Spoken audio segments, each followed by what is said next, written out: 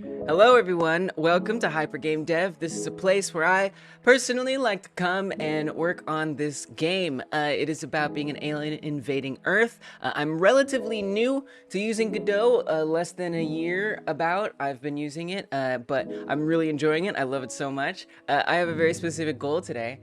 Probably other things, but there's a main thing I want to work on, which is improving some grabby hands. Yes, this game has some grabby hands. Well, you as an alien have grabby hands, and you are grabbing after some humans.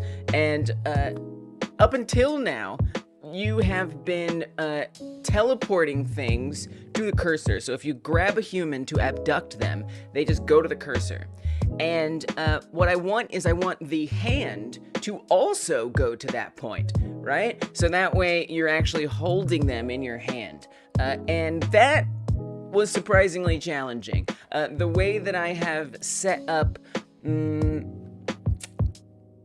I guess, the bones, because so the alien's limbs can stretch, right? And I'm doing this procedurally through code. And in order for that to work, I've got the bones actually deforming. So you can see we've grown some little arms here, which is always nice. And broke one off. That is part of the game, is that you break off limbs. I missed those grabs. I keep missing grabs. I don't know if that's me or what. Let me pull up my input check. I'm just like, I keep missing. Maybe it's just me. All right. So you can see the hand is not quite reaching the torso, or the human, but that's okay. This is the tiny hand. If we eat one more, we get a bigger hand. So I'm currently working on optimizing it for the big hand, and then we'll work on the other one. See, I was clicking it. I don't know what that's about. I gotta figure that out. So there's things to figure out. It's about grabby hands. Okay, so here you can see that the hand is indeed going right for the thing. This looks great, right? Okay, well, I have a problem, and that's that little crick in the elbow. That's ridiculous. The entire arm should be outstretched and holding it, but instead, that's not what's happening. So let me eat this human up as we do. Things that we got done yesterday, really proud of. So we can now attack with both the left arm and the right. The attacking looks great. I am completely happy with the attacking. That looks awesome. When we hit something, the arm goes right for it, and it hurts it, and it destroys it. And that's perfect. That's what I want. It looks awesome. It's just the grabbing that needs some severe tweaking. So I'm going to work on that. There's other things, too, things related to that. What? I swear I'm grabbing it. I swear I'm grabbing it. Maybe I'm just missing it or something. I wonder if, like, the, like, visually, there's like a lack of clarity or something, you know? What rhymes with Edward? Hey there, Edward is a tricky one, but there are a few words that rhyme with it. Forward, toward, Edward, sword. Let me know if you need any more rhyming help. So, Edward, welcome. Good to see you. Thanks for stopping in. So Edward is referring to member songs. I do sing songs for members in this stream. You can join this stream if you want, this channel. There's a join button under this video. It helps a lot, and you get a whole extra 8 to 10 hour live stream. That's what this is gonna be. This is gonna be an 8 to 10 hour friggin' live stream. For real. For real. I'm gonna be here for a long time. Yeah.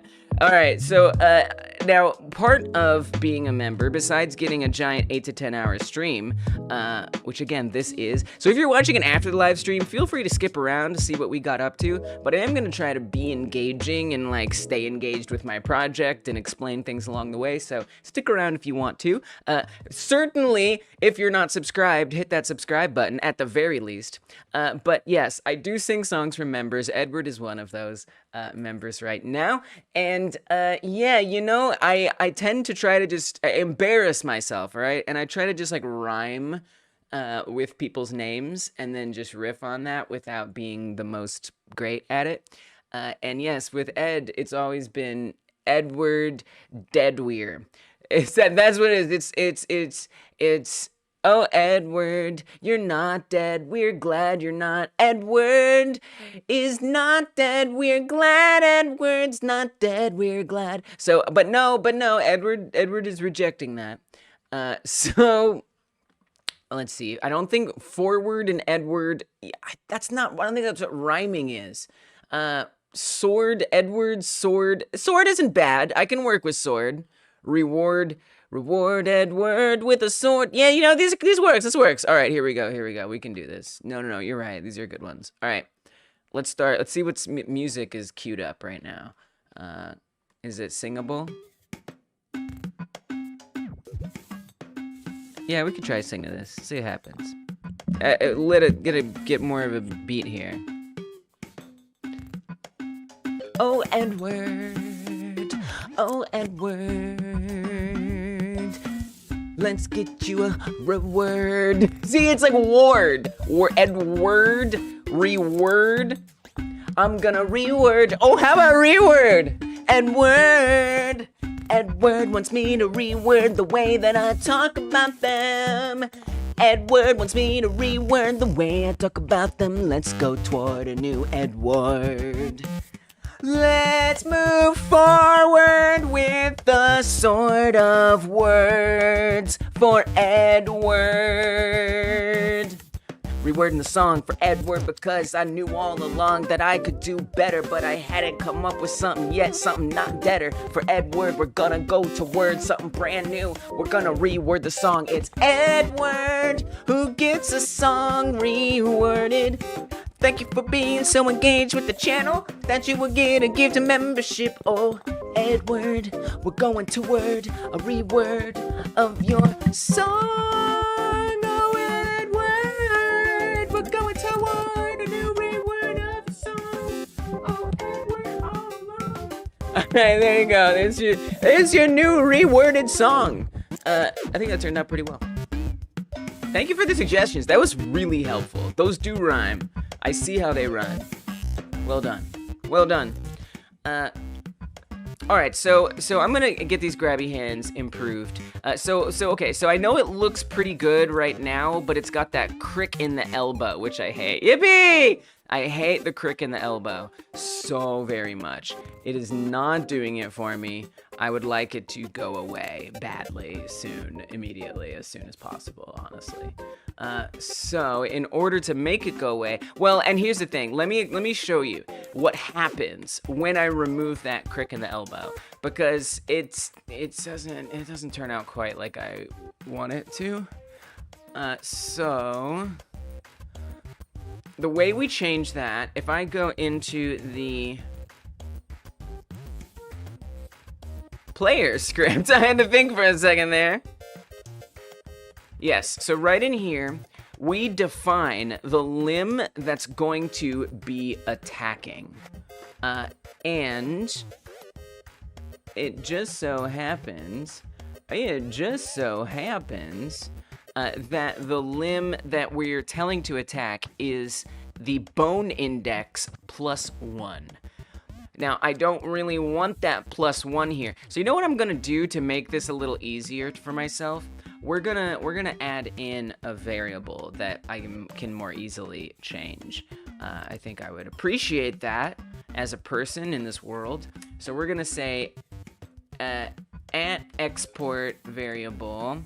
This is going to be extra index.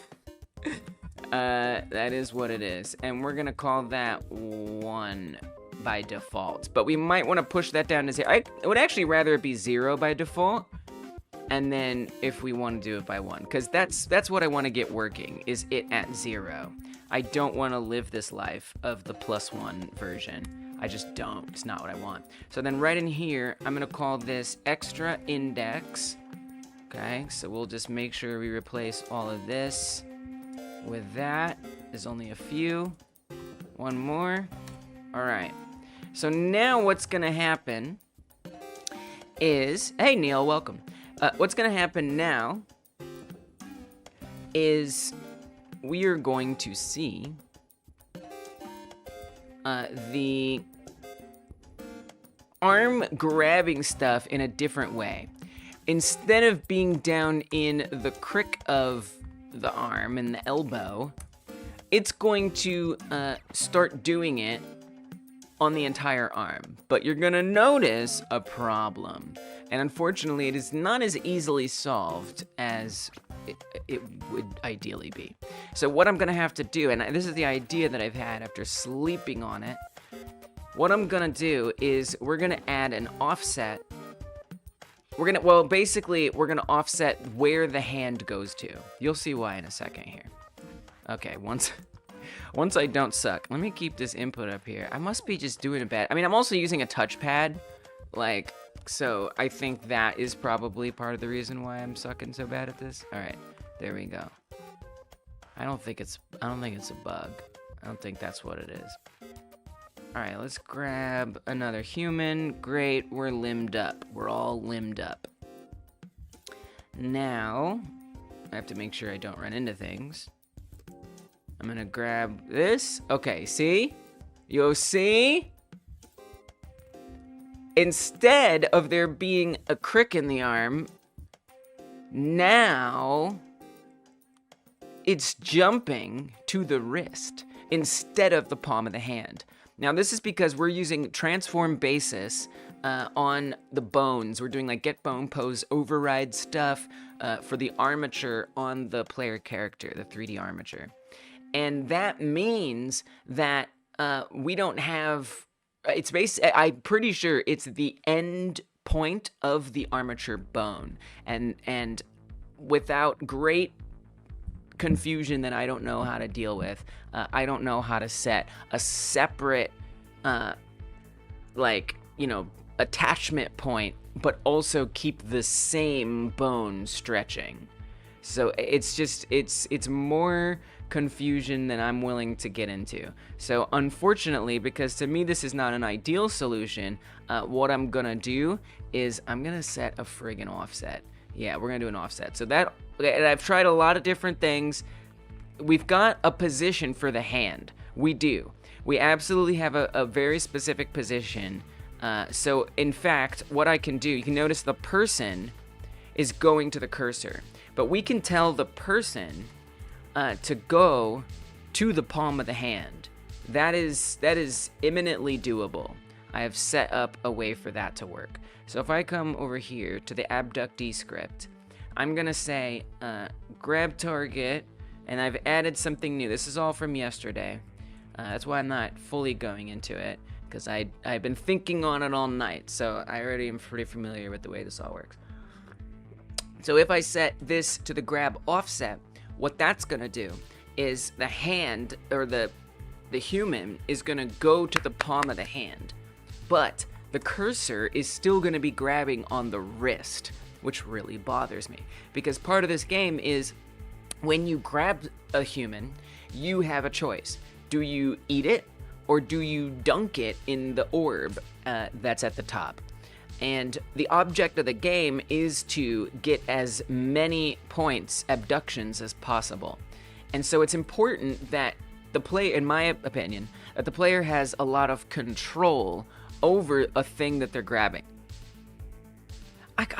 Something I gotta do here. I feel like there needs to be like more feedback or something. Like, why do I keep missing them? It's just so consistent that it happens. That's interesting.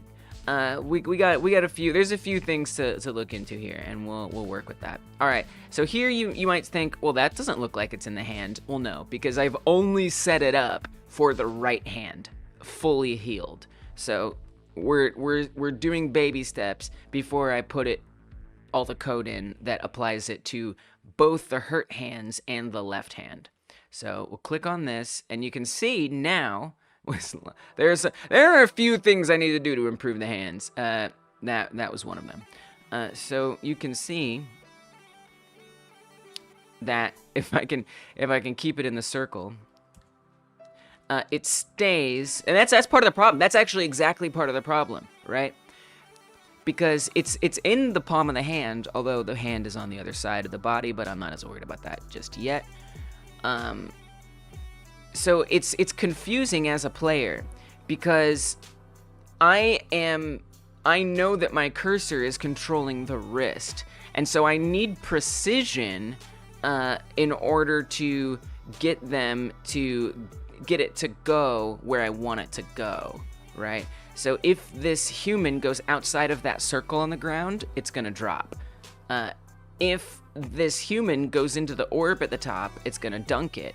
But, you know, with the cursor being at the wrist, it just feels a lot less precise, and it's just like hard to aim. So I want the hand to be at the cursor. So we already have the human going to the hand. I now just need the hand to go to the cursor, and then I can set up the rest of the code. So here's my idea. I'm gonna put, and I don't love it because it's just a little magic numbery in a way, sort of. What I'm gonna do, or it's not as programmatic or like it's not as procedural as I would like it to be.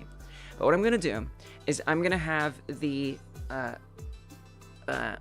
hand go to a special thing that is offset from the cursor.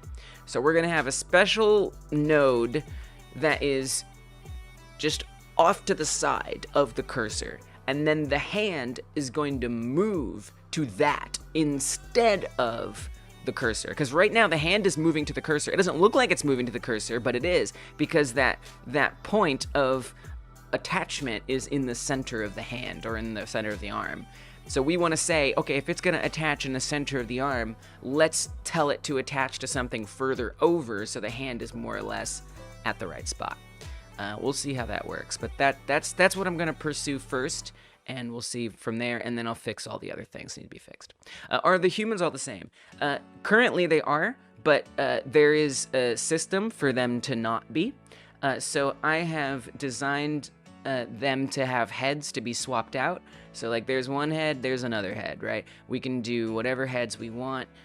I'll make that at some point in the member streams. I tend to do game asset design in the member streams. We can do different hairstyles, whatever, different faces if we want. I feel like faces aren't necessary. I'll probably only do hairstyle differences. And then beyond that, we can change the color of every material. So it shares, all of the skin that you see on there is shared by a single material. So we could tell each human, basically, I'll just write a script that says, hey, randomize the color of the skin within these certain parameters, right? Have these sets of skin tones and always go within that range or something. And then all the skin color will change. And then beyond that, we can also, instead of having skin color, we could set it to be something different. So for example, on the arm, instead of it being skin on there, we could set it to be clothes. So if I change this material to clothes here, you'll see now that is a long sleeve. And we can do the same thing on the other side. So I would basically set up every single one of these parameters in code and have them be randomized. So some characters can have tank tops. We can even give them crop tops if we want.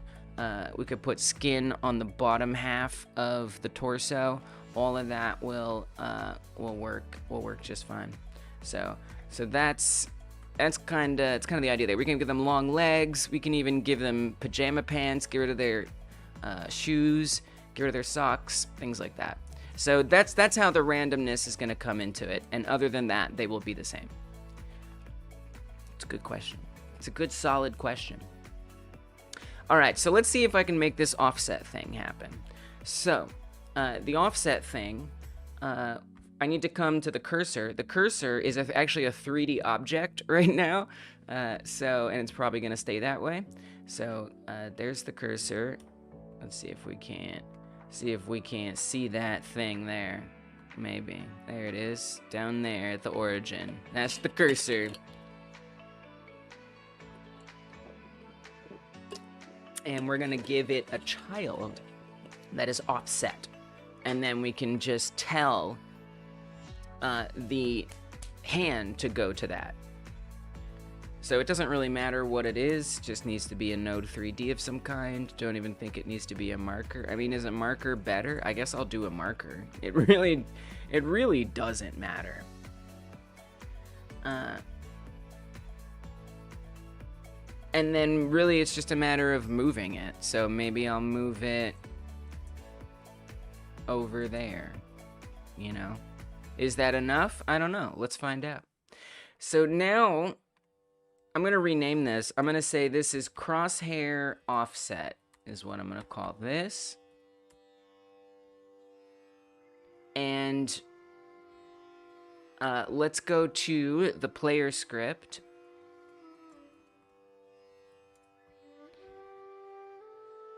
And down, or up here, we have a grab target. This is what it goes to. So now I just have to change that to be something else. Let's make this accessible as a unique name, which means I'll be able to find it anywhere in the scene tree, no matter what, which is always nice.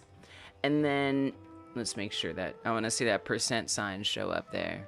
There it is. All right, so then we're going to call this crosshair offset. And that honestly should be that. I'm pretty sure that's all that needs to be done. Now, I'm not confident that it's going to be in the right spot yet, but it might be closer to the right spot. It should be closer to the right spot than it was. Speaking of right spots, there is a right spot you can click on. If you haven't, press the thumbs up button below this video, or if you're watching on mobile, it's just a little on top of the video. I'd really appreciate it. Thank you if you are willing to like this live stream. It means more people will see it now and after it ends. And it just tells me that I'm doing okay, and it means a lot. So yeah, press that thumbs up button if you haven't yet. Thanks, guys. I appreciate it. All right. Come on, come on, come on, come on. Show me the grabby hand. Now, it sucks because I have to heal up 2 hit points. And then I gotta go grab something. Oh, show me the inputs. I feel like the inputs are okay. I think maybe just like the feedback needs to be adjusted. The other thing is it's a little odd with the head, because you notice that the human appears in the ground. The reason why that is because actually for the head, if we don't have arms yet, we're not supposed to be able to grab things. We're just supposed to eat it right away. That's something I have to change. I should actually add that to a task list. Let's get a long task list going too. That's always nice. Oh yeah, that is stuff I wanted to do. We do have the obstacles set up. That is definitely done. Let's add in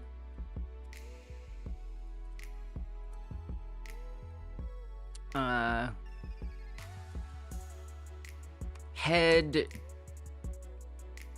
chomps instead of grabs. That's what we're gonna call that task. There's other ones too, but one at a time, one at a time. Okay. Let's heal on up here. One more. Uh-oh. That didn't look good. That looks like my crosshair offset is not working right. Let's add a mesh in here. Oops. Pause that. I actually should already have one from another. Like, it's basically just a debug thing here. Here, I've got this grab target. You can see, well, you can't. This little orb right there. I'm gonna make something just like that. We're just gonna hit copy. Come down to our crosshair offset. I'm gonna paste that as a child of it. Okay, so you can see that is definitely not working because it's not even showing up at all. So that didn't work. That didn't work whatsoever. What happens if I put just the mesh in there by itself? Nothing. Well, that's a bit surprising. What if I make it a child of the crosshair outer? Where is it? Oh, also, you know what else? Often things don't load in. If I create something new in the scene tree that wasn't there before, it does not be loading in at runtime. So I should restart. I should restart the runtime. I feel like this is the most grueling part of this process, just waiting for the game to reload every time.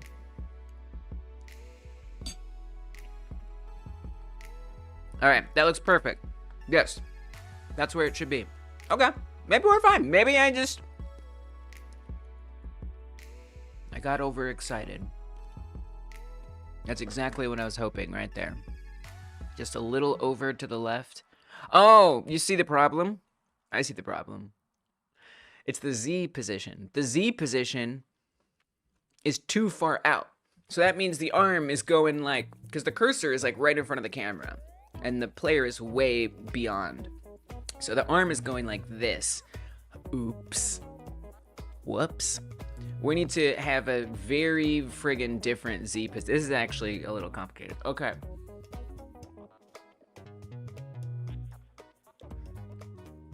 So I think what I need is like a separate object that isn't a child of the crosshair. And what I'll do, I'm gonna take this script that I've actually set up here. Otherwise, this script I put together, and it does a really good job of, I put together with the help of someone in this community as well. Let's put the, I guess this is UI. Technically, kinda. Crosshair, sure. And what it does is it will spawn a plane at a certain position, a Z position. So we can define a Z position, it'll spawn a plane there. And what that does is it creates a 2D axis for us to move things around. And what we're gonna do is we're gonna make sure that that is linked to the same thing the crosshair is. I mean, it's already set up perfectly, except instead of following the hand, we don't want it to follow the hand. That is not what we want. We want it to, we want it to basically be the same as the cursor, is what I want. It should just be just like the crosshair. So let's do that. Slap that on in. Jablam. I think that should work. And then as for the offset, I'm gonna have to set that manually in code, which is fine. So we've got a cursor offset right here. It's an export. Let's just start with something like 60. Save it. Let's give it a whirl. Let's see what we got. Inheritance really important here, or lack thereof in this case. All right, hopefully we're gonna see the little mesh ball there. Okay, so we do see it. It is not offset whatsoever. It would seem I forgot to include the offset.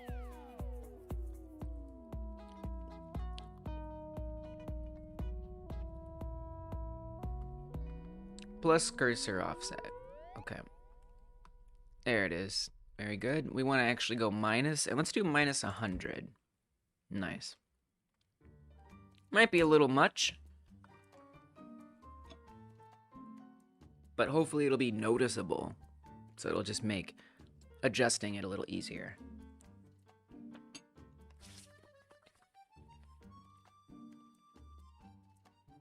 Something nice about the little ball hovering around. I don't know.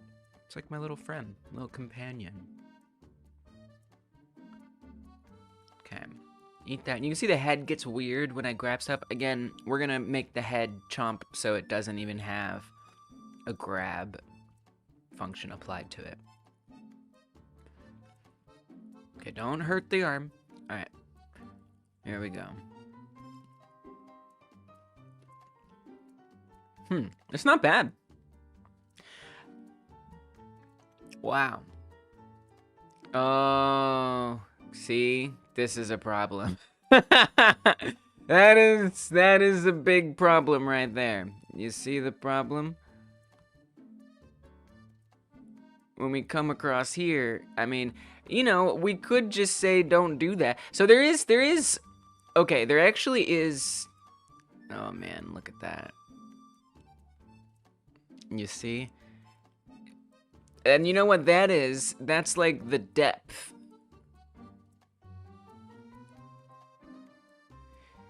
Because since it's the wrist, you're still gonna get that palm getting deeper instead of staying like flat at that position. I mean, I wonder if we could offset it differently than the way I'm offsetting it right now.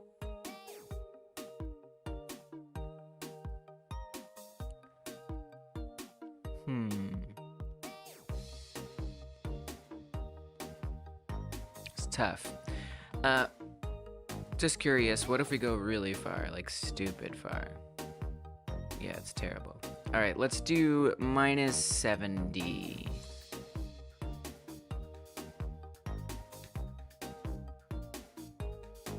It's a little better, I guess. I think at the end of the day, it's just not going to be great. So the other thing that I would like to add on, oh, this is much better. This is a lot better. The other thing I'd like to add on is that when we switch to the other side of the screen, it actually is going to switch hands. I think that's really doable, and it's something that I'd like.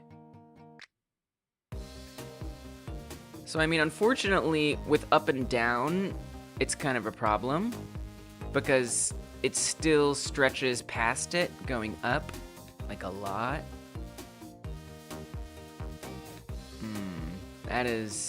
That is not awesome. I'm not loving that at all.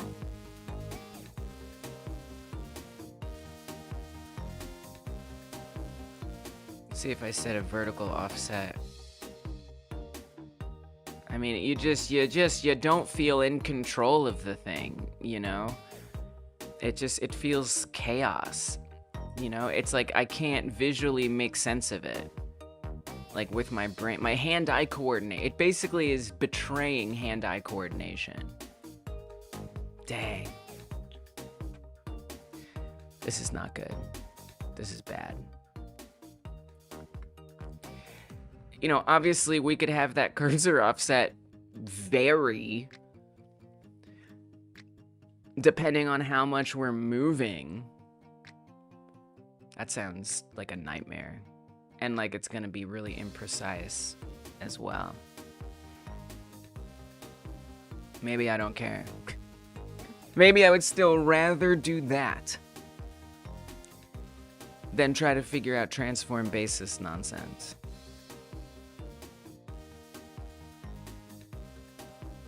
So if I move up, it goes further away, meaning I'd want that cursor offset to increase the higher up we go. Now what's unfortunate is I can't tie this to the hand position because it'll be recursive. Because the hand is going, the hand's position is going to that cursor offset. So if I set the cursor offset to the hand position, it's gonna be recursive and it's gonna look ridiculous. So it's gonna be non-functional. So that is not an option, unfortunately. And the same thing with the human. The human is going to the hand. So if I have the hand following the position of the human, it's still basically the same thing. It's following the position of the hand, and it's a recursive loop. So that's why I have to use something like the cursor, because it's separated. The cursor, or the hand is following the cursor, and the human is following the hand. I really don't think there's another combination here. So if I were to have this adjust somehow, we'd have to be tracking the position of the hand.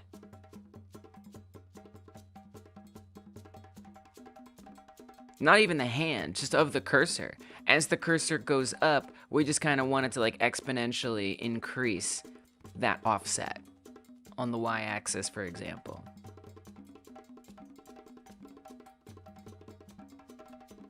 Not exponentially, but, you know, it should increasingly go up to an extent. And then it's going to have to be able to come back down. So we kind of have to redefine that. I mean, I would think we need like a power, right? We need like a curve. Uh-oh. I accidentally spawned a helicopter, which can kill me. So I think we need to set up something to the power of something that changes it programmatically. I don't love it, but it's what I'm gonna try because it's easiest right now. So the cursor offset, I want to say cursor position. This is, you know what really bothers me? I would never type things this way. This was from something someone else made for me. Some code someone else helped me put together. And I can't stand it anymore. You're using like Unity syntax and I hate it.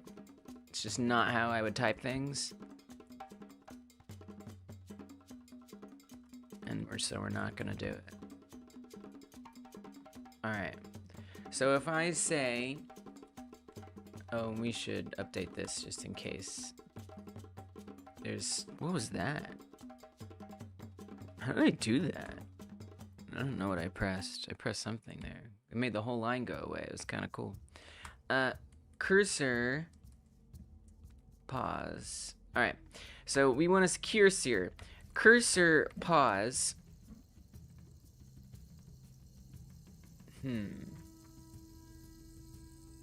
Because I want the offset to scale with that, to like a factor of that. So what if we say cursor offset equals plus equals? This is gonna be wild.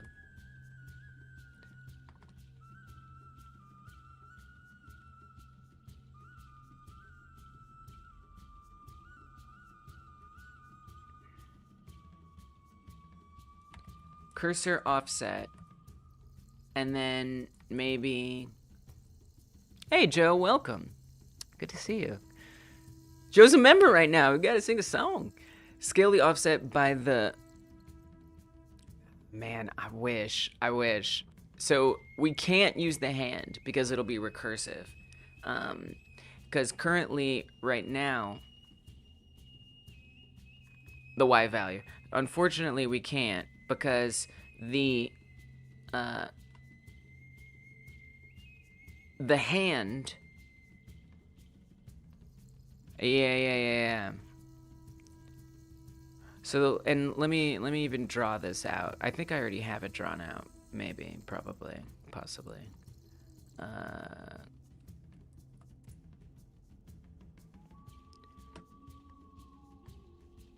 So there's a hand marker. Let me get this out of here. We have the hand bone. That's the hand itself. The hand bone is following the grab target. Actually, that's not true. It's currently following the grab target offset. Well, it's actually following our cursor offset. Hand bone is following the cursor offset. The cursor offset is following the cursor. The human is following the grab target offset, and the grab target offset is following the hand marker.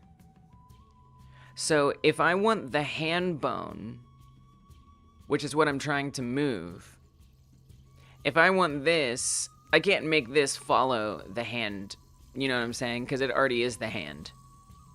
So it's just gonna like reverberate back and forth chaotically. So instead, I'm gonna have it scale off of the cursor. I mean, it should be fine, I think. Oh, are we gonna sing a song for Joe? Can I sing to this one? Yeah, we can sing to this one. All right, let's get you your song, Joe. Oh, Joe is no schmo. There's one thing that I know, it's that Joe is not a schmo. Don't you know, Joe? You're alright by me. You're quite special, it's true. Joe is no schmo. Oh, there's Joe. Oh, hey, you're no schmo. Oh, Joe. You're here in this house, you're hanging out, and I don't think you're a schmo at all. I think you're great and fantastic and special and unique and alright and intelligent and helpful. Oh yeah. It's got lyrics in it. I gotta let those lyrics go. Oh Joe,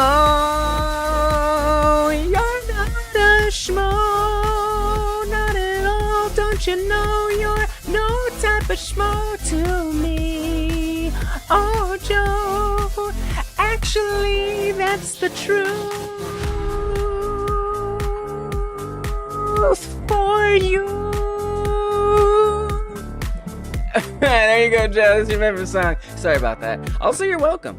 And thanks for supporting Hyper Game Dev in the ways that you do.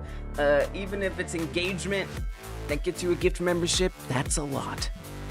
Or if you aren't a gift member, I don't even know who's a gift member anymore. YouTube doesn't tell me who's which, so I never know. But thank you, and it's my pleasure to get to celebrate the people in this community. All right, so now I'm a little math inept, so I'm definitely experimenting here. Cursor offset, and then the exponent is gonna be the cursor position, okay, divided by 100? I don't know. Oh, we gotta wait till after cursor position. Yeah, that makes sense. Oh, okay. So actually, we gotta come over down. Jesus, we gotta come down here, and then we have to redefine the cursor position. Oh, it's a vector 2? Whoops. Right. Oh, I forgot about that. We gotta set it up as a vector 2. Cool.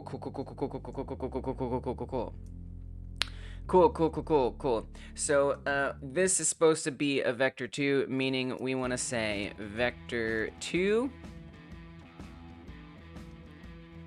And then we'll do like that, and then a comma. Oh, this is chaos. And then a comma, and then another pow. We want to make sure that this is X. This is also X.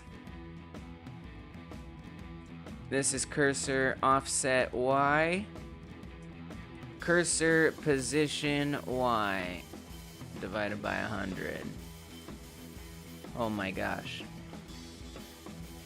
We could even come up here at offset scale. And that's gonna be sure a float, and it's gonna equal 100 right now. And then we're gonna call this offset scale. Forgive me. Do it now. Offset scale. Oh man. Alright, and then we need to redefine cursor position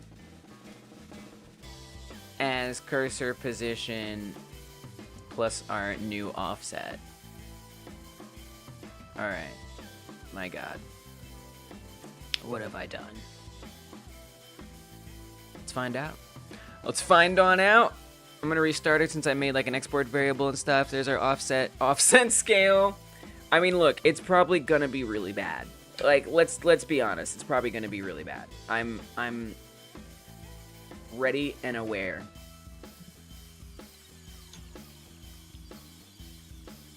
Because for me, when it comes to math stuff, I just have to experiment, you know? I can't be sure that it's gonna work out. Okay, so that's not good, because it's not moving at all.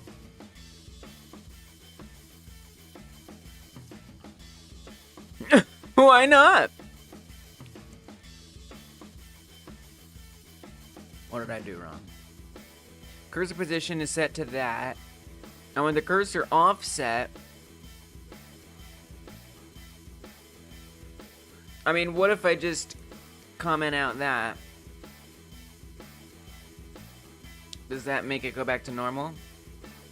Oh no, I've done something else very terrible. The orb is not moving. What did I do?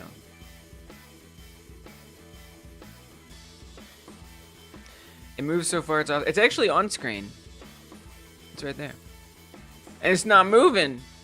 It's doing nothing. It's right there. Oh, you know what? Joe, I think you're right. I think that might be something else. That isn't it. That's something else. You're right. Wait, I don't know if you're right. Hold on. Let me make sure that's not the other thing that it could be. Oh, it's not. No, that is it. That's it. No, it is that.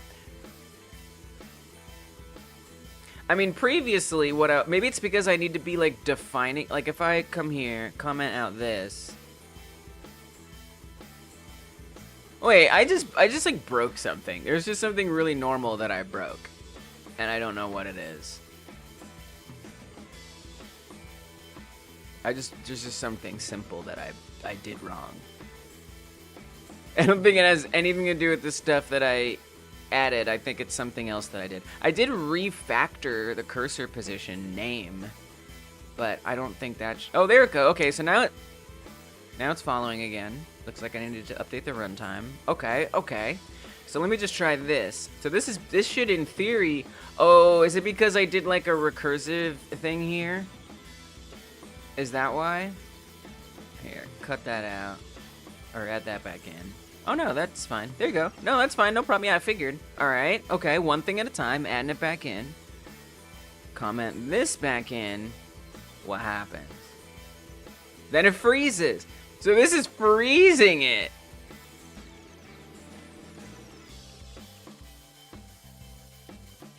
And it's not letting it unfreeze. As soon as we do that, it's just like this. So whatever I'm doing here is not good. What am I doing here? We're setting, well, I mean, I am doing plus equals, which feels dangerous. I feel like, Lise, you don't want plus equals. I'm gonna tell you right now, that doesn't make a lot of sense. Right? Like, you're adding that on? No, no, no, no, no. No, no, no, no, no, no. Maybe. I don't think so. I actually have no idea. I mean, if it's an offset, so if you're gonna add something, I say you do it after, don't assign add. You know, you could say cursor offset plus this or something, right? I don't know. All right, let's uncomment this, see what we get. Oh, no, same thing, it freezes. How is this so devastating? Vector 2 to the power of cursor offset x. So what I'm trying to say is take the cursor. Am I understanding what POW does correctly? I believe I am, to some extent. So I want cursor effect points or cursor effect x, cursor offset x, to the power of the cursor position x divided by the offset scale. And then I want cursor offset y to the power of the cursor position y divided by the offset scale. And then I want that to be what the cursor offset is. Maybe, like, I mean, what if I get, I mean, I don't think I need to, but what if I get rid of that? Does that matter?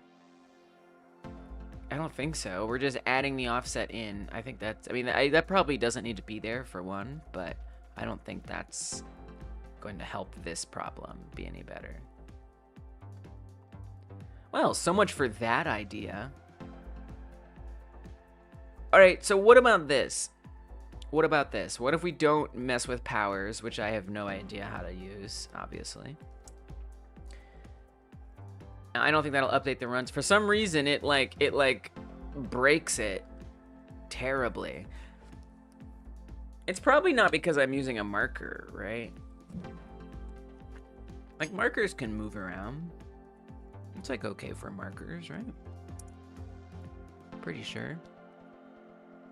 Okay, so we're gonna say update the cursor offset. What if I do something arbitrary? Like cursor offset set to cursor offset. Meaningless. Okay. No problem. What if I say cursor offset +1?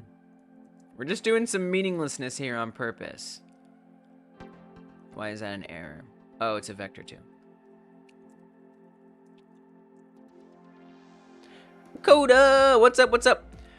Just came back from walking your friend's dog, and now you're gonna chill here. Thanks for chilling here. I appreciate it. You might not chat much because you really want to get some games of Minecraft. Nice. I love lurkers, and I love people who are members. We got songs galore tonight. I think it says a lot. The people who come through here all being members. All right, Coda. Let's get you your song. Oh, this is kind of an ethereal one. How much time does it have left? Plenty. All right.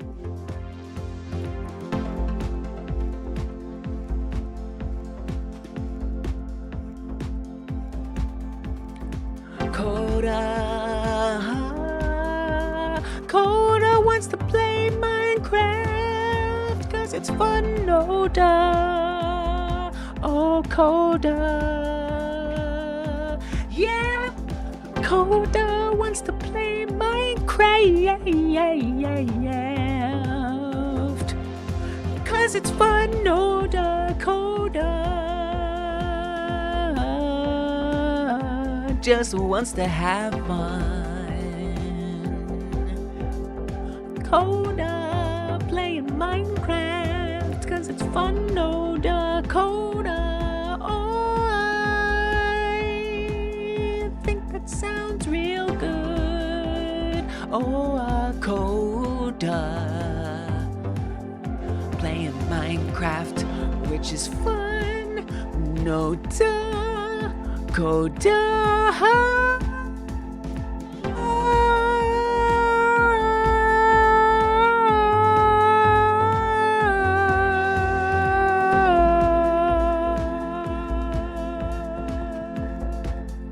There you go. There's your song, Coda. You're gonna frame them on the wall somehow. Good luck. I would peep that. I would peep a photo of that. You really need that because both your cars kind of broke down today. 2. Dude, that is so stressful, Coda. I am glad I could offer any kind of consolation for all of the 2 of them, for all of the things that you're going to have to deal with now. Whether it be getting those cars, even one of those cars, less broke down. Or replaced. Or dealing with life without a freaking car! This isn't Singapore, where they have awesome friggin' walkable areas in a lot of the places there. This ain't no blue zone. Most of us be living in automobile industry dominated environments. We need cars, man, or something. It's hard, especially in the middle of a move. No! No! Oh no! Devastating. One's being repaired as we speak, and the other one is probably just gonna be sold or something. I don't know. Well, I'm glad that like it's a solution is underway, but it doesn't remove the stress that is still gonna be there. Most of the area I live in is walkable too, but not the specific place I live. No! Dang. Damn.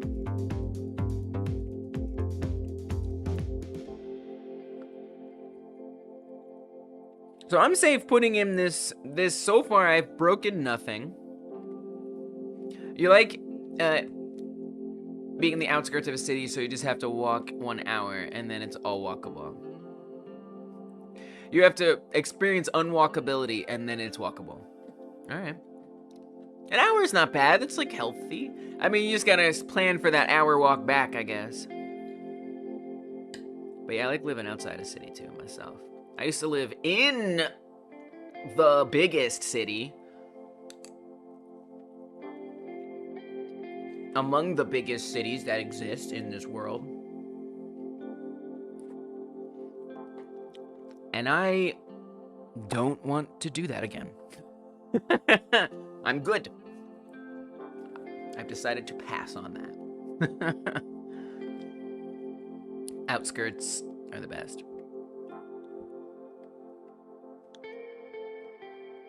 Choose your cities wisely, though. I will say that. Choose your cities wisely. All right. So before I was doing like this vector 2 that got broken down. So I mean, I'm gonna keep breaking it down. This is silly, but I don't care. We say cursor offset X. I mean, I think you don't need to do that. Yeah, I think for one thing you didn't know, because the power, you did need to do that. You did need to do that for the power. Well, I mean, I think if you, okay, so what if we do this? What if I do POW 1 1? I know, it's ridiculous.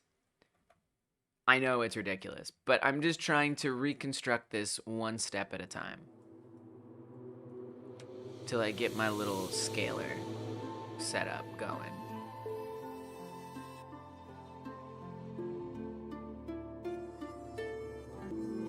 Oh, look at it go. Oh, it's going. It's cruise. Goodbye. Goodbye. Goodbye, orb. Goodbye. So that's not ideal, because it's going to be constantly moving it forever. I wonder if we're experiencing recursion again, because I'm following the same thing that it is. That's probably what's happening. I think we're dealing with recursion.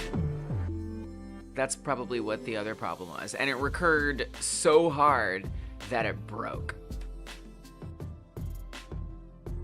That's what I think happened.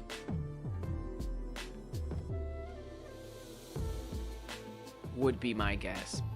The island you live is like tiny compared to other places. It's like a 30-mile diameter. And then we can't reset it because it's already been set to that position and we're just offsetting it so we have to restart it.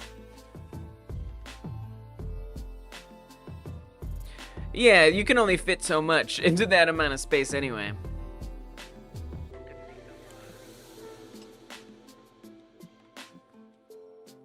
Glue doesn't want to give you an actual size top to bottom. You can drive to the other end within an hour. When I lived in New York City, you would think. It was also a very small, oh, I didn't mean to start the game. It was also a very, very small island. Well, Manhattan. But you could not drive from end to end in an hour. Heck no, absolutely not.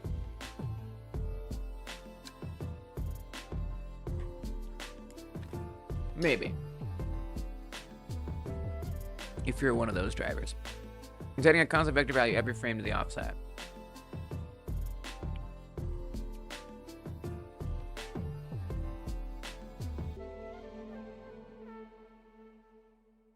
Right. The canaries are rarely on maps, which I find super funny. They're just too little. Canaries? What are you on about? What does that even mean? Right, we're saying cursor offset. Right. That's right. You're right, I am doing that.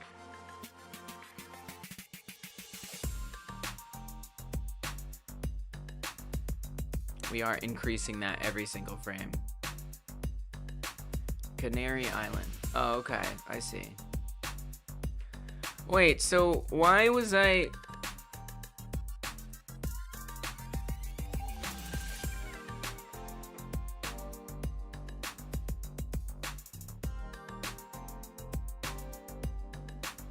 Alright.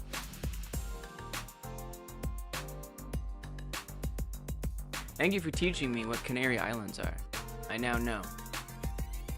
I now know of that. I am doing math stuff that I don't understand, so I do kind of have to like focus on this, unfortunately. And I just have to like poke around and do stuff and see what happens. And it sucks. But it's okay. I'm here for it. I kind of like it. No, I know now. Canary Islands lives in my brain now. You have made me, you have world-lead me.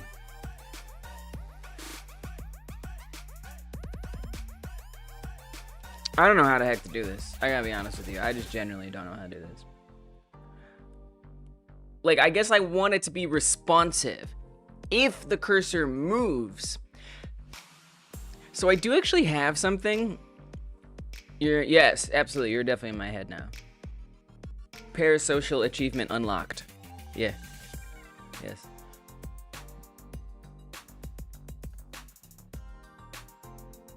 I do have a mouse position 3D without referencing the hand positions counter. It is tricky. I know. This is okay. This is big for the economy.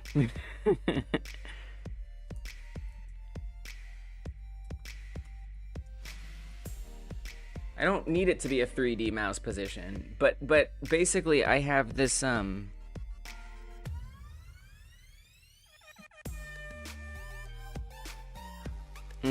So that's like a raycast. I see. So it's actually seeing something. Cursor ray. That's what the player head follows. Interesting. And it's saying whatever it sees. I mean, could we even just like get the friggin' hover ray? Because I don't think that's gonna help. Because we still needed to do something.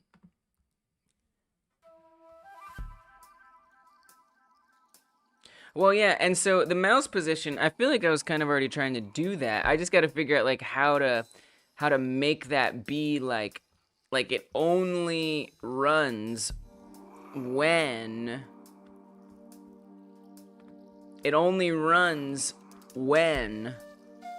we move the mouse. Because I only needed to adjust the position. If I move the mouse up, then it does stuff. I move it down, it does that. Move it left, it does. I move right, it does stuff. So only if I move the cursor is that offset gonna change. It needs to like scale with the cursor position, basically. So it would be like kind of like doing this. If this is the cursor, this is the offset. You know, it would. I mean, they wouldn't want it to be quite like that, but in theory, it would have some kind of. I mean, ideally they would be near together, but. Anyway, it doesn't matter. No, actually, they wouldn't be together. Anyway. Something like that. Something like that. So then if they were both sitting, it'd be sitting. Unless this was moving, then they would, like, adjust. I'm not really sure how to wrap my head around that. I mean, obviously having, like, a function that would run, that could check, like, if something is changed or not. I mean, it's gonna change. So if we have something that is checking to see if something is the same. Okay, how about this? How about this? In the process, I say if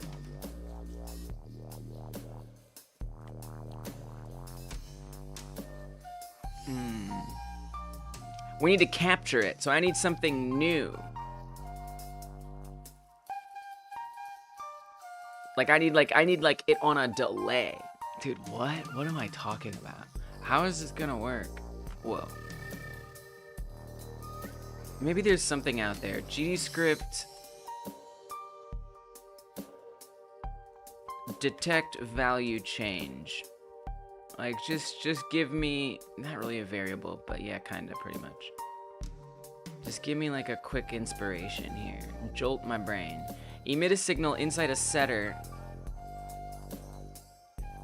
If you're only having the variable be 1 or 0, use true false, take less memory.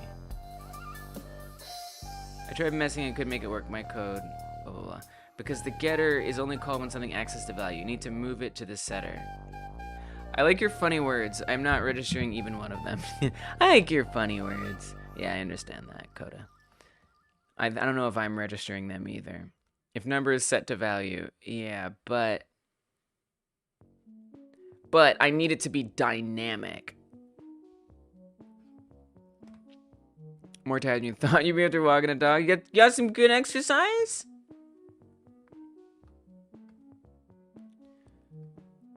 Emit a signal inside a setter for a number. Then you have your sound players subscribe to the signal. Your sound players subscribe to the signal. Okay, so this person is trying to, you want to play a sound every time when the number of variables changed. If speed is greater than or equal to 20, number equals 0. If speed is less than or equal to 20, number equals 1. That's not really my use case, but...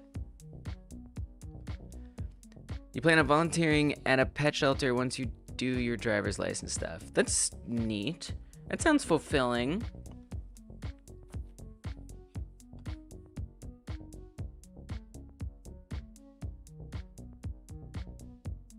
Yeah, we need to make a number old. That's kind of what I was thinking of doing.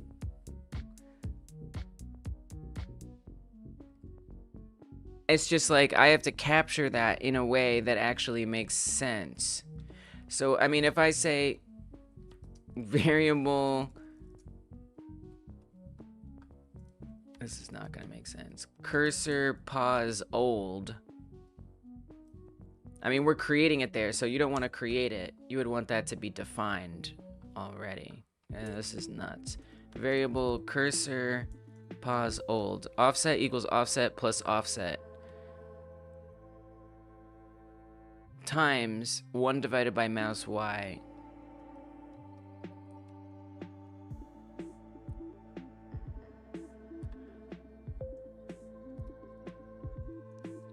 Offset plus the offset. So the same thing? Or are you saying a different offset? Maybe not. Times.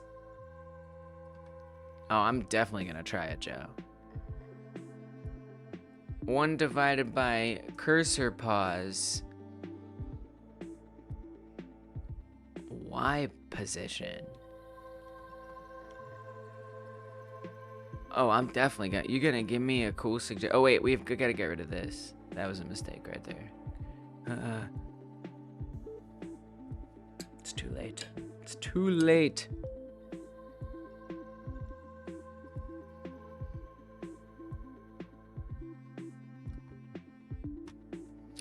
I hate when that happens, when it double loads it. I don't know why that happens. It's such a fake out. I'm really waiting for Godot right now. Okay. Comment that out. Reload it. You give me actionable code. I'm gonna try it. No doubt in my mind about that.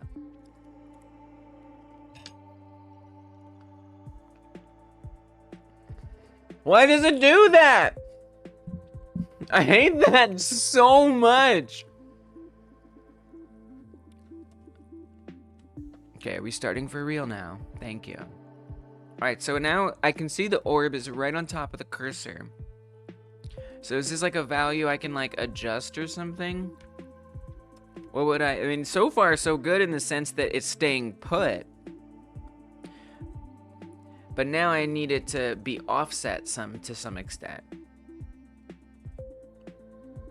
Would that be if I adjust the offset itself? Then it will move? Try to adjust what exactly? Let's see. I'm gonna try the player. Oh, sorry, not the player, my bad. The crosshair offset.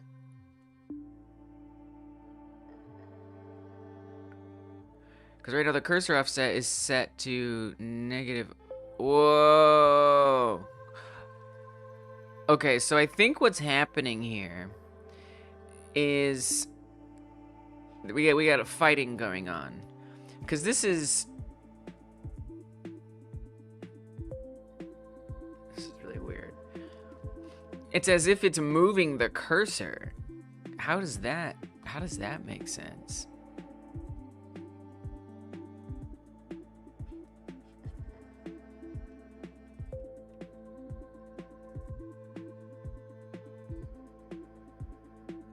It just seems to be like canceling out.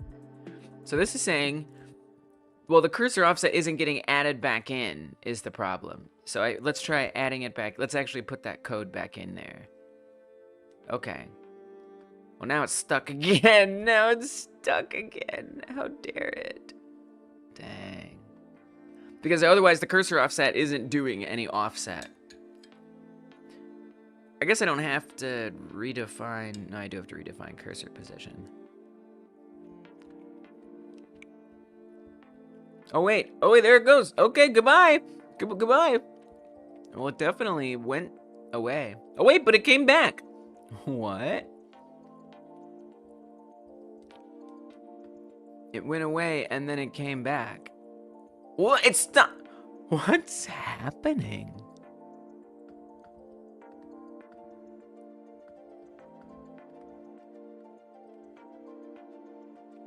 I'll leave this code in here, although I'm not sure I understand it. But I will leave it in here.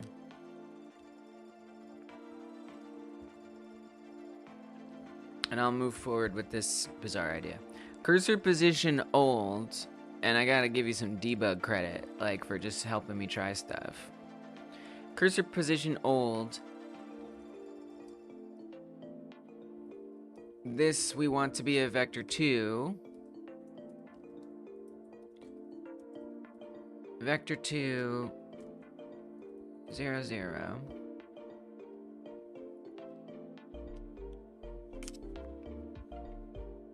Cursor position, so we want to say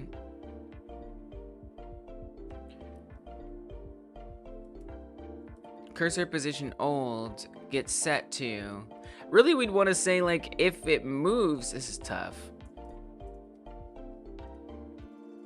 Because these are going to be like exactly the same. Unless I slap in a weight in here, you know.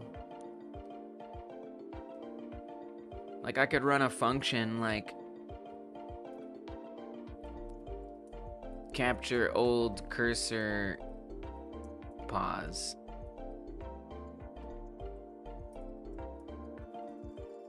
Capture old cursor pause. Pop that in there.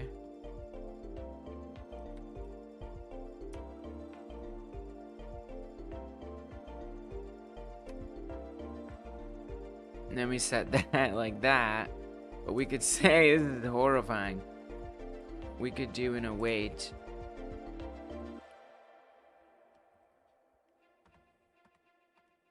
The tiniest little await. Every frame, this can't be good for the engine. This is a tiny little. Oh God.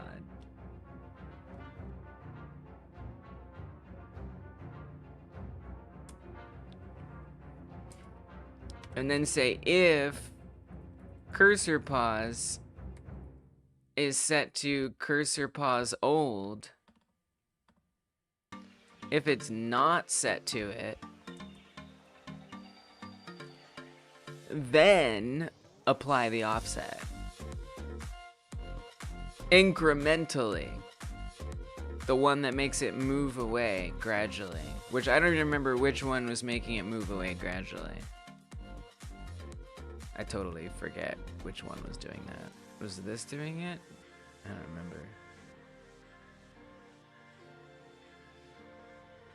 Cursor pause updated to the cursor position plus the offset. I mean, yeah, just let me see what that does. What is that like? What chaos have I wrought?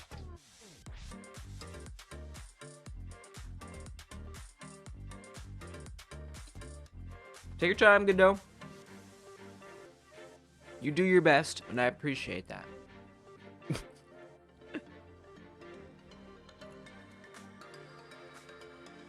I mean, it's glitchy.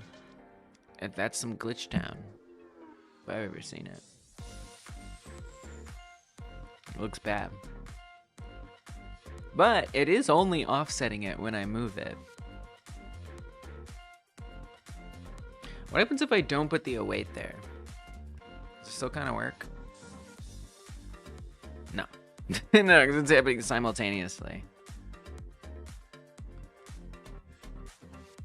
What if I make it even slower?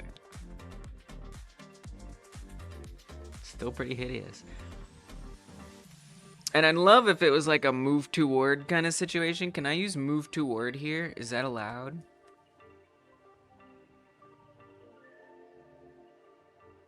From to delta. Yeah, we can get delta in there. I know, this is nuts, guys.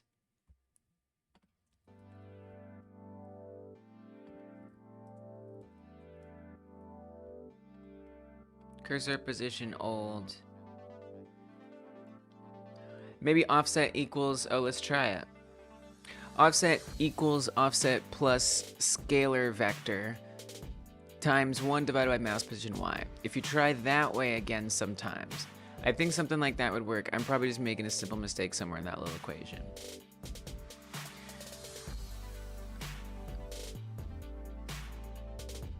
So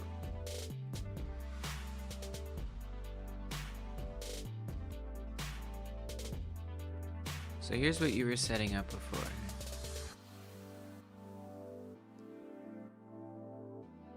Offset plus scalar vector. We got our offset scale. So to figure the magic scalar vector, I think, but could be wrong. Fair enough, fair enough. I'm here to try it. It's my pleasure. 1 divided by mouse position y.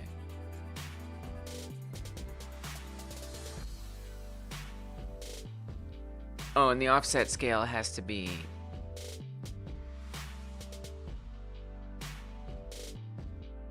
a vector 2.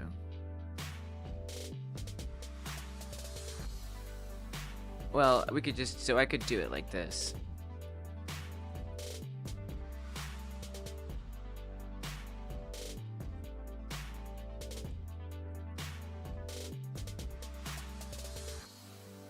And then the cursor offset just has to be actually applied.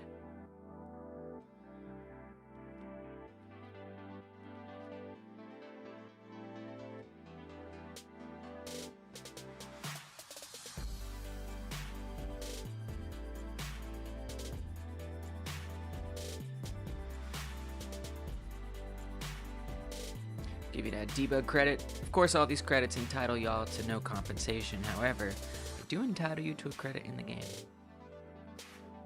Okay, I guess I'm not doing a credit right now. Godot is like, I'm ready. All right, so I see that we are offset, which is good. Oh, as soon as I go off and I come back, it's stuck. What? Why would you do that?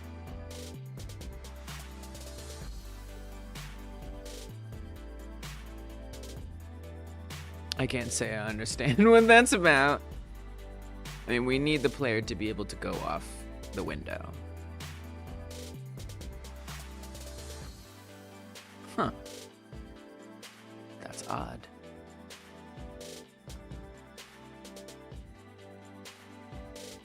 So I don't know, that's the code I was using. I'm not really sure how to play with it because I don't know why it's stopping like that. But I will gladly continue to take suggestions and adjust them accordingly. But it has yet to inspire me to understand what next steps to take. We'll even say this is code region it as Joe's code. I don't see how that's not changing as the mouse moves. Code must be wrong. Yeah, I mean, I wonder if it's this because you didn't tell me to do this.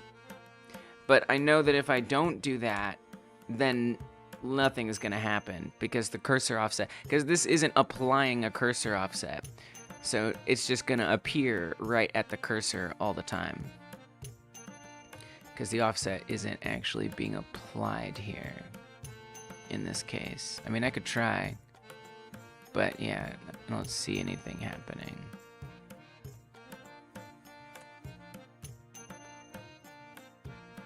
So somehow we have to tell this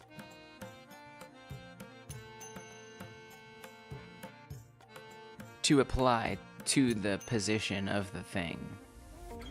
Maybe my mistake is, I mean, no, it has to be cursor, because we have to say cursor position. I mean, do I want to say, like, I don't think I want to say, like, self. When you said cursor offset, like, do you mean, like itself? But that's not going to work, because I'd have to do, that would be too, unfortunately, it has to be cursor position that it gets set to. So I don't know. But let's at least call this Joe's code.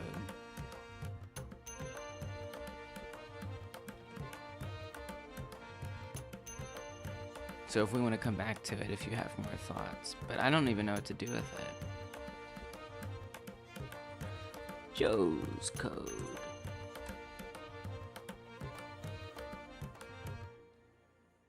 All right, so if I keep messing with this bizarre system, comment that in, put this in there.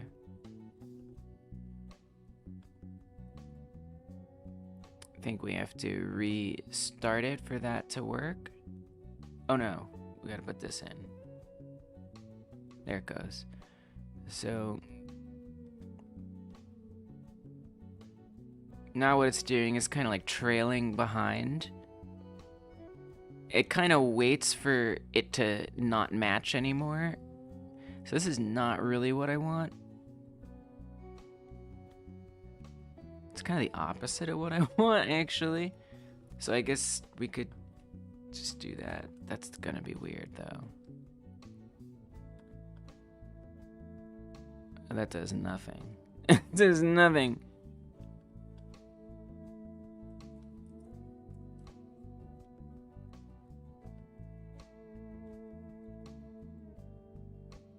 Well, it is working because it's applying the offset. Cursor position. Oh, I think I know what I'm doing wrong. Don't put this in Joe's code. We gotta put this down here. I'm pretty sure. Well, no, because that's what this is. Right, but you wanted to apply anyway. I don't know, I'm confused. I'm all messed up. I don't know what's going on. I don't know how to do anything. This is hard. This is not the kind of this is the kind of thing that if you're someone who like knows math and logic both really well, this is super easy for you. I'm not that person. So and the problem is the other solution that I have also requires those to be true. Okay, this is more what I want.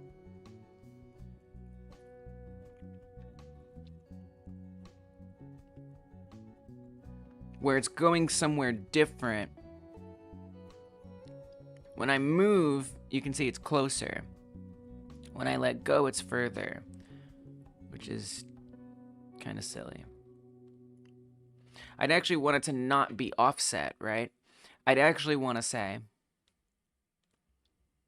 that the cursor position goes back to the mouse position in the else.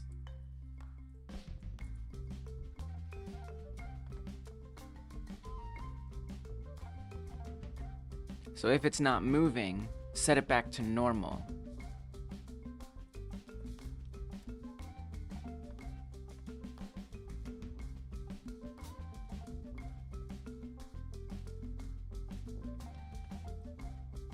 Oops.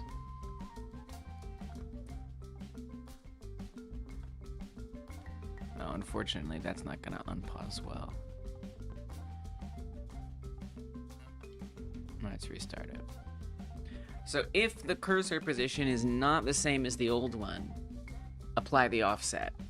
If it is the same as the old one, have it follow the cursor. So there, it's at the cursor when I'm not moving, and when I'm moving, it's at the offset. It's goofy, but logically, it's kind of what I want. So then if I wanted to do the move toward, it's from 2.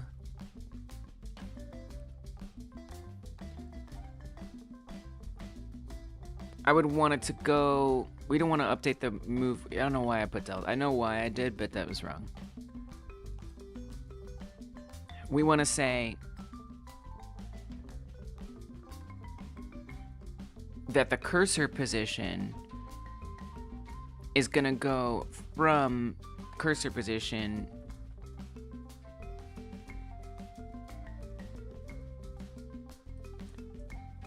move toward cursor position to cursor position plus cursor offset.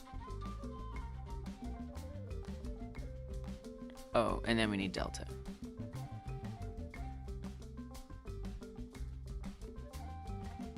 Oh, it needs to be a float. Right. Ugh. Alright. So we gotta say vector 2 move toward cursor position x plus cursor offset x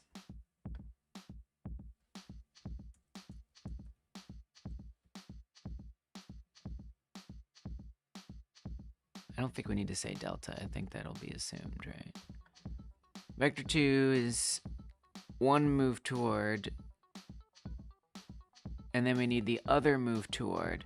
So this is very confusing.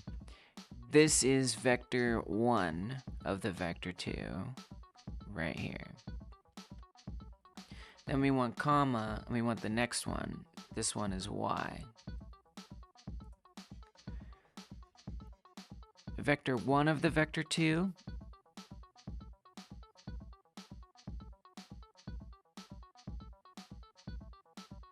is move toward comma cursor position. And can we please space this out? Is that slashes that let me do that?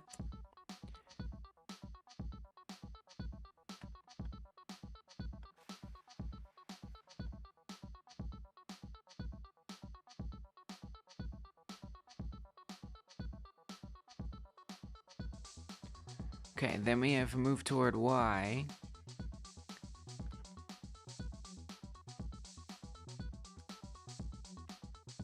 And that should close that. So we've got vector 2.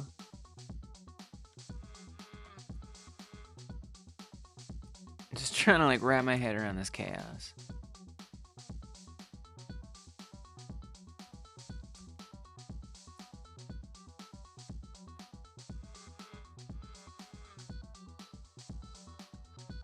Parenthesis, move toward. I know, this is wild. I know. Comma.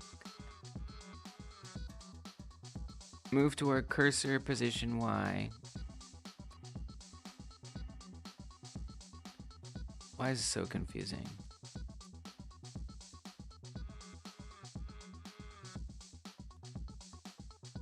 You didn't end the move toward. That's why. Same thing here. Maybe.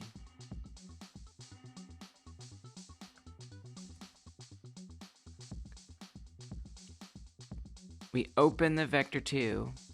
We add a move toward. Oh, we need one more parentheses. I see. Oh, that's so confusing.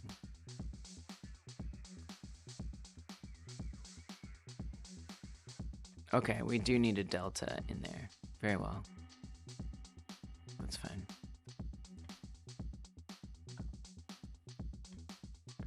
Ooh!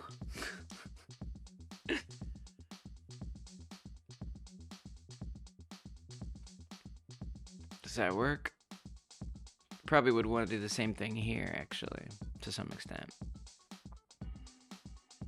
That was nuts.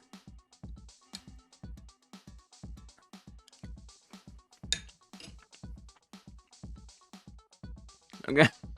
Okay. All right. Wow. It's just doing nothing.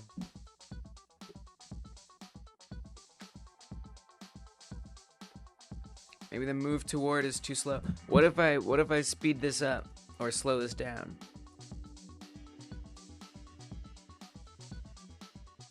Wow.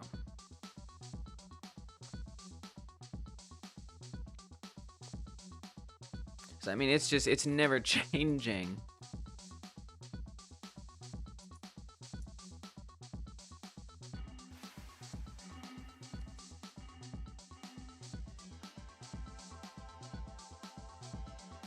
Cursor pause old.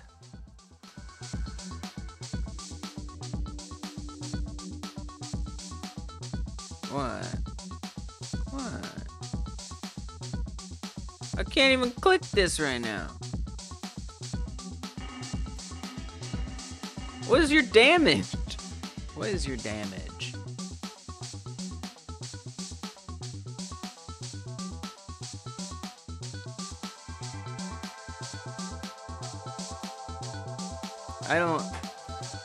I'm enjoying myself, but I know it's a lot. Alright, it's printing, old. Yeah, so I mean that's running. It's definitely capturing an old position.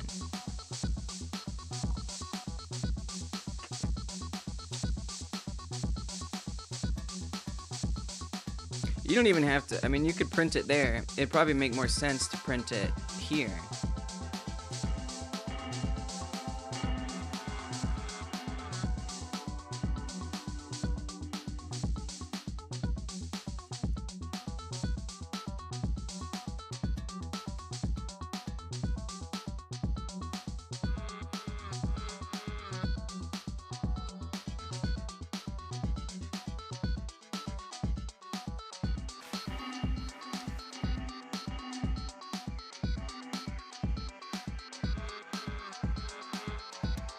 How do we do those enters before?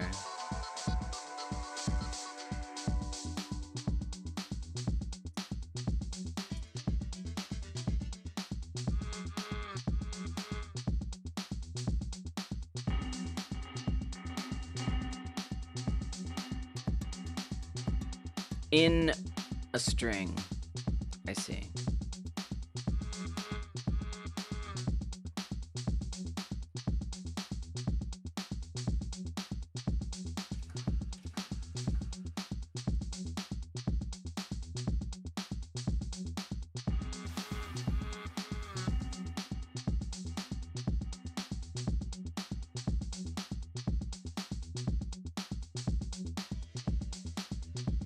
What's that like?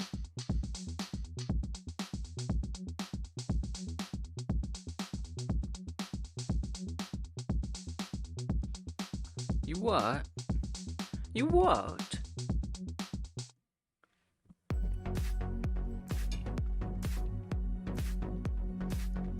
It's a mess, I know it.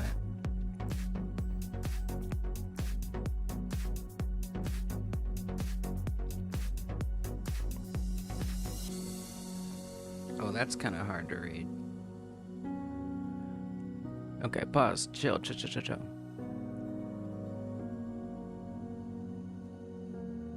I mean, they're definitely not matching. And we know they're not matching. So they're not matching. And it's because it's also even printing it. It's just the move toward...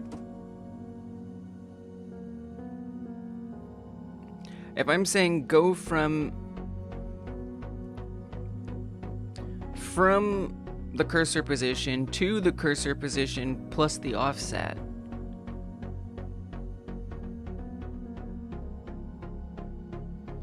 And what is our offset currently?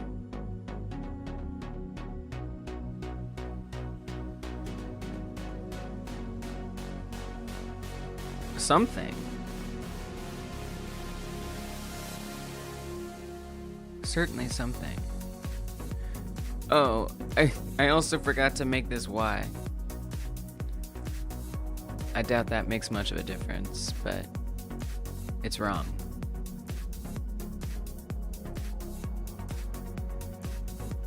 Alright, move toward was a mistake. I feel like we don't need move toward. I feel like it is a mistake. What if I just put like a number in here? What is that like? Nothing. Alright, move toward was a mistake. Fine. No move toward. I mean, if you think about it, I would want it to be dynamically updating constantly anyway. What? What do you mean Godot engine stopped working? Oh, it's because all the printing, that's why. Alright, so then let's dumb this down. We're going to say cursor position equals cursor pause plus cursor offset. Hey, Kai Guy. You've been lurking? Enjoying the music, I hope, because I certainly don't have much to say. I'm just like...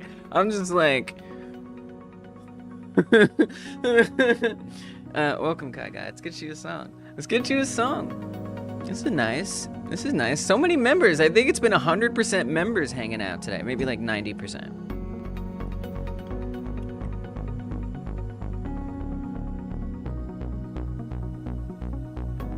Oh, Kai Guy. I appreciate Kai Guy. It's no lie. Kai Guy gets me high in the sky. I appreciate the Kai Guy. I've got my eye on you, Kai Guy. Don't you know it's true? Kai Guy, I say hi to you. Thanks for coming on through. Oh, Kai Guy, I say hi to you. Thanks for coming on through today. Hey, hey, hey. Kai Guy, I say hi to you today. Thanks for coming through. Hey, Kai Guy, I say hi to you. Thanks for coming on through today. And so I say, hey, Kai Guy, you get me so high in the sky. Kai Guy, I'm saying hi to you. Thanks for coming through today. So I'm gonna say, hey, Kai Guy, thanks for coming on through. I'm gonna say, hey to you. Kai Guy, thanks for coming through. I'm saying hi.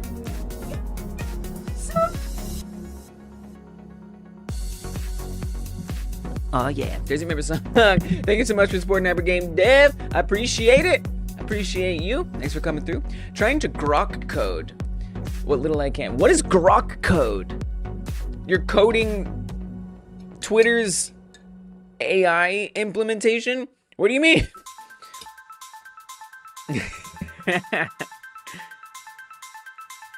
Thank you for supporting the channel. I really appreciate it.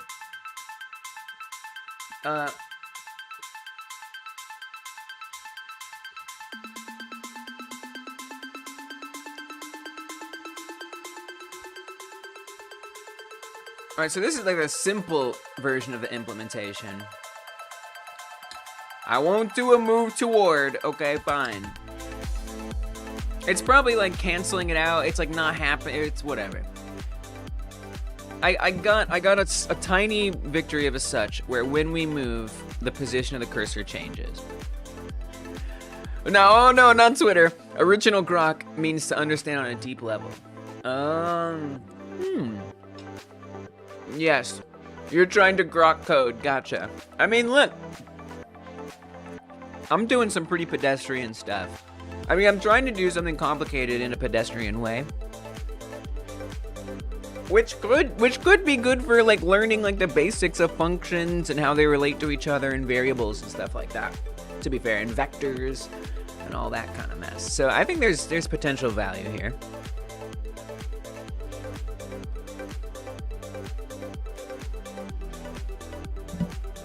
I never heard the word grok until Twitter used it.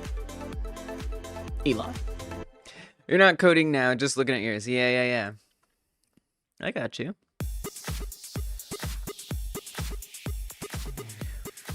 Okay, so now what's happening right now? And look, this is... I reason why I'm not explaining a lot of it is because I don't know what I'm doing.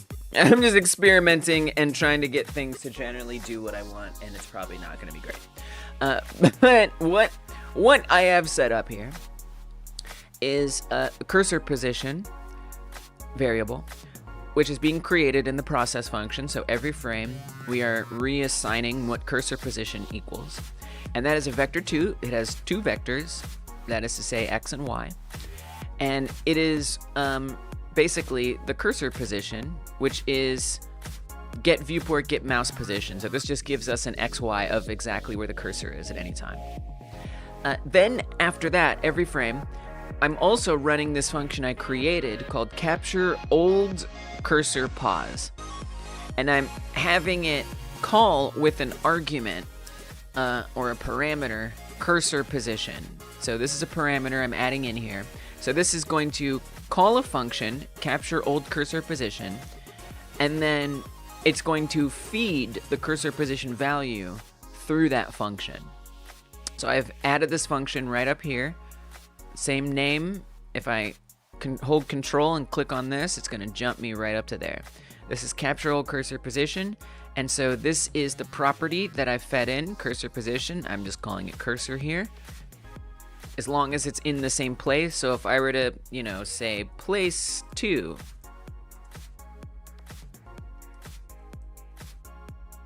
then this here is going to be the same value. Oh yeah, we need to define it. Yeah, so I would need to say variable place 2, whatever.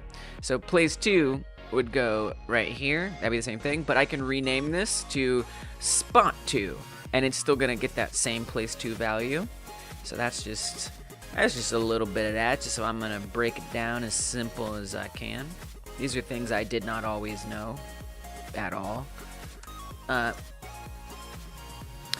And so now I'm doing this pretty obnoxious await here, and then capturing the old version of the value.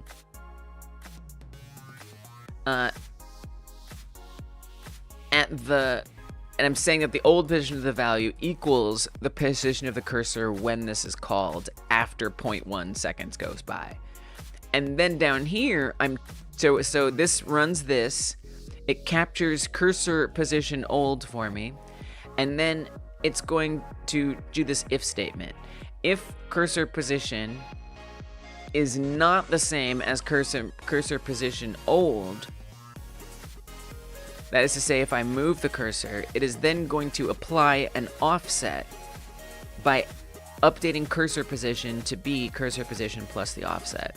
Otherwise, it just keeps the cursor position the same as what it actually would be otherwise. You had to move towards inside a variable assignment. I did? Is that what I did? I did not even realize that I did that.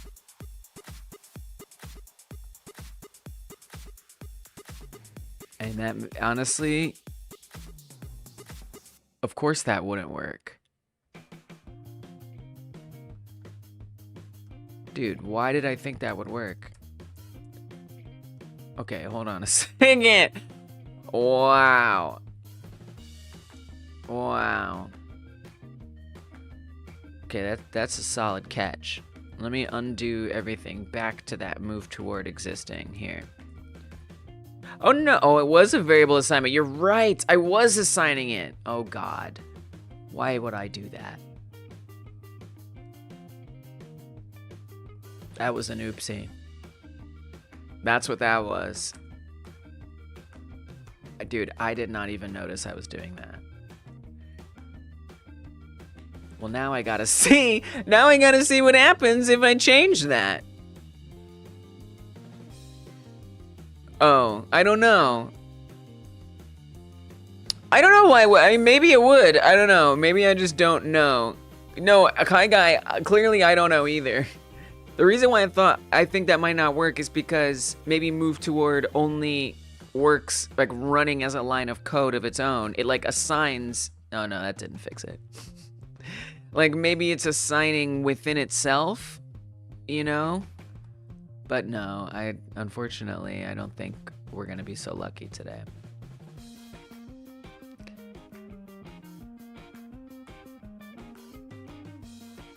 I was hoping that move toward was going, like the assignment would happen right here. It's assigning cursor position X to become this. at a rate of that. That was a good thought, though. That was a really good thought. Joe says, if this doesn't work as expected, I got to think it's some more deeper fundamental bug causing issues. Yeah, I don't even know what I'm doing, so I can't even say if I know it's gonna work. But yeah, I can agree with that. What's up, Time Zone? Welcome. You're working on your own ESO-lang. I don't know what that means. What's an ESO-lang? Grief. It sounds cool. Elder Scrolls Online language. Epic Sandbag Office language. Escargot Simply Awful language. ESO-lang equals esoteric programming language. What is an esoteric programming language? Like, that sounds cool. Like, as opposed to, concrete. What does that mean?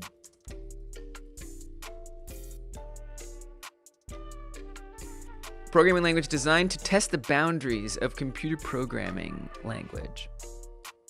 A proof of concept.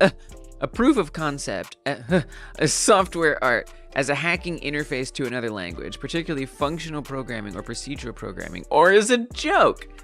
This is the joke image. ESO-lang are pangs. What's a pang? That are intentionally very difficult and useless. Use of the word esoteric distinguishes them from languages that working developers use to write software. Oh, then langs. Or langs that are intentionally very difficult and useless.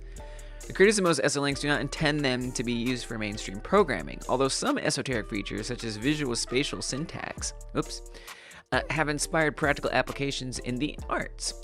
Such languages are often popular among hackers and hobbyists. Usability is rarely a goal for designers of esoteric programming languages. Often their design leads to quite the opposite. Their usual aim is to remove or replace conventional language features, while still maintaining a language that is Turing complete, or even one for which the computational class is unknown. Wow. So what's your goal of making it? And you're calling it grief? I'm guessing you're going for something overly complicated. Is gonna be your aim?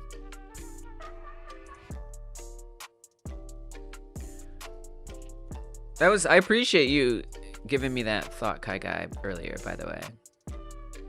Total debug credit. Worth trying. I think I gave that to the wrong person. As hard to make a compiler for as possible? That sounds kind of fun, actually. That sounds kind of fun. Nice. All right. All right, sounds like a good exercise. I bet you can learn a lot doing that.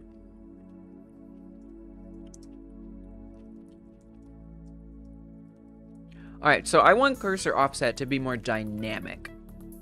So instead of it just being the offset at the moment of me moving the cursor, I would like it to gradually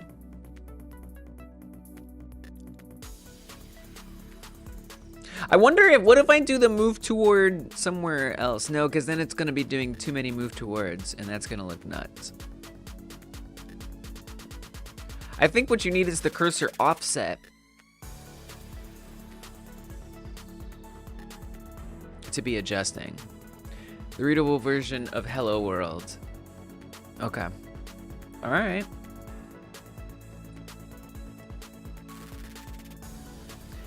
So if we say cursor offset,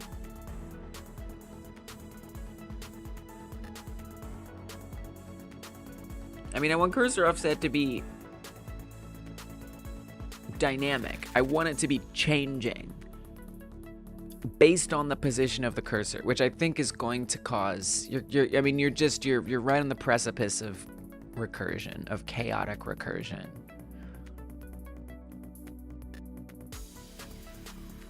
I just have no idea how to do what I'm trying to do. Not a clue. I don't know if I can do what I'm trying to do.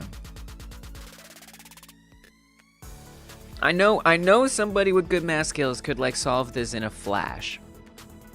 In this language, font size, and text color matter. Maybe I should reach out to a friend.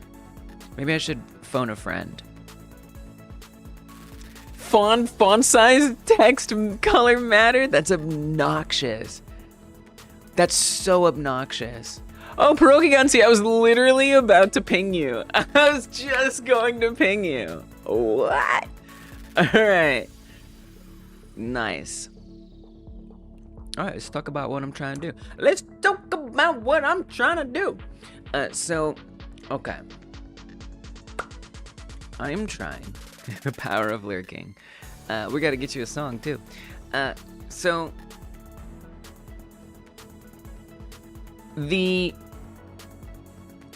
want an offset. So you see this little orb right here? It shouldn't have anything to do with the hand, because the hand is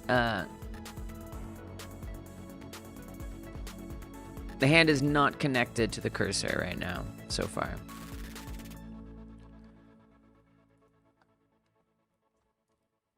Okay, so what I'm trying to do is see that little orb that's next to the cursor? You see a cursor and an orb, good. I'm trying to get that to move relative to the position. Okay, so this is hilarious, by the way. Let me not have this code running right this second. Let's just not put this in for now.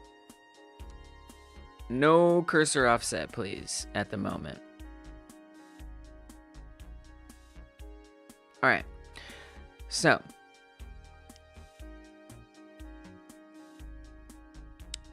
well, actually, let's do a little cursor offset. Just a tiny cursor offset real quick. And this is part of me explaining it, Roki, I promise. We want to say cursor position equal... Oh, I meant to copy a different one.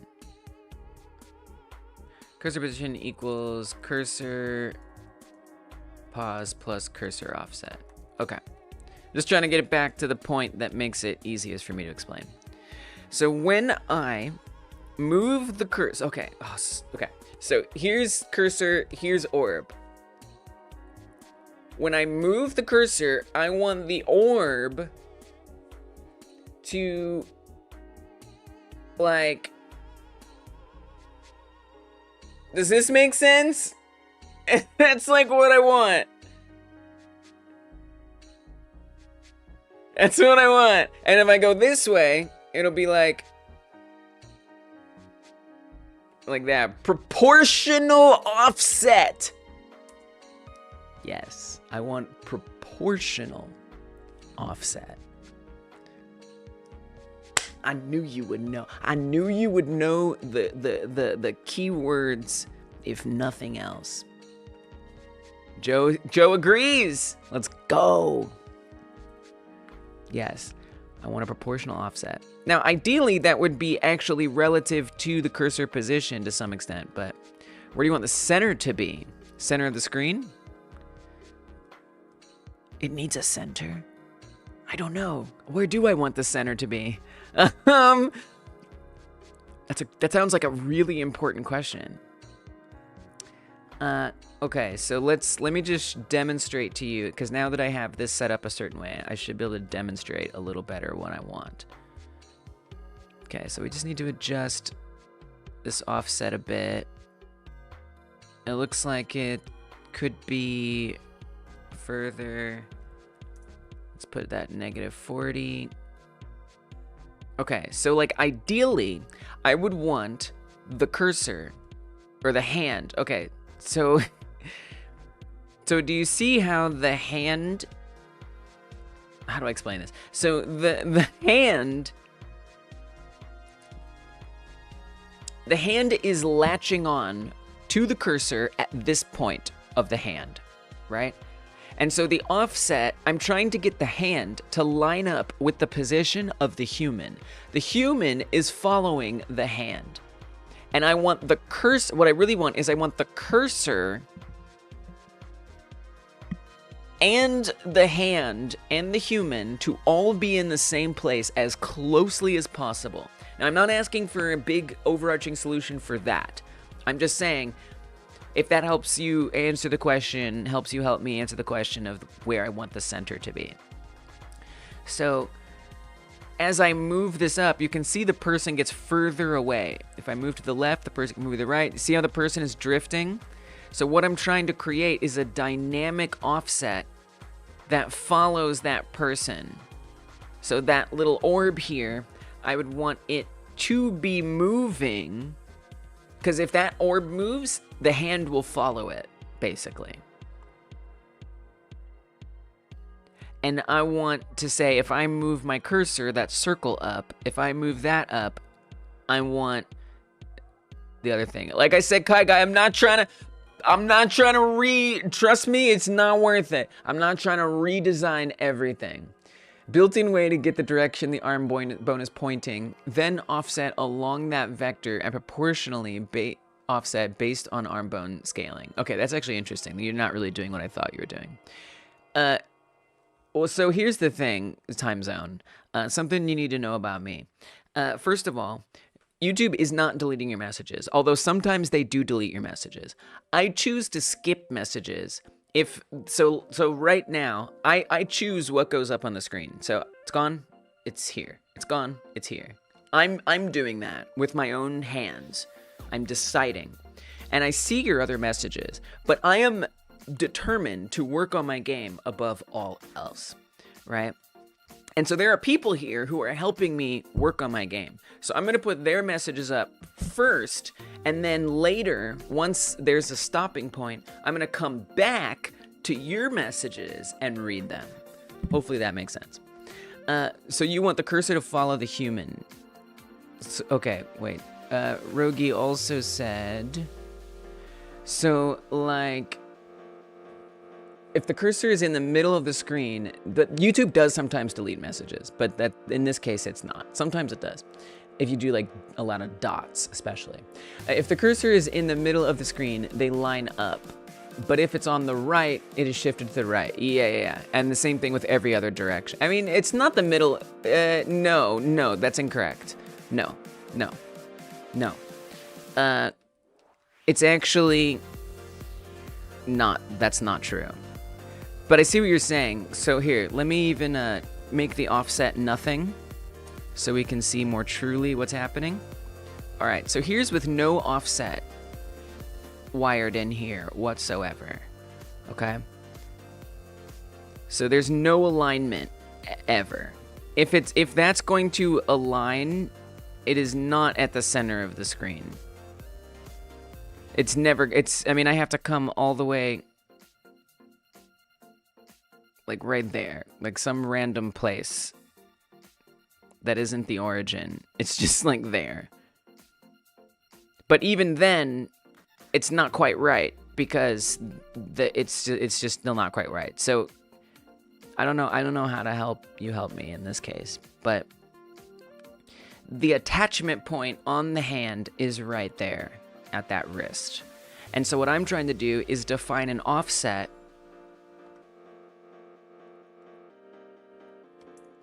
So I made that x negative 40, and you can see now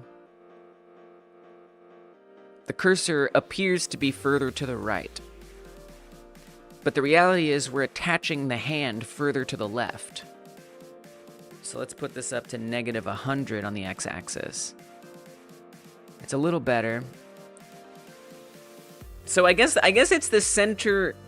It's tough because there's also left hand and right hand stuff. So I guess I do want center of the screen. I appreciate you helping me talk through this. I think I do want center of the screen. I guess I do. Because ideally, which I think we can do pretty easily, once this gets to the left side, I would want it to switch to the left hand. So I think we would probably want it to be the center of the screen, would be my guess. I think that seems correct. I don't know. Or do I want it to the center of the hand? I have no idea. When grabbed. Yeah. The human, yes. So this is a good question, Rogi. So I do have a little explanation of this. So this is how this is set up right now. The human is following a grab target offset. That grab target offset is following the hand, a marker that's on the hand. So there's the hand, and there's a marker on that hand that follows the hand. Then there is a grab target that is itself offset, and that follows the hand marker. And then the human is following that. Okay. And now the hand, which I've colored these the same because we can't do recursion. This is to help make sure we're not doing recursion. These are basically the same thing, because this hand marker is a child of the hand bone. So, I mean, we could even, I don't know why I don't do that. We should just connect this like that, right? So the hand bone is moving by following the cursor offset that I'm working on. And the cursor offset is, of course, following the cursor. So that's how that all works. The human is following the hand, essentially. Although we have an offset that we can mess with there. I see 2 points. The hand attach position, the orb, and the human. I think you get it more. Is that offset constant? Which offset? The cursor offset or the grab target offset? Currently, the cursor offset is constant, but what I was going to try to figure out was how to make it be more variable. But I didn't know how to do that, which is why I was going to ping you. Because I don't know how to make it change. I don't want it to be constant. This one, I believe, is also constant. Change of plan. Can you try drawing a picture in Paint or something that shows me human hand and cursor in 2 or more situations and where you want them to be? Okay. No. It's hard for you to understand the goal? Okay, sure. So, yeah, I can do that. All right. So let's get an alien here. It would be my pleasure. Alien. Great, there's an alien. Now, we have a hand. Let's make a cursor. There's a cursor.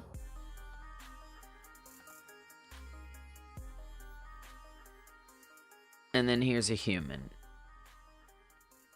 in that hand. All right.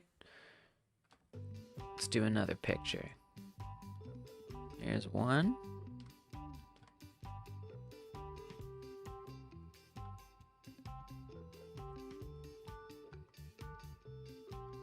Get the alien. Let's say it's way up here. Same thing. Cursor. Human. Does that make sense? Now this is showing the human on top of the hand. I would actually rather the human be behind the hand, but I feel like that's a separate problem that I'm not going to deal with right now. Does that make sense? So that's what I want. But what I have...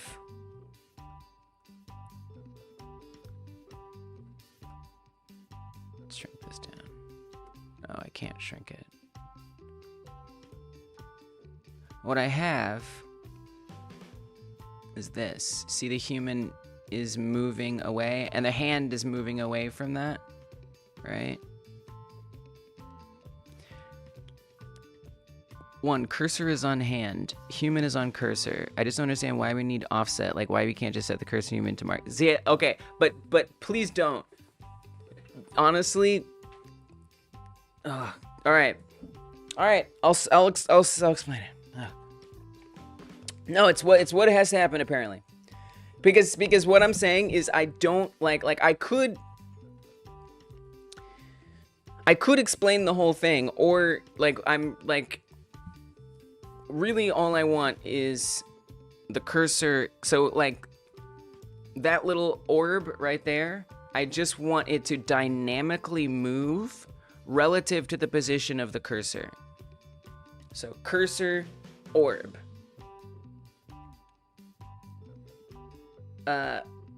If the cursor moves, the orb also moves, but it moves differently. So if I move this to the left, like that.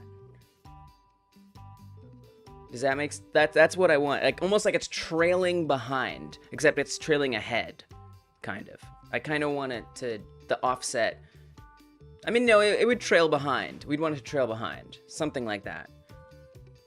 Sort of like it follows it a little bit, kinda. You can make a thing that dynamically moves relative to the center of the screen. It might just not be exactly what you want. Dynamically moves relative to the center of the screen. Yeah, I mean, it seems like that's like something that I'm missing, is like this like relative point. You could be able to move the center point too. Nice! I mean, I don't know how that isn't what I want. That sounds like exactly what I want. It sounds like exactly what I want. So, and I mean, the reason why, again, they can't all be together is because of this inheritance problem. The human is following the hand. The hand is following the cursor. There needs to be a center that defines how much offset. That's fair. Yeah, that's something that I don't even know how to understand that. Like, I don't even know how to understand that. You said it was called proportional. What was it called again?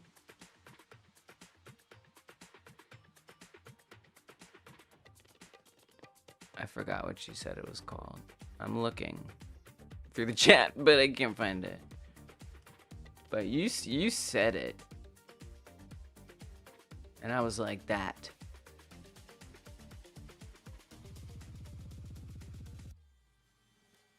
Proportional offset. It's just offset. Proportional offset. No AI, Jesus. Can you stop? Can you just like go away forever? Oh God, I hate you so much. All right, whatever. Offset is, I know what offset is, but proportional offset. Consider, for example, proportional. Okay, this is actually kind of confusing.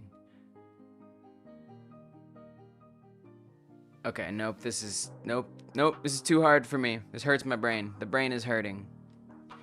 Yeah, so I hear you, but, you know, and I figure there must be some kind of formula, you know? So if there needs to be a center, right, because I have the offset, and I have the thing that I want the offset to follow. But then you're saying there needs to be a center in there somehow. Proportional offset is too broad for Google to know anything specific about it. Okay. So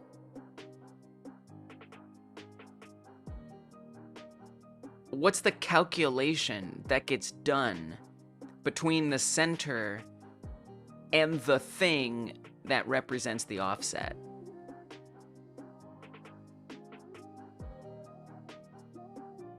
So, I mean, so the reason why I can't just have it all, like, follow the same thing is the orb the thing that it's supposed to follow?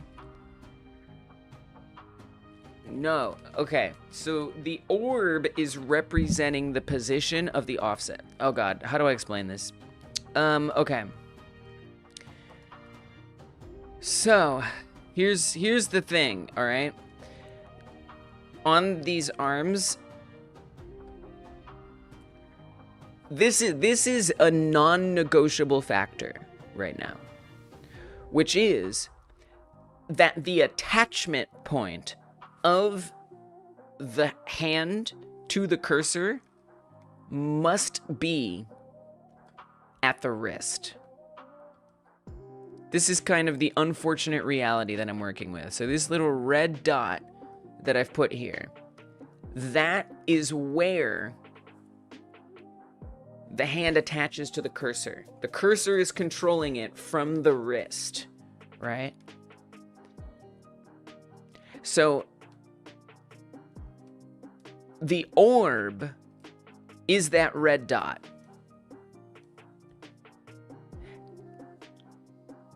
And so what I'm saying, that's the way it has to be. Very unfortunately. But it's complex beyond my ability to even get near. Oh, yeah, yes, the wrist is the center. Yeah, I don't know, is it? Yeah, yeah. And you want the cursor to go to the human from the wrist. Yeah, yeah. Wow. Yeah. Yeah. Wow.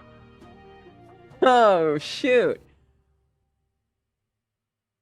This is very interesting. Okay. Wow. I had not even conceived of it that way. Yes. That's the center. We did it! Oh, man. Wow. Wow. That's wild. Yes. Yes, exactly.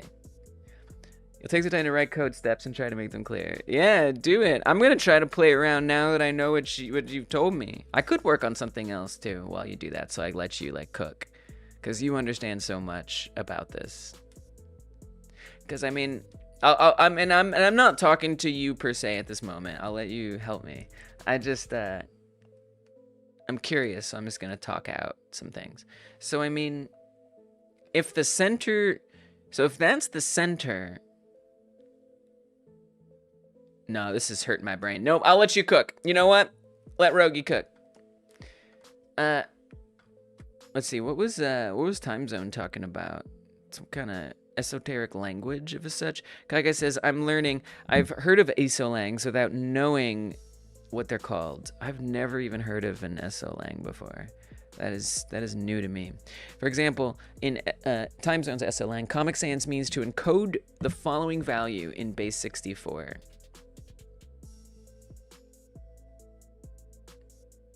Helvetica means to treat the value as a file. It's so obnoxious. For example, ** 73 pounds pound C user Andrew in Helvetica would delete the file C users Andrew, but only in Helvetica. Because it's a file, treat the value as a file. There's something really cool about that. A different font would treat it differently.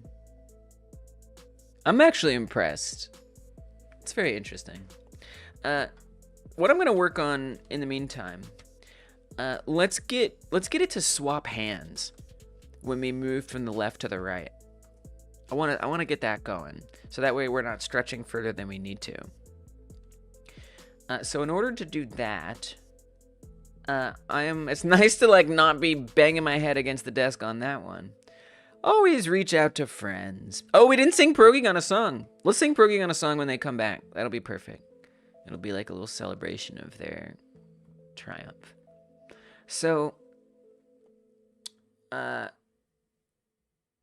in order to get the hands to swap, I need to look at where the hands grabbing things is controlled. Now, we already have swapping working for attacking stuff. So if I attack something, it'll choose the left or the right hand, depending on where the object that you're attacking is relative to the position of the player. So if it's to the left of the player, it'll use the left hand. If it's to the right of the player, it'll use the right hand. Very simple.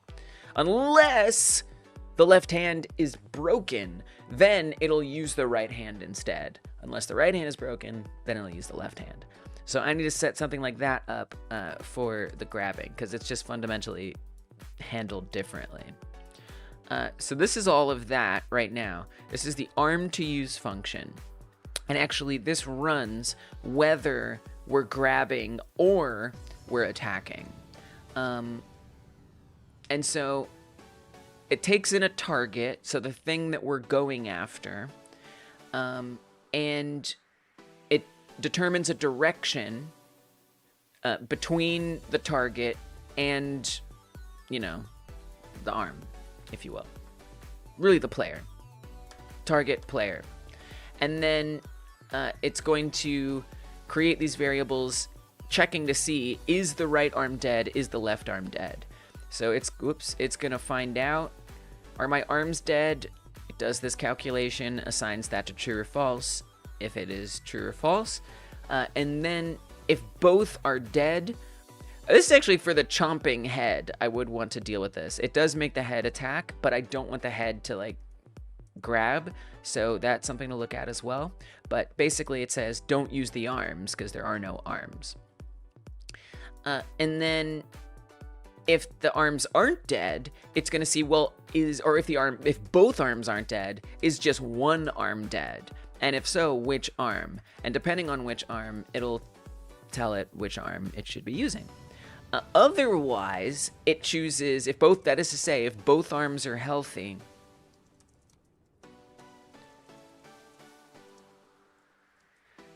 then it's going to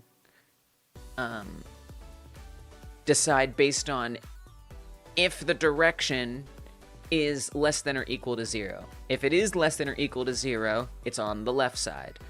Otherwise, it's on the right side. So that's how all that works. Now, where arm to use, that whole function I was just talking about, gets called is in a couple places. It's right here when we attack things, right? And then that's fine. So whatever it is that is being attacked, that's the target that it's going after. Now, whenever we're grabbing, which is fundamentally different from attacking, it's going to pass the thing that we're grabbing as the target into here, and it calls that function. Now, what I'm not exactly sure of is why... Now, well, actually, I do know. I know exactly why. So, no, I know why. We can grab the left or the right. It'll do the same thing. Just like when we, at the moment of attack, it chooses left or right. At the moment of grab, it will choose left or right. What I want to add in is that along the way, while it's grabbing, if it passes that center point, it's going to choose. So I basically want arm to use while we're grabbing to be constantly running. I think that's what I need to do. All right. Talking it out.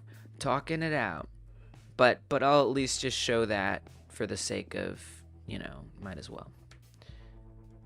Okay, eat up this human so we get some arms. So again, if I attack on the left, it chooses the left arm. On the right, it chooses the right arm. Same thing is true for grabbing at first, but not along the way in the middle of the grab. So this is on the left side, so it uses the left arm. This is on the right side, so it uses the right arm. Well, it didn't use the right arm there. Well, that's actually something to... So there it's set it to left arm. Come over here. It's still using the left arm. So there actually is something a little weird there where that's not getting updated for some reason. I'm not sure I totally understand why. But that actually needs to be dealt with. But let's see. If we have it running constantly, probably because maybe grab end needs to... I don't know. I'm not exactly sure. So what is something that could be constantly running? Well, we have an is grabbing value.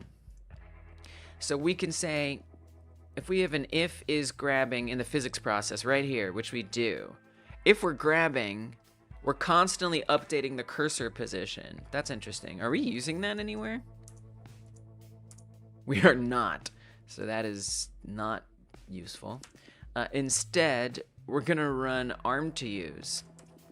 And instead of target, it needs to be the thing that we're currently grabbing, which should be hit object. It should be hit object. I expect this to have unexpected results. But cheers, I press on anyhow.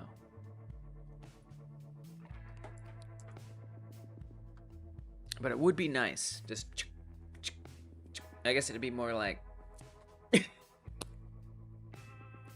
it's gonna look weird, whatever happens.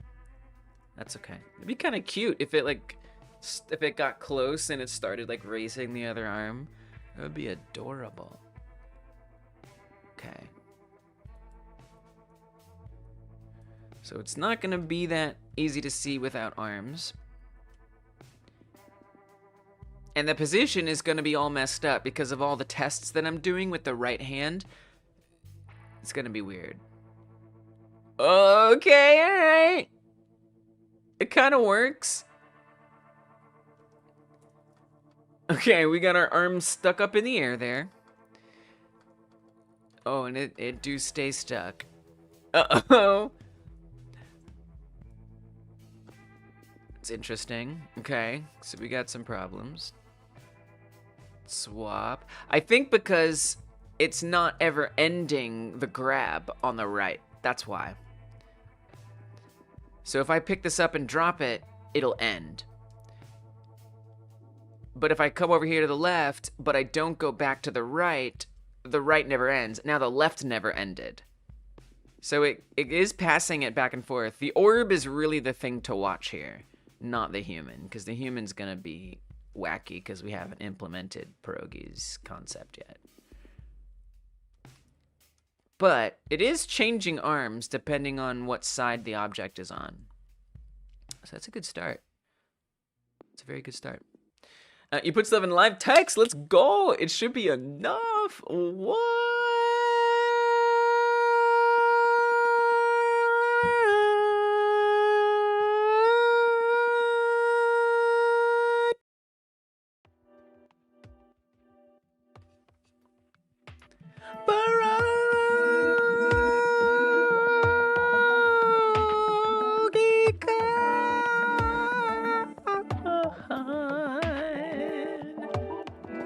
Was gone. Pierogi gun was gone. Typing some stuff up that's in live text now. Pierogi gun was gone. Typing up stuff in live text. But Pierogi gun is putting me on with some code. Pierogi gun was gone. Typing some stuff that now is in live text. Pierogi gun was gone. Typing some stuff that's in live text now. Pierogi gun may have been gone, but now Pierogi gun is here and putting me on with some stuff in live text. Let's go check it out. See what it's about. All the stuff that Pierogi gun was doing while Pierogi gun was gone. I'm gonna go see what is putting me on with the stuff Pierogi gun be typing. Ah yeah, let's see what it is. It's a drawing. There you go, this is your member song, Pierogi gun. Thank you so much for supporting the channel and for helping me make my game sometimes. I appreciate you very, very, very much. Let's see what it is. Let's see what it is. Dungeon Martian is here. Oh, it looks like there's none of. I was gonna go right into a song, but there's not a membership little badge there. I didn't mean to call you out. I was just like, oh, we just did a song. Let's keep going. But I don't see a membership badge. There is a moderator. It's weird because it gives moderators a member badge, but technically not the same thing. Welcome, Dungeon Martian. Way to just smear Dungeon Martian there. You've been experimenting with shaders. You have a very important 8-second video to show you. Okay. What? What? What in the friggin' world are we looking at here? What has happened? Oh. Is that me? Is that my face as a noise? Hold on, let's loop that. Let's loop that right now. Oh, we can. Okay, there we go. Are you? Is this my face as a noise texture? Wait, it's a game in the background. Okay, I gotta say also, this is an awesome, setting aside the ridiculousness of my face being stretched across, which is very amusing, actually. Exploring the mind of Longley's. Yeah, the dissolve effect. Like, the background is awesome. It looks so cool. It's giving Earthbound. It's giving, like, you know, subtle dimensionality. It's really, really awesome. You also slowly wave from the top right. Oh, I see. Yes. Yes. Nice. And you did that with a shader. That's pretty awesome.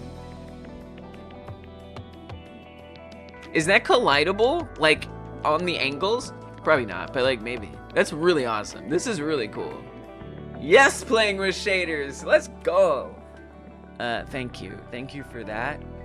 I don't know what to say other than I think in some difficult way for me to explain, I guess the energy that put in my body, that's moral support. That's some moral support of some such. So, thank you. And good job. I'm only applying to the sprites. I don't know if it would work on Clip. Yeah, it probably would. I mean, not well, but potentially. But you'd have to get wacky. You'd have to do some Lee's crap to get that to work. All right, what did Perokigon put together for us? Perokigon typed up this. Step 1, here are the relevant data you need to get. I assume you know how to get them. Wrist position, absolutely.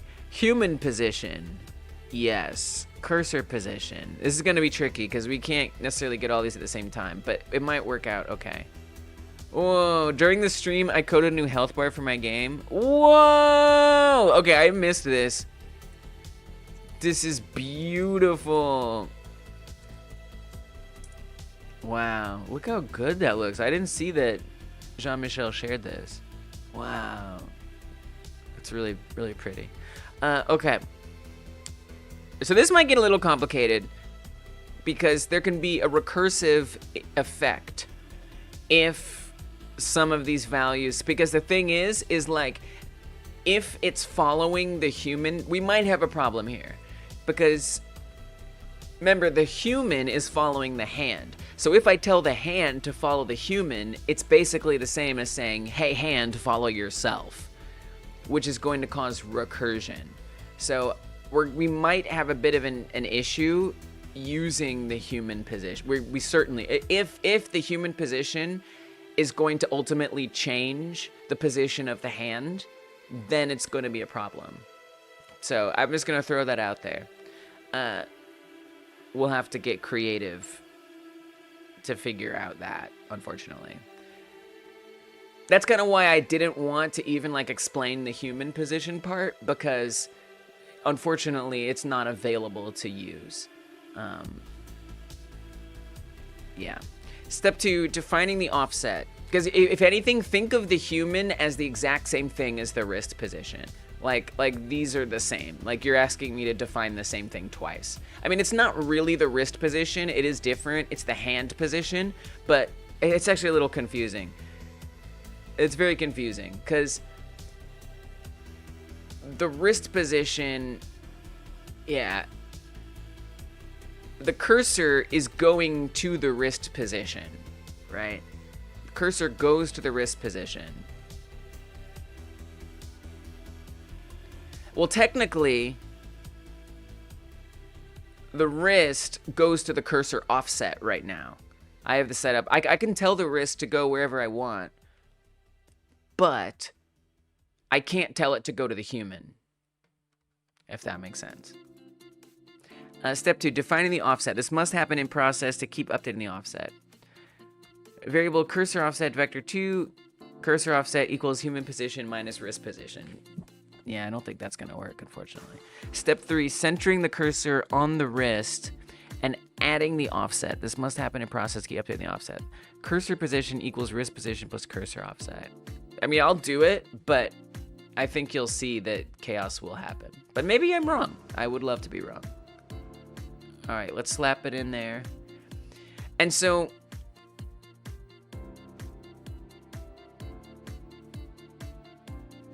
all right, okay. All right, let's try it.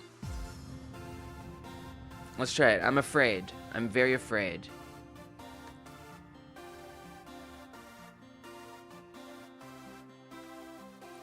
Isn't human a node? It has to have a, yeah, but its position is following the hand. Do you know what I'm saying? So it's recursive. Like, I'll do it, but the human is ultimately following the hand. So if we're moving the hand to follow the human, it's tantamount to saying, hey, hand, follow the hand. Do you know what I'm saying?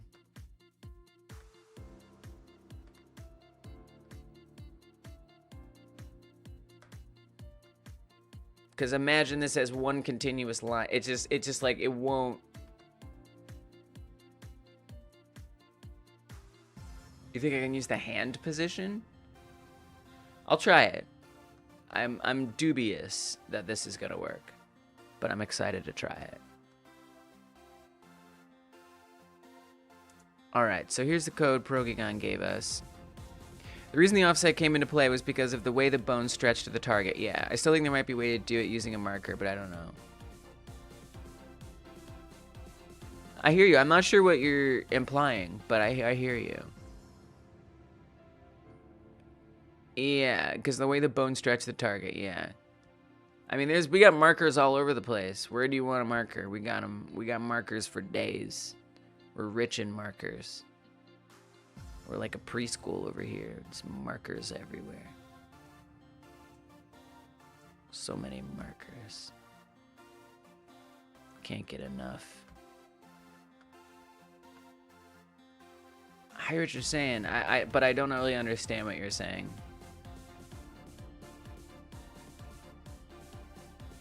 I'm not sure I understand what you're saying.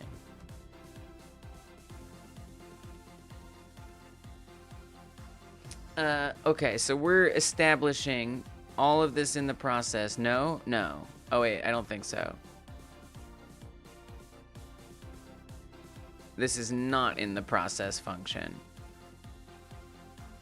This stuff is out here. You're saying set up wrist position, human position, and cursor position. So the wrist position,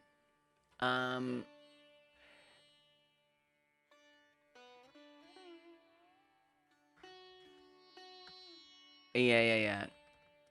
This is definitely going to be chaos. I guarantee it.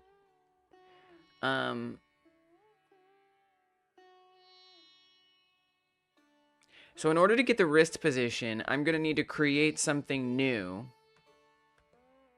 Actually, I think maybe the grab target. Well, it's tough. Okay, so you want the wrist position. I'm gonna need to create something that actually goes there. So if we get a marker 3D and we say this is wrist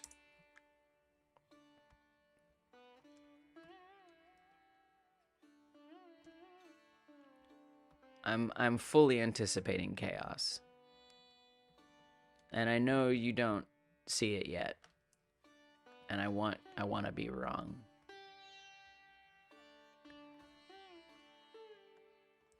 So, I'm not, this is a little tricky. So the position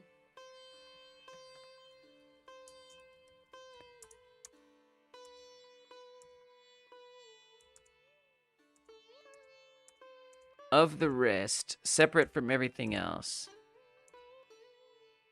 Here, aim bone at target.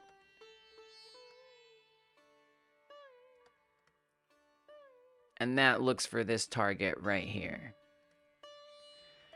So target within this. Hey Frank, welcome.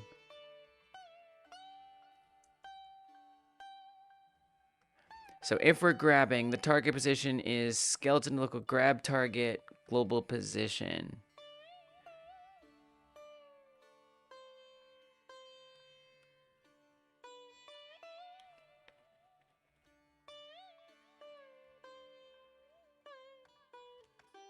This is a bit more complicated than it seems. We do have the grab target, which is going to the wrist. But the grab target is set up to... It's actually the other way around. Yeah, I think the grab target is our wrist. I believe this is our wrist. I don't think we need to create a separate wrist thing. This should be our wrist. And I will demonstrate that. It's just weird, you know? It's like you're defining it in ways that I wouldn't normally define it, which is fine. It's good. It's gonna help me explain it to people better, but... Okay, so grab target. So if I come up here, let's actually duplicate this. Drop this in here. I'm gonna make a little meshy mesh so we can visualize this, and I'll make it red so we see what everything is here.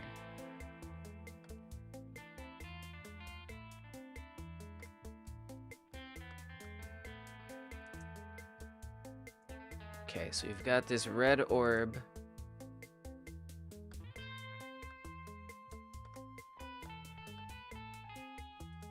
That should go right to the wrist position. And we should be able to see that. Pretty darn sure.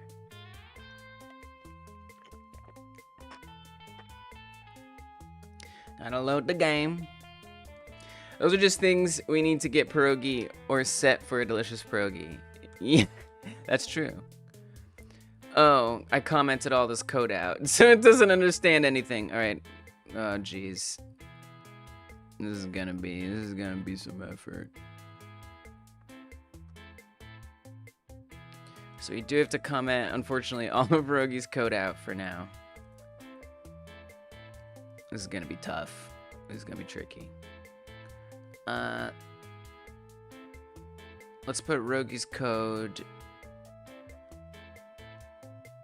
in a code region so it's not as hard to find. Rogi's code.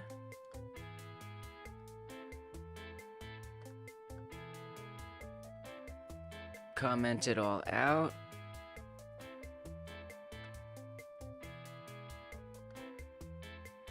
And then I do need to set a cursor position, otherwise nothing will work. Oh, shut up. You lie. It's gonna be a little bit of effort to get this going, but we'll get there. Alright, so now there's a cursor position. It won't throw up an error. Let's try it again. We'll get there, little by little.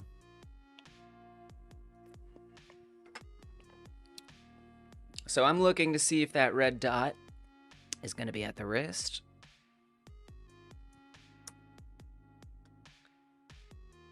Gotta get the player loaded in first. Oh, I'm definitely sipping that tea. I think I just sipped it all. It's been sipped down. Okay, I'm only a little concerned. Oh, the red dot is at the cursor. Right, so it's not going to follow the wrist constantly. But it'll follow the wrist once we are grabbing something. Ugh. I think it must be that if we're on top of it, that the raycast is blocked. That has to be what's happening. Which makes sense, but anyway. Oh great, the head's the head's busted. Alright, eat this. Healthy arm. Red dot is at the wrist. It is at the wrist, but everything else is at the wrist too, so it's hard to see. And again, that red dot isn't at the wrist at all times, right? So when you said wrist position, I'm not sure if you meant that or not, but technically this is set up, because trying to find that wrist position is... I could try to do it. Oh man, this is all broken. Okay. I could try to do it. Let me just fix a couple things here that I was starting to work on while Pierogi was stepped out.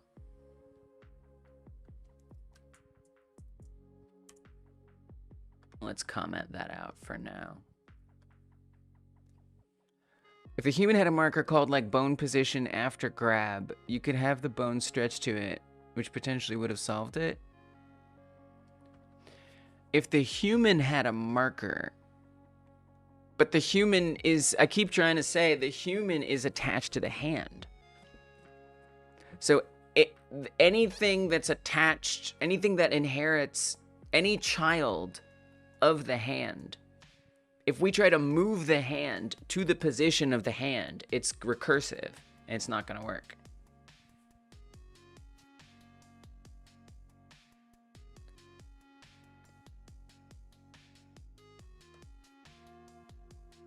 Which is kind of the big problem here. All right, so we're gonna say that's good enough for wrist position for now, is the grab target.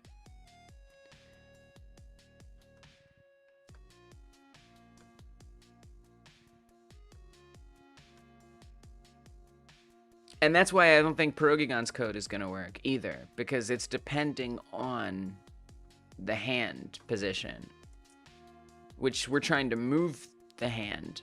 So it's just like, it doesn't make sense. But I'll try it anyway, because it's exciting.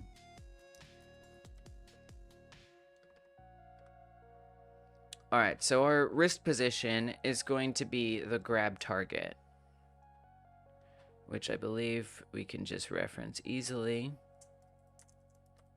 as grab target. This is actually the same thing the human is following. There's no way it's gonna work. I guarantee it. Absolutely guarantee it. Oh, and that needs to be a vector 2? Even worse. But we can do that. There's two positions I see existing in the gameplay. The position that is on the wrist and the position of the person. And those positions are existing at the same time, so it's possible to get them somehow.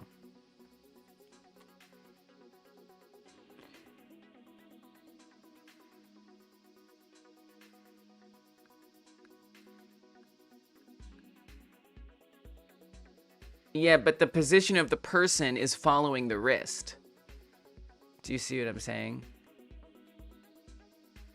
Like the person is technically following the hand, but the hand is following the cursor, and the cursor is following the wrist. It's very confusing, unfortunately.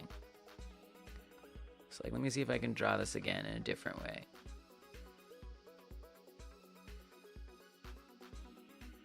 way. So it's like important to understand that the wrist is technically the bone, the hand bone. That's what we keep calling the wrist, is the hand bone. Okay. Now, the cursor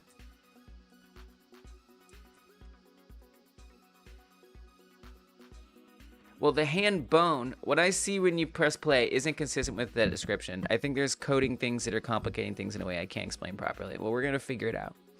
So the hand bone moves to the cursor fundamentally. The hand bone goes to the cursor.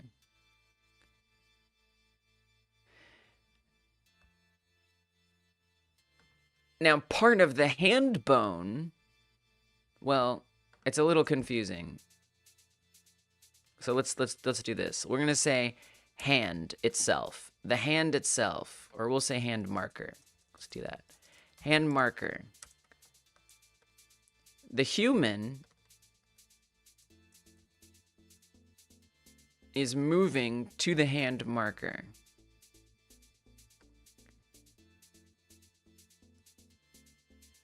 So the hand, since it is attached to the hand bone, the hand marker is going to move to the same place that the hand bone is at. So wherever this goes, this is following.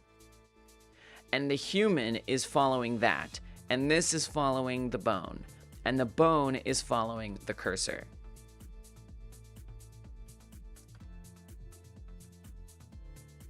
Does that make sense so far? I mean, I'm not even sure where else to go from there. Like, this is fundamentally how it's set up.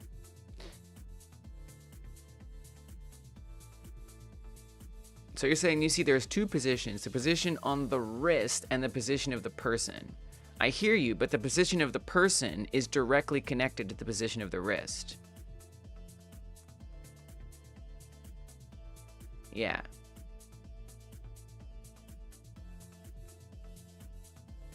The human follows a marker on the hand. The hand marker follows the position of the wrist, and the wrist follows the position of the cursor. So I can't, and if what I'm trying to set up is a cursor offset.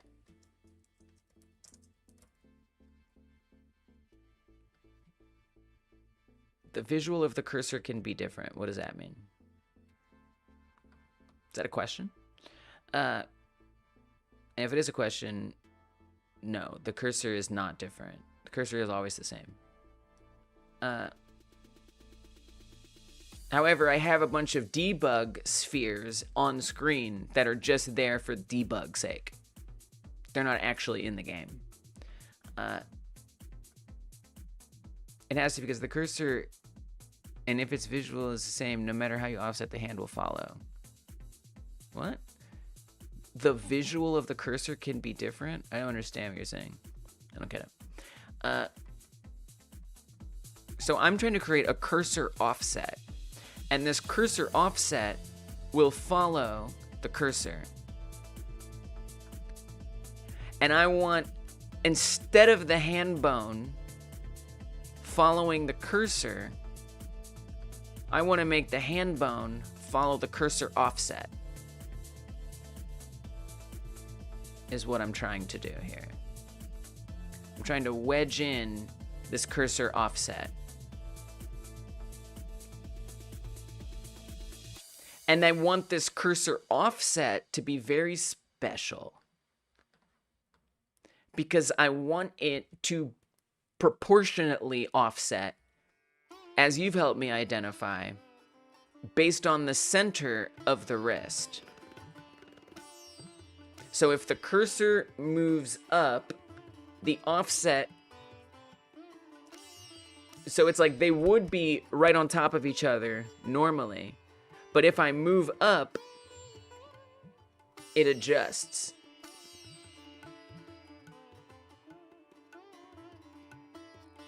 Until it comes back to the center. Does that make anything make more sense? So it's like important that this line is continuous and not self-referencing. And so I'm just trying, but I don't know how to calculate how to get this to move, because what I don't want, so I think what the path that you tried to go down, Rogi, is basing this on something else that's in here, but I don't think that's gonna work. I think it has to be magic numbers, right? I'm looking for a magic number system, fundamentally. A system where, so we would invent a center, I suppose. Somehow. I don't know. Assuming that's actually still what we need. But it can't be tracking this because it is that, kinda. So anyway, I don't know what that does for you. Two ways I can see that working. One, we save the position it was grabbed at.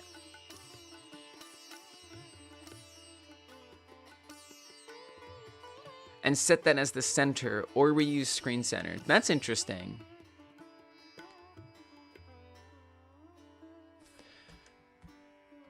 I think screen center might make the most sense. Position it was grabbed at is not ideal.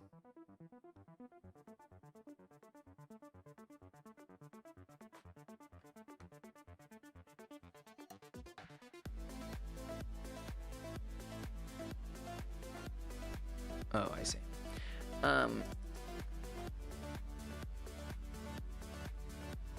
So when we grab something, it goes to the same spot.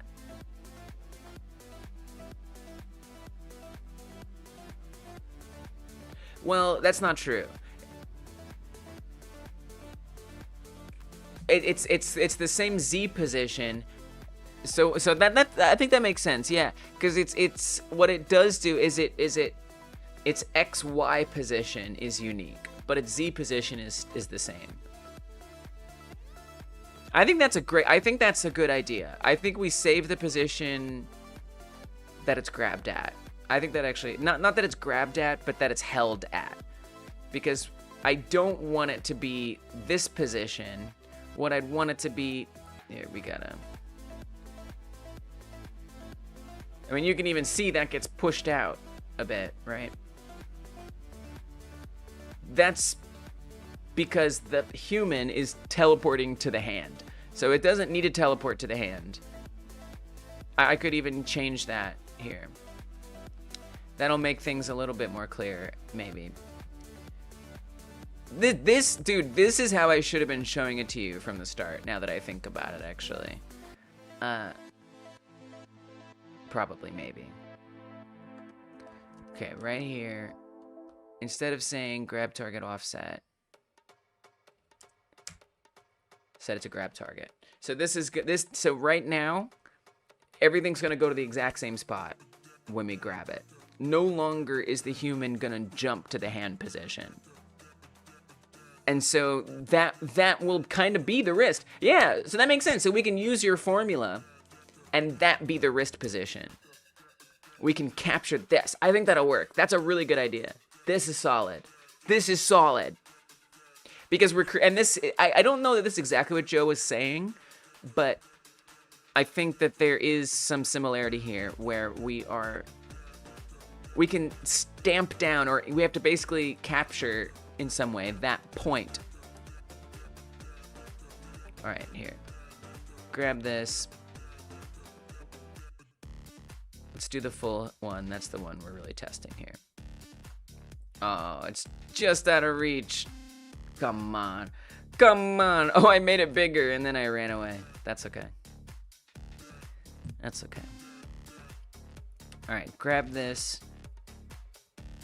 Okay, so this I feel like maybe makes the most sense. So this is without any modifiers coming in here. This is like naturally how it works.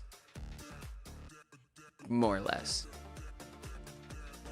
And the problem I'm trying to solve is I want both the cursor and the human. Really, I should rephrase it this way. I want the hand, the palm of the hand, to be at the cursor.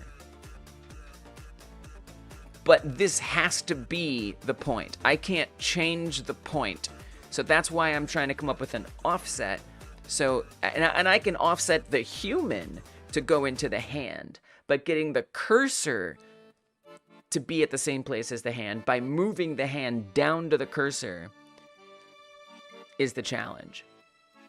So I see what you're saying. So when we grab it, we would capture this position that everything is at right here at the moment of grab.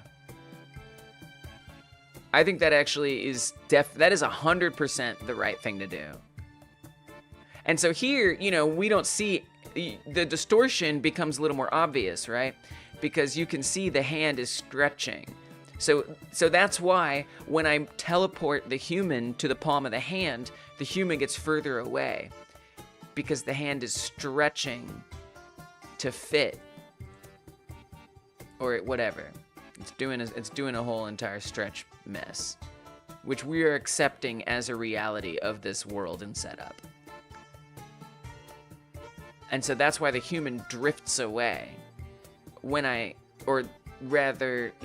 cursor drifts away, the human drifts away from the cursor. Anyway, all right, so we capture that point right there as soon as we grab it. I mean, it's immediately a little concerning, right? Because look, if I grab it close by, I don't know if that does make sense as the center. You know? You know what I think the center is? I think the center is the arm at its least stretched. Right? Because if the human is way over there, dang it. If the human is way over there, the hand is going to be stretched immediately. So that means that the offset needs to immediately be stretched out. See? The hand is way off screen at this point. So I would want to see... Or maybe I'm wrong, but I feel like... So, and basically what would happen is the hand wouldn't stretch that far. The least stretched position is more or less constant. Right. But sometimes you'll grab something that's far away.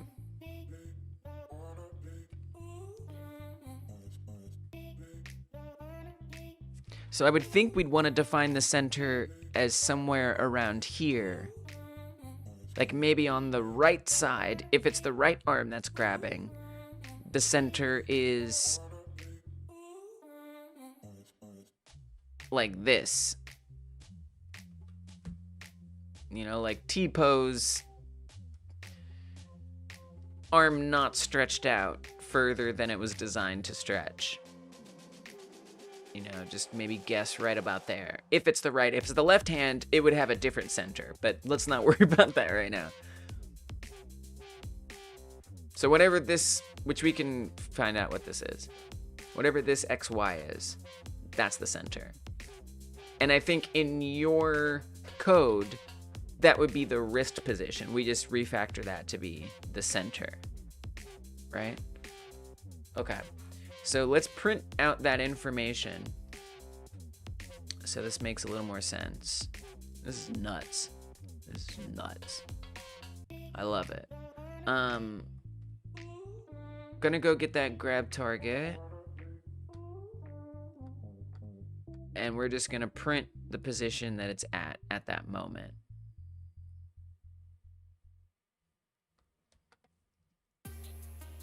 So literally just print. I guess we'd want to print the go-to here. Oh, that's a vector 3. We don't want that. We want vector 2s. So that's going to be cursor position.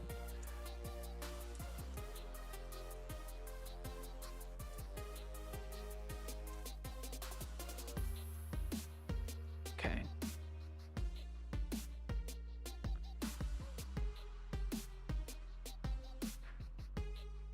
So least stretch spot, I don't know, maybe like right there. 744, 400. It's kind of a weird number, but I can live with it. Let's do 750, 400. I like that. Gotta go make rice. Enjoy your rice. It's quite all right. You must eat. You must eat. Thank you for helping. I'm gonna, so it sounds like, and this will work, is if I define a new center and I replace your wrist position with the new center and then see if your code works. All right, I will do it. I will do it. And we need to change human position. Wait, but wait a minute, but what do I do? You don't have to leave. No, don't wait a minute. Go get your food. Go get your food. But I'm actually not sure what I'm gonna switch human position to. We'll see. I'll figure it out. Thanks for your help. New center to wrist position. We still can't do human in your code, but don't feel obligated. I need to replace human with something in your code. Here, you might have to multiply it by a float if you want to stretch further. Yeah. Oh, okay. Interesting. That might be something I don't know what to do about. But we'll have to replace human position further out in the correct direction. Yeah, it's obnoxious. It's really obnoxious. 3 hours in. Jesus. So if this becomes the new center, I'm not sure what human position does for us. I guess I could have wrist position be the grab target and replace human position with the center, but that's not...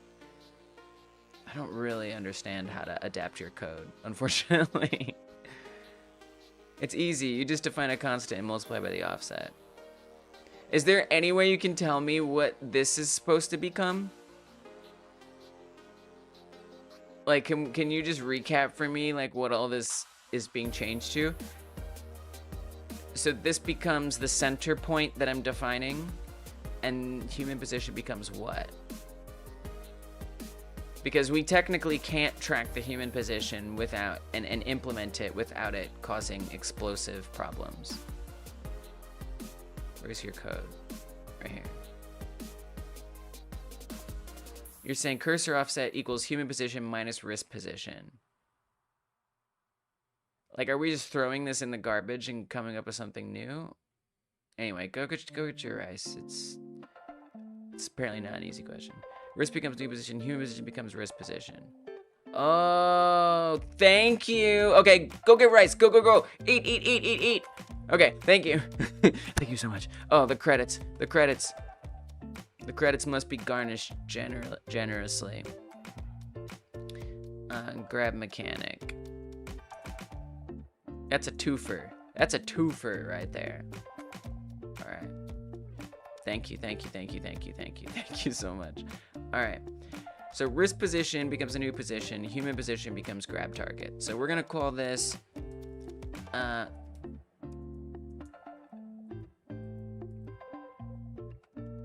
So we need to refactor some things here. Let's make something new. We want variable.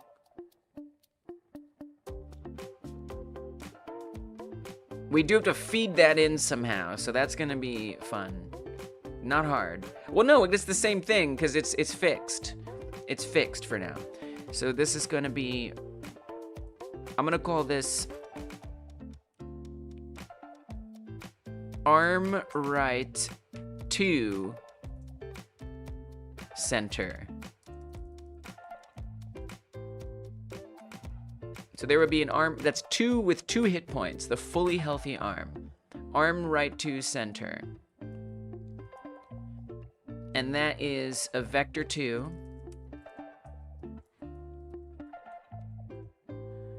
And it's at 750, 400, I think.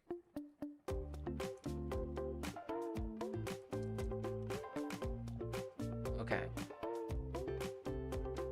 And that's replacing wrist position, and then wrist position is wrist position, which is the grab target. Now, in the code, we have to update it a bit.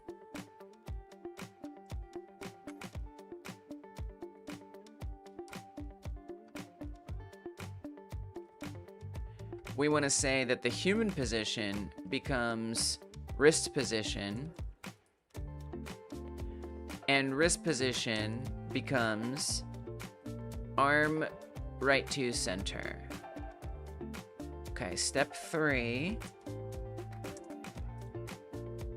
Cursor position, wrist position, we're switching to arm right to center, right? Yes. Cursor position equals, and we call this cursor pause in our code.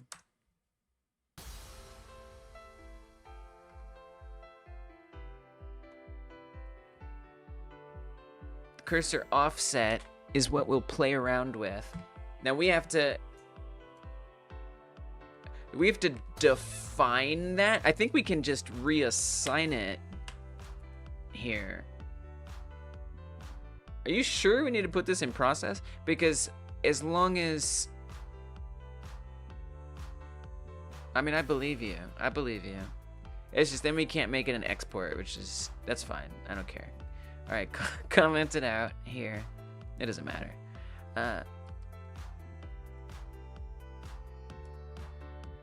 So whatever this is, we'll have to play around with what that becomes. Let's just pick something, -40, -50, I don't know.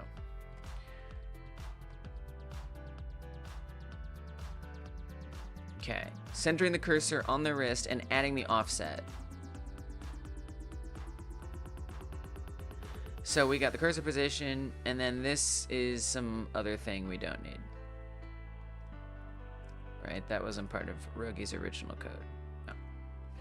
All right. Cursor pause not declared in the current scope. Oh, whoops.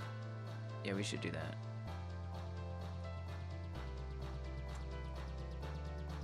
Let's just put that there. Oh, wait, we don't. My bad. Hold on. Comment this out. Paste that there. Get rid of the offset. Okay. Cursor position defined like that. Cursor offset here. We're updating the cursor position to that. Okay.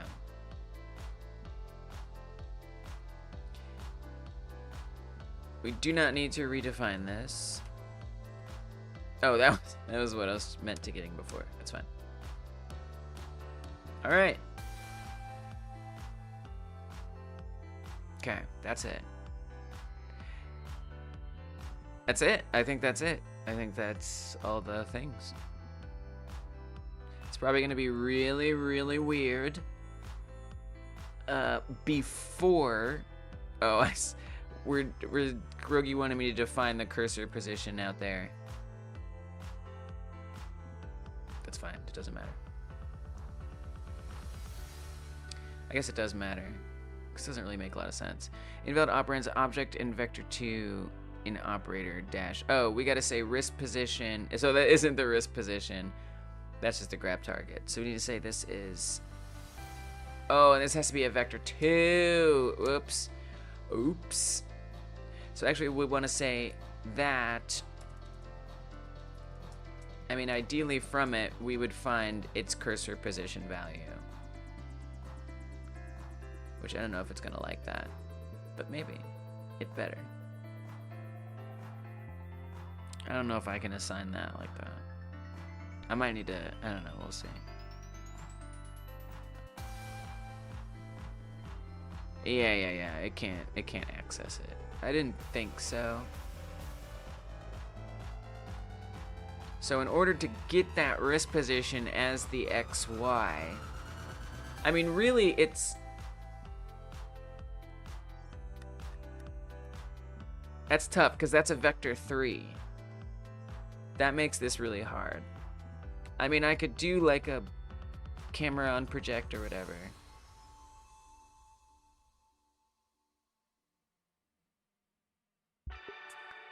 I mean, I think this is kind of a bit of an issue.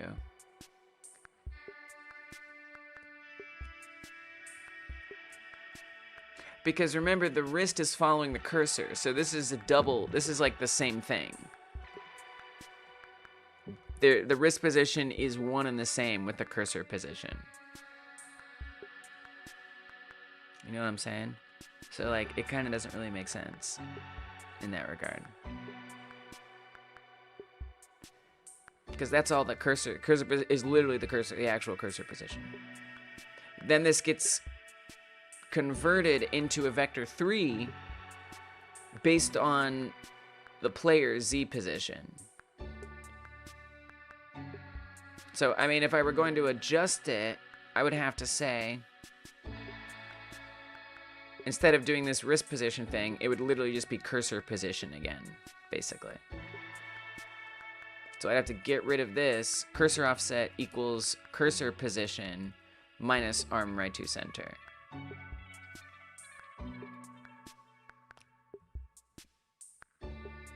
I don't know. I don't know about that. But yeah, it's the same thing.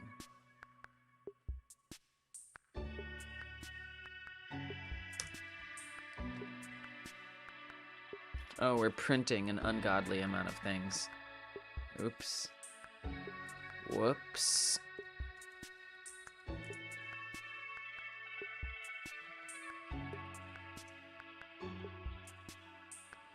Alright, let's see what happens. Ugh. I missed it.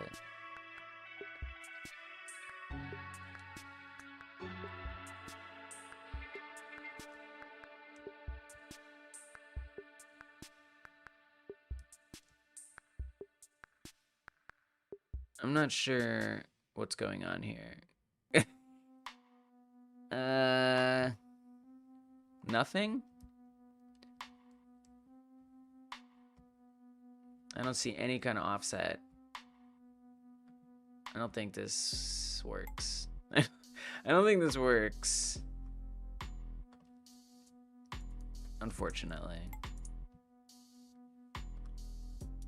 Defining the offset. I mean, if we're saying the cursor offset is the cursor position minus the center. So we do have a very specific center that we've defined here. And then, but then we're just adding it back on. So it's canceling itself out. We're saying the cursor position equals, wait, what? Cursor offset equals the cursor position minus the center position. And then we're just adding that center back to the offset.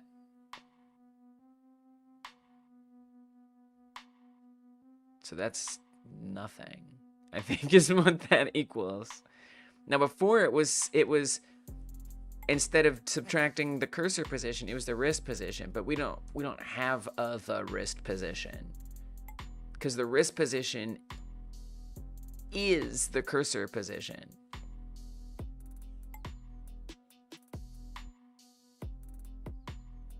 I don't think there's any way for me to get that.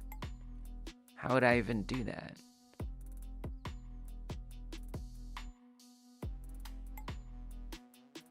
Like, if I was gonna do that, I would have to like guess vaguely where it is. I mean, I might even be able to say show skeleton, and I could stamp like a marker on there or something.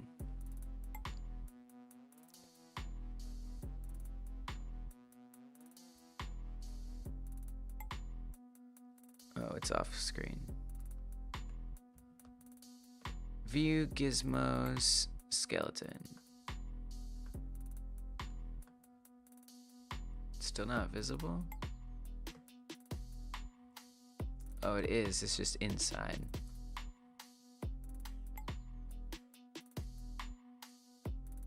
And it's not even really showing it. I mean, that looks about right, honestly. Right there.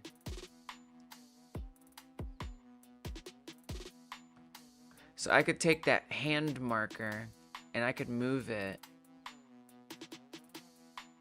I'm a little concerned about this.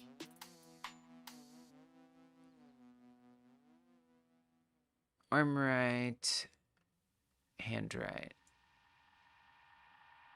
So I could adjust this somewhere up here. But I have a feeling this is going to be a problem. It's just a guess. Just a guess. We're in the arm, Frank. We really are. So if I want to get back to the script,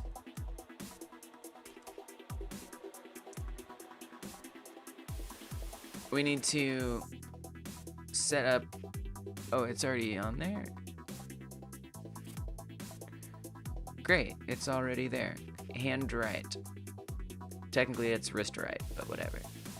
So if we say, and this might need to be updated more constantly. Ugh, but it's a vector 3. So we have to do, which one is it? Unproject or project? Returns the 2D coordinate. Yeah, unproject.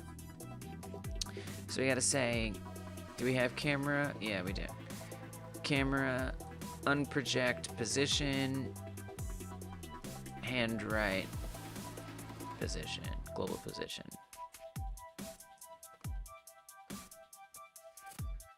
And then we need hand right to be, I mean, I think since it's on-readied, it will be constantly updated.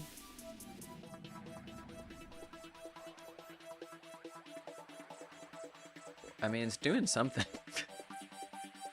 It's certainly doing something. But you know what we're seeing? It's the recursion I was talking about. So if I'm fetching the position of the wrist, It's just fundamentally not gonna work. So, you know, maybe it's not possible what I'm trying to do. I think it is possible. I think to me, the problem in this code that Rogi has given us is it's trying to depend on things that already exist. And I think it needs to be much more magically numbered than that.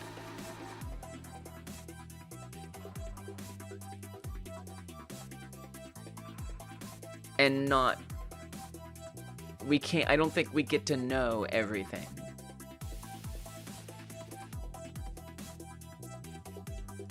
But yeah, I think what we're seeing there is recursion happening.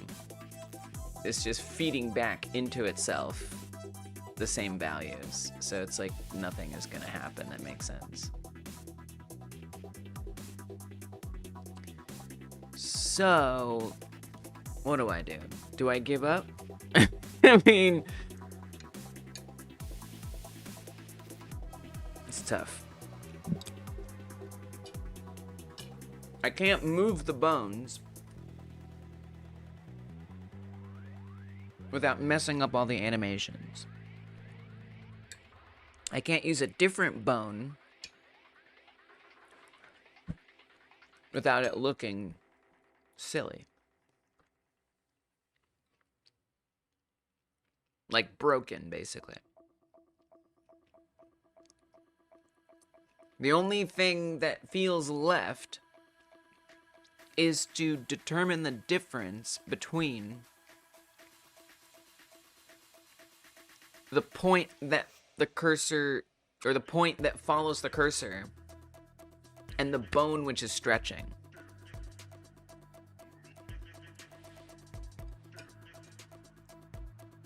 At this point, I think it might be easier to try to figure that out.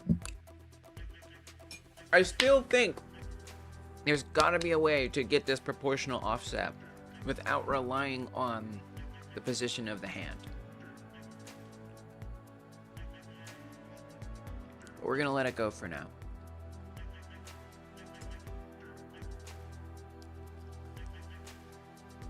And I'm just gonna comment out all of this stuff.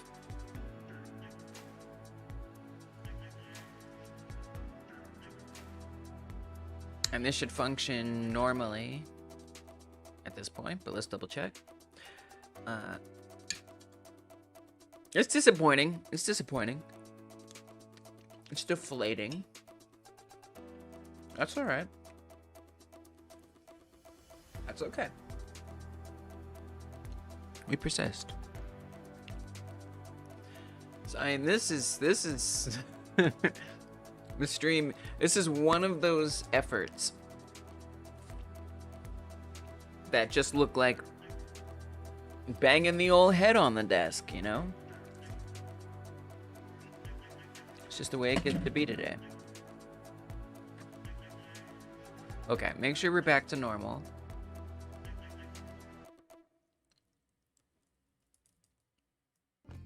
That is to say, the human snapping to the wrist. Oh. Still got other things I want to fix. But I'm really trying to focus on this task.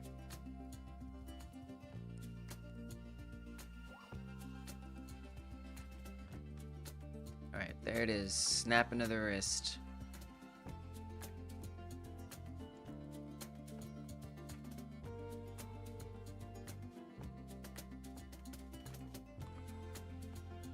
I had a wacky thought just now. It's kind of a wacky thought here.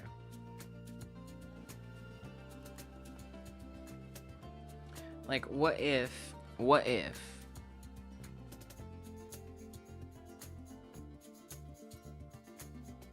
Because it... No, that's not gonna help, please.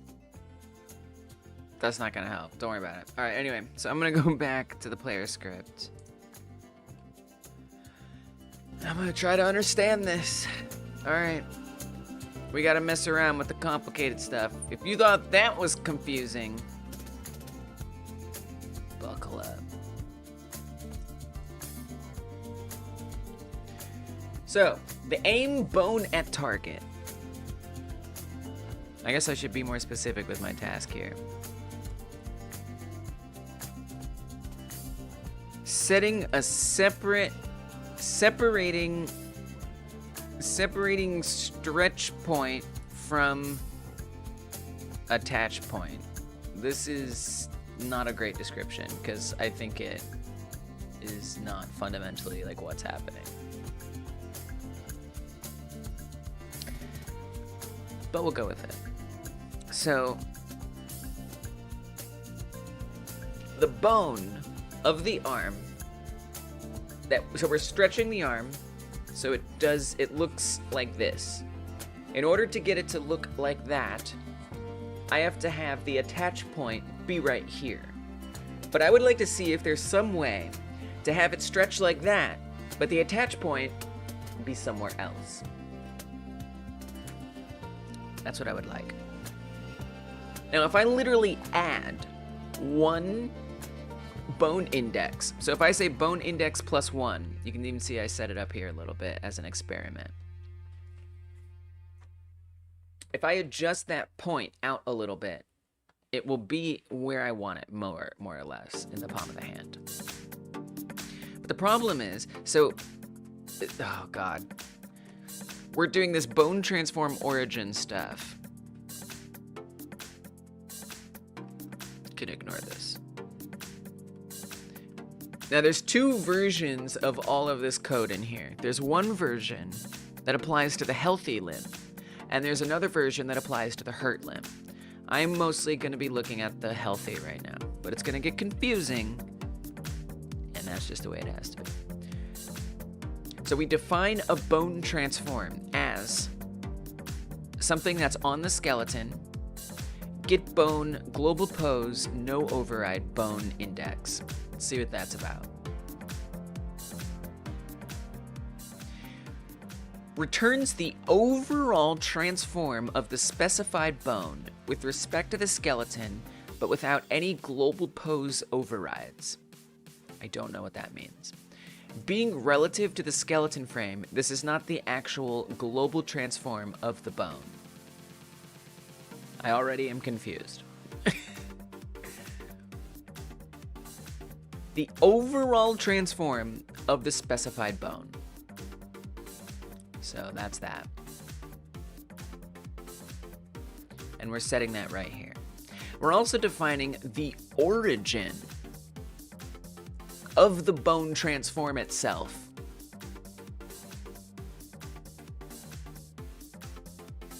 I don't know what that means.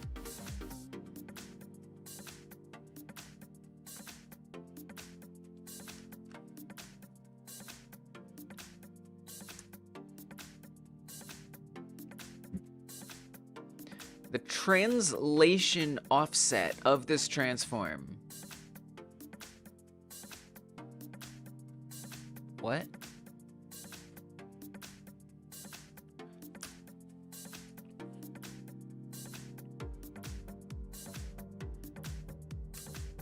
I don't know what that means. I'm confused already. The translation offset of this transform in 3D space, this can be seen as the position. So then what's the transform? If the transform isn't the position, so I guess, I mean, it did say that it's not the position. Dude, what? What? Transform origin versus global no pose. Like what?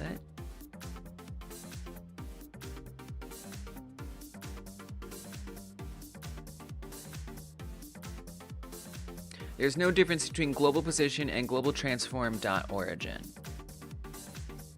Joe Schmo says, I think when it talks about local versus global transforms, it's meaning essentially rotation and scale relative to the skeleton versus relative to global 3D coordinates. Local versus global transforms, rotation and scale.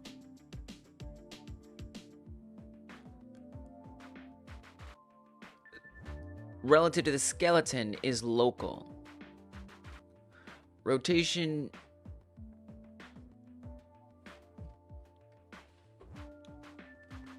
Okay.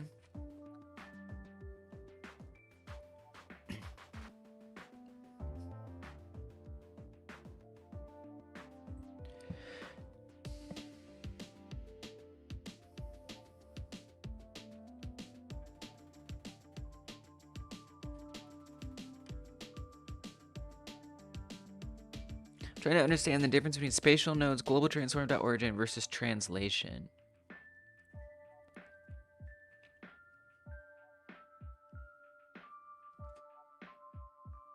Oh god, I'm still so confused. Alright, well, the translation offset of this transform in 3D space, it's like, which is what?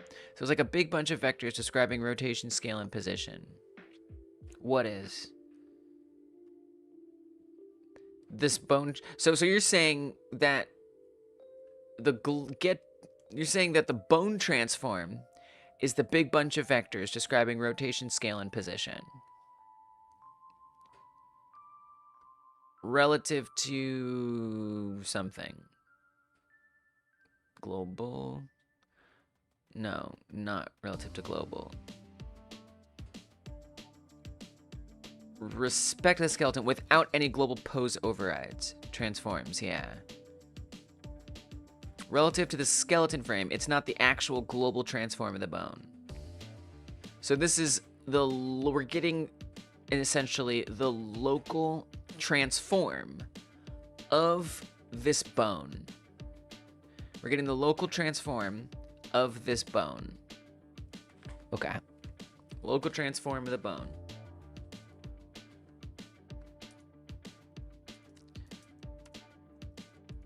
Sets the local transform of the bone. And then what this is doing is this defines the position of the bone relative to the local transform. Kind of. Position of the bone, transform of the bone, relative to the skeleton. So this is transform relative to this, local to the skeleton.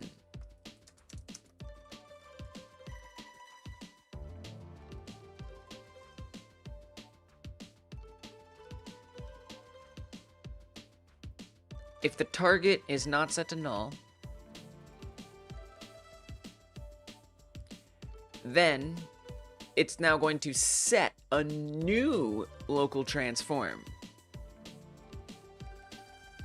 So that is to say, if there's something to aim the arm at, the skeleton, the global pose, the global pose override, we're gonna actually change, we're manipulating the transform. So we manipulate it by the bone ID, the pose, which is a transform 3D, which is just a vector 3. Oh, it's a matrix. Okay, so we're redefining that, and we're redefining it based on the local. So we're saying override it, and the amount is the interpolation strength that will be used when applying the pose. Persistent determines if the applied pose will remain.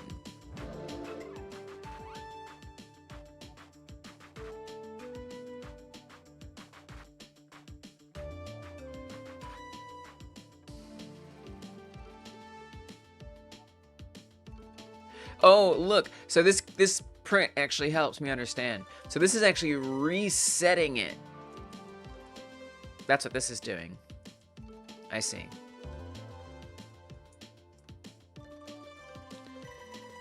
Resets the bone back to starting position. That's what this is doing. Got it.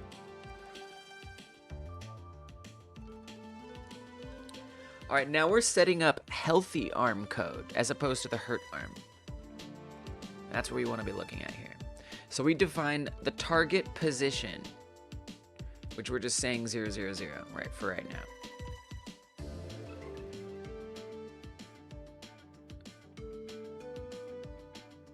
I'm a little confused. Oh, yeah, so we reset. Okay, so we define that depending on if we're grabbing, which is what we're interested in.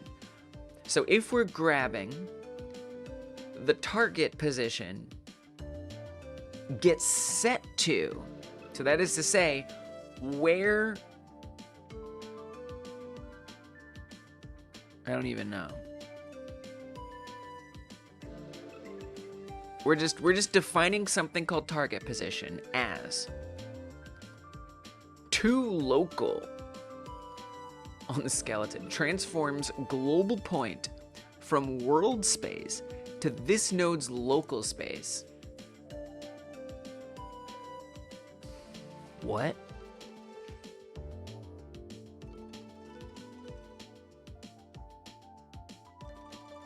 So it's saying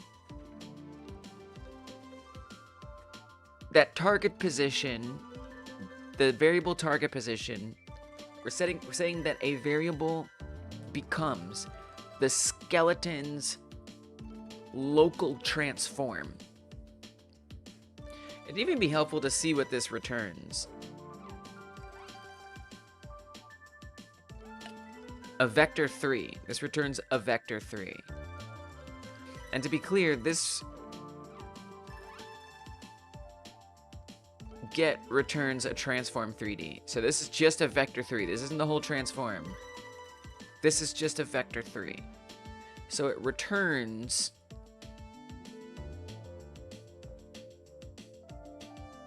I guess this is position. What is global point?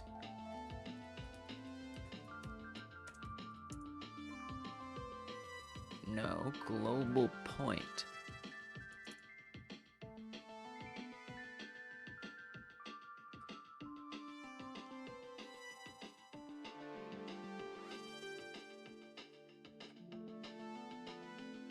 What is a global point?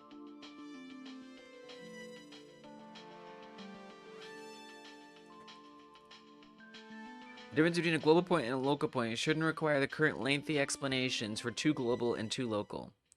Well, I mean, you're going to get an argument from me. What's up, Anthony? Hopefully not missing the point. But global point is the position relative to the scene.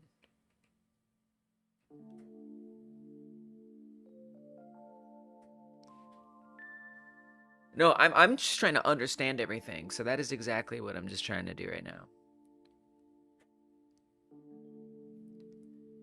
The position, so it's a vector 3 position relative to the scene. So, I mean, is that just the origin? Is that just 0, 0, 0? So if the, okay, local position will be based on its position to its parent. So then what it's saying is,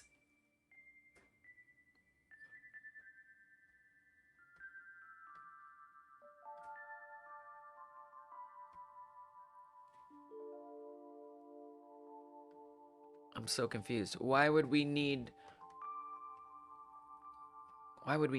this? I'm so confused. Why not just get the scale? Why not just say, and what does it call with? A global point. So we're assigning the global point. Okay. So the global point is not 0, 0, 0. In this, thank you, Anthony. That was so helpful. Really helping me. Let's give Joe a credit there, too. These credits entitle you to no compensation, but they do entitle you to a credit in the game. Alright. So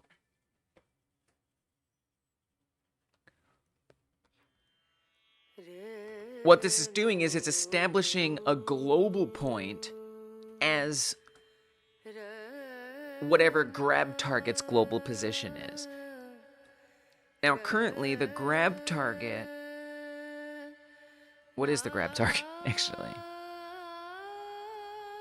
Pray tell.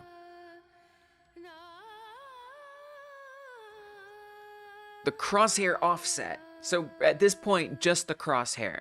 So the crosshair itself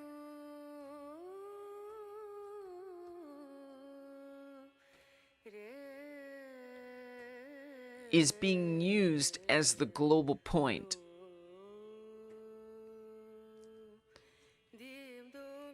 So the cursor, essentially. The cursor, which we have the option to offset.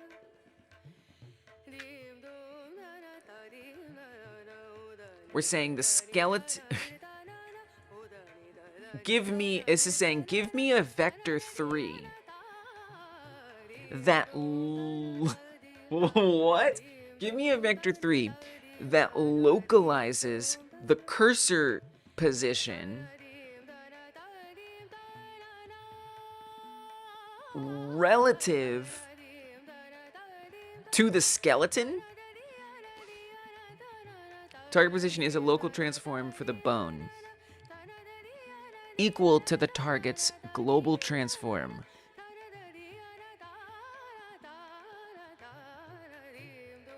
Converted in terms of the skeleton's local transform. In terms of the skeleton's local transform. This is nuts. Maybe target transform is a better variable name. I like that. I'll refactor that. I'll refactor that all day.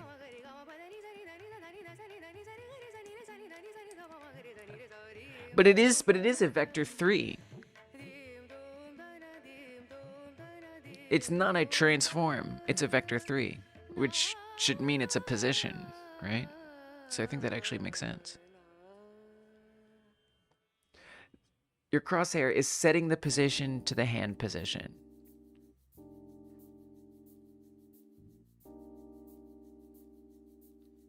The crosshair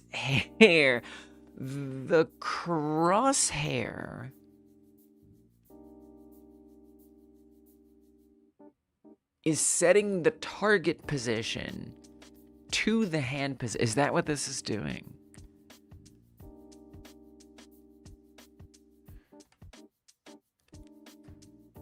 Well, that just says skeleton. It doesn't even say hand. It just says the entire skeleton. The whole armature entirely. It's not even like a specific bone index. It's just the skeleton. But yes. So what happens is when the cursor moves, the bone follows the cursor.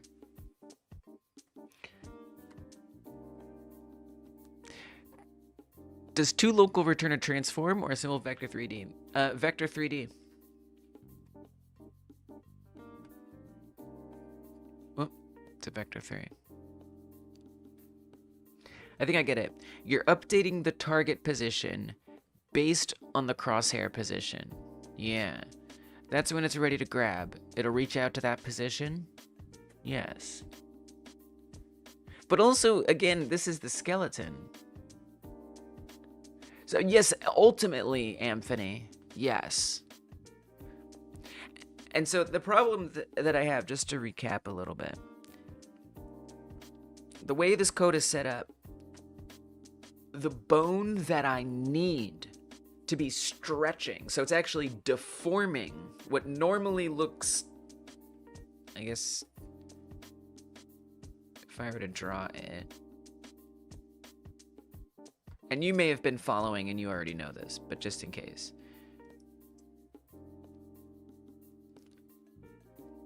Let's do the circle. So if this is the arm normally, what this code does is it actually is stretching it out. And it's stretching it at the point of the bone.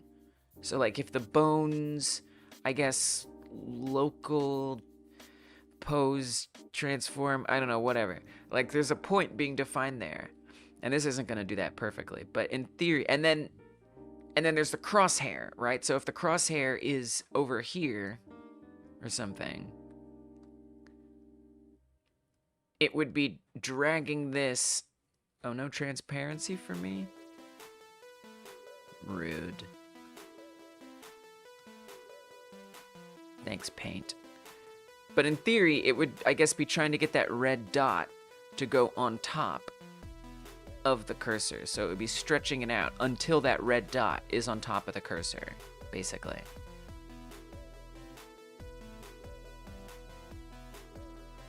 That's what's supposed to be happening. But the problem is, I want that red dot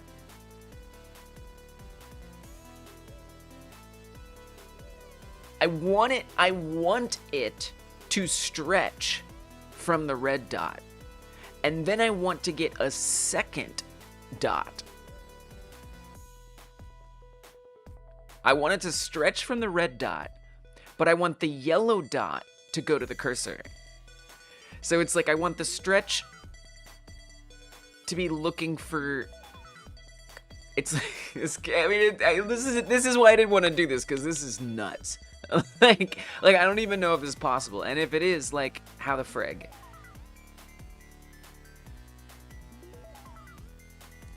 You know what? I think I'm gonna open a better program than Paint, just so I have a good visualization.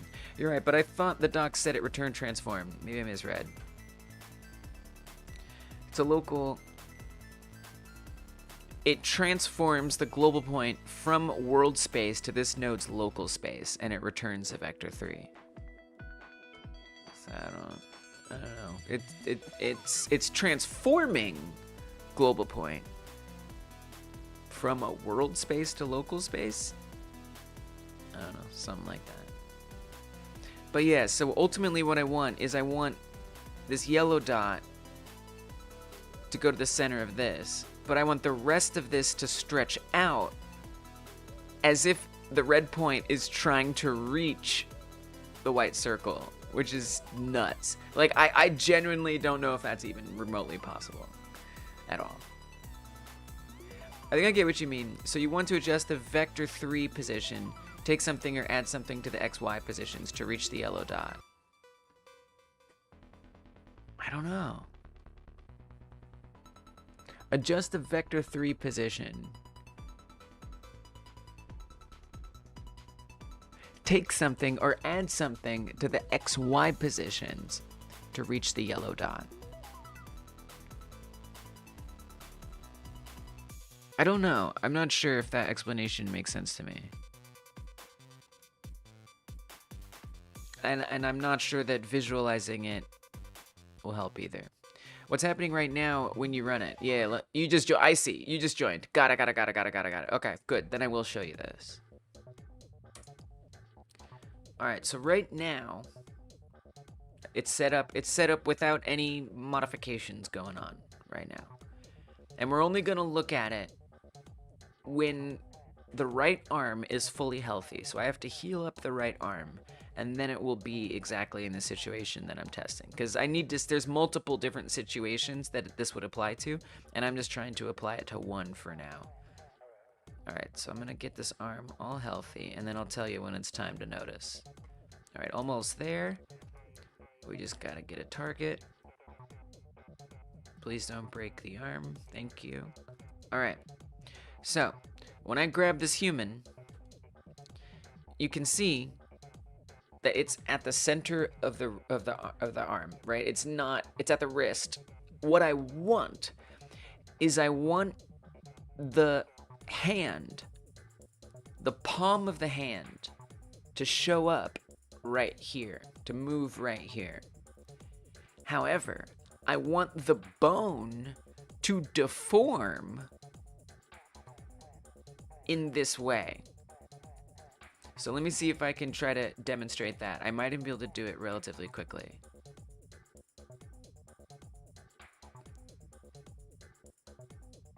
Yes, extra index. So if I set this extra index to 1 and I grab it, look what happens. So the bone index that we're usually using causes the target point to be at the wrist. However,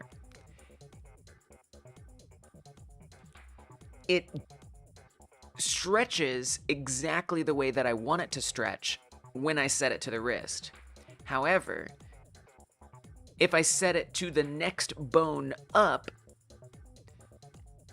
the point is exactly where I want it.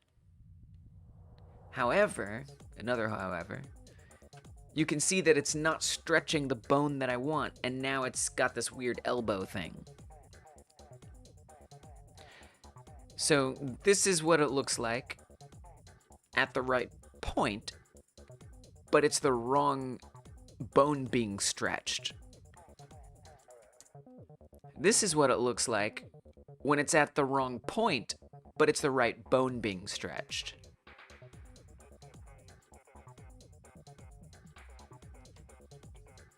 And so the yellow point, if I set this to this way, the yellow point is right there in the palm if we have that next bone up.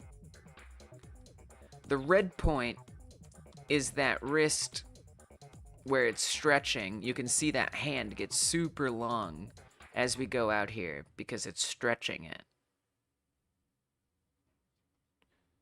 Progress? No. Not true. No progress. Zero progress. Absolutely none.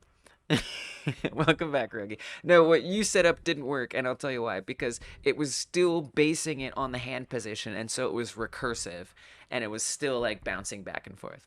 Your Ryzen leftover soup was amazing, at least. I love it. Progress. I mean, we're understanding. Oh, Dungeon's got a member thing. We definitely have a better understanding of things. So here's the thing. This is incorrect, right? That's why this isn't progress. Because as you can see, the deformation looks stupid because there's that crick in the arm. This is the right point, but it's the wrong bend. So, and the only difference, what I'm doing between these two, the only difference that I'm doing is I'm changing which bone index is getting all of that code that we're looking at applied to. So instead of this wrist bone, if you will, it's not really a wrist bone, but it's logical to say that. So this wrist bone stretches exactly as I want in a straight line. This is great. But obviously, it's not at the hand. Whereas if I set it to the next bone up, it's at the right point, but it's stretching it in the wrong place instead of that entire arm. And so what I want is to have the hand, the palm of the hand, move to the same point that this bone has, but I want it to stretch like the other bone. And so what I'm doing is because I've given up on the offset thing. Even though I know there's an answer in there somewhere to make it work, I feel like we're going to be going around in many more circles than if at the very least, and maybe it'll help make more sense, if I go through what the heck is going on to make this whole system work. Because I don't understand what makes this work. Someone in the chat gave me the code to make this work, and they themselves got it from the internet. So I don't know if anybody understands what this code is doing.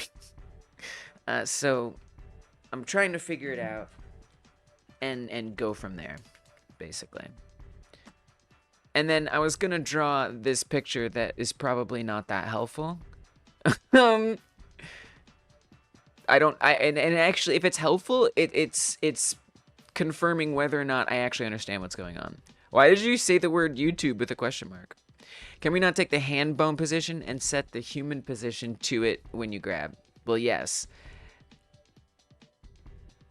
Yeah, so definitely we've tried all this. I'll show you what happens. So you want to take the hand bone position and set the human position to the hand. Well, so I can do that, but then the cursor is in the wrong spot. Does that make sense? And that bothers me because it feels wrong as a player. It's giving very poor feedback because the cursor isn't actually at the same place as the hand at that point. But I'd be happy to show it to you. I just have to restart the game. So if I switch this to grab, target, offset.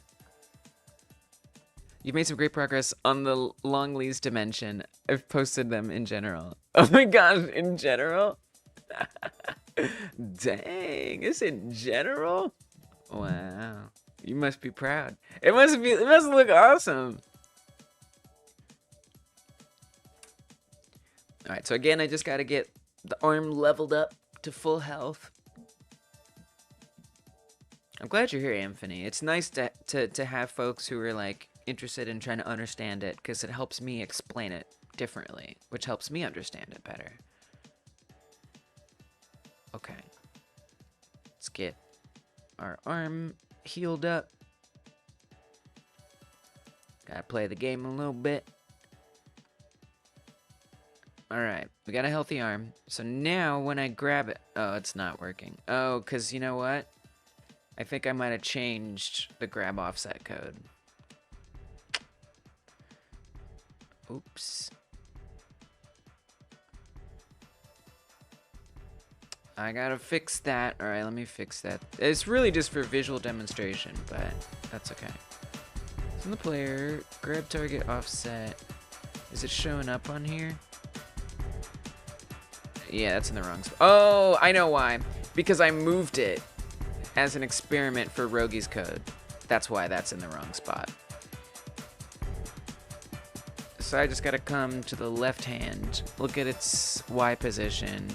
Not that. It's constantly moving. Marker hand left. This one. 0.922. And I just gotta come to the other side. Don't worry, it'll work in just a second here. 0.922.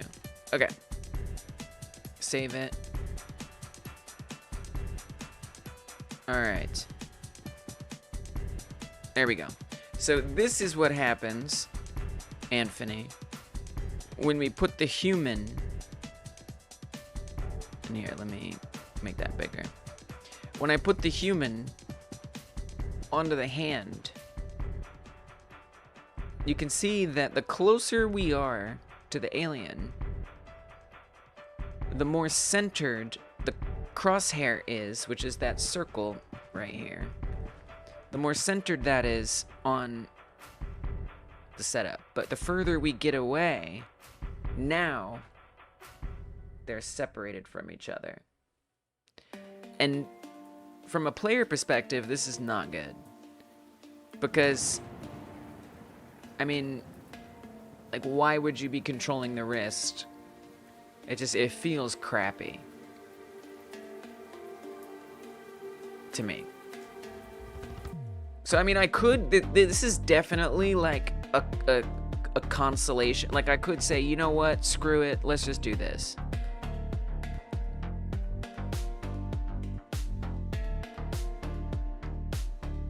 But it feels really bad to be controlling the wrist instead of the hand. So that's why I want the hand to be moving to the cursor in the first place. But I still want it to deform as if the wrist is the center point, kind of, I guess. So yeah. The reason part of the reason why this gets so awkward is, and I could change the way the game works to make this less awkward, is the score dunk, that orb at the top, is looking for the collision of the human. And when that collides, it absorbs it. However, the mouth of the alien for eating humans is not looking for the human. Instead, it's looking for the cursor if you're grabbing something. So that means I have very little space in between. I gotta make sure the head of the human and the bottom of the cursor are right in between that orb and the alien's mouth, or else I accidentally push it in one versus the other. So I could change that code to, instead of checking for the cursor to be on the alien's mouth, check for the human to be on the alien's mouth, and that might feel a little better to the player, me at this moment, to have to be controlling the wrist. That is a valid concession if I can't figure this, if we can't figure this problem out. But it still feels silly. Like, why do we control the wrist? Like, there's no good reason to be controlling the wrist other than I'm having a hard time figuring out how to control anything but the wrist without it looking goofy. So yeah, that's all of that noise.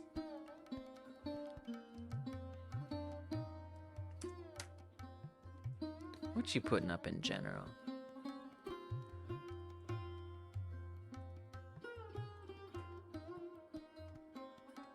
What chaos have you brought upon the Discord? I recorded this video with my phone, but not really.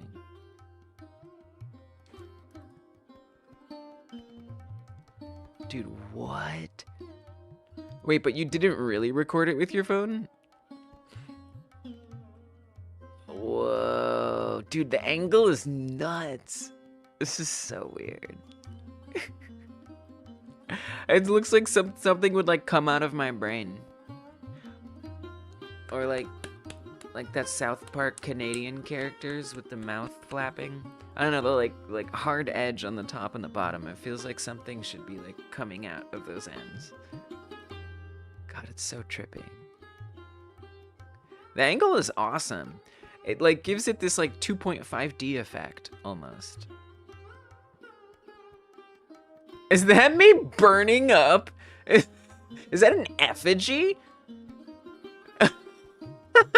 I mean, wow, I never thought I'd see the day.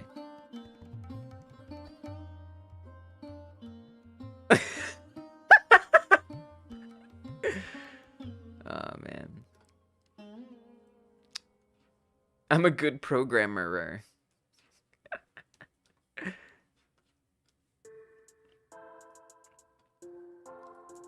So, you know, look, I don't know how possible what I'm doing is. I feel like, so that's why I'm just going to go through this code and just see if something jumps out.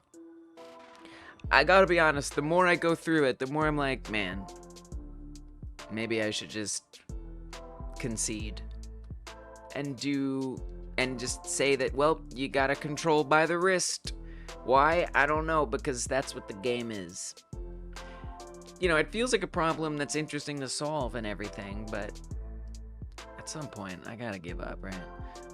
Alright, so because I have no chill, I am going to try to draw the concept of what I think is happening. And if that's not what's happening, it'll be helpful to realize that. So, like, we have an arm, right?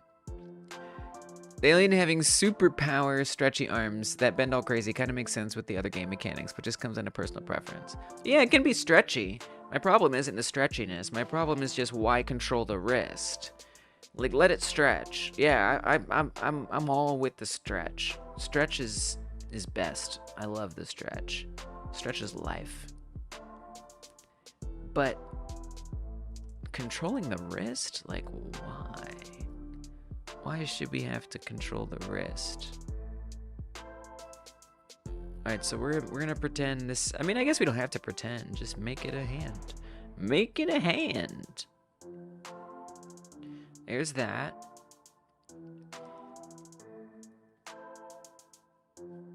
And then if this is the stretch point right here, and this yellow's not gonna show up that well. Let's make it blue. Doesn't show up very well either. Doesn't show up very well either. Jeez. Alright, fine, yellow. If this is the point of contact that I want, that yellow dot, and here's the cursor, Oh, we need to put the cursor on a separate layer. Right there.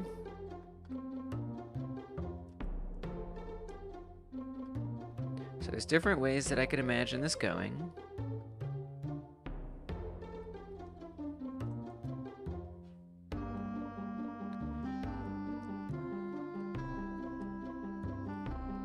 Oh, here, put the stretch. Oh, okay. Thought it was gonna let me move the center point. Whatever. So it's like right now it's stretching like this. Right? That red, it's saying red point, go to the cursor when I move the cursor around. But instead, I want it to stretch like this. But I still want the red one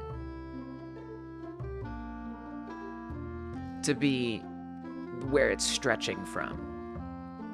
That's what I did all that for. Does your healthy arm add an additional bone?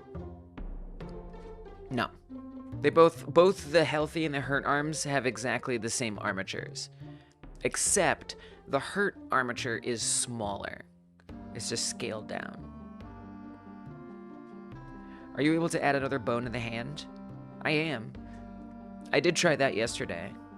It yielded no positive results. Because the stretch is not going to do the entire arm.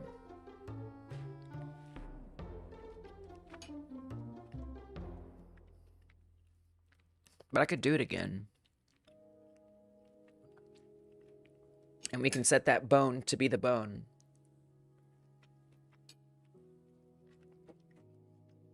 It's a bit of a mess.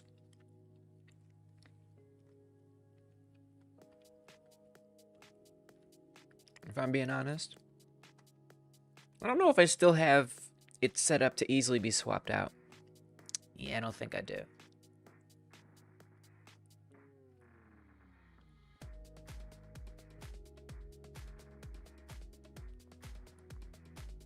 I might just be able to update extra index. But like, I can add an extra bone.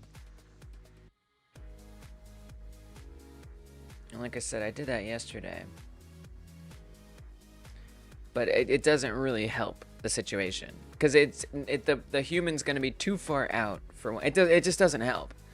I don't know what to say. It's not going to make it better because we need to be going that way, not this way. I'm not even going to do it because it's not going to help. But I can do it, technically. And I mean, I guess it depends where I add the bone as well. But here's the other problem. I can't mess with it on the inside. Is it a scaling problem? The same arm just scaled differently? What? What do you mean? Because it'll mess up all the animations. What do you mean? Is what a scaling problem? Is what the same arm just scaled differently? What? What are you talking about? So the alien is set up with 2 armatures with 2 sets of every mesh. So there is, except for the torso, there are 2 arms, there are 2 legs, well 4 actually, and then there's also 2 heads. And so all that happens when you take damage is the healthy one disappears. But again, we're not even dealing with the hurt ones right now. We're ignoring that. Because everything that I do to the healthy arm, I can just apply to the hurt arm. So I'm just working on the healthy arm for now.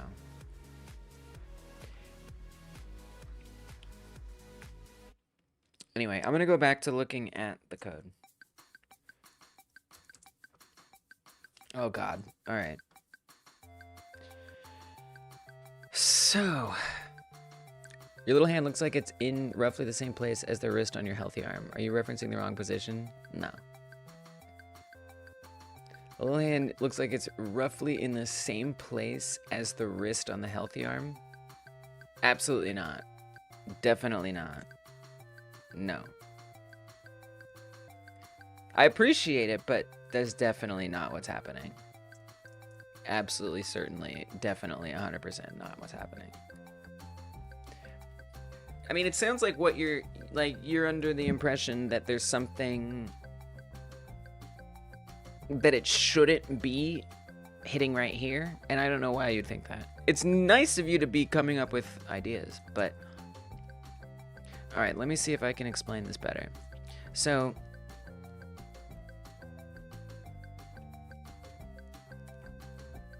in the code, and to some extent you're gonna have to trust me here. I can show you, but it's just like a lot of work, but I can do it.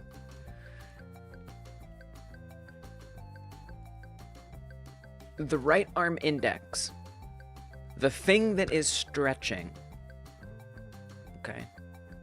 The healthy right arm index, the thing that is stretching, is bone 12.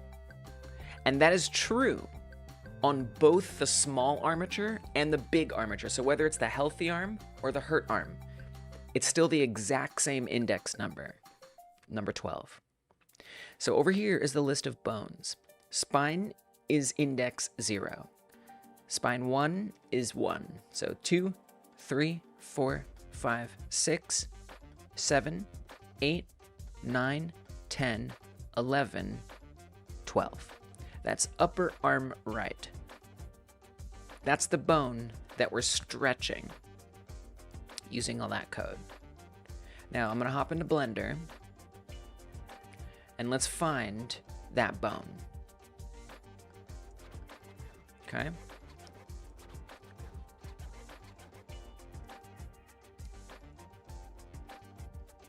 Okay, here it is. So upper arm right. Right, if I click, look in that top left, if I click on any of these bones, you can see that name changes. Now if I click on this one, it says upper arm right. That's bone index 12.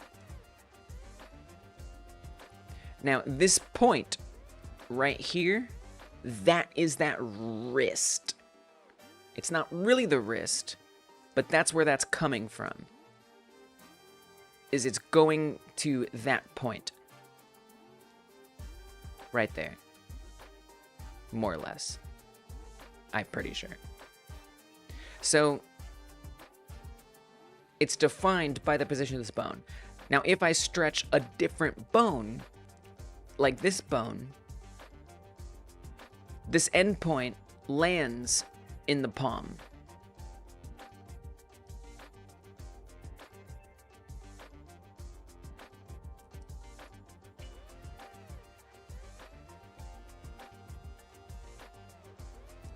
Kind of hard to see. Let's go to wireframe, or let's do this. I mean, it's strange. It's very confusing because that isn't in the palm. So that also confuses me to some extent because this is the bone that we're stretching. If I move it up one bone, which is this one, the forearm right. If I move it up to that bone, the target that it hits is actually right in the center of the hand for some reason, if you remember. So, but it's then going to be stretching it in a different way. I don't fully understand. That's why I'm trying to go through this code. But what I'm trying to show you is that there isn't any, and I'll show you in the code, there isn't any mix-up between which armature is being applied. I know this because the hurt stuff wasn't even implemented until recently, and everything was behaving exactly the same. So there never used to be a hurt armature, and everything looked the same. But I mean, we could go through all the code and I could show you that there's never a confusion between the two, but it doesn't really matter because again, the bone index is exactly the same. I see what you're saying, and like, you know, unfortunately, guys, you know, it's not a problem, and it sucks. It's not a problem that like somebody who's working with me, watching me work right now, can easily look at and solve. I wish. There is the GitHub repo. Link in the description box to the GitHub repo. But I know that that's something most folks don't want to do, and I don't blame you. But it's really the only way that I think someone could actually understand what's going on. Because I can only explain it so well. And I'm not great at it. Alright, so let's come back to the player. Here, let me hide that little mesh just to avoid confusion. Okay. So this is with the upper arm right bone. Bone 12. This is upper arm right stretching. That's what this is. Now if I change that to the forearm, I'm gonna literally, this is what this export value is gonna do, is it's gonna add one index onto that bone. So instead of being upper right arm, it's going to be forearm. So I'm gonna, not two, we can do two, but I'll add one on there. And so now you can see that it sits right in the palm of the hand. I mean, it's quite strange. Now that I even look at it, I'm glad that we're explaining it, because it's really friggin' weird. Because it looks like the point is actually right here. But we're not interfacing with the bone hand right. That's not the bone that we're using here. Right now, we're acting on this bone, forearm right. That's bone number 13. Is this one.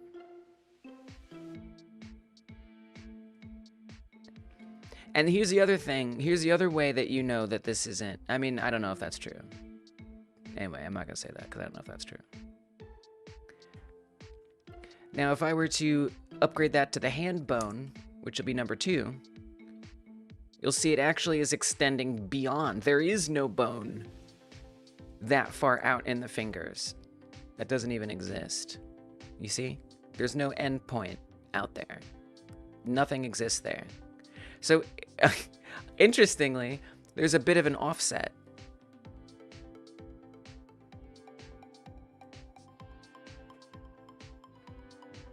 So there literally is no point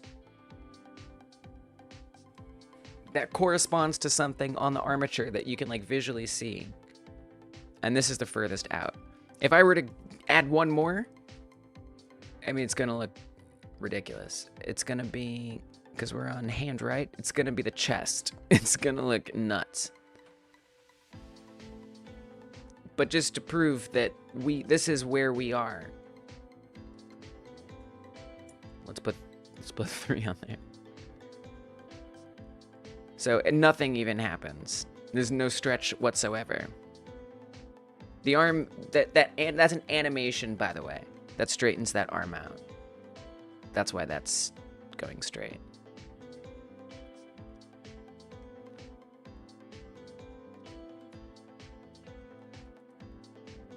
Might as well just keep playing with it until it looks nuts. But you can see that it's not working on the arms anymore. Okay, there's like the leg. So now it's down to the leg.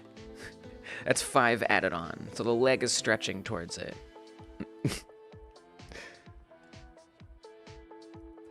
Let's do probably another leg bone. There you go. The other leg is stretching out after it. It's probably like the thigh or something, or the hips. And now we got a foot going after it.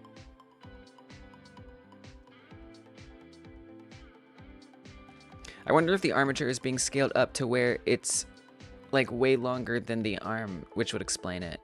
Yeah, possibly. True. Yeah. That might be what's happening. Maybe it doesn't scale equally. I think that's why we should keep going through the code, because maybe somebody will understand it better than I understand it. What if I put like a negative? That'd be friggin' weird. So that's the shoulder. You can see the shoulder literally detaches if I do that. Now we're just messing around, choosing different bones. That's the other side. And there you go. So there it's still at the same tip. If we use the left hand bone, it's still right above the fingers in that same spot. Can you debug log the scale of the remaining 3 bones as you adjust them? Whoa. Yeah. Well, in order to do that, I would need to continue to understand what the frig this code is. You tell me. You tell me if I can do that. Let's go through it and see if we can understand this code. Again, I do, and look, no pressure intended, but I do encourage you. I'll put a link. I'll even put a link in the chat to look at the code yourself. You may not do it, and I won't be upset. I promise. But I'm at least gonna do diligence here and link you to it. I'll even make sure it's the latest version. And I'm gonna link you to it just so if for whatever reason you have the interest, you can look at it. And it might help somebody, help me, help themselves, help each other. Maybe not. All right, I'm about to update this on GitHub.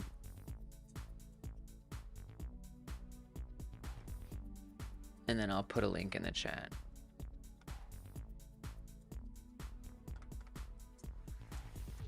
Arm stretch stuff, still experimenting, mostly normal.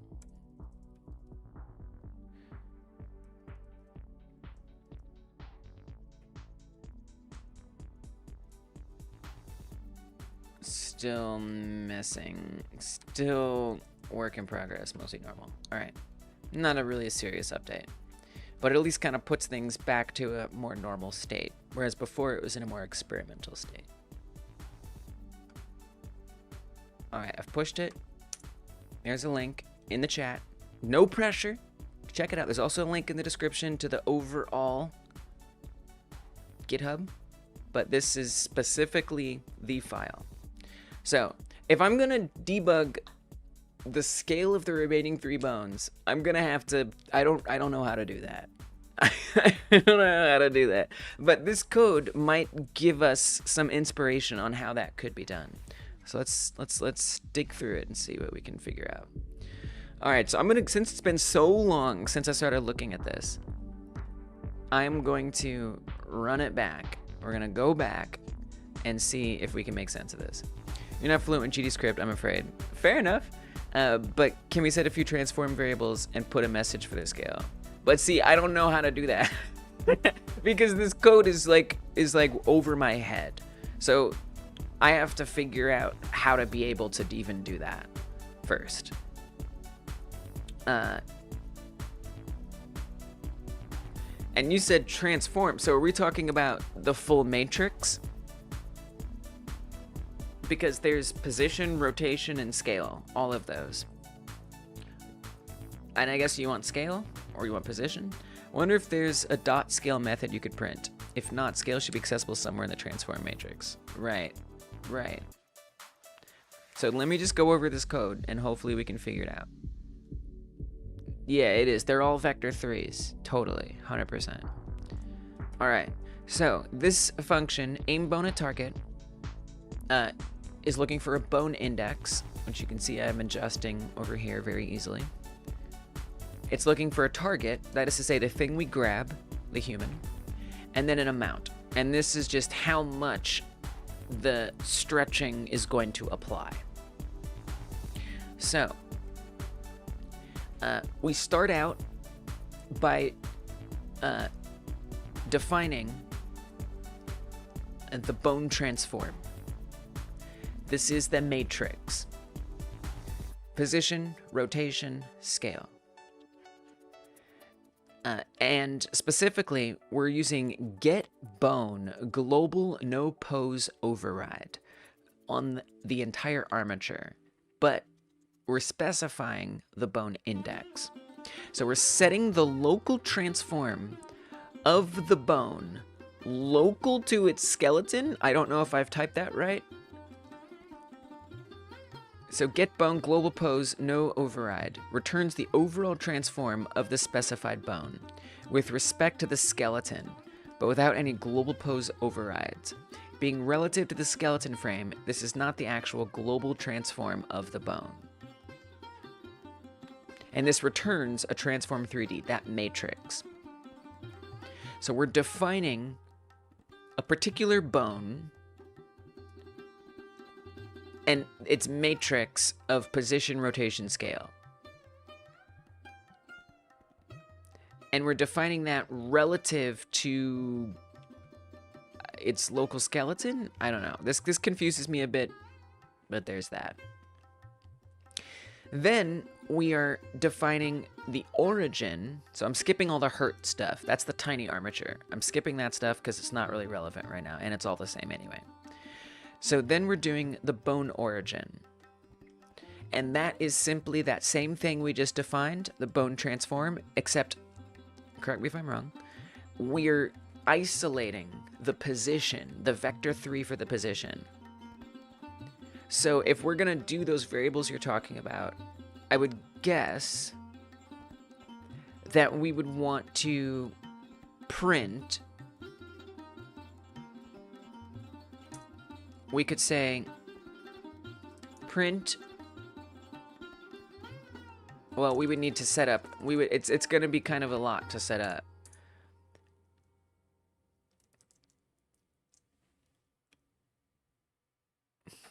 But I would need to say, probably the easiest way to do it, it's not that easy. It's gonna be messy. It's gonna be this is what you're asking, Anthony, is a lot of work. I can do it. I can do it. But it's, you know what? I'll do it. But it's definitely going to be a lot of typing. But I'll do it. So we'll establish a variable for bone transform previous.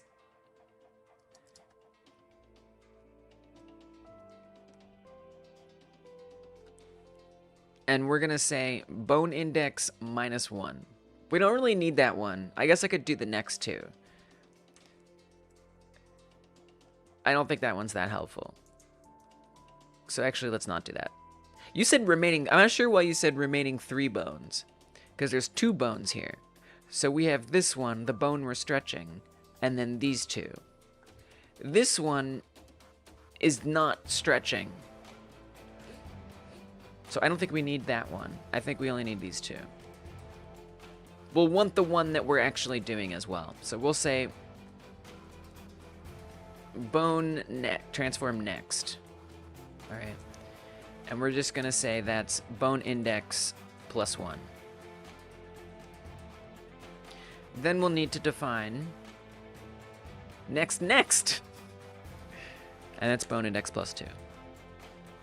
Okay. And you specifically want me to do the scale. So then let's say variable bone transform next origin. Bone next origin.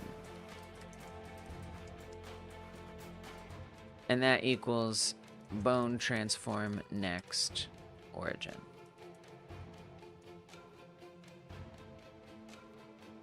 Transform.basis.x.length, for example, gives us scale in x direction, I think. I think what you're trying to do is inverse kinematics.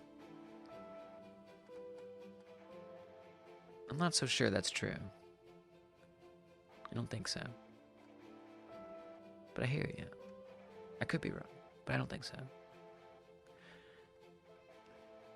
I mean, like, ideally, yes, but Godot doesn't have inverse kinematics, and I would have to set that up myself. And, I mean, it would just be a completely different... This would all get thrown in the garbage, and we'd have to do it all over again in a totally different way, I think. I hear what you're saying. That would be a way. Not sure if it's relevant to what you're doing now, just for future reference. Transform dot basis x dot length gives a length of scale. I see. Noted. Yeah, well, we do. I mean, we didn't ever get through all this code. But there's basis stuff down there. We didn't even get that far. I would like to get that far. But let's do this first. We're going to be doing this all night, y'all. All right. Bone transform next. Bone next origin. We want to say bone next origin.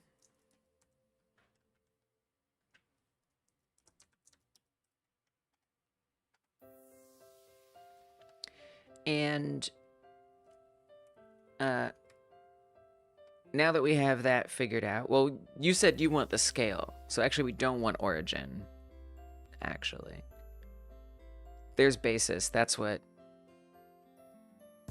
Joe was talking about. Rotation, scale, and shear. So that's a little tough. You said dot x dot length. Basis. I don't know if we want x. I don't even understand. So actually, Joe, you're right. We do need to do this, but I don't know how to do this. I'll tell you what. Let's go down. I bet it's in the code further down. I wanted to go through it step by step, but we'll do here. Okay, here. I'm really feel like this is something we really should look at. Get scale? I don't know about that. I don't think that's gonna work. That's just a guess. I don't think that's gonna work though.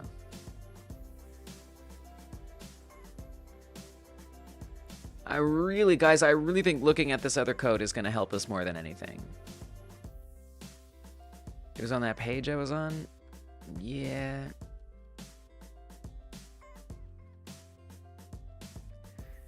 Oh, guys, I feel like we're going down paths that aren't necessary. I gotta be honest with you. I really do. I really think, in my opinion, the best next thing is to keep going through the code. But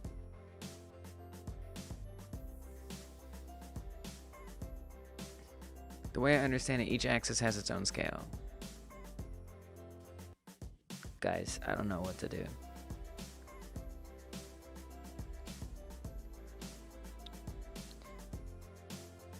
Oh man, I really think we should just look through all the code.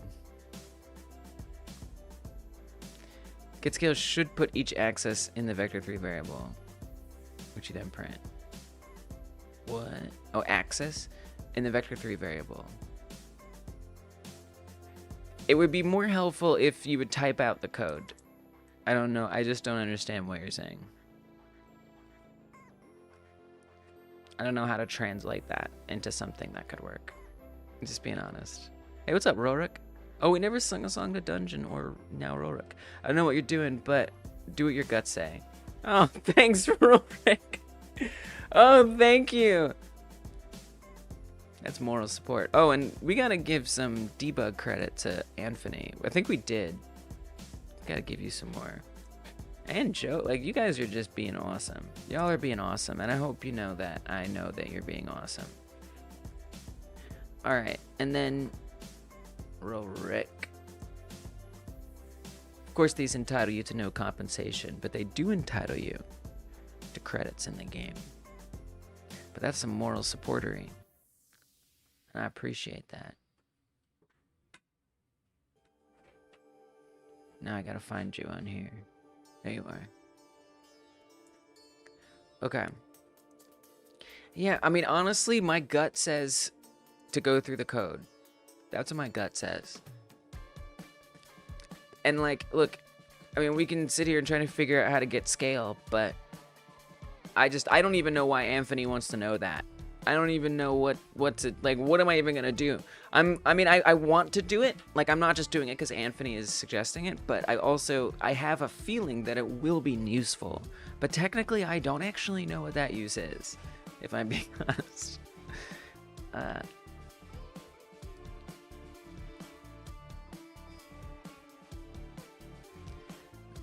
So I don't know. I mean, I hear you with get scale. Oh, basis get scale. Returns the length. Okay, I found it. Returns the length of each axis of this basis as a vector 3. If the basis is not sheared, this is the scaling factor. It is not affected by rotation. If the basis is not sheared. Can't hear Grandpa go, dude, it's going to be awesome. It's going to be hard, but awesome. Print my basis get scale. Okay, I think that is what we want. I think when you're stretching the shoulder, it's also stretching the other two child bones, which is causing the offset to stretch away from the cursor. That makes sense. That makes sense. So print my basis get scale. So, but it needs to be on a basis. Do we have a basis? We have a transform, but I don't think we have a basis.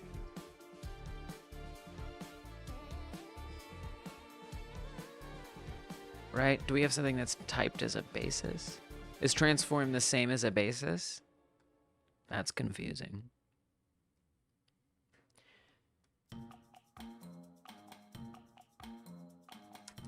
So you're saying just do print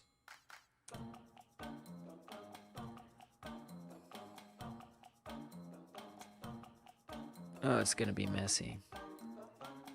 Oh man. So I guess we should put the print down here. Print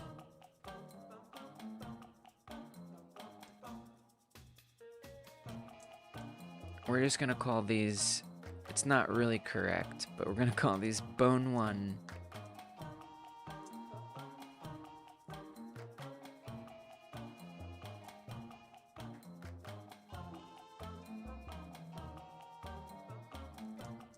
bone transform dot get scale.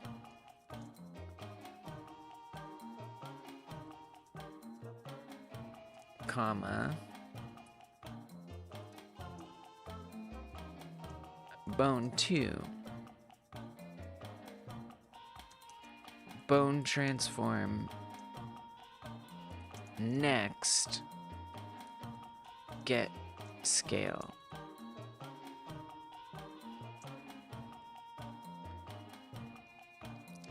Comma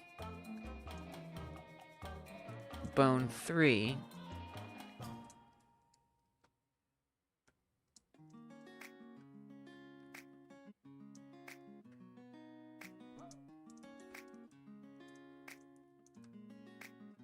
bone transform next get scale. And then so it's easier to read, we're gonna add another return and just some dashes.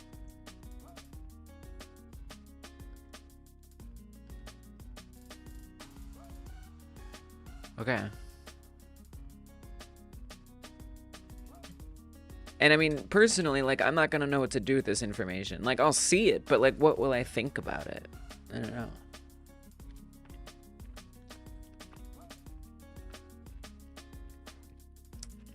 Seems like a lot of numbers. I'm excited to see if something happens. It's exciting.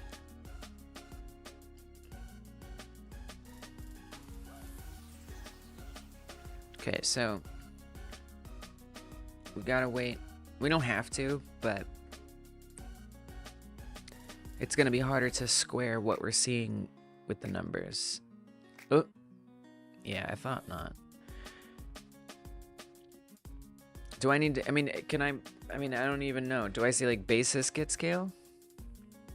Because it's not a basis. Do we do that?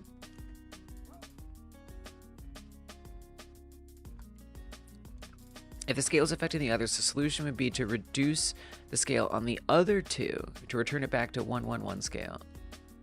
It'll be tricky. It sounds tricky. But I'm intrigued. Okay, we are printing things. It's just 111 so far. It's just 11111. Oh wait, I saw one that was different.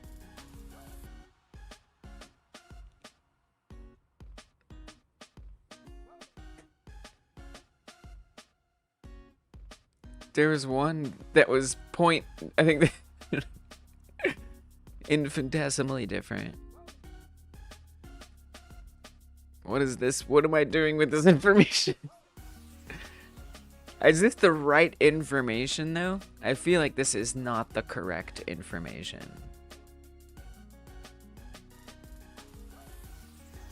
Would be my guess.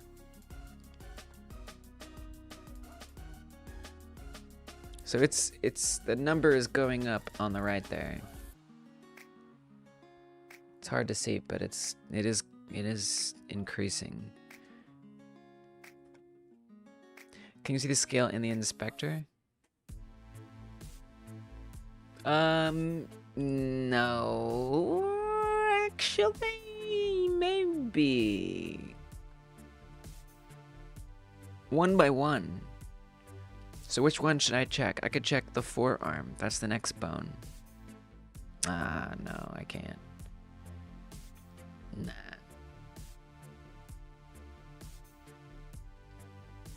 I could only see it in the inspector if I were changing it in the editor.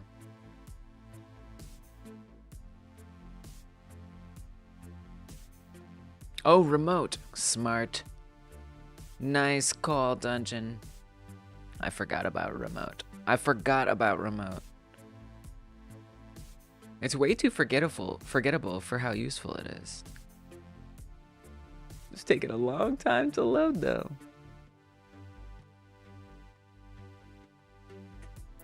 There's a lot of stuff in the node tree, so it's gonna take a while. There it is. It'll still take a while. Actually, it's not bad. Okay, player, alien,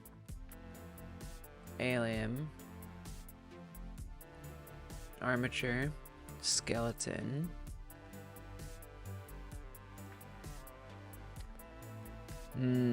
But it's not giving me the options of all the bones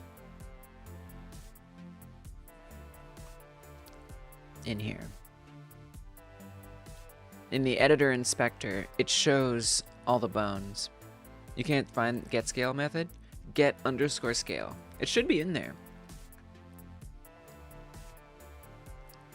It's part of basis. I was able to find it. But yeah, we don't have, because normally in local, when I click on the skeleton, it lists all the bones. And then if I click on the bone, it shows this stuff.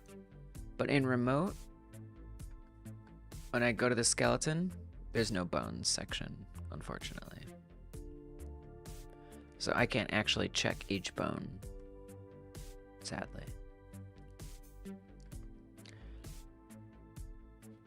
The scale should be changing. Well, I say we go through the rest of the code. I just have this powerful inkling that it is going to answer so many questions. It's going to be hard, but I think it's going to be illuminating. I stand by my gut, as Rorik encouraged me. We'll sing songs before we do it, though. It's members. It's what members get. We sing songs to members up in here. How much of the song is left? Not much. Let's back it up. All right, Rorik and Dungeon, get to your songs.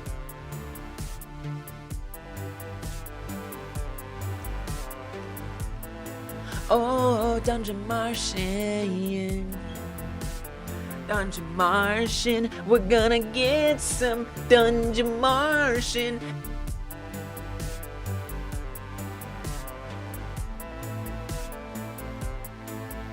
Wait, my microphone got unplugged. We're gonna get some Dungeon Martian in this house tonight. Oh, oh. Get some dungeon get some dungeon Martian. There is Martian. We're gonna get some dungeon Martian here in this house. Dungeon Martian. We got some dungeon Martian right here in this house. Right there, dungeon Martian. Oh yeah. And then there's Rorik. And then there's Rorik. We're full with Rorik. We're all full up with it, Rorik. It's a wonderful thing to be full up on is Rorik, yeah. It's a wonderful thing to be filled up full with Rorik. Oh yeah, the wonderful lick, Rorik. You're so wonderful, Rorik. Absolutely wonderful, Rorik. You're not Rick-rolling me, Rorik. You're coming on through and being wonderful, Rorik. And not Rick-rolling us, no.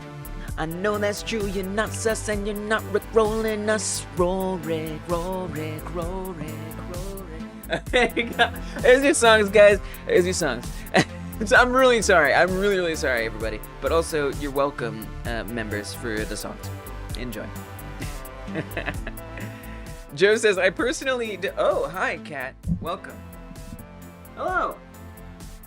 Oh, how you doing there? How you doing there? Welcome to the stream. Oh, you're a good boy. Oh, you're a good boy. Yes, you are. Joe doesn't think that scale is causing the bug, but I don't know. Yeah, I don't even know. Is it a bug? I guess it is a bug. All right. Time to go through the code, for real. Here we go. So, we're defining the bone transform. We've kind of gone over that. And it is helping us have that matrix of data about the position, rotation, and scale of the bone in question, which in this case is going to be upper arm right. And then we are specifying the position of that bone here as bone origin via transform.origin. Next, we are checking to see if there is nothing that is being targeted. That is to say, we are not grabbing a human. And if that's true, then the bone is going to return to its starting position. It does that by having a set bone global pose override, which we did the get of that up here to fetch its position, basically, or its initial state. We're doing that right here. We're saying we are getting your pose, your transform, your 3D space. We're getting all of that right here. And then we're setting it back to the default here when we release. I think that's an important thing to keep in mind, that we're going to be doing stuff that makes it not be default. So this actually, if it's stretched out, whenever it goes back to normal, that's happening because of this right here. I think that's actually really interesting. All right. And then if it's not null, it just returns. Okay. So now we're defining for the arm. We're not worrying about the hurt arm. So this is the one we're looking at, the healthy arm. This is defining sort of what's going on there. So the target position, we're just kind of setting up a container for the target position, 0, 0, 0. If we are grabbing something, set the target position. Okay, I'm still trying to understand this.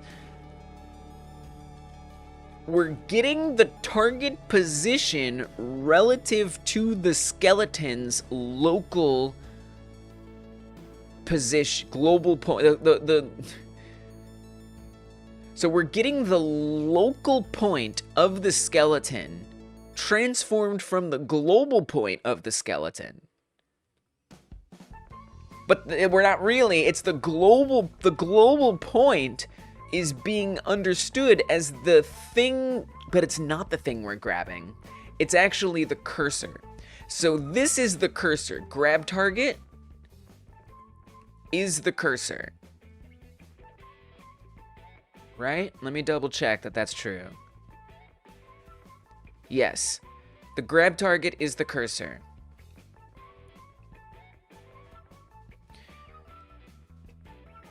And this is so wild to me to try to understand. And there's also this else statement if we're not grabbing. So this is also helpful to think about. If we're not grabbing, if we're just attacking something, it takes that same, it takes the actual thing that we're grabbing. So it's not going to the thing that we're holding on to. It's going to the cursor position. That's where the arm is going to. And it's stretching to. And the way that it knows to stretch there is because we are saying local,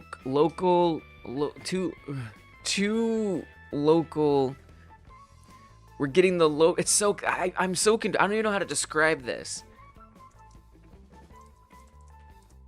How do I describe this?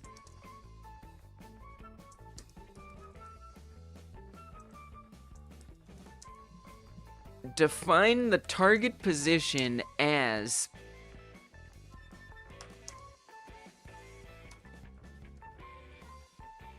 the cursor position,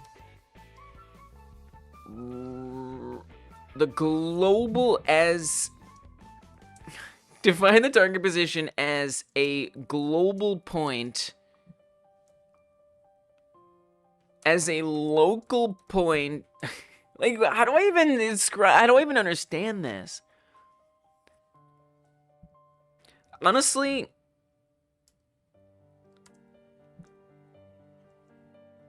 I would like to, I don't know if this is gonna help me. This, because it's gonna be missing the entire context of everything else. But I am gonna ask ChatGPT, because sometimes if I don't understand code, ChatGPT helps me a lot. It's the only thing I found it that useful for.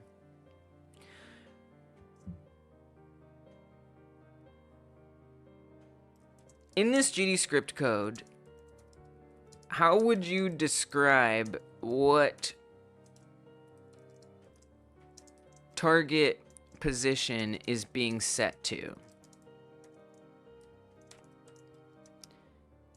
For context, in the GDScript code below, how would you describe what target position is being set to? For context, skeleton is an armature for a 3D model, and grab target is the cursor position translated into 3D space.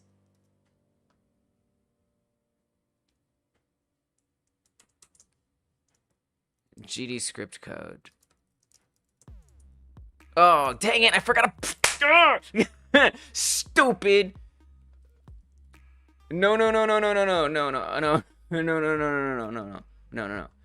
Here is stupid AI. Here is the code. The target position is being set to the local position of grab target within the skeleton's coordinate space. Essentially, target position translates grab target's global position to be relative to the skeleton, ensuring that the skeleton interacts with or moves towards grab target based on its own local coordinate system. What is this? You don't have to do this. You're not a person. All right. Oh,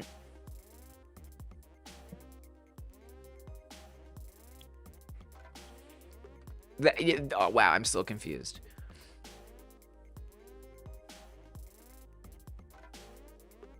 Target position translates the cursor's global position. Okay, so it's saying translate the cursor's global position to be relative to the skeleton. Joe says, in other words, the target position is the global position of the target converted to a local position relative to the skeleton. That's what you thought? Dude, I'm so confused. Target pos is the global position of the target converted to a local position relative to skeleton. All right, I guess honestly, Joe, that's a great explanation. All right. It's still is very confusing to me, but it's nice that I can actually have a description. Thank you deeply for that. That was really well explained.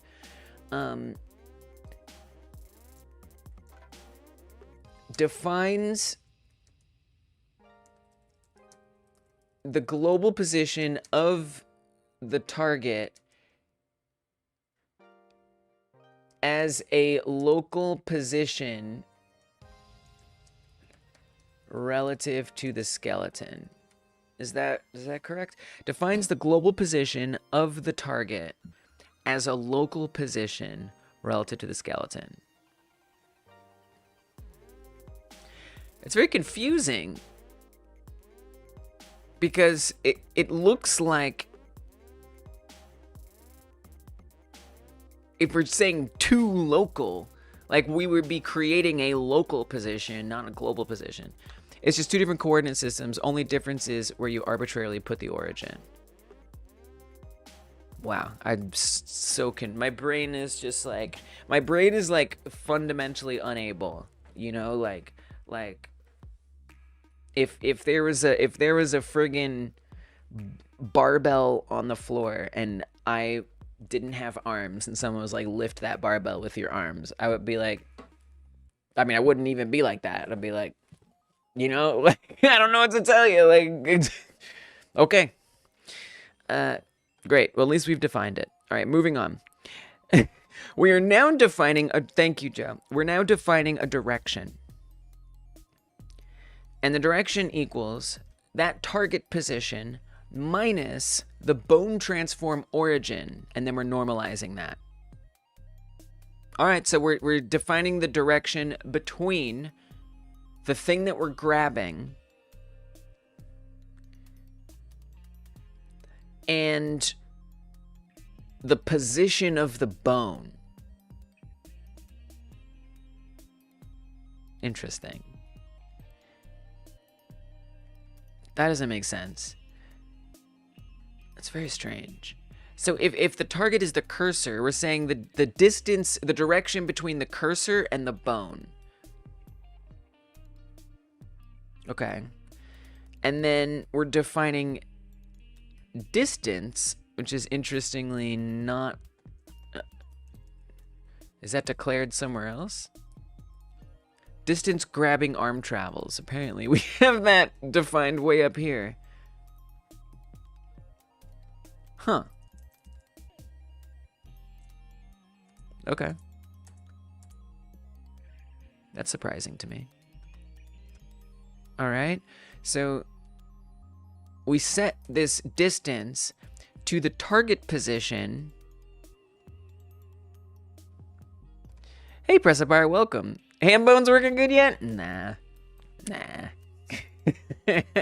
I'm just, at this point, I'm just trying to go through the code that stretches the hand out in the first place and trying to friggin' understand it and see if inspiration will follow. is what's happening. Nah, it ain't working good yet. Welcome, Pressy. All right, so we're then defining distance as the target position, distance to bone transform origin. That seems pretty obvious to me. Finding the difference between the target position and the bone transform. Got it. Then we're creating a new variable called new transform. This is a transform 3D, and it's just by default just being set to bone transform. So it's not anything new really yet. Right now it's just bone transform. We are then getting the position of the new transform. And we're setting that to the bone origin? Right, I see. Whoa. What? Godot feels the free version. Thank you. Thank you for clarifying exactly what you're trying to say. Yes. The free version. Yeah, that is exactly correct. For real. That is the vibe. All right. So we have the bone origin, which is bone transform.origin defined earlier.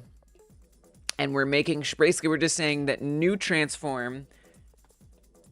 Well, but why are we even, oh, because we're not even changing bone. I don't really understand why we're doing that. Like, isn't that implicit?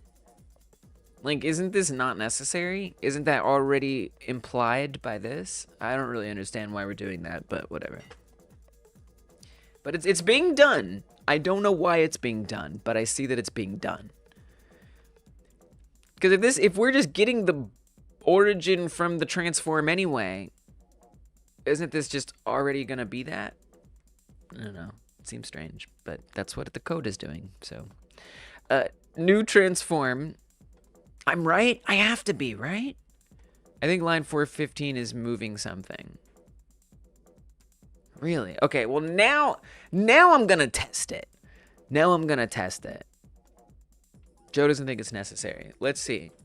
Let's see, let's get it out of there. See if it makes a difference. I just, I want to make sense of it. So, and again, just to recap, this code, I didn't write it. I mean, I typed it, but I didn't, like, although it appeared in a different order.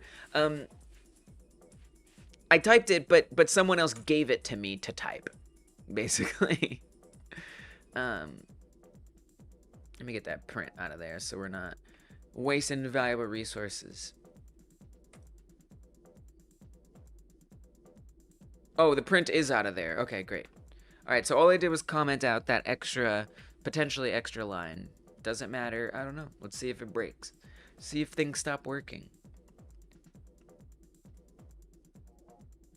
I expect similar results. So yeah, Precipier, everything's pretty much the same. I've experimented with a lot of things over the last, 5 hours.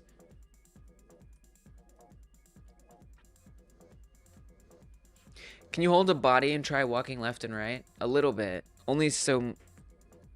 Yeah, I can try, yeah. Everything looks the same, though. Yeah, I think I'm right. I think that isn't necessary. Everything looks the same to me. So there's me going left and right dungeon. Oh, God. It's a little tricky, because I gotta hold my mouse in at the same time. No, stop! Because if I don't, it's going to drop it. Because it's going to go outside of the circle. Oh, wow. It's actually kind of interesting. It's like the arm is getting longer and longer the more you go right. Yeah. And it'll probably be the same on the left. Whoa. Oh, yeah. Wait, what? Okay, here we go. Look at that. Look at that. I'm not even moving my mouse right now. That's wild.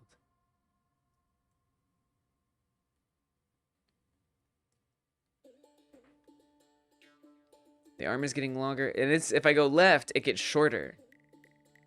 If I go right, it gets longer.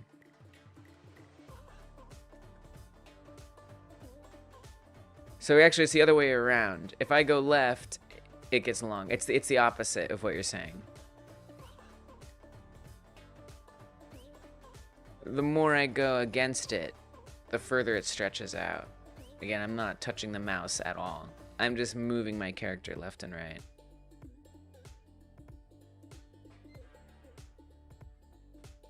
It's actually very interesting. This is really good information. The camera damping. Oh, yeah. That's right, Rorik. That's true. You're right. Totally, because the cursor... Because it is kind of cool. It is kind of cool. Because the cursor position, it's getting relative to the camera. Wow, that's wild. It's a local minus global issue. But see, I don't understand. I don't like, to me there's no issue. I just want all I want is it to go to the cursor, not the wrist, and it still stretched the same way. I will say I don't remember that like wobbling being there, but then again, I never really did this. Very stretchy arms. Yeah, maybe. Just out of curiosity, what if I comment that back in? It's probably gonna be 0% different. That was what this all was for. It was just to see what's different. Comment that back in. Save it. Come up here. Other arm there. Other arm, please. Why are you doing the wrong arm? Whatever. Yeah, it's behaving the same. No change. I don't really care about that little glitching. It doesn't really bother me. I think the left arm, right arm thing is because I'm not worried about it. Hold on real quick. I gotta use the loo. I gotta use the loo real fast. I'm sorry. Give me like 2 minutes. Give me like 2 minutes. I'll be right back. Enjoy the music. If you're working along with me, stretch your legs. We're gonna keep going through this code. We're gonna figure this out. I don't know if we're gonna make any good changes that make something different, but we're gonna learn stuff, man. We're gonna friggin' learn stuff. All right. I'll be right back. I'll be right back really quick.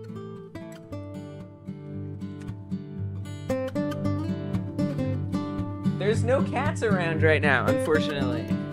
No cats! No cats! I do have a Godot plushie. I can give you a Godot plushie in the corner. That's the best I can do. Best I can do is a Godot plushie. Unfortunately.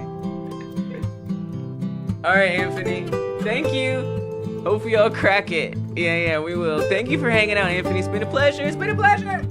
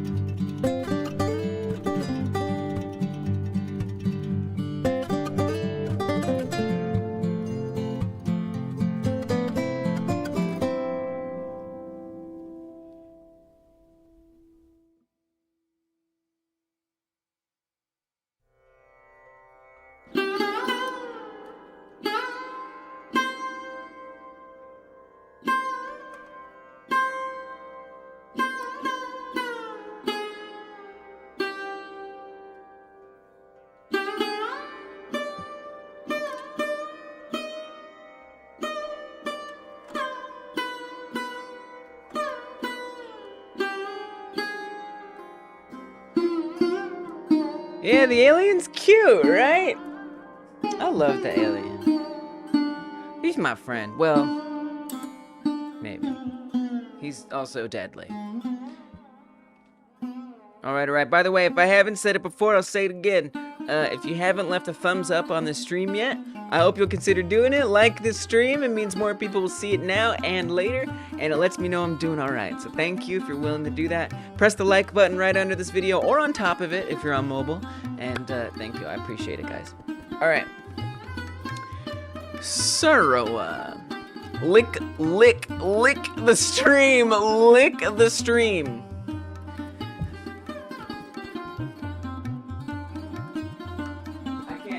I don't think I can reach it. I can't reach the stream. The Godot plush is also really cute. It is! Isn't it so cute? Isn't it so cute? The Godot head will haunt you. That's right. Will haunt you. We'll get you. We'll get you. You're gonna get got. Listen to me. Listen to me right now. Okay? Look. I know that you don't want to stream because it's effortful. But you have to like the stream. Because otherwise I'm gonna get you. Do you understand?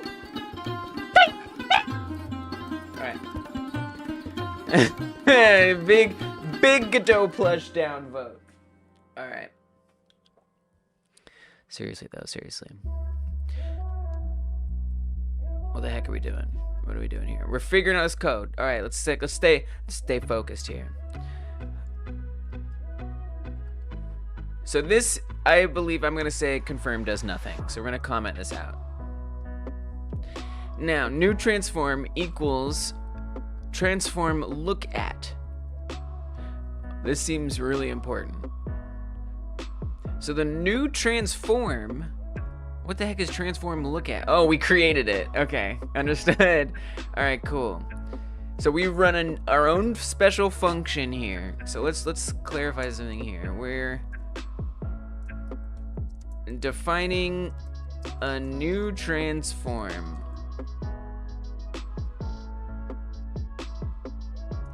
It's very strange that we have the hurt being treated differently. Oh wait, I see. I'm looking in the wrong section. Oh, so we can comment this out here as well. Okay, gotcha. All right, come up here. Defining a new transform. Then we're going to be running transform look at. I mean, we get it. I mean, I'm gonna say that just because it's that I don't have to figure out that that's something else. And then after we run that, we say the basis y of the new transform, we're multiplying that by the distance. That's very interesting, whatever that is. All right, so let's look at this. So new transform becomes, we're actually changing what new transform is. Now that we're capturing what the bone transform is at that moment, we're saying, and we're capturing it as a new transform. We're saying now we're updating it and we're feeding it in. So we're basically, I don't really I'm a little confused. I mean, I guess we might as well put this all together.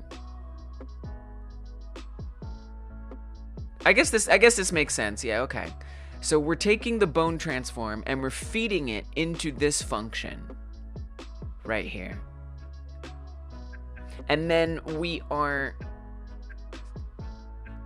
having that function set a new transform value, which is then multiplied by the distance between the target and the original bone position. So it's like we have our original bone position, scale, all that stuff. The whole well, actually, it's just the origin. What does transform look at to? Yeah, we do need to figure that out. Yeah. That's. I'm definitely getting to that. I don't know. We're gonna find out. So we have. I forgot what I was explaining. We have the thing that we're grabbing. Well, the thing the arm is. Okay, I actually completely forgot what I was explaining. I don't even have any idea.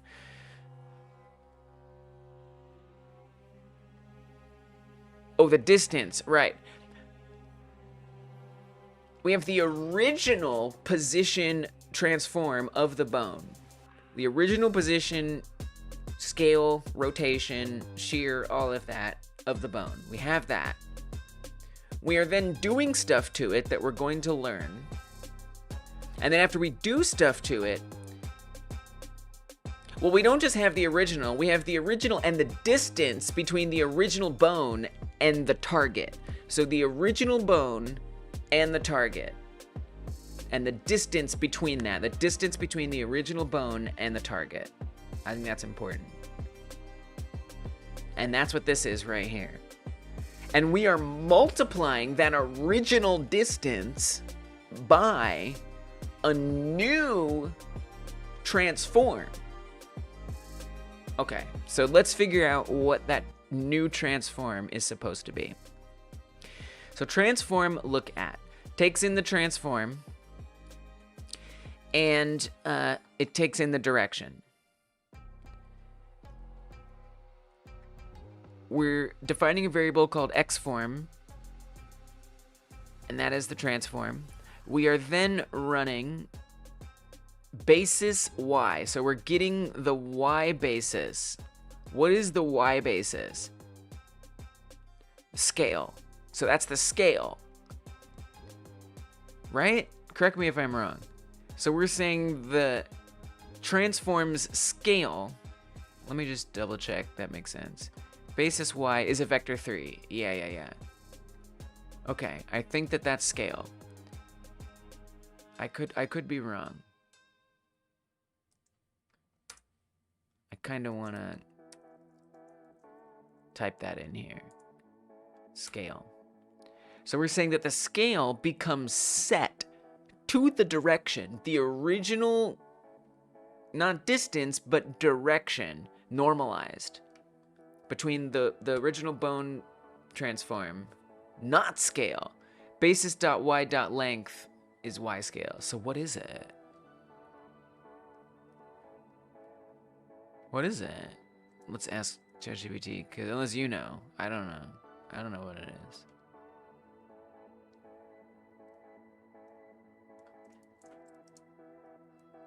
What is a transform 3D's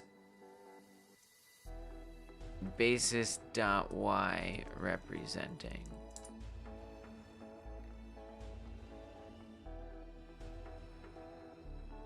The up vector, which is the second column of the basis matrix.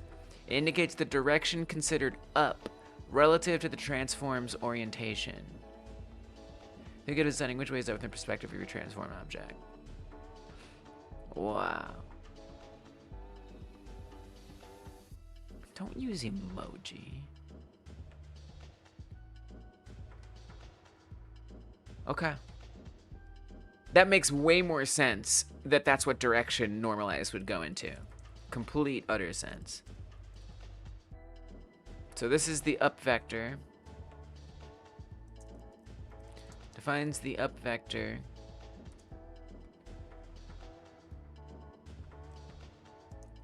And what about its basis x? I didn't put a question mark, but it'll figure it out. This vector indicates the direction considered right relative to the transform's orientation. It's the first column of the basis matrix to find the local right direction for the object. The transform's internal compass pointing right. This is, to me, this is the best use for ChatGPT, is asking questions like this. Not like, can you fix this code? Like that, it does not do well in my experience. All right. Or can you write code for me? Defines the right vector.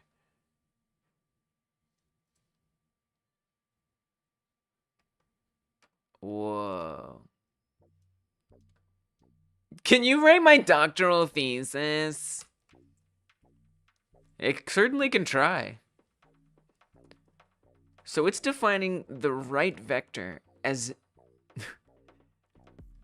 I actually kind of vaguely remember cobbling this together during the stream, where it was going the wrong direction at first, and we just made it negative, and then it went the right direction. Okay, so now, obvious next question. What about basis z?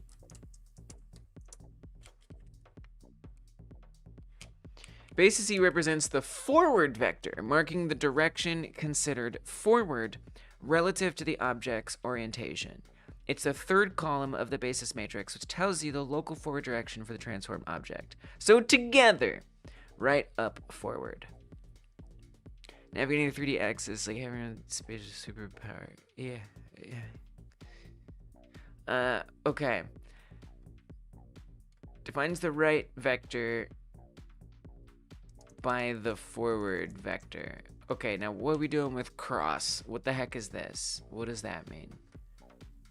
returns the cross. I don't know what cross product is. That's some trig mess, right? Something. Returns the cross product of this vector and width.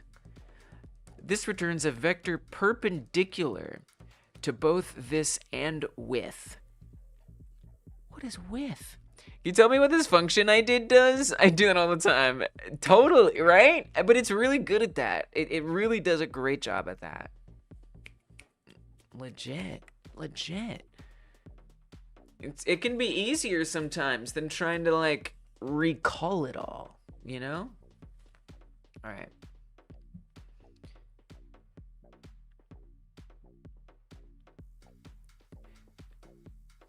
Would be the normal vector of the plane defined by two vectors. As there are two such vectors in opposite directions, this method returns the vector defined by a right-handed coordinate system. What?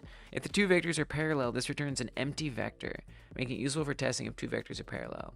All right, I'm gonna have to ask ChatGPT for a little bit more here. Can you please teach me this?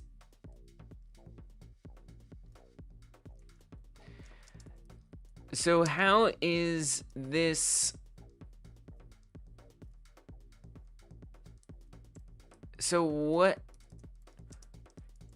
what is cross doing here? And how is it? And how does it help define what basis X is supposed to be? Direction is a normalized vector between an armature's bone transform or position, I think.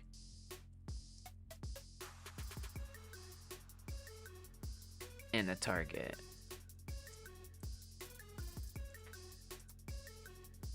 If you cross the x-axis with the y-axis, you get the z-axis, because z is perpendicular to x and y. Whoa. Joe, you're good at this. The cross product between two vectors results in a third vector that is perpendicular. You're so good, Joe. You're like answering it faster than it answers it. The cross product between two vectors results in a third vector that is perpendicular to both the original vectors. In your case, minus x form basis z cross direction is computing a vector that is perpendicular to both x form basis z, the forward direction, and direction, the normalized vector towards the target. This cross product helps establish a new right direction for the armature in a way that's orthogonal to both the forward direction and the direction towards the target. This ensures your local coordinate system remains orthogonal and maintains proper orientation. Simply put, the cross product here helps to keep things at right angles, ensuring spatial harmony. That makes sense.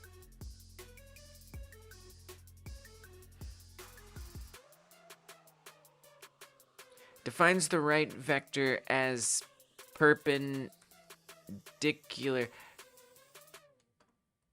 It is. It's the only thing that I bother using ChatGPT for anymore, code-wise.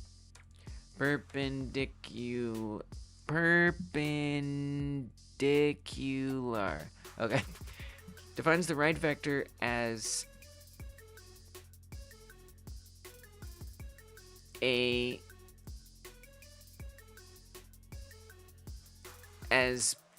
perpendicular to, wait, is this correct? To both of the original vectors. I see. As perpendicular to the forward vector and the direction. This is kind of interesting. So, I mean, it is, but I'm just mean like I never knew this. So if we have like the forward vector, right? There's the forward vector. And then if we have the direction, wherever that is, whatever, there's the direction, where whatever, just for example. Then what we're calculating here with cross, by the way, they have to cross each other, right? I guess they have, I don't really, I'm a little confused. I guess we're forcing them to cross each other. And then we find a third thing, which is like this, I guess. I guess we're like finding this here, and then we're defining that as the right vector. Is that correct? This is what it's figuring out, is that? So if the bone is facing that way and the direction of the thing we're going for is that way, then we know that to the right must be this way. I have no idea if I'm getting that correct, but that's how I'm visualizing it in my brain.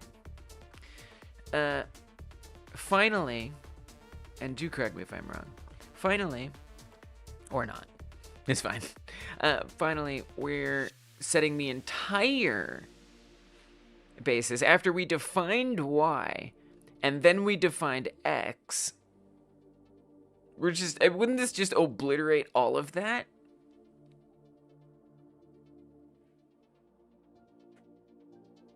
Is this pointless? Because doesn't basis encompass both y and x? So then we're orthonormalizing the basis. Returns the orthonormalized version of this basis. An orthonormal basis is both orthogonal, the axes are perpendicular to each other, and normalized, the axes have a length of 1, which also means it can only represent rotation. I'll take your word for it.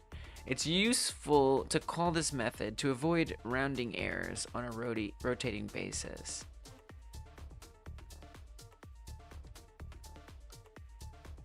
If red is Z and yellow is X, then red crossing yellow, you get the y-axis as a result.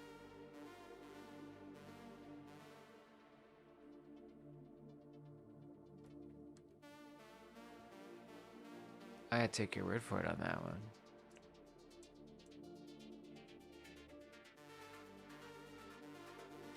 You think it is just overwriting it? Like, is anything gonna be different if I just get rid of this? I mean, I'm glad we learned all that, but at the end of the day, what is the friggin' point of any of this? Why even have this friggin' function? I don't know. I'm confused. If red is Z, if yellow is X, then red cross yellow.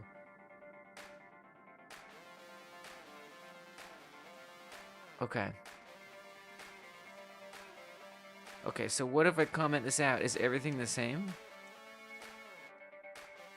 X-form basis orthonormalized. I mean, it looks to me like it's just replacing it. I don't know. I can't imagine what the purpose of defining X and Y separately would be if we're just going to redefine it as the orthonormalized version. Who knows? Maybe when we originally made this, it made sense, but then it got changed over time in a way that I obviously don't remember. That technically made that not be necessary anymore. That would be good to know. I'd like to know that. Good information.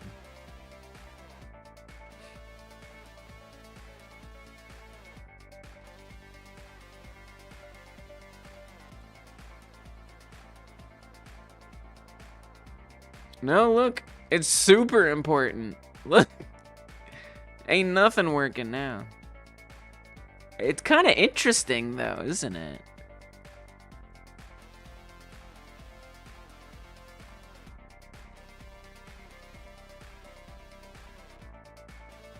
Here, let's make it bigger.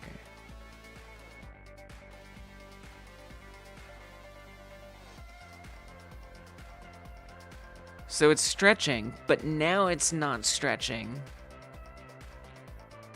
at the right direction. So we're actually still dealing with the stretch. This is kind of interesting. He's going for a handshake. Put her there.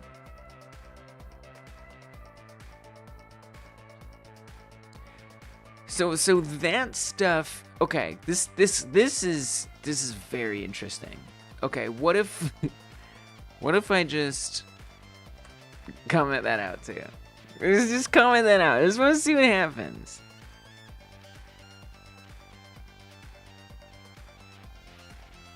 So this whole transform look at has nothing to do with the stretching? Then that makes sense. It says it's called transform look at. It's literally defining the direction that the bone points. So this is not related to the stretch. This is related to where it points, which makes me think we could potentially magic number and offset in here somewhere. You know?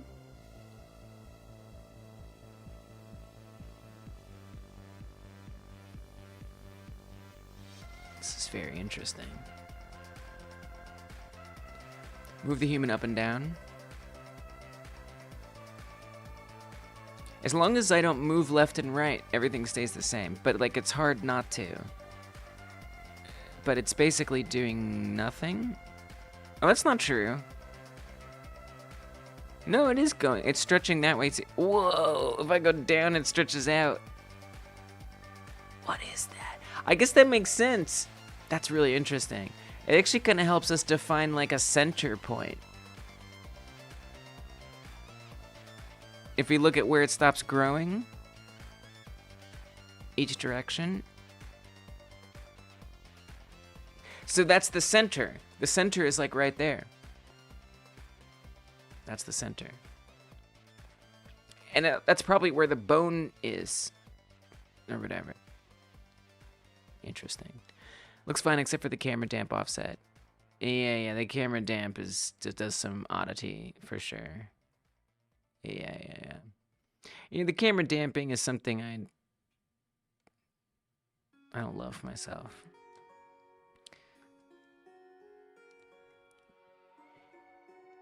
Okay, this is interesting. So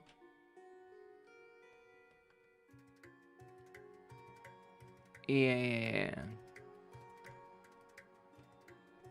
So where are we stretching it then, if not there? We do have this new transform hurt basis y times distant. Oh, that's hurt. We don't want to mess with hurt right now.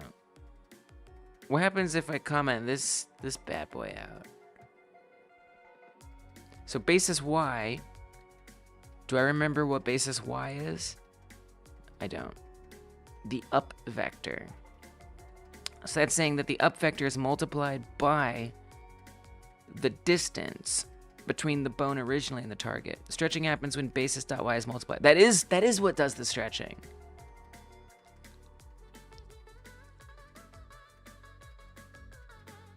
Okay, this is very interesting.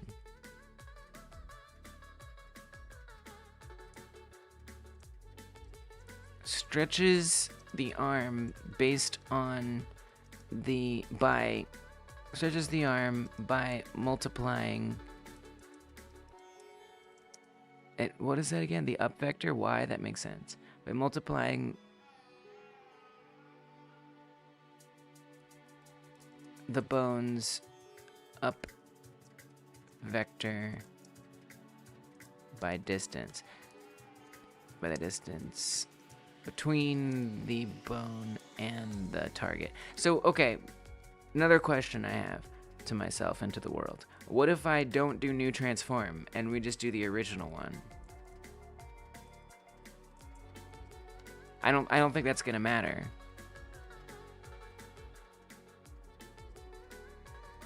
Oh, it matters. It matters big time.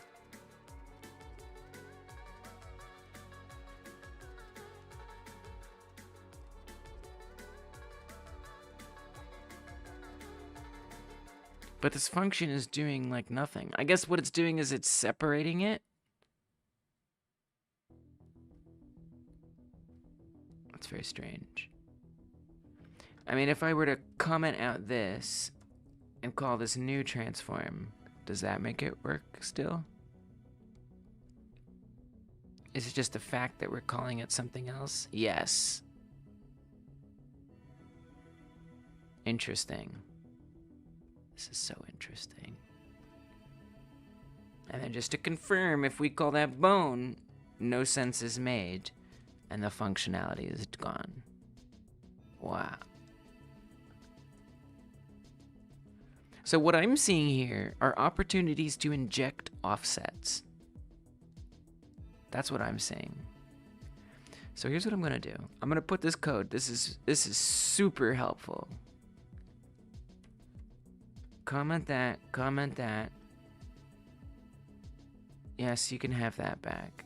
Look at this, what happened to that? That's old news. Stretch to, I don't think that even exists in the code anymore. Sometimes I think I should go back to the live streams where we worked on this originally. This is nothing.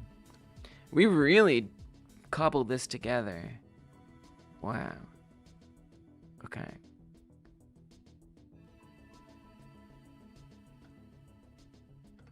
Oh wait, what did I miss? Because as I understand it, we should be reintroducing... Oh, we're not running that. There we go. We gotta actually run that function. Okay, so now we're reintroducing it going to it. Okay, so let's play around. Let's have some fun.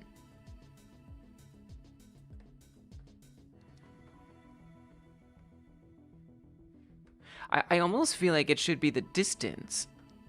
What if I say the distance plus 40? I don't know. It's not much. It probably needs to be something other than that. I don't know. What happens? What's it gonna be like? Very far. How about minus 40? What you think about that? I could have just done subtraction, but that's okay.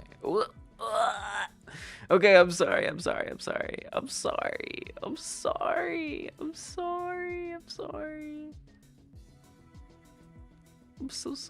Please forgive me for what I have done.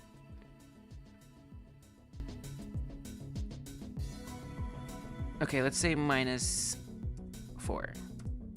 I don't know if we're ever gonna get back. It might be all broken now. Okay, we're back. Not too broken.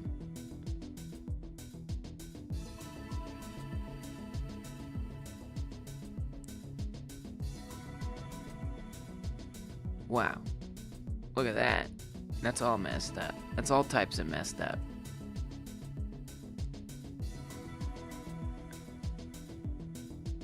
Interesting. And now it's still even... Yeah, this is gonna be wacky. So there it's on the hand, but it still stretches away. So this is something I would still need to be like dynamic, right? And changing. Like now it goes nearer to the hand, sure.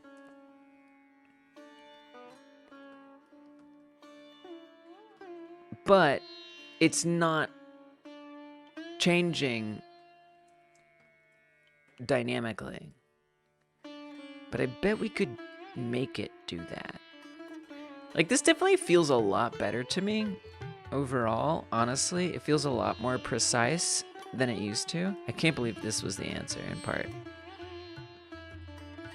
Like for most of the area here, it pretty much looks like the hand is following it. And as the player, I feel a lot more in control of it.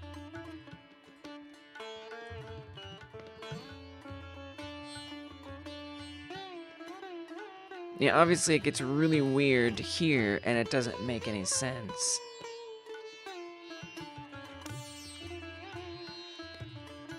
Which bone? How do you want me to describe the bone to you?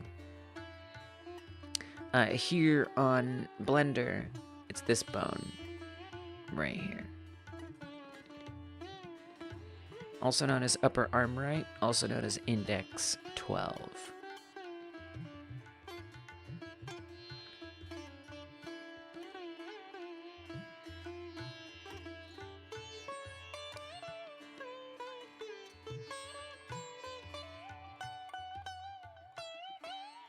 So I wish we could calculate something more dynamic here.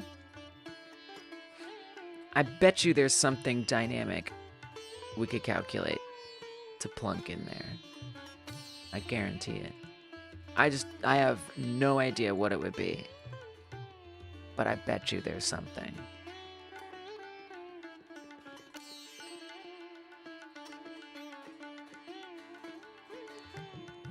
We need to offset. I mean, thinking about what Pierogigon was saying before.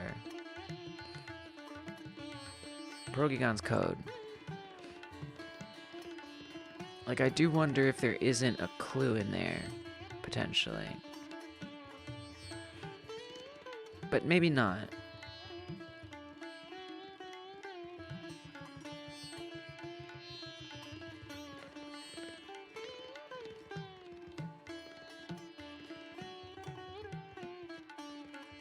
Cursor position, wrist position plus cursor offset. Well, this does establish a direction. That's like the cursor offset. I mean, this pretty much looks like a direction to me. And it's saying that that's the thing that we're the distance between the thing that we're grabbing and the point, the grab point. That will scale all its child bones also. Yeah, that's right. That's right. Hand and fingers. You might want to move the wrist bone instead, or reset the hand bone to scale 1. So as far as moving the wrist bone goes, we can do that. But I'll show you why that doesn't work. So definitely have tried that. I'll show you. So that I have this parameter here called extra index. So what this is saying is that bone here is bone number 12. This extra index will add 1 onto that. So if I make that extra index 1, it's going to change it to this bone. If I make it 2, it's going to change it to that bone. So I'll show you what happens when I do that. So I've now changed it from this bone that it's stretching to this one, and watch what happens. So you see, now that other bone is staying put, it's actually much more obvious now that I've gone through the code to understand what's happening. Wow, that's amazing. So this bone is staying put, and we're actually pivoting right there. So you see how there's like a crick in there? Because that bone isn't adjusting. And this bothers me tremendously. Even though it's the hand is following exactly where I want it to. The problem is that now that other bone isn't moving. And so something that I kind of wanted to do, and why I wanted to look at this code, was to see if there was some way to get both. If I could move the hand to the cursor point, which is true right now, while having that bone, that upper right bone, be stretching. Which does kind of, like Dungeon was saying, speak a little bit to inverse kinematics. Sort of. I don't really care if it like makes sense. I just kind of want it to not look like it's just sitting there.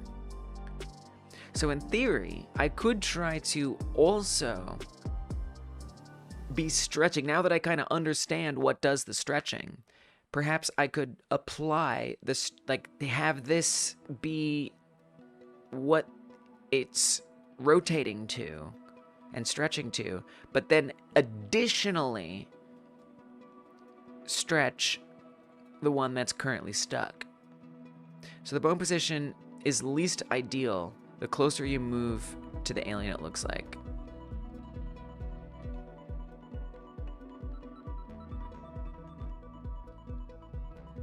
I don't know. I guess so. I mean, if I were to... Are you saying, like, when I add an extra index? So if I make it 2 further away from the alien... Oop, I didn't mean to run away. This is gonna be not ideal either. Really, we have the perfect index. I think what I want to try to do... So then here you can see it's too far outside. And then now both of those bones are staying put. And it's just the hand that's stretching.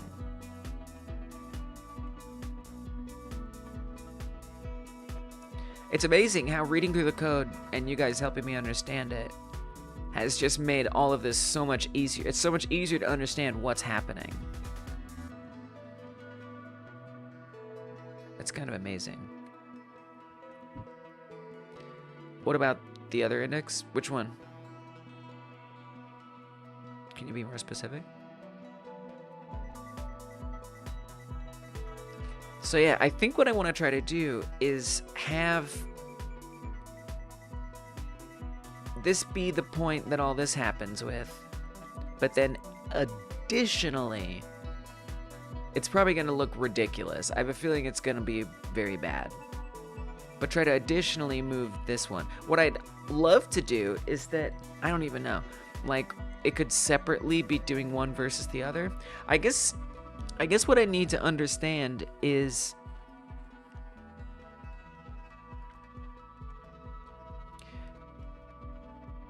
so bone index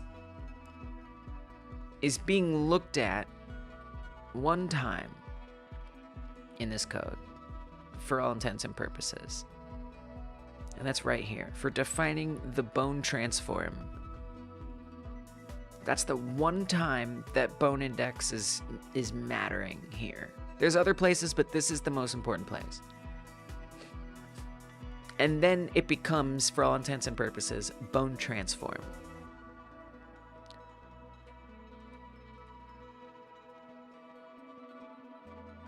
So like, real quick, out of curiosity, I mean, if I get rid of the stretch, but keep the rotation, what does that look like?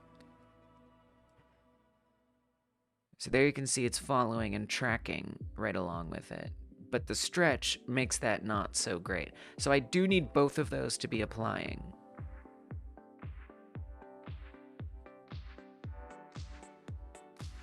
The rotation is perfect at the right spot, as long as I don't stretch too far away. Or get too close to the alien.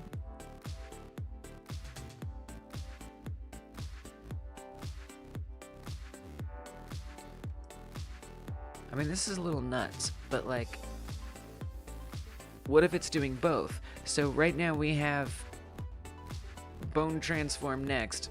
I'm gonna do bone transform previous. I know it's obnoxious, but that's how we're gonna write it.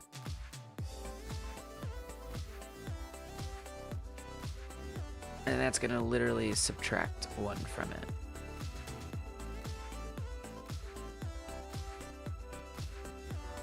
So then what I'm gonna do is we're gonna define the origin here. Variable bone origin previous equals bone transform previous origin. I'm just gonna squish them in here side by side. Oh, we want this here as well, so it can reset it when it goes back to normal. Bone transform previous. It's gonna be weird, but I'm curious. What if it's perfect? It won't be. Basically, I'm trying to move them both simultaneously. Will they move in syncopation? I don't know. Maybe, maybe not. Can the hand follow the hand constantly and then fix the elbow bone into the middle distance? That way you don't use scale at all. Can the hand follow the hand? I don't understand that.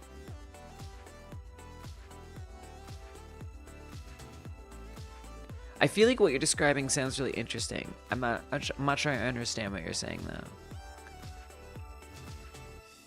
Can the hand follow the hand? Constantly. Then fix the elbow bone into the middle distance. So maybe you're saying, like, don't stretch the previous bone? I don't know, I'm confused, but it sounds like you're saying something very interesting. To be sure. We don't actually need to change this stuff at all. We do need to define a new direction. Maybe not. Maybe we use the same direction. It might actually be better to use the same direction. I could be wrong. But what if we don't update the direction or the distance? That could be bad. But I'm just curious, what if we don't update those? Hand position follows the mouse position. Can the hand follow the mouse constantly?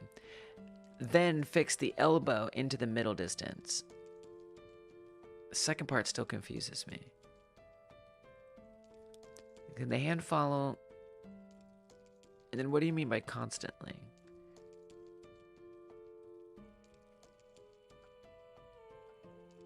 I really want to know what you're saying, I promise. I'm confused. Like, I don't know. I wonder if what I'm doing is what you're describing. So we do want to define a new transform. Let's do a new transform. We're going to say new transform previous. I don't know why we're typing it. It's actually good to type it. It'll save a tiny bit. Tiny bit. Especially within functions. Not so much at the top of the script, but inside functions a little bit more. We want this to be the bone transform previous.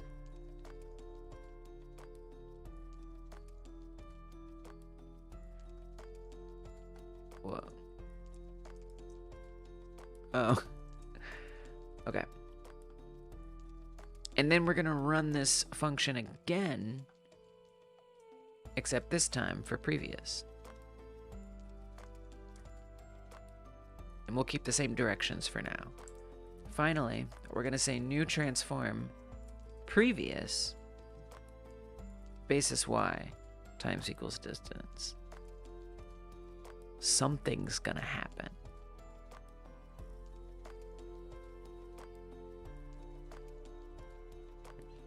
I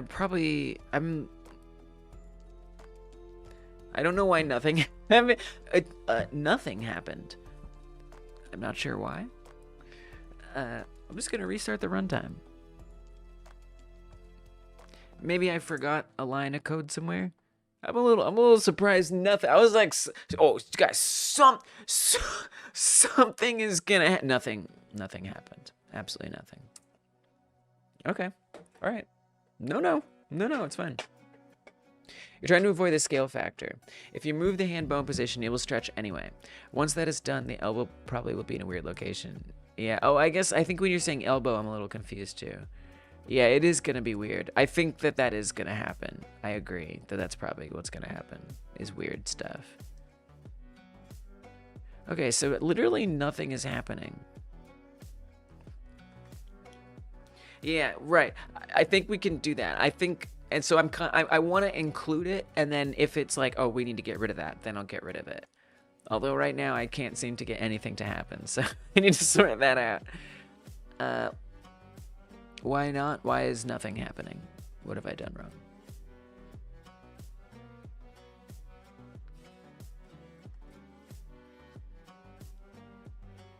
So we're defining bone transform previous here very clearly as the previous bone.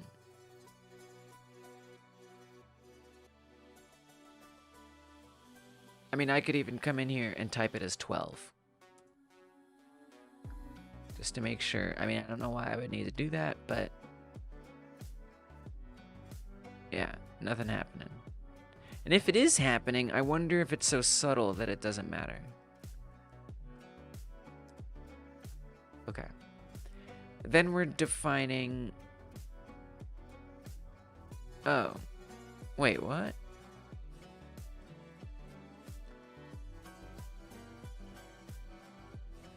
Oh, that's the same thing. Yeah, so this is the same thing as that. Okay, yeah, so we've got that set up. That's good. And then we're getting the previous origin. Bone origin previous is bone transform previous dot origin. That looks good. That's fine. We're making sure it resets when we let go. That should be fine. Bone transform previous. We didn't change the target position.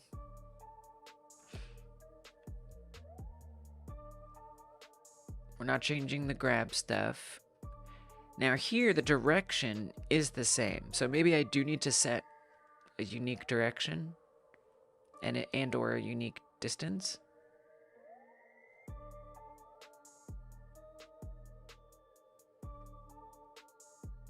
We're setting up new transform previous. And we're setting it to this. And then we're running new transform previous with new transform previous. I mean, this looks like it should work. Just out of curiosity.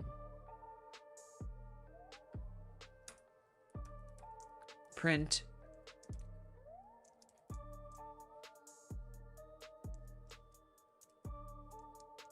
I ran. Transform at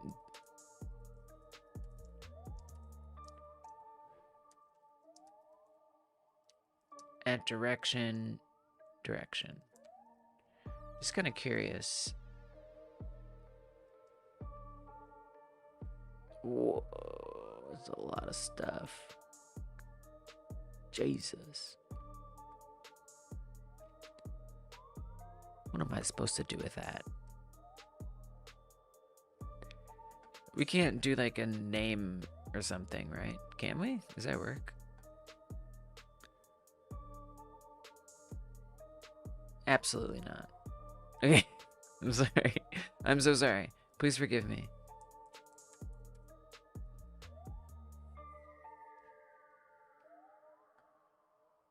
I have no idea if it's running twice in both instances or not.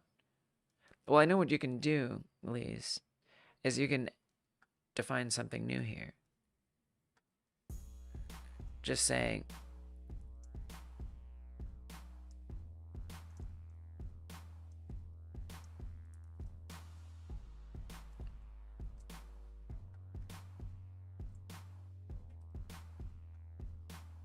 Bone 13. Bone 12.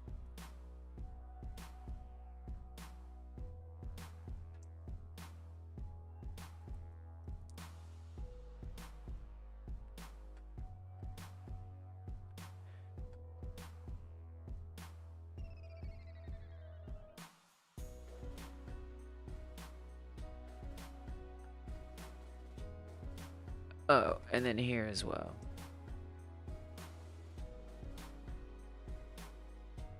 Oh, that's hurt. Okay, I was like, wait, what? Okay, yeah. Just don't do that right now. Don't worry about that.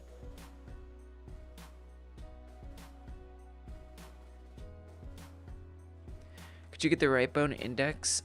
Eurocity is dealing with you. Okay. Could I get the right bone index? Trying to assign a value of type nil. Sorry. I don't know how to do what I'm trying to do here. How do I just make this be a string? I guess I could just say name 1. Name 2. That'll probably be easier. Variable name 1 string equals bone 12. Variable name 2. String equals bone. I'm just trying to make sure. I mean, I'm sure it is. This is kind of pointless, but I don't care. I'm double checking.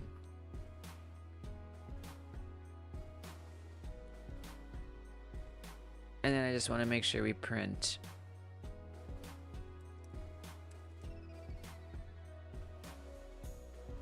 name bone in here.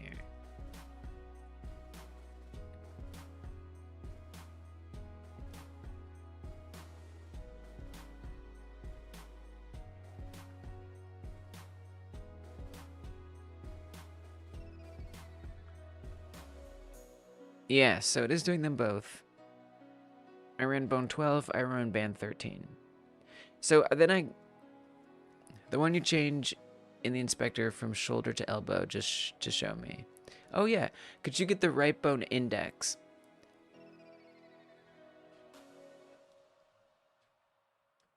No, it's okay. You're not distracting me. I want to help you, whatever you want. I'm just trying to understand. So you want the index? What do you want me to do exactly? Get the right, there's 3 right bones. This one? Sorry, I know you can't see. Hold on. Which one? There's these 3 bones on the right. You mean this one? This one is 13. And this one is 12. 12, 13. 12, 13. Upper right arm, forearm. That's what these are. This is the one that makes it bend here. And this is the one that has it bending from the shoulder.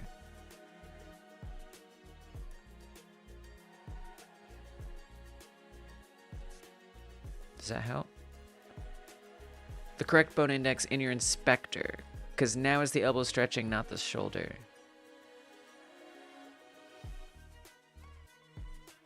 The correct bone index in my inspector. What do you mean by correct? I don't understand.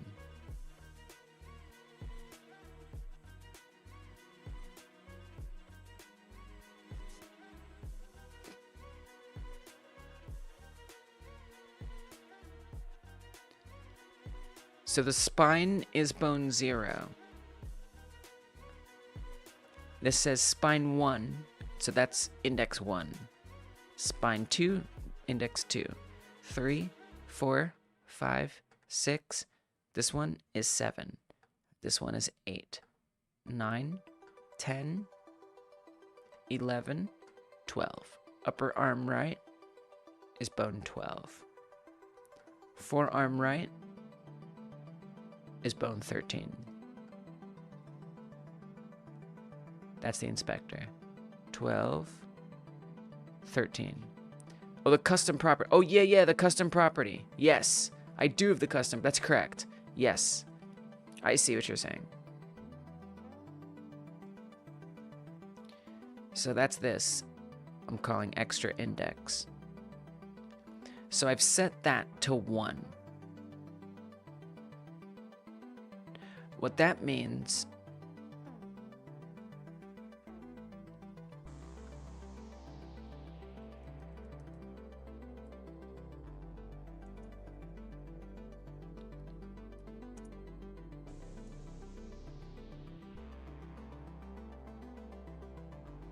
what that does is,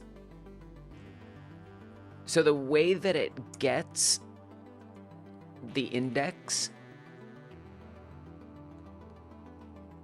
is based on this arm to use function.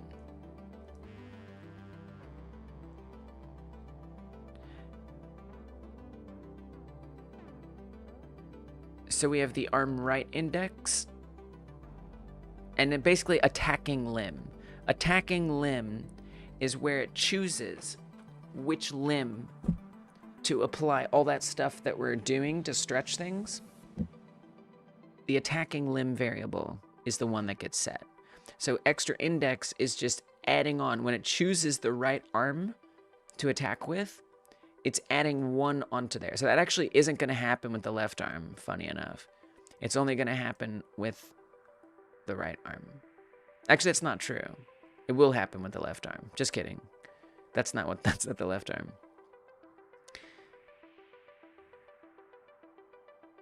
This is saying if we're grabbing, stretch it with the extra index. That's what it's saying. If we're not grabbing, don't stretch it with the extra index. So attacking limb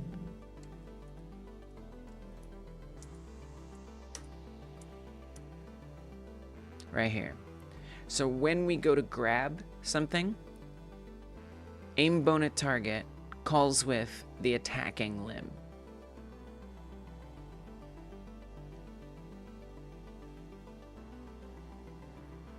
Put it back to 0? Okay. That's not what I want. That's not what I want to do. But you're saying you want to see what that's like? Okay.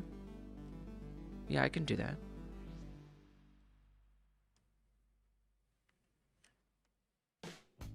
But I don't want it, personally, I don't want it to be on 0.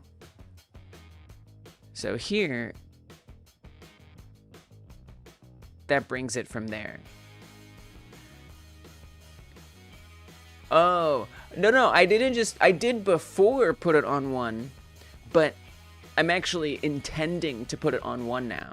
So the whole thing that I'm trying to do, so let me see if I can explain what I'm trying to do. What I'm trying to do, so normally it's on 0. Thank you for being thoughtful and making sure that I wasn't doing the wrong thing. I appreciate that. Normally it's stretching this one, which is when that custom property is on 0. What I'm trying to do is move it to this one. I want it to become this one instead of that one. This is the one I want it to start stretching. Because if I stretch this one, the cursor is right on top of the hand, which is good.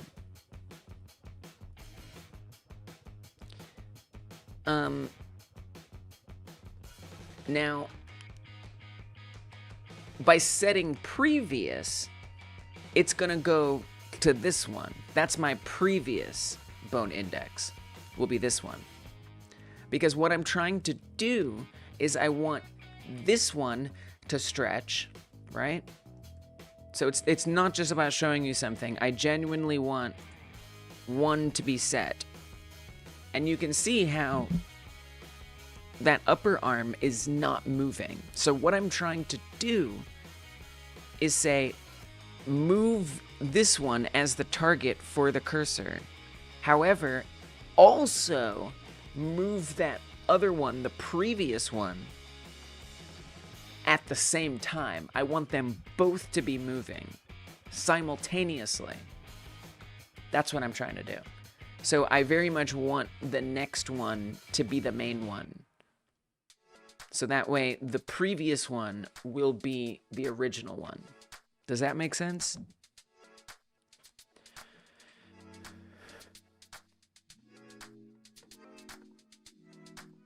I appreciate you being considerate about that. The way the arm uncoils is very strange looking. Yes. Yes, it sure is. It sure is.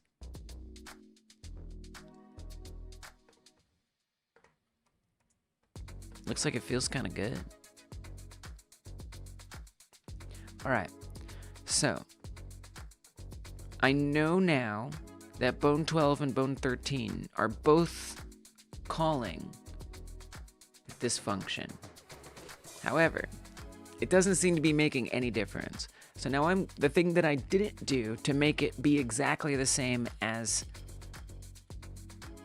bone 13.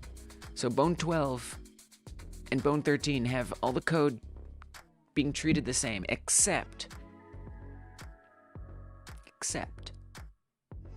for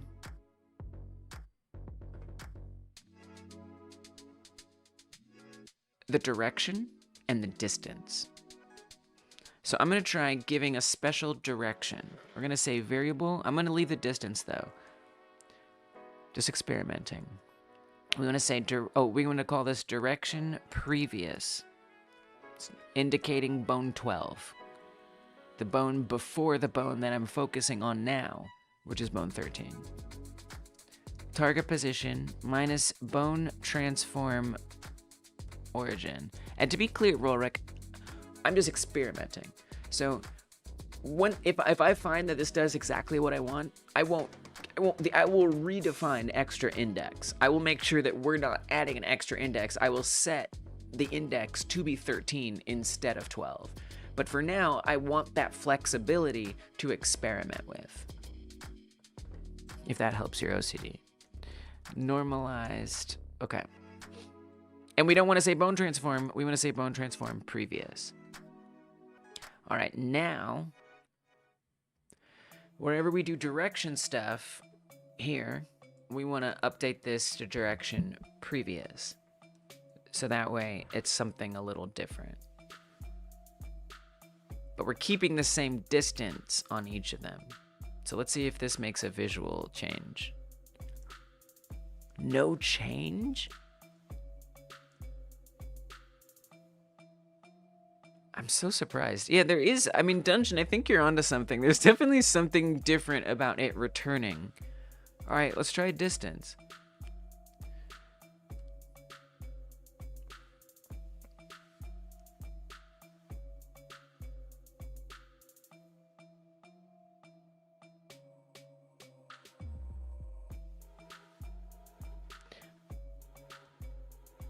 Distance. Now, this is tougher because distance is actually being defined outside of this, which is very strange. I presume for some reason. Variable distance previous. Come back down here.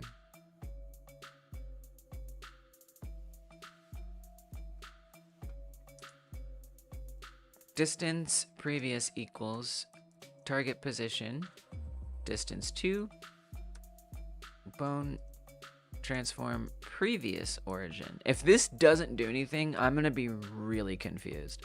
Oh, and then we also want to set this. At this point, I'm ready for it to do nothing, but I'm going to be confused. It did nothing.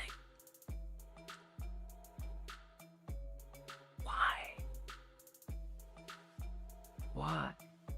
Why does it do nothing? What if I set the index up further?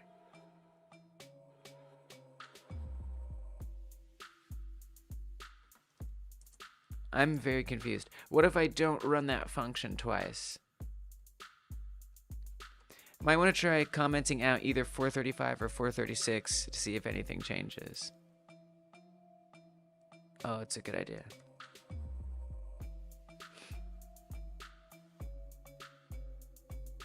I mean, it's doing nothing. Could be important to adjust the previous bone before the other's down elbow. Interesting. I was also thinking I could run this in a separate function entirely instead of all at the same time.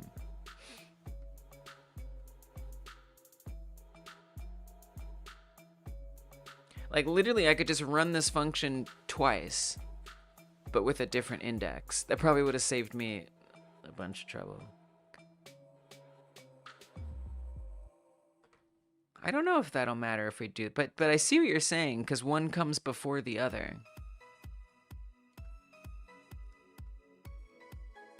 Could try that.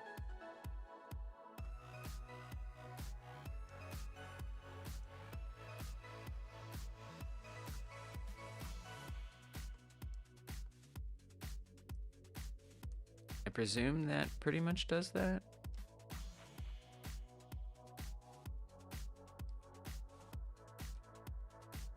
No difference if I've done essentially what you're suggesting.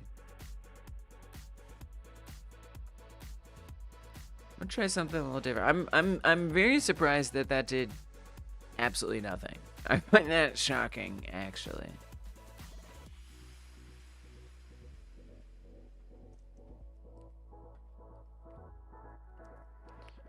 So if I comment all that code out, we're still printing a bunch of crap, aren't we?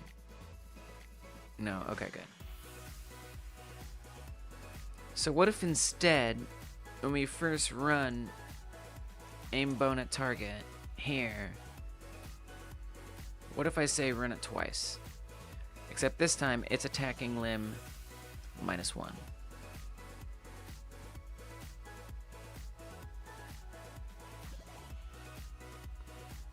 That's more what I was expecting.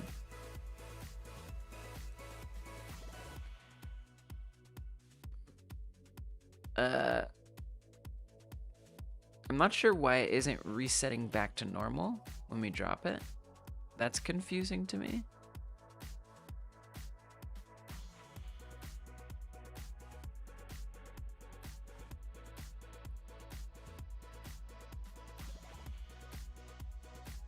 Huh.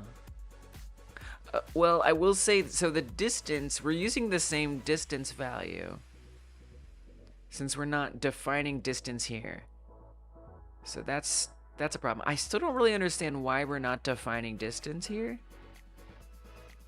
We're onto something. This is something. But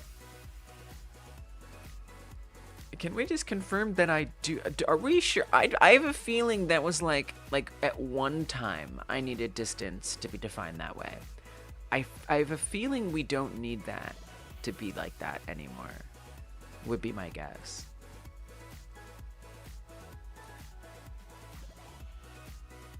Okay, things are just all wacky. Let's just restart it. And you know what? I mean, I'm gonna get rid of all the previous stuff. I hate to say it. Well, here, let's just see what happens. Does it go back to normal after the run animation? Oh, I should have tried that. That would have been interesting. That's okay. That's okay. If it happens again, we can try it.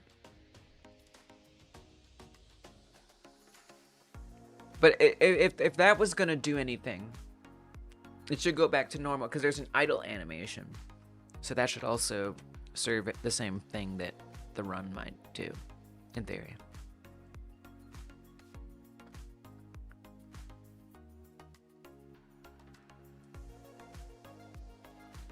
Okay.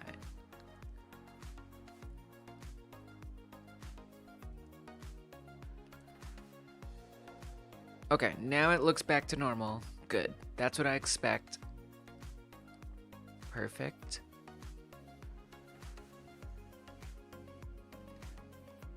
Now if I come in here and we comment that second one back in here. Oh, we also have the attack action tween.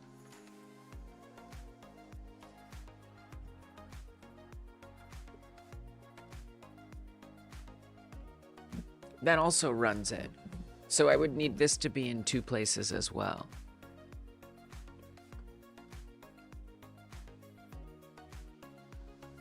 That's attacking though. We're not attacking. Do we use that? Wait, remind me when attack action tween gets called. Okay, well, actually we don't need that. Just kidding. Just kidding. Sorry. That's only when we're attacking. We don't need that there. Okay. Aim bone at target. So we should see some weird stuff. Weird stuff. And then it stays weird. And moving doesn't do anything. It is stuck in the weird spot. So somehow it doesn't know. Hey! Hey, neighbor! It doesn't seem to know to go back to normal. Oh, actually, the second bone 13 is going back to normal. It's adjusting the bones in such a similar way that it's functionally to just scaling the one transform. I'm not sure I understand. But if you look, this portion, which is all governed by bone 13, is snapping back to normal. What isn't snapping back to normal is bone 12. So I need to figure out how to get bone 12 to go back to normal.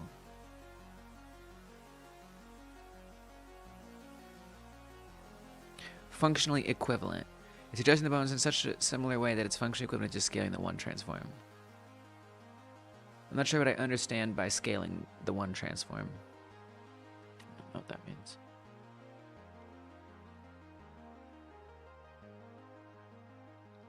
So the part where it resets it is right here. Oh, because it's looking for the bone index. That's why. Wait, that's not why. Wait, is it why? But wait, we're changing the bone index. Why doesn't it reset both of... I guess... Is it because... Why is it? On grab ended. Oh. It does run attack action tween. It does. When it ends, it runs attack action tween. To put it back. That's why. So I just got to go to that in here. And we actually want this else, I believe.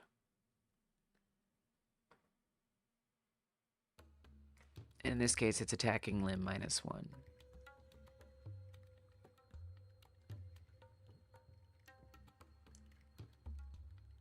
Okay, that didn't really work.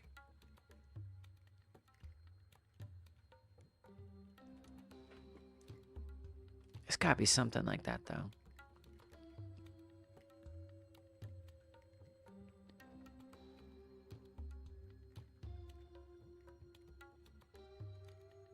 And I mean, that's not gonna matter if we put this here.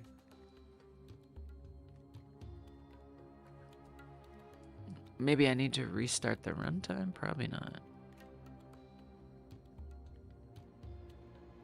Oh, there it is. I did need to put it there. Really? If hit object is not set to null, I guess it needs to do this. Alright, whatever. I don't care. And how does attacking look, by the way? Weird. So we actually don't want it to do that any old time. We only want it to do that. Really? I had to put that here? Because I would think it's the else. No, it's not the else. Okay. Well, then I'll say... How strange. And print this old dog. He has a question. Oh, Lise, he has a question. Yes. Alien. Object isn't null. Crosshair offset.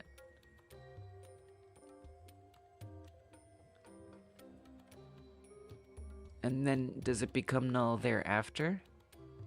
Pray tell.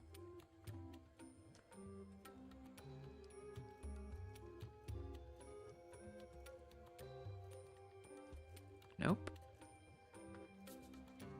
There is no null happening. Really weird. Well, I'm confused. I'm very confused.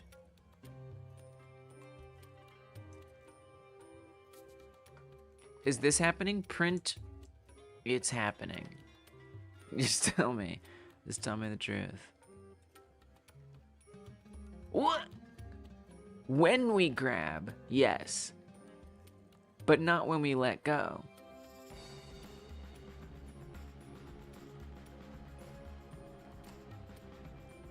How confusing. And so then if I put this in here, not there.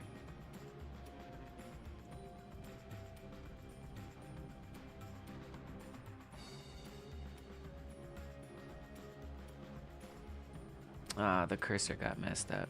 I hate when that happens.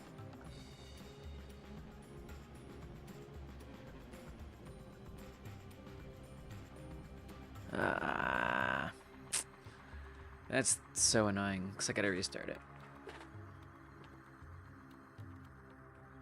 It's fine. It's fine. We're getting somewhere. We're getting somewhere. Little by little. I'm still really confused how the reset works.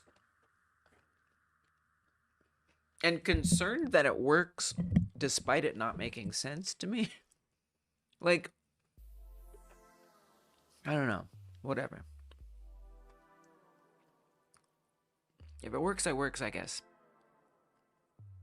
But I just could foresee that causing problems. Okay, the head is not going back to normal. So I think that tells us something. Yeah, and that makes sense. It makes sense that that would happen. Oh, he's definitely dabbing now. That is straight dab. That is dab town. Alright. So, this isn't running when we let go. But when we let go, this is running, which makes sense. But the hit object is not null. So, to me that means down here on grab ended,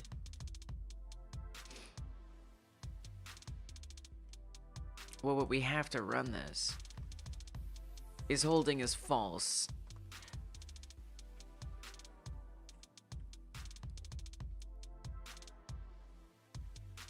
I'm very confused. I'm very confused. There should be a reset line of code somewhere else, maybe next to that function call, not inside of it.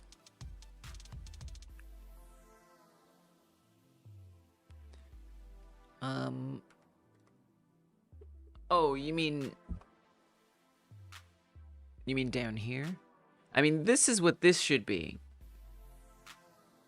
That's literally what this should be right here.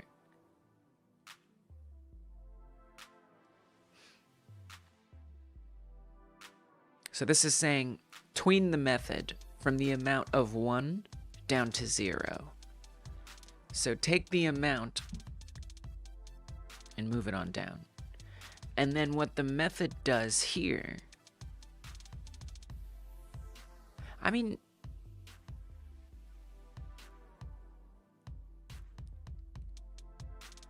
I almost feel like we need something else. What I need is to know, okay, I'm gonna add something in here, which is from grab. We're gonna add something new in here. And I'm gonna say if from grab,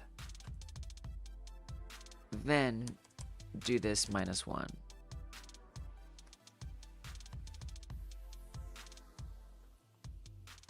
So then I have to go to everywhere attack action tween.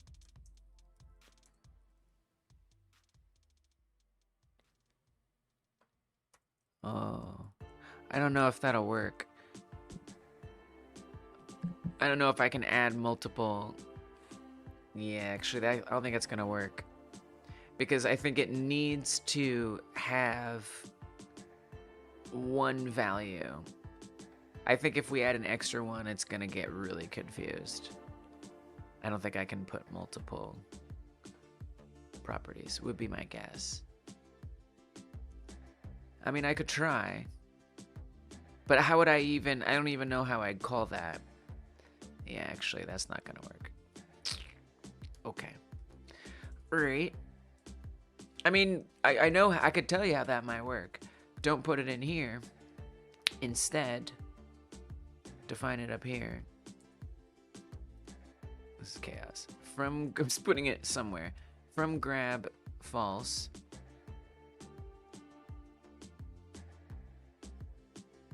And then we find grab end down here.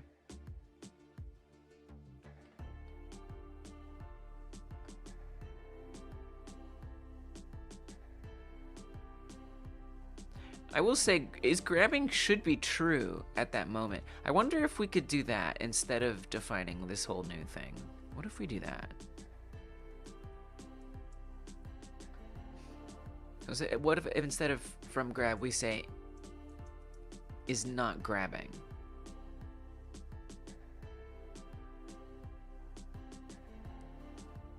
Nice. Bam.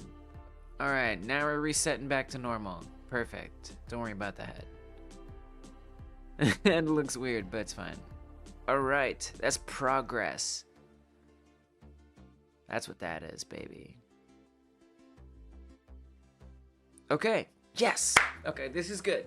This is good. So what I need to change now is I need it to obviously not be zigzag. It's smoother. Welcome, Tommy. Oh, Tommy got a gift membership or something.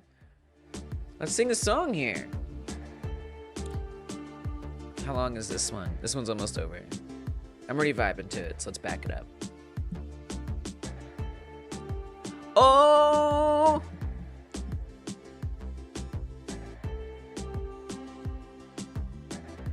Oh, Tommy Monroe. Oh, Tommy Monroe, don't you know it's smoother, smooth like Tommy Monroe. Oh, I know Tommy Monroe's so smooth, you're just slipping with a comet. Oh, I know you're smooth like fish roe. Fish roe is so smooth and shiny, it's a nice little ball like Tommy Monroe is. I'm gonna put some fish roe in my tummy like Tommy Monroe. I'm gonna put some smooth fish roe in my tummy just like Tommy Monroe. It goes down smooth. Oh, that fish roe is so yummy in my tummy. It's nice and smooth like Tommy Monroe, and the animation that we're doing right here, don't you know?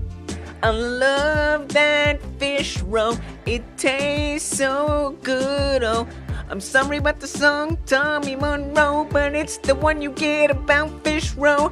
That's the way it is, that's the way it's gonna be. And there's your member song today. That's it, that's your member song, Tom. Thank you for being engaged with it. Wow! Thank you for being engaged enough with Hyper Game Dev that you would get gifted a sub. Unless you actually got the membership yourself. I don't ever know because YouTube doesn't tell me. So, whatever the case, I'm glad you're here, Tommy. Alright. So, we got some progress. His head fell over. Yes, it did. Yes, it did. He's taking a little nap. Grandma's taking a nap. Alright, this is really good because now I just gotta figure out how to get that previous bone 12. I just gotta figure out how to get it to not be zigzaggy. It should be easy, right? It's probably really easy. Here's my idea. My idea is we toy with distance direction. Play around with that. That's gonna be kind of hard, but I'm gonna see what I can do. So, okay. If I'm gonna play around with direction, the most difficult thing here is if I'm gonna add like a friggin' function or a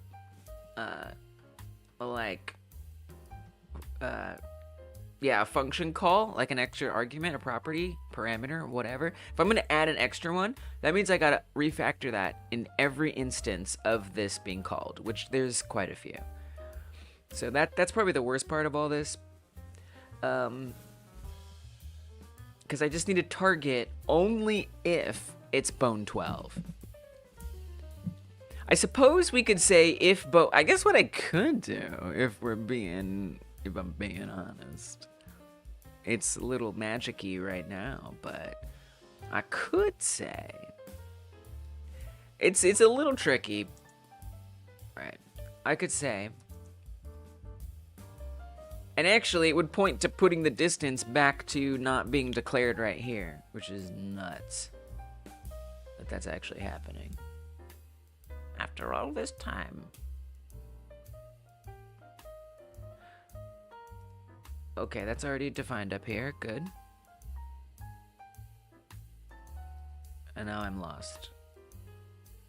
Where are we, code? There we are.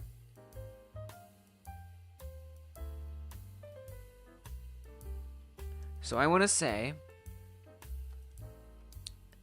that the distance that if, and it's probably direction, it's probably both, I don't know. So I might even want direction to be defined up there too. I don't know. I just genuinely don't know which one it is. I have no idea. Or if it's both, but we're gonna find out. If bone index is set to 12, then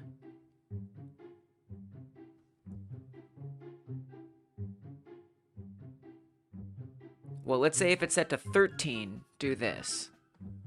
If it's not set to 13, which is going to be weird in the case of the head, but we'll deal with the head later. If it's not set to 13,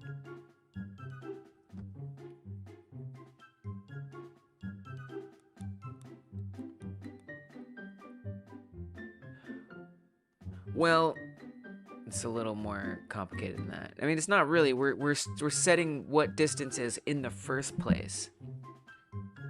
So we'd actually want to do distance previous. I'd actually want to go back to messing with that stuff. Declare a variable. We don't even have to declare it, if I'm being honest.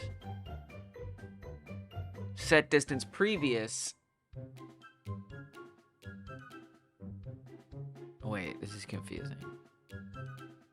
I mean, really, we're just absorbing the distance value. We're just throwing it in the trash.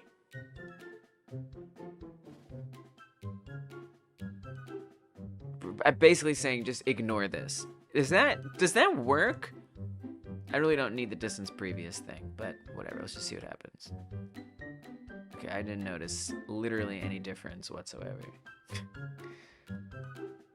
Cool. Yeah, that did nothing, is what that did. Because what I would think is it should find the other one. All right, this is nuts. I'm a little confused about what I'm doing here. I know that. Variable, I feel like at some point it might be nice to write like a new function, but I don't know. Is a direction a float? What the frig is a direction? I think it's something else. I don't think that's what a direction is.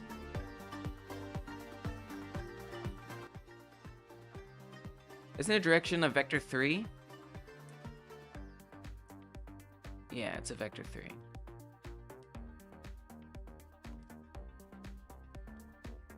What's up, Christian Lorenz? How you doing? Welcome. Good to see you. Thanks for stopping in. Yes, it is a vector 3.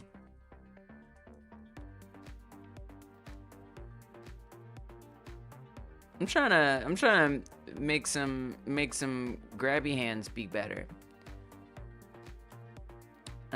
It's kind of hard to explain, but we're deep in it. Honestly, Christian, I'm doing great. I mean, I wish like, you know, I'm having one of those like dev days where I wish that the work that I was doing would like, you know, result in like tons of progress.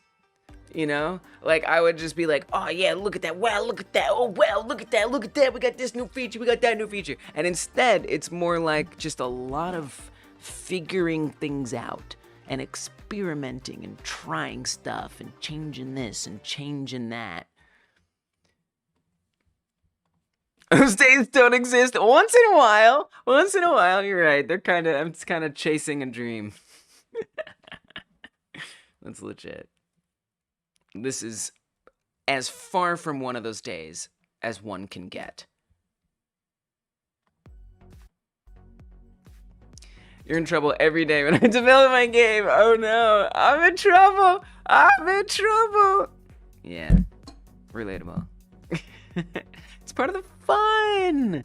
It's part of the fun. Come on. Usually. What the heck am I doing? We're setting the direction to be a global variable now. And then I'm going to tell it to bypass setting the direction if it's bone 13, basically.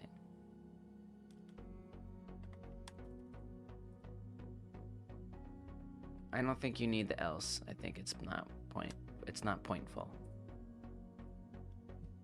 So hopefully it'll pick up the direction from the other time it's defined. Nothing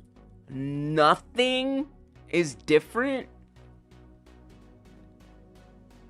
I mean, in theory, it should be borrowing the direction and the distance from the other one.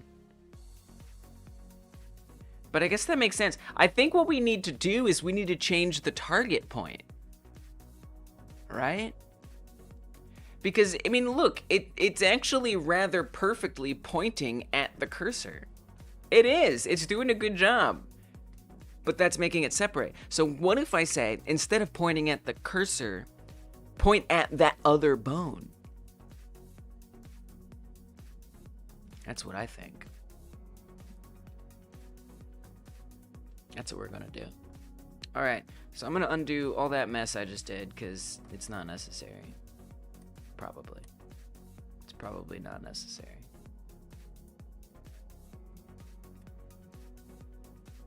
The good thing is, if you have enough tolerance to frustration, at the end, when you achieve your goal, is very true. Very true. Oh my gosh. I cannot emphasize how true I believe that is. How true I feel that is. Yes. Yes. Oh yeah, I just feel like I got like a little dopamine hit. Just thinking about that. Oh, I can't wait. I can't wait. All right, let's chase it. Let's chase it. Let's get that. Hungry for it. I am actually also hungry. I'm gonna take a bite of food because it's yummy. Okay. So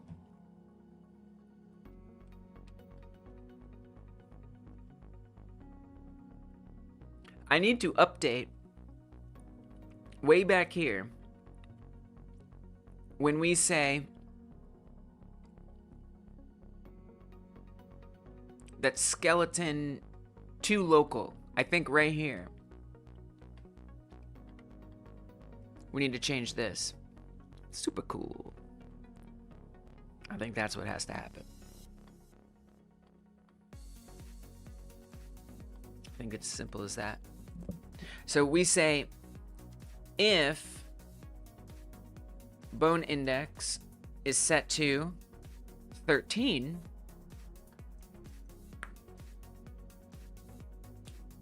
then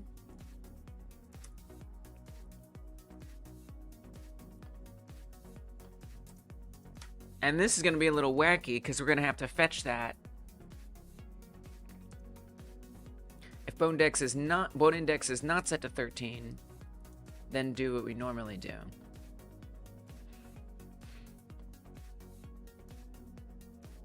Well, I mean, you kind of have it here. I think we want it to be the origin, right? So we have bone transform next. We want it to be bone transform next.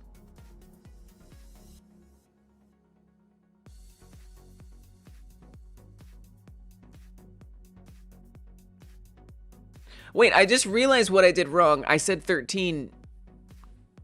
Wait, I think I meant to set it to 12 before. I think I meant to set it to 12 before, and that was a mistake on my part. This is better anyway. This is better anyway. I think this will actually be better. I think we were setting the same thing to be itself. It doesn't matter. Okay. If bone index is set to 12, then we want it to be the next one. Are you working out on how your alien catches people? Yes. Yes, I am. Exactly. How do I explain this at this point without undoing all the work? I think the easiest way to explain what I'm trying to do is if I come in here and we comment out this line. I think it'll go back to normal. Well, except for the head. All right, well, now that I know that you're here, I can't have the head off to the side like that. It's not supposed to look like that. That's not what it's supposed to look like.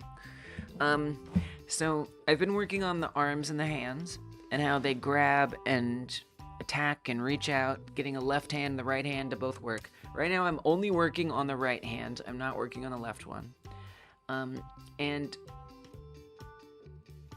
Specifically, I want when you are holding on to a human or catching people, I want the person to be in the hand of the alien.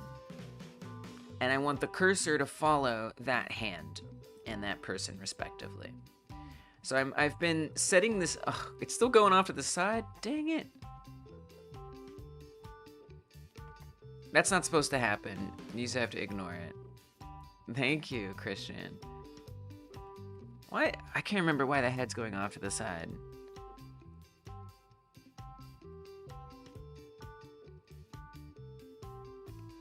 I don't remember.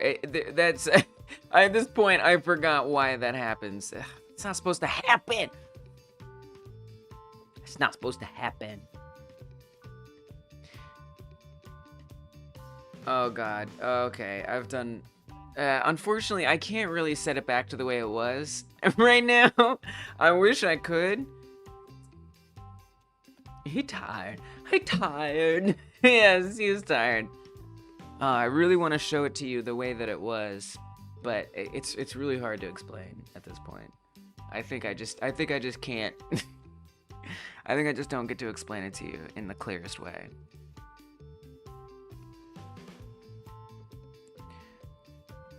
Was that something that we did on Grab Ended? I don't remember. I'm sorry. I don't think I can explain it. Oh. Maybe here we would want to comment out that as well. Maybe that's the problem. I think that's it. Okay, hold on. Maybe there's hope yet that I can show you. I think I forgot to comment out something else. I mean, of course I did. If it doesn't work, it doesn't work. I'm kind of glad that I'm showing you because it's giving me the opportunity to like refresh my memory about what we're doing here. Like, oh yeah, right, there's that other place. I forgot about that. Seems important. Alright. But yeah, the intro, there's a lot I want to do at the intro. But at least I'm... Okay, good. Alright, we're back to normal now. We've done it. I understand things. Alright, so... pulling up the player so we can show off the bone thing. Alright. Oh, I gotta move forward.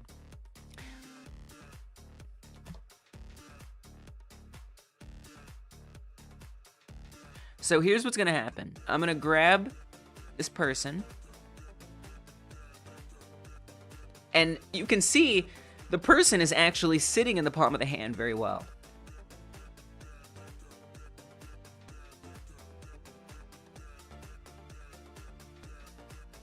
However, there's a problem. Hold on.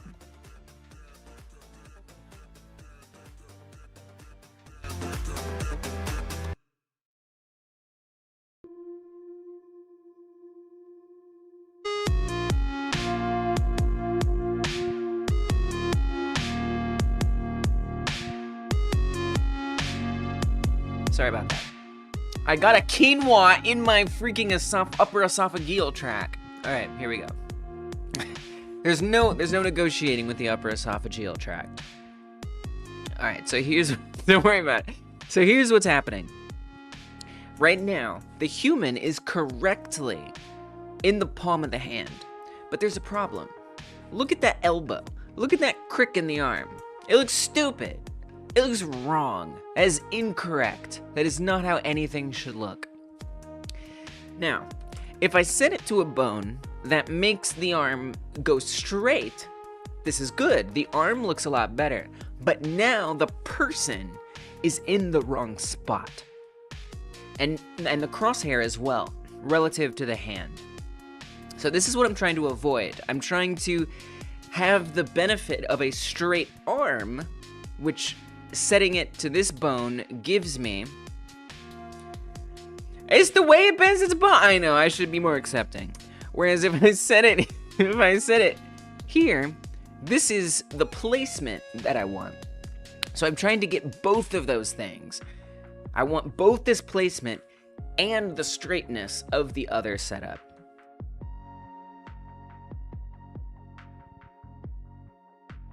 I'm not sure I'll be successful, but my idea is to have, so this kind of distortion that's happening on this bone, I want to apply a similar deformation to the previous bone, except instead of it moving to the target, that is to say the human or the crosshair, I want it to move to the other bone.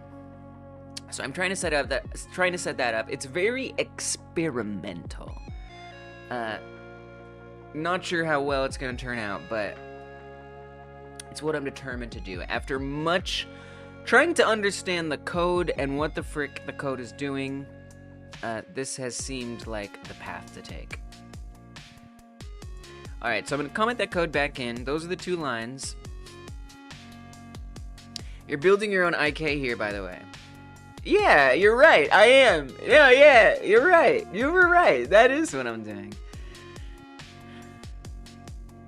That's absolutely correct.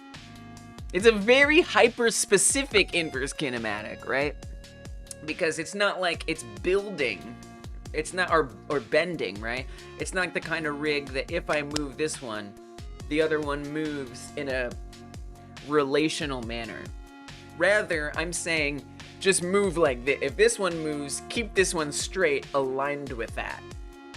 So it's certainly a very specific IK rig.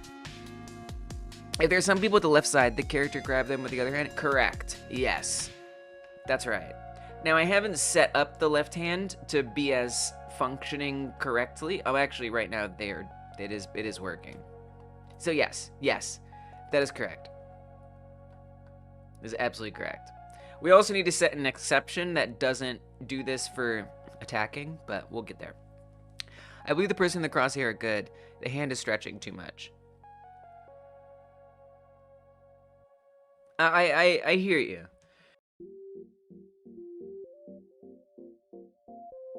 I actually don't mind the hand stretching myself. And it doesn't bother me at all. Alright, so we're going to comment this out just as an example, so you can see it look better. Oh, and then let's put this to 0. So here's what it looks like without me in the middle of trying stuff, Christian. So you can see it'll do the left hand if we do something on the left, and the right hand if we do something on the right. It is able to know the difference, which is nice. And it can do that with the grabbing as well. Oh, I spawned a helicopter. Kill it. Jesus. All right. So left hand, right hand. That's something I set up yesterday. But now what I need is for it to grab a little better. We'll see how that goes. All right, so I'm gonna comment that code back in here.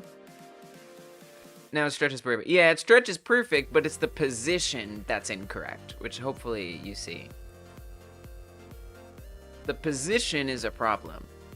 The stretch is perfect, but the position, I want this position to be here. So that's what I'm trying to do. I'm trying to get the stretch and the position. I want both of those things to be happening. And at the moment, I can only get one or the other, so I'm working on getting it so they're both there. Yeah, exactly. That's it. Yeah. Yep, exactly. That's right. So that's what I'm trying to set up right now. So, getting back to that, now that you're caught up,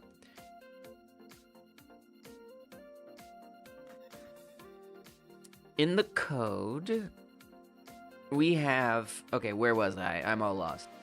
We have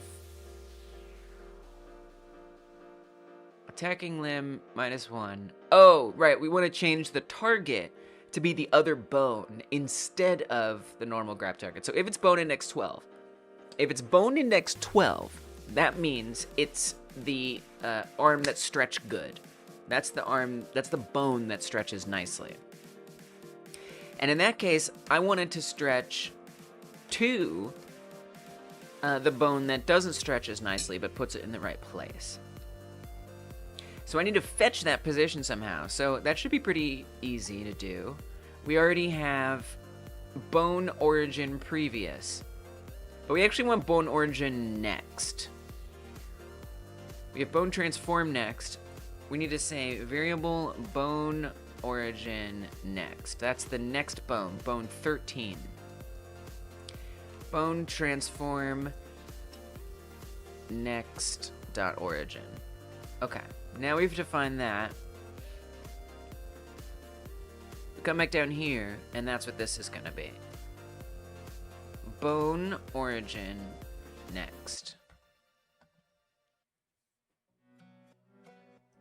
I don't know if this is gonna work, but something might happen. Chaos.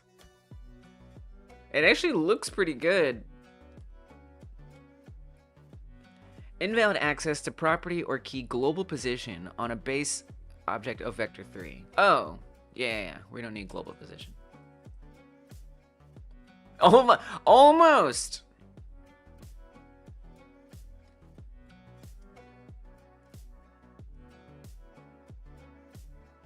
What?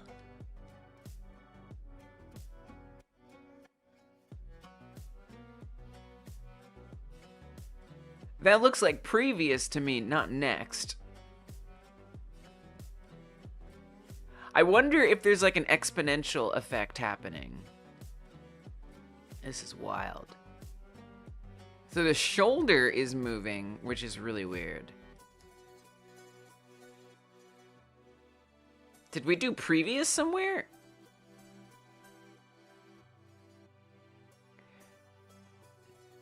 It's way too much.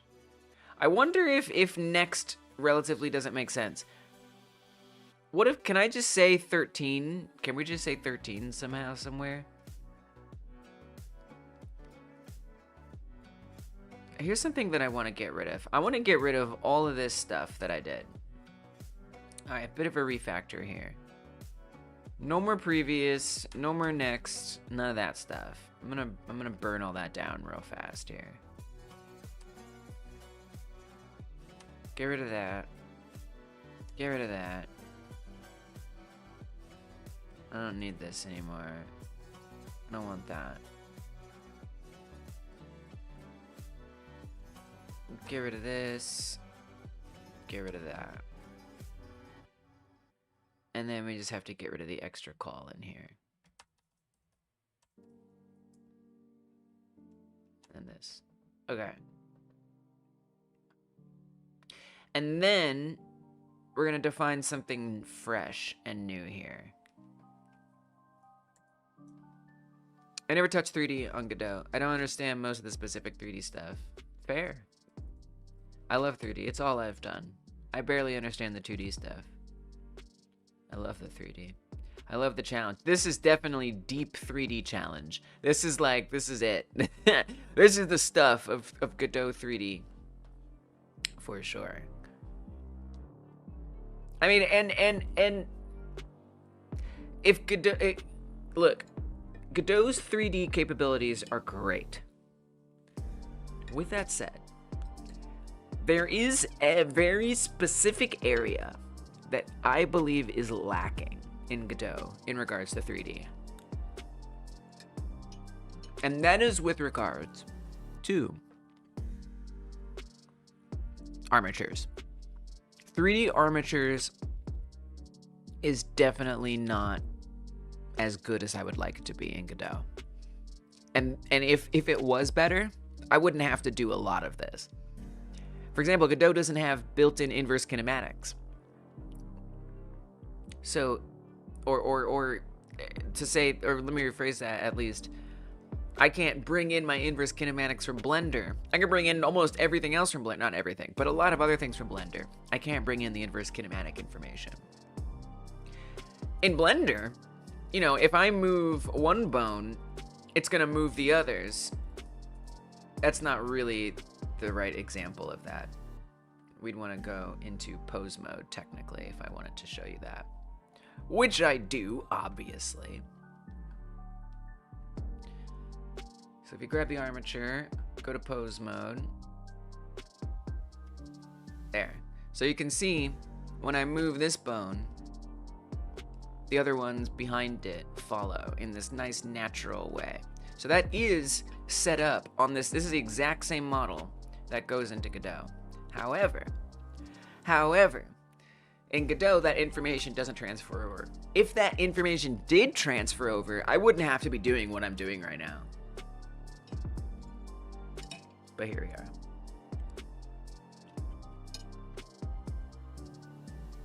In a way, I'm not that upset about it, personally. I think it's fun to learn this stuff.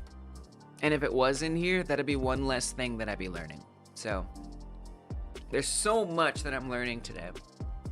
I think it's still good. But it would save me a lot of time if that was the truth. But look, there's a lot of great 3D features that Godot has. Like tons and tons. You're making all that work in Godot almost by hand? Well, so here's the thing. Like the animation, so if I bake an animation, so if I make an animation in Blender that has those inverse kinematics, Godot can play that exact animation.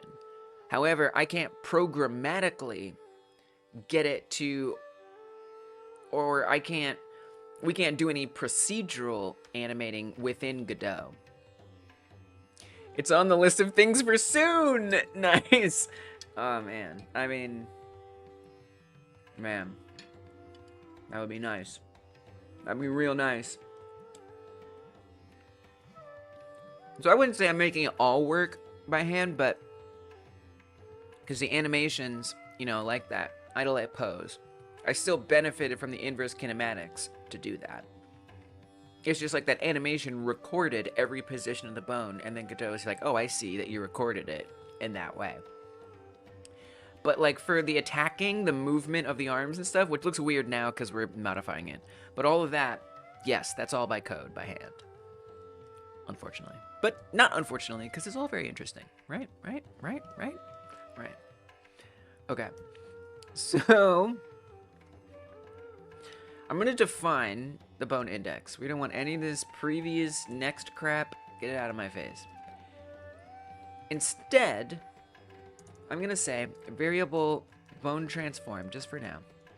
This is bone transform.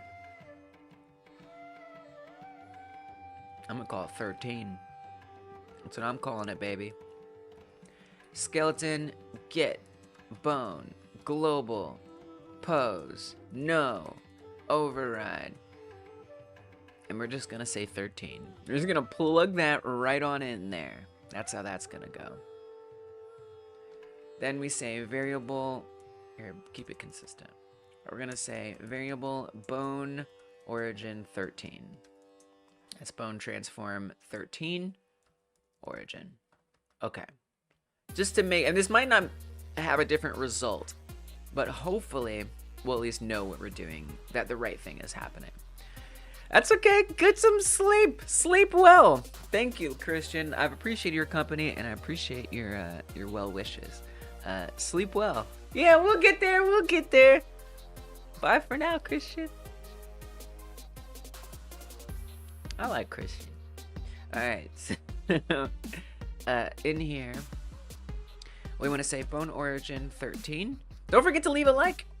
That's true for everybody. If you haven't pressed that thumbs up button, dude, consider liking the stream. It means more people will see it now and later. And it lets me know I'm doing okay. So thank you guys if you're willing to do that. I appreciate it. I'm just doing my duty and letting you know. All right, target position. All right, let's see if this makes a difference. I have a feeling it's not, but I want to just, I don't want to be dealing with this previous minus plus. Let me just know this should be 13. All right, let's see what happens. Same thing. Wow, same thing. It just shoots off into the distance. Now, very interestingly, it isn't happening on the left side.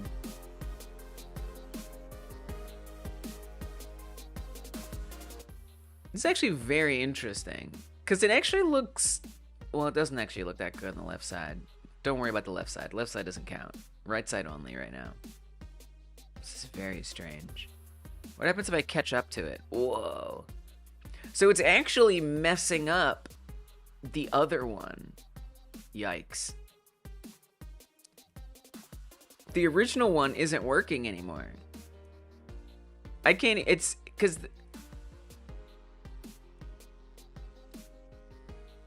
Hold on a second. What's going on here? What's really happening here? This is weird.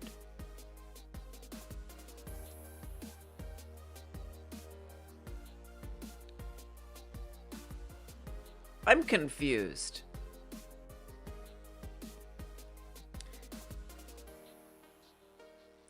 Something I'd like to try.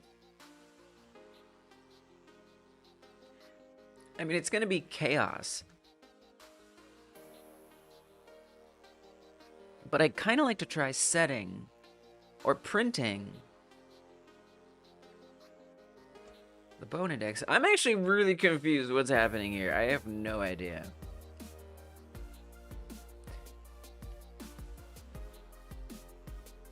What is that?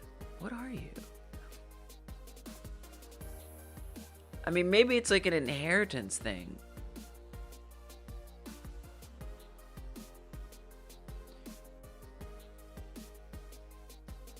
How strange. And in this else, can you print what the bone index is for me? That should say 13. 11.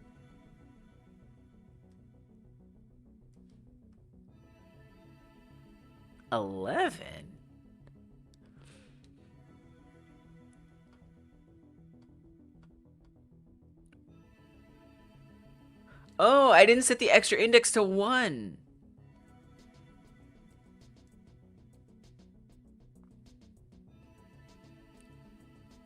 Okay, this makes a lot more sense. Now it's 13. Whew. Okay. Alright. Alright, we're good. We're back. I was like, what? Okay. Extra index should be 1. Okay, great. So, wow. I see, because that origin isn't moving. It's staying put. It's not a dynamic thing. That's the bone position. This makes total sense to me. Now, I'm not saying I know how to solve it, but that's definitely what I would expect now that I think about it. Because that bone index 13, that transform, isn't constantly moving. That's actually, when Pierogigon was here hours and hours ago, helping us figure out proportional relative offset crap, Rogi was saying we need to define a center point. Well, that's the center point that the bone moves around. Specifically when we have it set to bone 12 to be stretching. That's that bone center point right there. And so it's fixed. It's not moving. So I need to actually plug something in there that is moving. We can do that. We can definitely do that. So I think we need the new transform origin. That's what we need.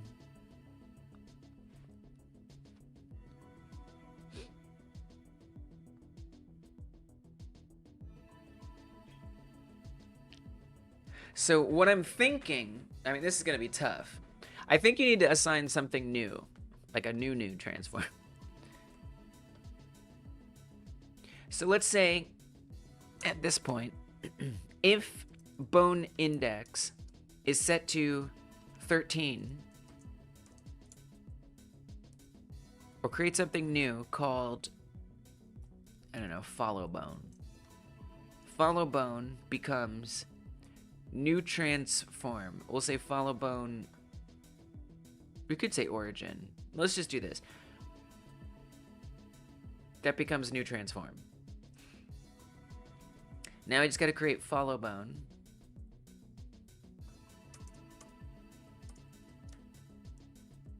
And that is gonna be a transform.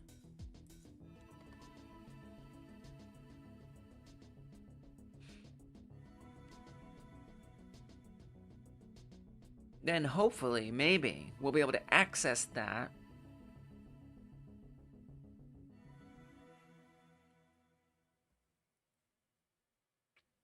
Here.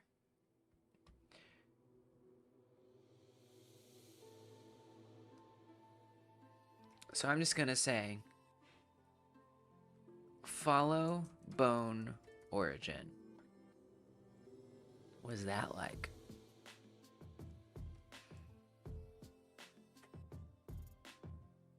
Oh, nothing. Really? Really? And that's running. That's going to be saying, if I put the print in there, that's going to be saying 12, 12, 12, 12, 12. Yeah, it's saying 12, 12, 12, 12, 12. And can you tell me also what...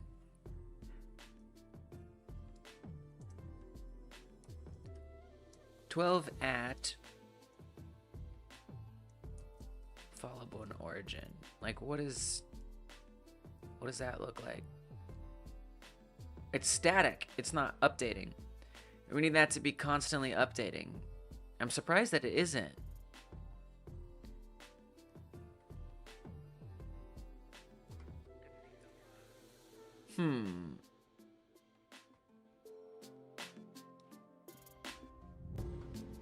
What if I say equals basis y times equals distance? This seems unnecessary.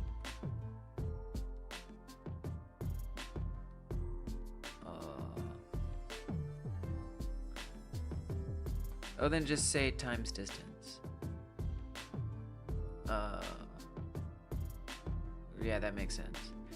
Well, then just, okay.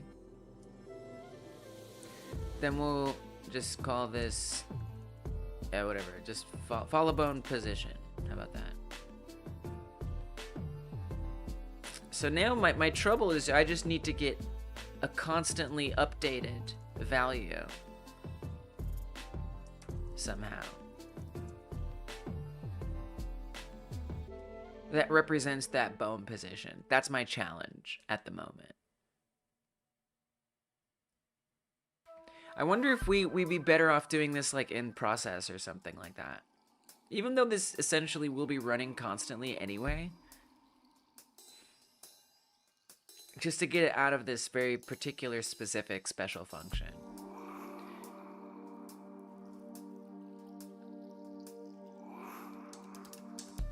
Alright, so instead of saying follow bone origin, say follow bone position. Follow bone position. What does that do? Anything different? Something different? Yes, something different. It ain't good though. It ain't what I want. But it's something and it's different. At least we got it moving, but it's not necessarily much better than the other one.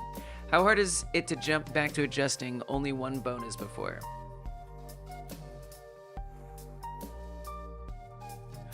What do you... I don't understand what you're asking me, Rorik. You complicated things? What does that mean? You complicated things for me? The only one complicating things for me is myself. I don't... But if you mean... Are you saying that if I go back to adjusting only one bonus before, that will help you not have things be complicated in how you think you understand it? Not that hard. It's not that hard. But like, why am I doing that? Can you give me some more information about what you want? Why you want me to do that? Not hard. My answer would be not hard. I think. My answer is not hard, maybe. Actually, it might be hard. Actually, it might be. Maybe. It's meh. It's meh. It's meh.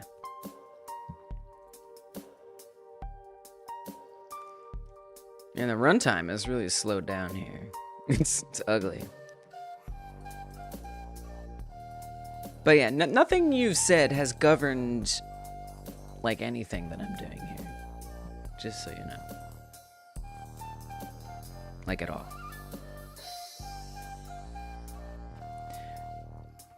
It's very interesting what's happening here. It's wow. Not at all what I could possibly want. Like, what's it even pointing at? The wrong thing. That's for sure. I mean, it makes me wonder. So, like, you know, when we do this before the stretch, I wonder if we get this value before the stretch.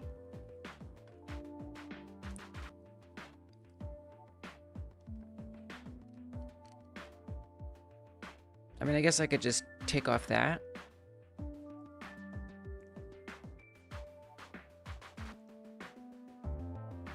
I'm confused. Let me restart this.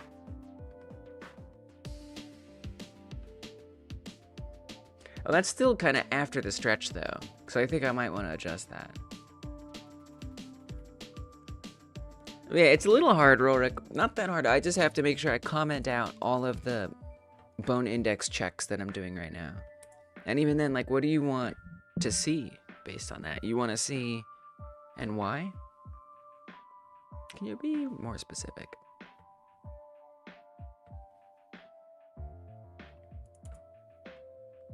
This is just like what I'm up to, is experimenting with these different values and whatnots to see what happens. And if it's not what I want, then I'm gonna try something different. Oh, dang it. I missed it. I gotta get gooder. But yeah, that's this entire stream. Like, this entire stream is just that.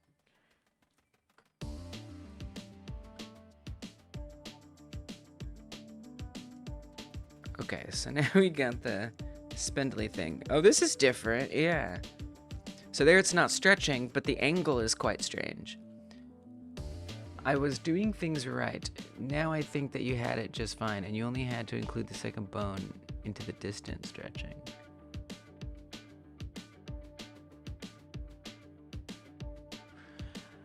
I had it just fine.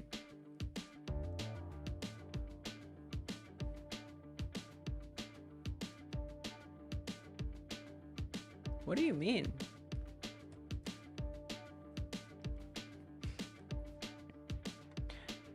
At what stage did I have it just fine? Like,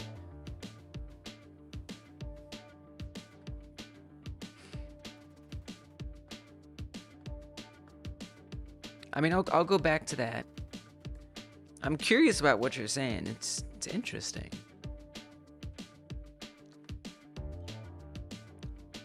But I'm definitely confused.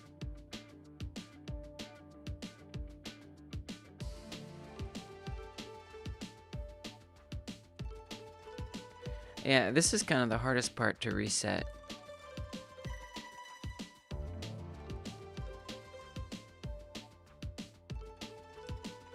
When arm was pointing to the right direction, but the hand was a little further away. Oh, you mean when it was like getting like too long? When it was like explosively long?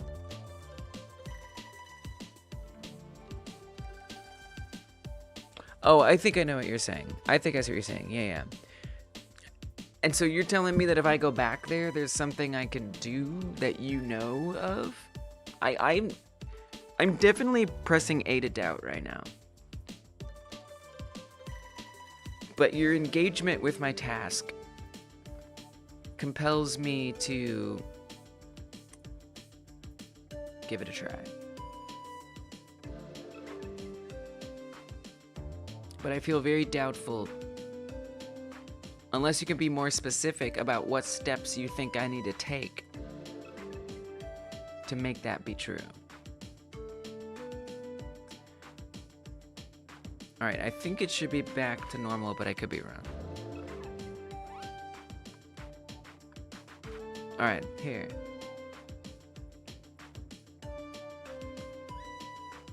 So here, it goes to the wrist, but the arm is in the right direction. Here, it goes to the palm, but it's stretching it wrong. So now I'm back here, Rorik. What is it? What is it that you think needs to happen? When it was a little longer. Oh. But you don't mean here. You mean here? You think there's something you can do? You don't want me to lose my progress if I trust. I do not trust that new setup. I'm experimenting. I have nothing but unconfidence. So what is it that you think I can help me? Help me. What from here can I do?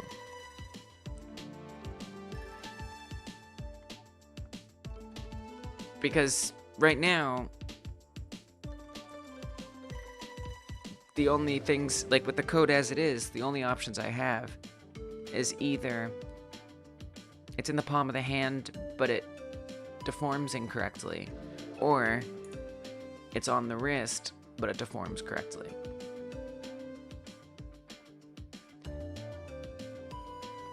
Explain how I'm doing this? Yeah, so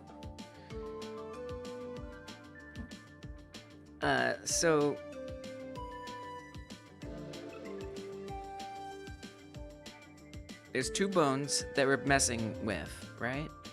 Two different bones. Okay?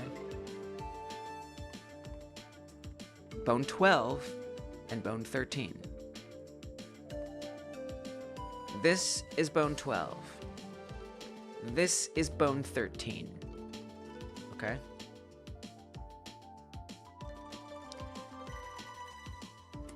Right now,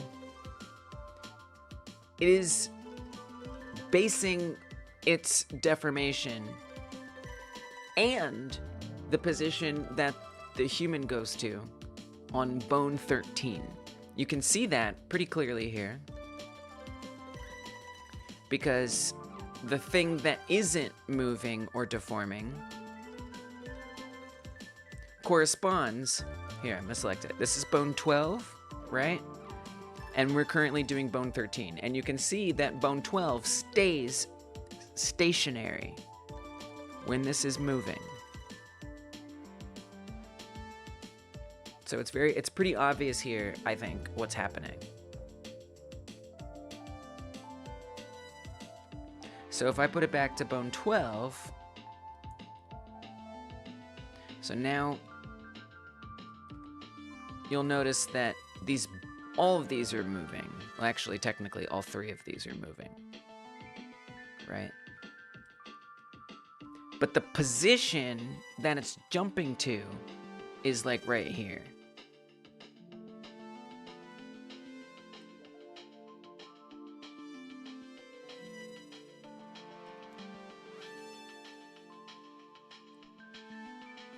Okay. So, I mean, there's a bunch of code. Go to the code where I stretch it. Okay.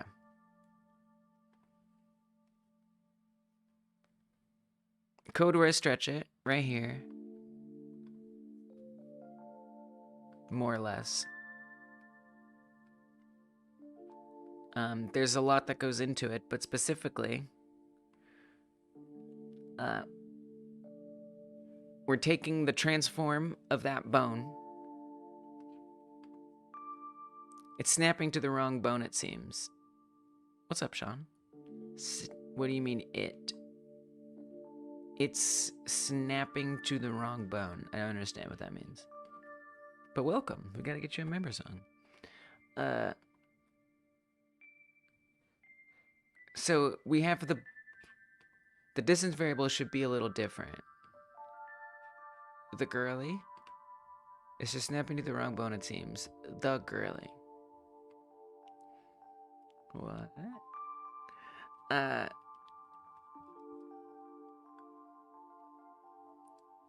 mean, so something that might be interesting to you. If I make that distance, and I can't remember what it was. If I like subtract a small number from it. So it's funny you say this because I did experiment with this. I was experimenting with this a while back, but I kind of gave up on it. I'm glad you're bringing my attention back here. So you can see I can actually move the position of the player to generally be on the palm. But the problem is that needs to be able to change with the movement.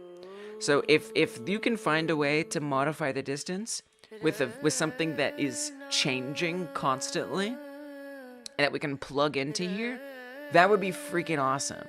That would be super useful if there's something we can plug into here.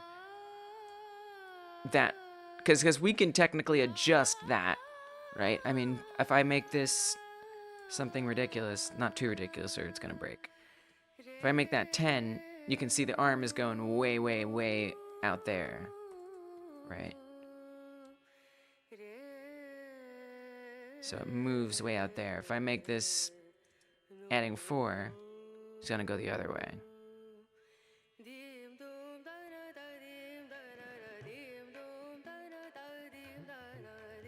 But the problem is, I don't know what kind of value, like personally, I don't have a single clue.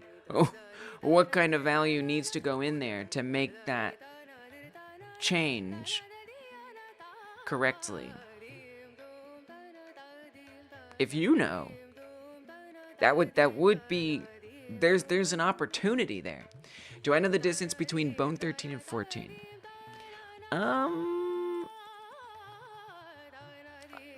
Technically, I don't.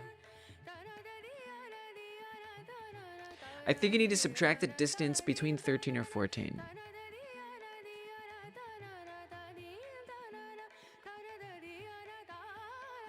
Subtract the difference between 13 or 14.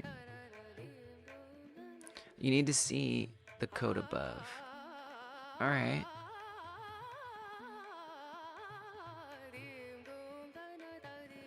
All right, so the way this function works, we call it with the bone index and a target, and then an amount. All the amount does is say whether it's doing it a lot or it's doing it a little.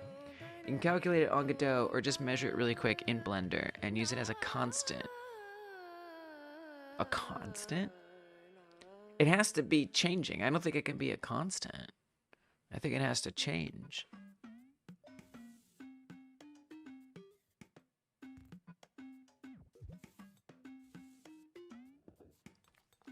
We identify the bone transform of the bone index that it's coming with. So we would need to say bone index 13 and 14. We could set up, I mean, I already have here, I could say variable bone transform 14. All right, we would just do this whole same thing again. Except this time it says 14. Do it again. This time we change it to 15. I don't think 15 is, or 13, right? We need 13 or 14. That's what you said. All right.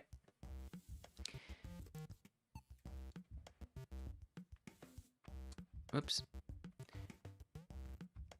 And then we just establish the origin here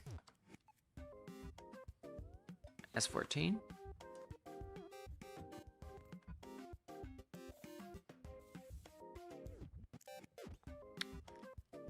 What we calculate as the distance here is the distance between the target. So I guess we could say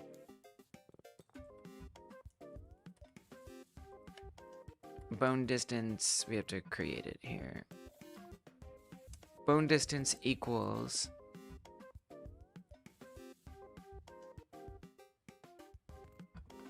bone origin 13 distance to bone origin 14.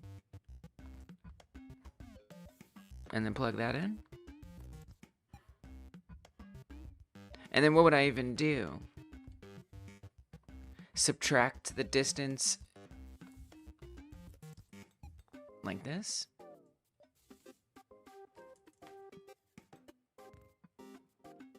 Am I doing this right? I'm very intrigued by what you're saying. Because this really is a point of potential adjustment that could make things work.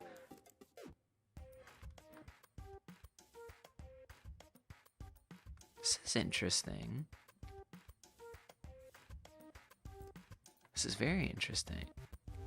I mean, it's definitely not quite on the palm, but it's actually closer.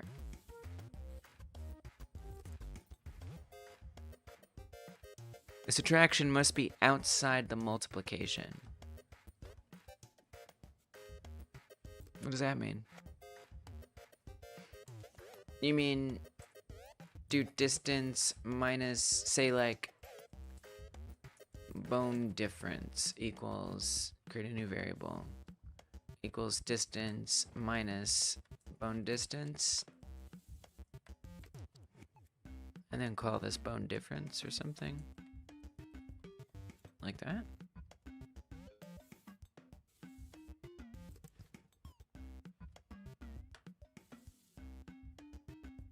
Seems to be about the same. I mean, this is better. I mean, I'm gonna tell you right now, this is a lot better. Like, if I were to switch this back to distance,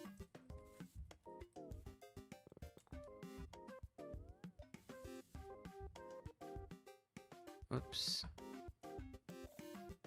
It's better. It's a lot better, because here you can see it's further down. With the code you had me do, it's more like right here, which is a lot better.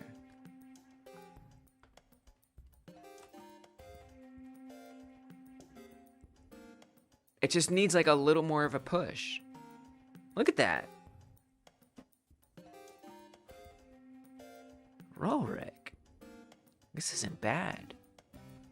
This is pretty dang good. Look at it. It goes up with it. This is like basically almost perfect. Well. Well, freaking well.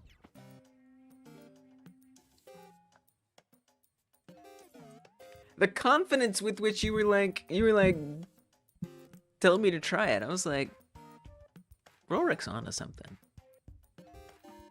I pressed A to doubt, but you know what? You don't press A to doubt because you know. You only doubt. I mean, you know, I could... Whoops, I broke it. There's some... Those are... Don't ignore those bugs. Those are other bugs. Those are bugs of another kind. Oh, God. They're numerous. Look at it. Also, look at the hand. Look what's happening. Look at how it's stretching it. It's like making it tiny and flat. It's being so weird. I mean, this is really interesting. Look at it. It's like pancake. Oh, I went too far here. Oh, I went too far. I don't know what's going on with the left arm. We're just, I think that code that I commented out earlier. Anyway, don't worry about the arm on the left. We'll deal with that. No, helicopter! Not sure if the math is in the correct order, but you nailed it. We nailed it! Don't you dare give me the credit for this.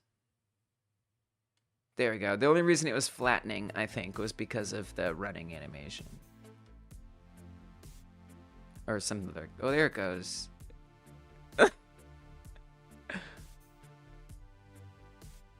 It's only when I run. That's really weird. I wonder if it's because I'm not on the animation tree. I can kind of be okay with this.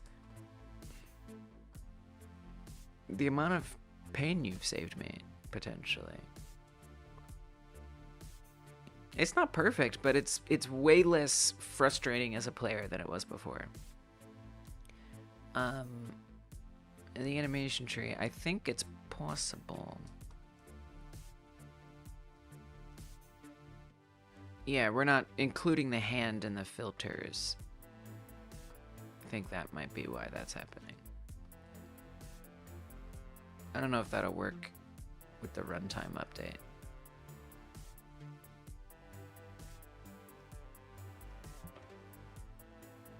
Whoops. Oh, gotta be careful. Huh. Okay. No, it's not grabbing. I tried to grab it. I did.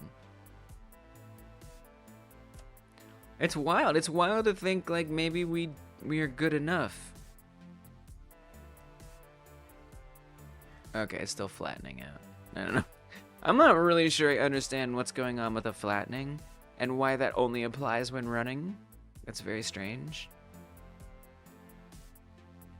Also, maybe I still need to restart the runtime. I don't think I do. I'm pretty sure I don't.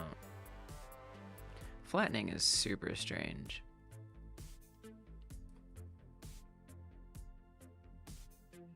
But I mean, it looks pretty good. Other than that left arm sticking out. Don't worry about that. Look away from the stretched out arm. There's a lot of problems. Okay. Alright. Wow. I mean, the most tragic thing is the amount of time I've spent on everything else. Is that I haven't gotten to do all the other things I want to do. Which is unfortunate. It's very unfortunate.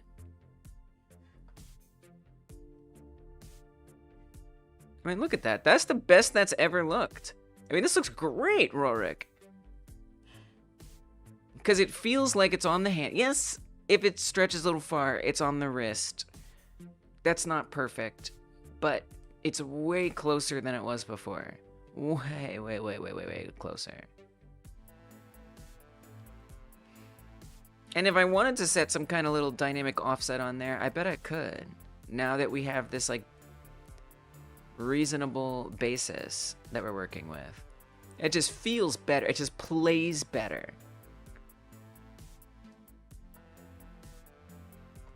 Now, I've only set that up for the one healthy arm, so there's a lot of work to do still.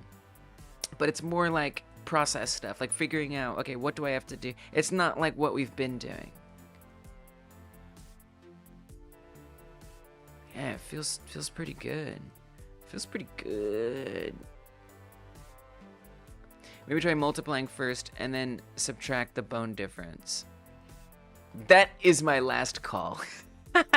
You're making some amazing calls. I mean, you've saved me tons of grief.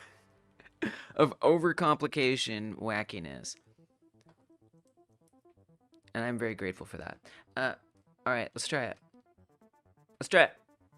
Oh, I spawned a helicopter and it killed me. How rude. Alright, so I'm gonna come back to player script.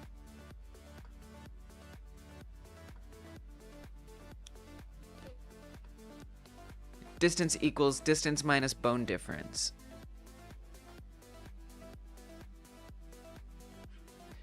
Try multiplying first and then subtract the bone difference.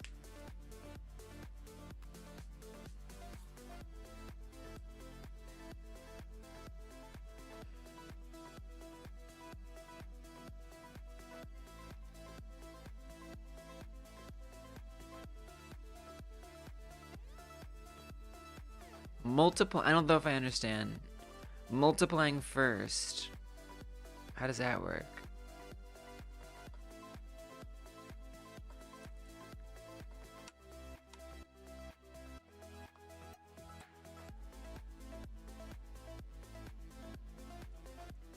New transform basis y times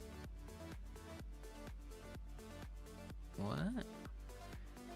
Distance equals distance minus bone difference.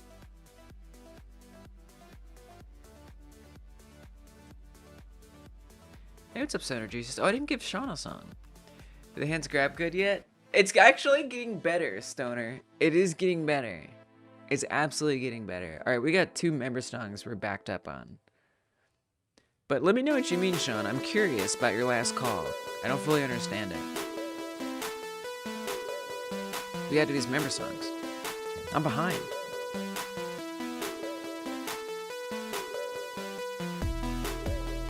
Oh, Sean! Oh, Sean, oh, Sean! I sung for you already? I don't think I did. Did I? Have I really forgotten? Oh, Sean, you don't make me yawn at all. Apparently you're getting a second song. I don't know how that's true. I sing a song. No, no, no, no, no, no, no. It's every freaking devlog stream that I do. If you come through, I'm gonna sing a song to you. It's the rule, and it's what I do. So deal with it, sit down. Oh, Sean. Sean, you not making me yawn right now. Oh, Sean, you not making me yawn, 'cause I gotta sing a song for you. Sean doesn't make me yawn, 'cause I gotta sing a song. You're gonna get a bunch every time you come through, it's true. And for Stoner Jesus, we're so glad that you brought us your gift. Something to puff on, to make us feel good, it's true. Oh, thank you, Stoner Jesus, for rising up the ocean like I always say you do, and bringing your gift, that spliff that we can put to our lips and feel better. Stoner Jesus, I hope you're doing alright, I hope you're doing okay. There we go, there's your member songs, guys. Just keeping it real, I'm just keeping it 100. Alright. So, Rolrick, I see you retracted a message, although I do have it, and I'm incredibly intrigued. I'm incredibly intrigued.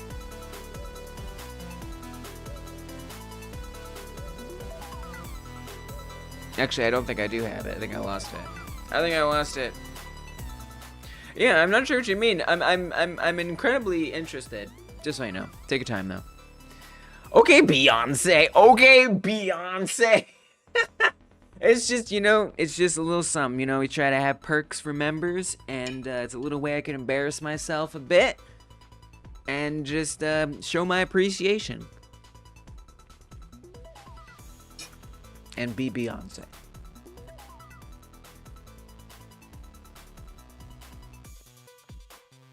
Alright, well, we'll leave it like this for now, but if you come up with a way to explain it, I'll deal with it. In the meantime, what I need to do now is figure out how to get this all to apply to the other limbs. Get this to... I mean, there's a lot that needs to be better. I didn't anticipate to work on one... Not even one thing, but to figure out how to do one thing. Yeah, take your time, Rodok, take your time. Now that we know where to target it, you can give it to me anytime, and I'll be able to experiment with it, because it's really quite simple. So there's some problems with grabbing that we don't see with attacking, and I just sort those out. Look, the head is squishing. Definitely the new thing that we've done is causing like a very different kind of squish that never happened before, which is really interesting. I couldn't find the dance emojis in time today, but just know I was moving and grooving. Very nice. Members can now put emojis on the screen. So if you it doesn't do well with just one, you kind of got to put a few. But if you put a few emojis and you're a member, they're actually going to appear on the screen. Just saying. Not saying you should, but if you do manage to get the dance emojis, it'll kind of be a bit of a party. It'll kind of be a bit of a party. There they are. There they are. You see? There they go. I feel like they could be a little bigger, don't you? We can make them bigger. I think they could be larger. I'm gonna make them bigger because I want them to be bigger. That might be a lot bigger. They might actually be a ton bigger. Of course, you have to do it for us to find out. So yeah, so the grab's good. The grabs are gooder. They're definitely gooder. There's some problems with it, but it's way, way gooder than it was. So much gooder than it was before. So I'm extremely grateful for that. Extremely grateful for that. Yeah, there we go. So they're a little larger. They make a bit more of a statement. Yeah, I like that. I think that's good. Well done, Rorik. Well done. Thank you for testing it. So, you know, it's got. Oh, see, there was a problem. So that's an interesting thing. There's something that gets like toggled if I like drop it and grab it again, where it toggles it off. So there's some Boolean getting set and unset here. If you drop it and catch it. Actually, if you do it quickly, I bet I know what that is. I bet that's attack duration. I bet that's what that is. There's an attack duration that applies to attacks, and I bet it's obeying that for grabs as well. But if I grab too quickly, that happens. Wow, and the game really slows down. The game does not like that. Oh, so you know what else is I know what's causing the game to go slow. Do you? I do. So every time, and now it's gonna go fast. Every time, I so understand what's happening. Every time we grab something, it's actually not picking it up. What's actually happening is it's instantiating a new one at the position that you grab it. It's really bizarre. So basically, the more times that I grab it, the more of them are spawning. So if I keep repeatedly doing this, the game is just gonna get slower and slower and slower until I move forward and it deletes them all. Then it moves fast again. That's what's happening there. So I think I could stand to deal with that. Your message not good enough? There you go. You got a little tear right there. I don't know what you're talking about. What you mean your message not good enough? What does that mean? What you on about, Jesus? Now we can see there's other problems. The left arm is sticking out for no reason that makes any sense. Could you log how many there being spawned? Yes, I could. Yeah, so I mean, you know, a way to solve that would be to just say delete them. Yeah, so there's a lot that's going on here. So it's kind of a whole other system than everything else. But basically, I think it's on the camera. Here, and I'll put on collision shapes, so it'll be kind of crazy. Let me actually sort out some of these tabs here so things can make a little more sense.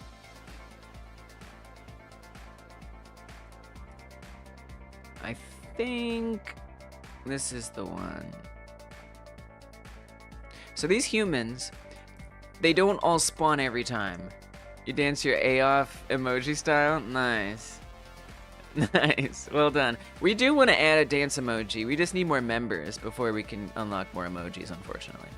So these humans are all there all the time. However, on each human, there's a script that determines whether it spawns. Or it's not spawning, really it's appearing. They all spawn.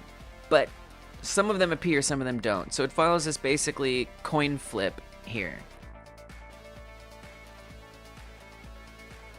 And if it wins the coin flip, then it is visible. If it doesn't win the coin flip, it isn't visible. Now, when you go to grab it, it's spawning a new one at that exact position. That is handled on the raycast script, which is the camera.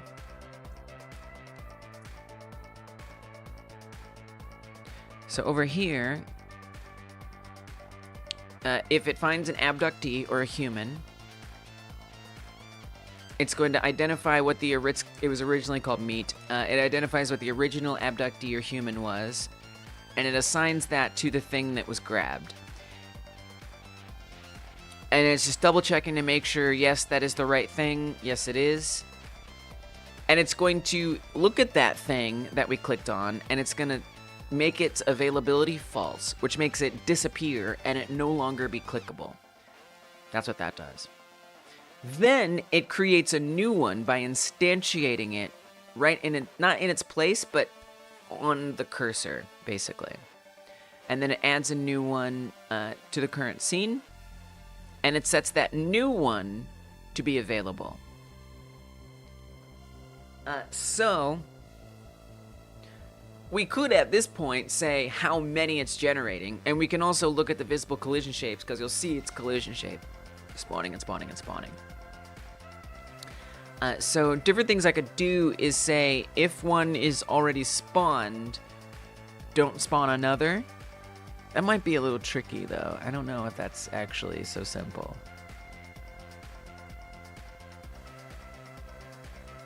I could say, like, put a cap on them. I probably I think I need to put a cap on a maximum number of things that you can do.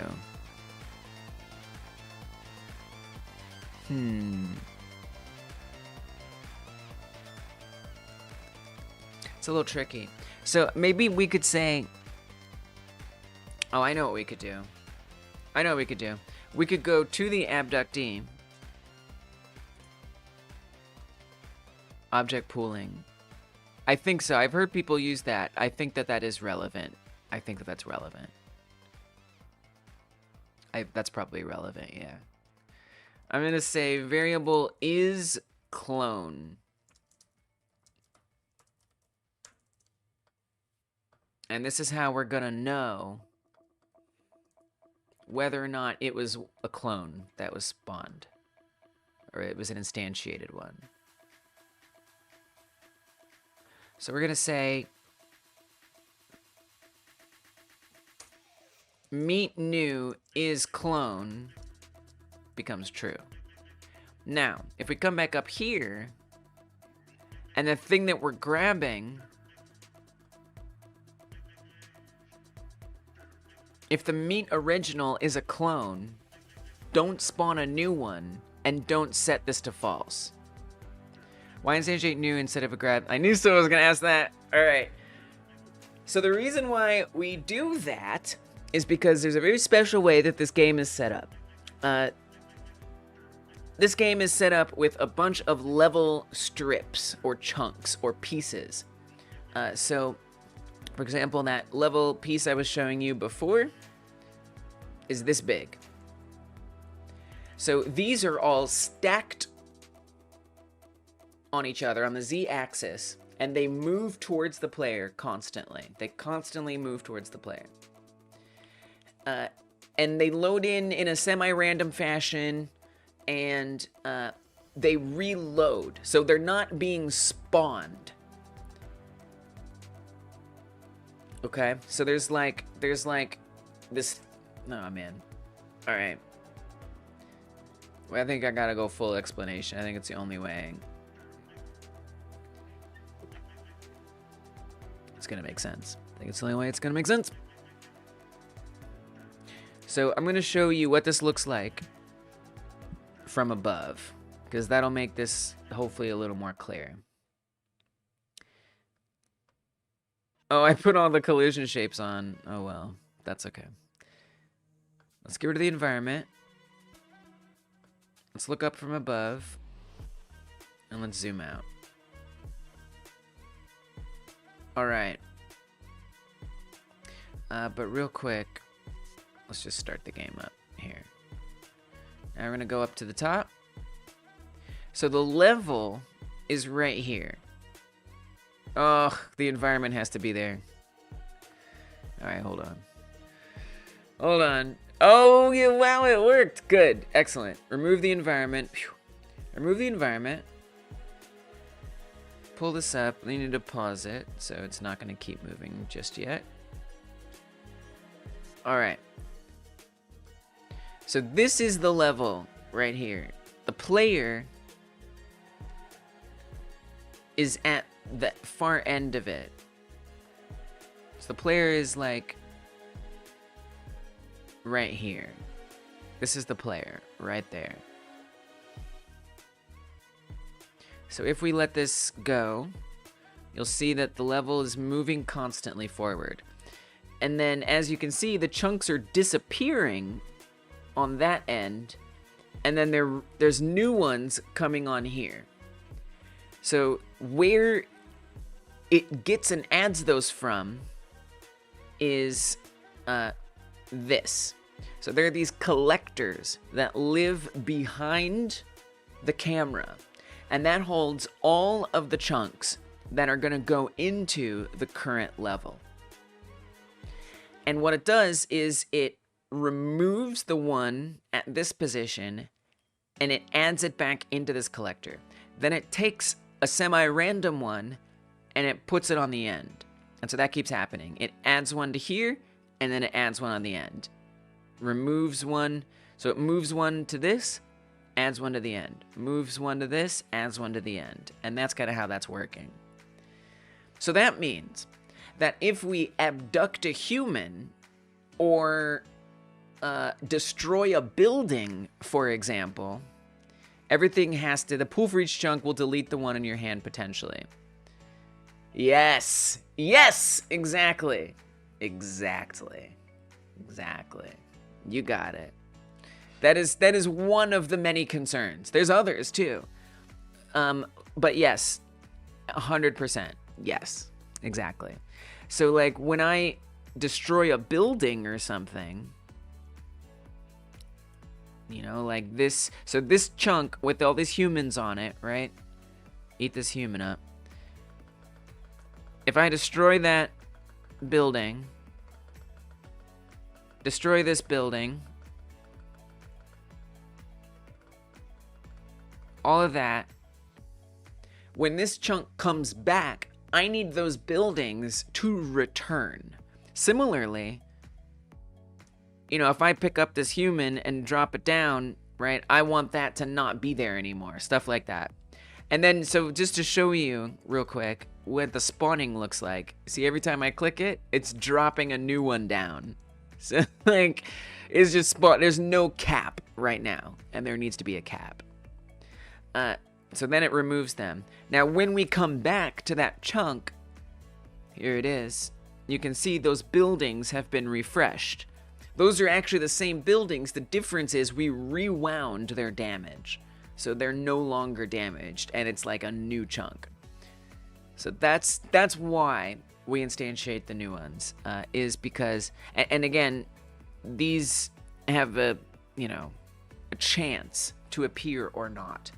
You can see the ones back here are empty because they're actually still there. They're just not visible and they're not clickable.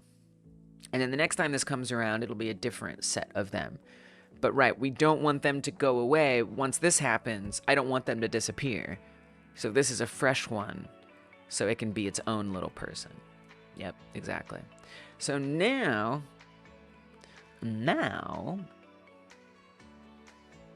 let's get the, world environment is back in. Good, excellent, wonderful. Now I'm gonna go back to the camera script, wherever that is anymore. It's a good question, Sean. It's an excellent question.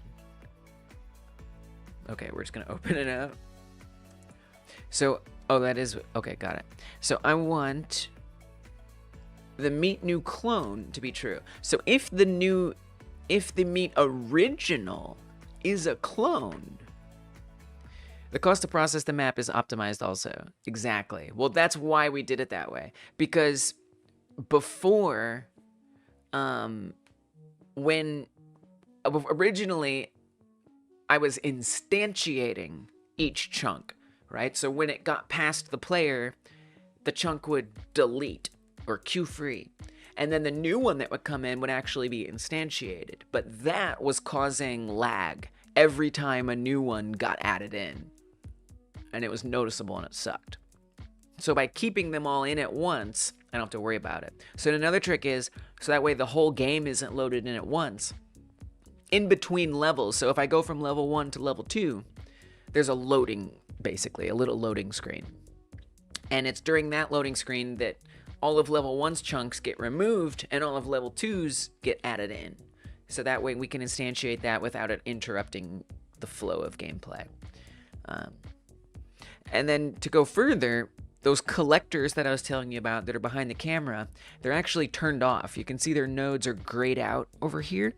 They're actually turned off all the time. It's just they're always off. So that way, all of those things that are on those chunks are not constantly processed. So all those humans, they're not constantly running in the background. So if something goes into there, it's basically gone, but it's ready to be added back in when the time is right. So if the meet original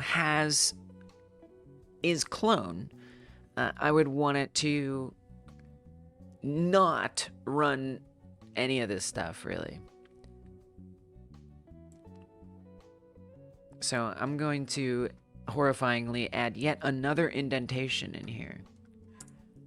And we're going to say if meet original is clone, if meet original is not clone, so let's do a not there. So that should cap it. Now, this might have other unintended consequences, if I'm being honest. But whatever, let's see what happens. Do you still have debug shapes on? Collision shapes? Yes. Okay, good. I'm not sure if this will be a problem. We don't really need to unset it. If it's a clone, we're good. Well, the only other problem with that is when it hits the ground, it reparents. So actually, we might have a bit of a problem. I don't know. We'll see. It might not work out well if we drop it on the ground and pick it back up. So I might have to deal with that. All right, so we grab it. Oh, I can't even pick it up anymore. So then it's no longer pick-upable. Clicking my little heart out. So we're bricking it at that point. Because there actually is nothing that makes it pick-upable. I guess because I'm a little confused why we can't pick it up.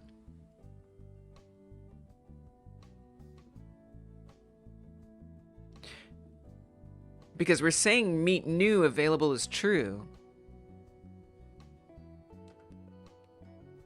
You can crash it?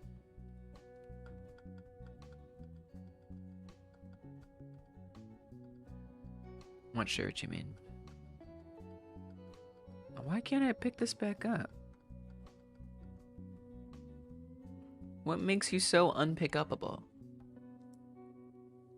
Because I would think it's essentially exactly the same. Unless something else is set to make it not available. It should be available. We say that the new thing that is a clone is set to available. I guess because I don't have anything. No, Lise, no, this makes sense. Because there is nothing. Right, add to group grabbed. That's what it is. I think that's what we have to do. So we have to say, if it is clone, so we have if it's not a clone, then we want to say else.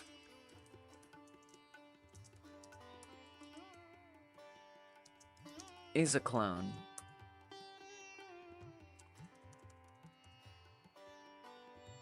Then add meet original to grabbed. What does that do? I have a feeling this is going to cause some problems. I don't think this is going to work. So, you know, this kind of requires like a whole thing to figure out. I think this will require an entire thing to sort out. If I'm being honest, I need, you know, it's a kind of task I would have rather started my day out with than trying to close it.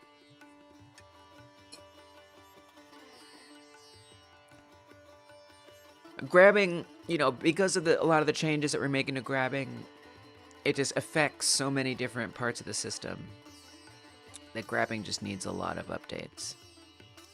No dice. Cool. Yeah, I guess there's more that we need to do here.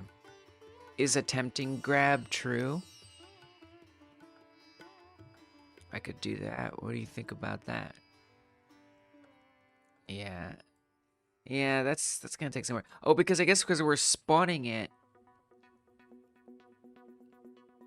I don't know. I don't really understand.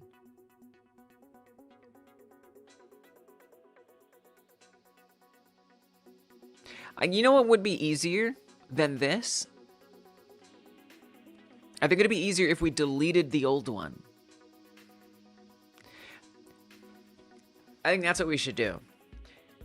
Because if we're cloning a clone, we can delete the clones, no problem. What we definitely don't want to delete is the original one.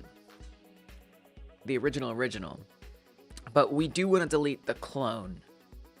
If there's a second clone, not the first clone. Well, we do eventually want to delete the first clone.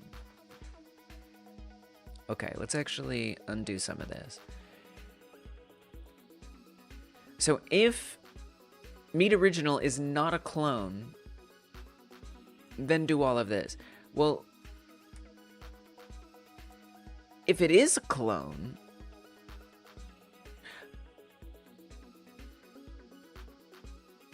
I don't know if that's true. I think I do want this to happen if it's not a clone. I think I do want this to happen.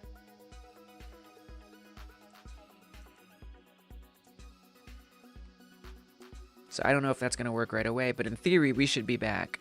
Yeah, something like that. Exactly. So now we can go back to spawning them all the time. Never take it out of grabbed? I'm not sure. By the way, I just realized I forgot to give Rolric credits. I was going to shower Rolric with credits. The amount of credits that you deserve cannot be quantified. Well, it can. It will be, actually, if I'm being honest. Rolric is on 41. Grab. Hello, remember you. Unknown. Kinda. Sorta. Welcome. Thanks for stopping in. I'm gonna go ahead. Oh, let's grab movement. Grab mechanic. It's a little different than grab mechanic. It's more like limb stretching and stuff. I don't know if I have something specific to that. Player limb collision, limb shrinkage, that's different. Limb penalties, yeah. I think we want to say grab mechanic. For Rolric. Rolric gets a lot of credit. On 41 for now. Definitely a grab mechanic credit. Definitely a debug credit, I would say. By the way. How did the alien game go? It's going. It's a big project. It's going. I'm working on it right now. Still doing it. I've been working on it for 8 hours now. It's gonna take me a while to finish this one. Let's say coding consultant, because I know you weren't Godot familiar. Alright, that's 3 credits. That's a lot of credits.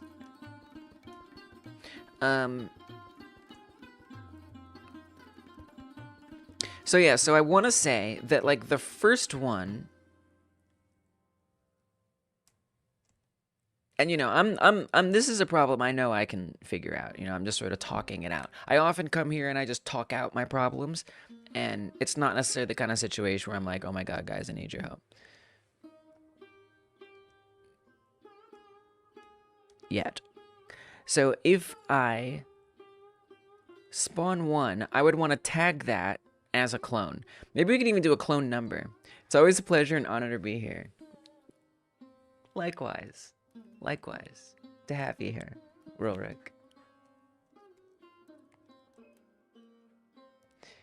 Yeah. Thank you. Same to you. Take care. I'll see you next time, Rolrick. Thank you for supporting the channel in all the ways that you do. Appreciate it. Goodbye for now. So I think maybe instead of is clone, we could actually have a counter, right? I think that would make the most sense. So instead of is clone, I'm gonna say clone number. Right? It makes sense.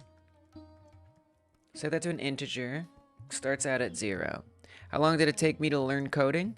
About a year? I mean, that's not true. At this point, I've been doing it about a year. I feel like it's just something you constantly are learning, you know?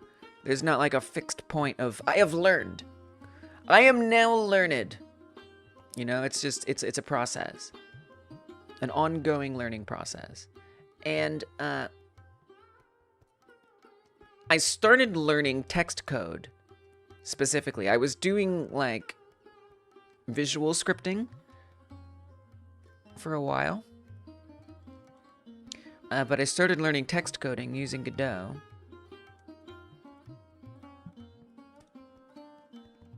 One year ago. So that might be a year and some change. That was the first time I ever did text coding. And I did it on stream. And I've chronicled the entire journey from 0 to where I am right now, all the way at the top here. And this also chronicles my entire journey making this game. Every single thing I've done is live streamed. I would say, so here's what I like to say when people ask that. About 3 months in is when I started to feel comfortable enough. So like maybe around here, I started to feel comfortable enough to finally do it in a game jam. So every Friday, which actually tomorrow, we're doing a 1-hour game jam every single Friday. A 1-hour game jam where, most Fridays, except for some holidays, where people can join in if they want. I'm going to come here and I'm going to make a game in 1 hour using Godot. You can go to the channel page to find more info about that jam. And when I started using Godot in the 1-hour game jams, that's when I felt like I learned enough that I was like confident and comfortable in my skills. And for me, that was about 3 months into learning. So yeah, so I've been doing it for about a year, but I really felt like I could apply the skills within a few months, personally. All right, so we got a clone number count. I'm gonna come back to the Raycast script here. You should totally make a short about this topic, 45 seconds or less. Oh man. Yeah, I mean, I guess. I mean, maybe you're joking, but I don't know. Yeah, maybe I should. I don't know. I tend not to do the pirate software thing where it's like, all right, here's some advice, and I'm going to tell you guys, here's what you got to do. You got to do this, and then you're going to, because this is the way it is, and I'm just being the truth, dude. This is the how to go, all right? That's my pirate software. But yeah, that kind of is the kind of thing. But then again, I don't know. It's just not my vibe. But like, who knows? When I started seeing your videos, you were trying to make a really weird dog. And you did the assets. It was so funny watching you make him walk. A dog.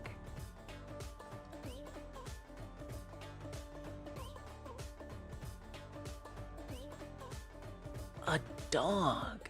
That, I mean, that must have been like a game jam, right? To me, that sounds like a game jam. If I was doing a dog.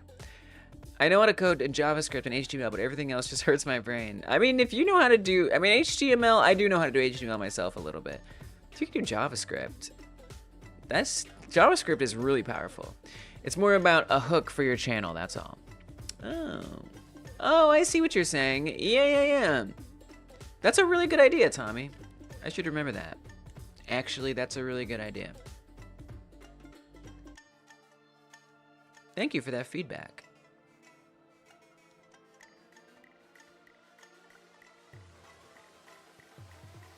Hook for channel.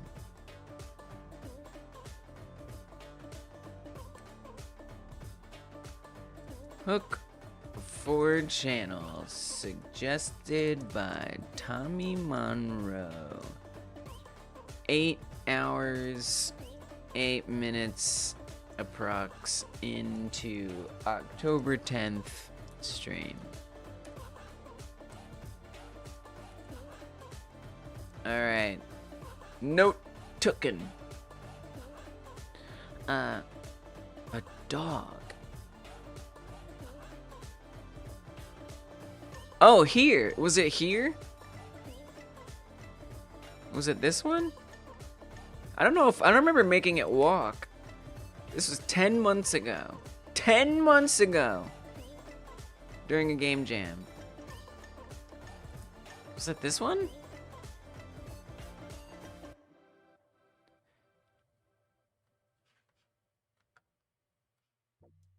I guess I nailed.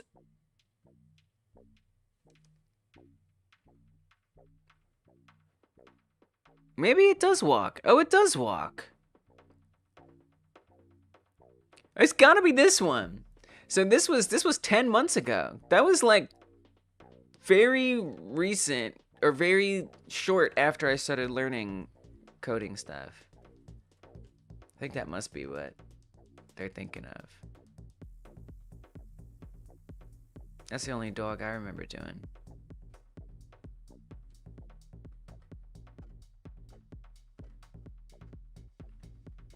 You should make a new channel showing how you learned coding. I'll tell you what, I mean, something that I want to do is start making videos. I haven't made like any videos for this channel. If you go to the channel page, I've got shorts, I've got live streams, and soon I'm gonna be doing a podcast. We got playlists, but there's no videos. So my plan is at some point to make videos that do things like this. That is 100% something I'm trying to do. But, you know, this is called Hyper Game Dev for a reason. Because I got ADHD. I have a lot of ADHD. And for me, live streaming helps me to work on my game and learn coding and stuff. If I wasn't live streaming, I would absolutely not be as far as I am in Godot, in this game. It wouldn't be possible. Thank you, Unknown. I appreciate that. Thank you. You know, just got to learn to accept it and work with it. That's all. And part of that is live streaming. So, as a result of that, or we're related to that, making videos is way harder for me. Because live streaming is about showing up and being here and doing the dang thing. That's it. I just show up, I come here, and I work, and I feel the pressure of the live stream to help me work. With videos, it's the same thing as if I were not live streaming and trying to learn coding. It's really, really, really, really hard for me to concentrate on. So I can't live stream myself making videos. Trust me, it's boring. It would take too long. It doesn't make sense. It'd be too much work. Trust me, it doesn't work.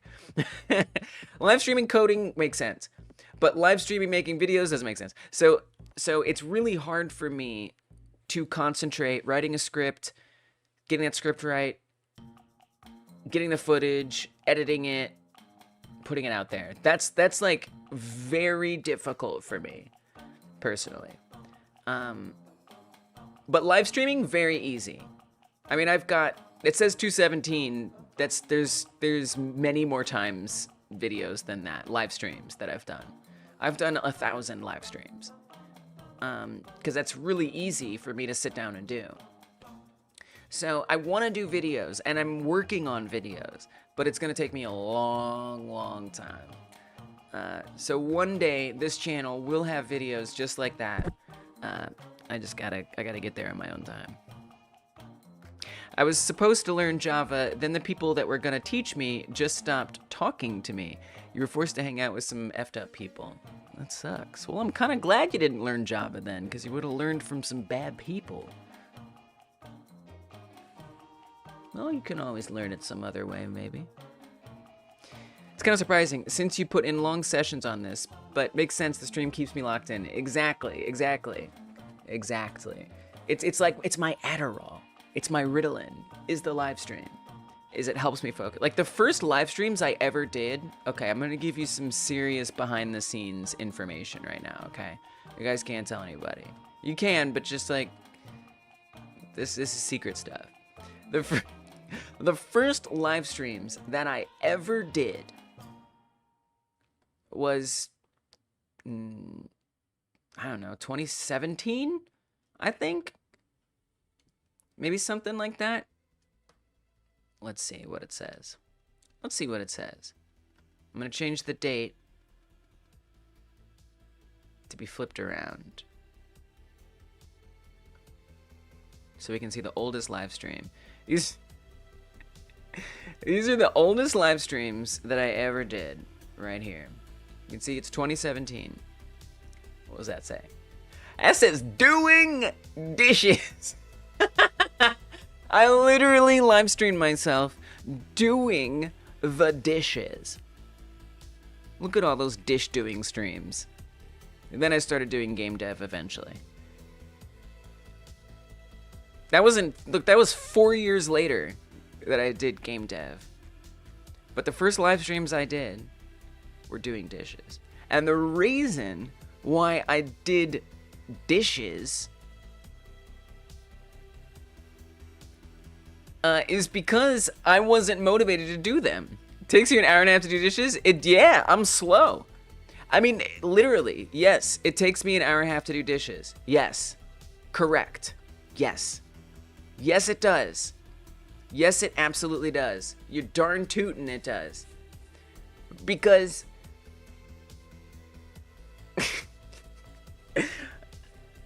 because I'm slow. I live stream myself doing woman things. I don't know what that means. I'm a little off-put by that. I gotta be honest. What? Why is dishes a woman thing? That's ridiculous. What are you from? Were you born in 1936? What are you talking about? What? What in the world? The dishes were dirt. Alright, you guys are missing the point. The point is... Who are you people? The point is... Live streaming helps me concentrate on things that are really hard for me to concentrate on otherwise. And yes, it takes me a long time to do things. I'm slow. I have a developmental disability. It's called ADHD. And it means that things are harder for me. Tasks. It's just not as easy for me to do things. And, but live streaming helps give me that pressure to concentrate. That's why I do these 8 to 10 hour live streams every single week, right? Something that takes, most people, Not most people, but a lot of people I see, they come and they do a game dev stream that's an hour, 2 hours, maybe 3. But I got to do 8 to 10 hours because it just takes me longer. You guys can see it in real time. How my slowness manifests. That's just who I am. You can never stream yourself learning anything. All right. You don't have to. Started used to live stream. All right. Dungeon shared a diagram of how you could structure the mean objects with inheritance. What? What? Are you helping me with things I didn't ask help for? What in the world is this? What is this color, Dungeon?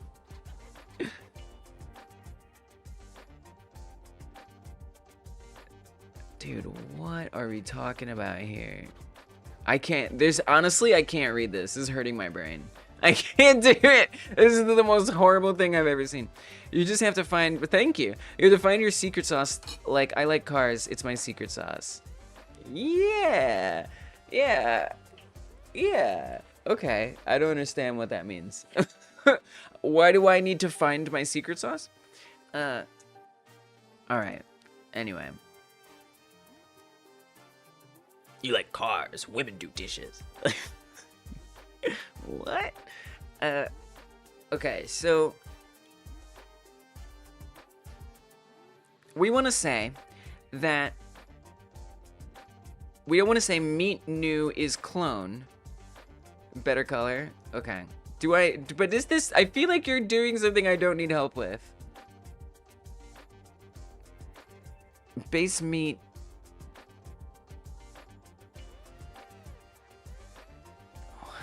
What are you talking about? I don't want to put this in my brain. Do you know what I'm saying? like I've been streaming for like a long time, you know? I don't know that I need this. This is nuts. What?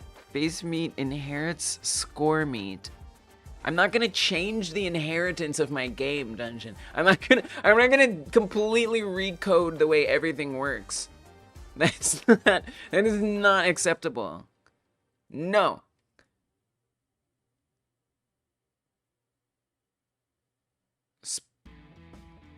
I can't wrap my head around this. Thank you, but this is not Big O live for 4 years and everybody just stopped coming. You don't have, so look, it depends on your goals. For me, add new people types easier later. What are you talking about? I don't know. I don't know. It's not making sense to me. I'm sure what you're saying is very cool, Dungeon, but it's very ego-based. It's not actually helping me. I love you. I love you, girl, but this is not it. My secret sauce is live streaming. It's something you enjoy in your life. It helps to get through life. Fair point. Yes. I mean, really, yeah, that's true. Honestly, unknown, that's true. Like every 4th week, I take off a little bit from live streaming. So I do Wednesday and Thursday. Well, I do Monday, Wednesday, Thursday, and Friday. I live stream. Mondays are for members. Wednesday and Thursday, I work on this game publicly. And then Friday, we do the game jam. Every 4th week, I don't do the Wednesday and Thursday stream. And sometimes I get a little sad because I haven't streamed in a while. So yeah, it does really help. And I come back to the stream and I'm like, oh yeah, I missed this. I agree with that. And cars, by the way, that's a cool thing to be interested in. I think that's neat. But also, Stoner, I want to say, like, for me, it depends on your goals. Like, if your goals, like, I'm a streamer, I want people to come. Like, that's you. That's fair. For me, I don't care if nobody comes. Literally. Like, I don't even check how many viewers. I actively avoid seeing how many viewers are watching at any given time. I am only here to motivate myself to work, and then if people come through, then I work with that community-wise and deal with that in live stream and all that. And I do think about people who watch it after the stream as well. I do. It's not to say I don't try to make content that's watchable, because I do. But if nobody watches it, I would still do it. That's just me. And I think that's you know, I don't know if that helps you, but in my opinion, one doesn't need people to come as a reason to do it, because I think that the content gets better if you're doing it like nobody's watching. With that said, you still want to be considerate of somebody who might be watching. It's kind of a weird mind game. I don't really know how to describe it. It's like, be prepared for the possibility that somebody could be watching, but don't be keeping track about whether somebody is. That's the way I think about it. Alright, so what I'm going to do is I'm going to say meet new, not is clone, but meet new clone number. I forget what I called it already. Clone number, is that what it is? Clone number, yes. Pop quiz, is a V12 turbo faster? Is a V12 turbo faster than a Corvette or not? Yeah. Totally. 100%. Yeah. Yes. Yeah, my answer is yes. And that's my opinion.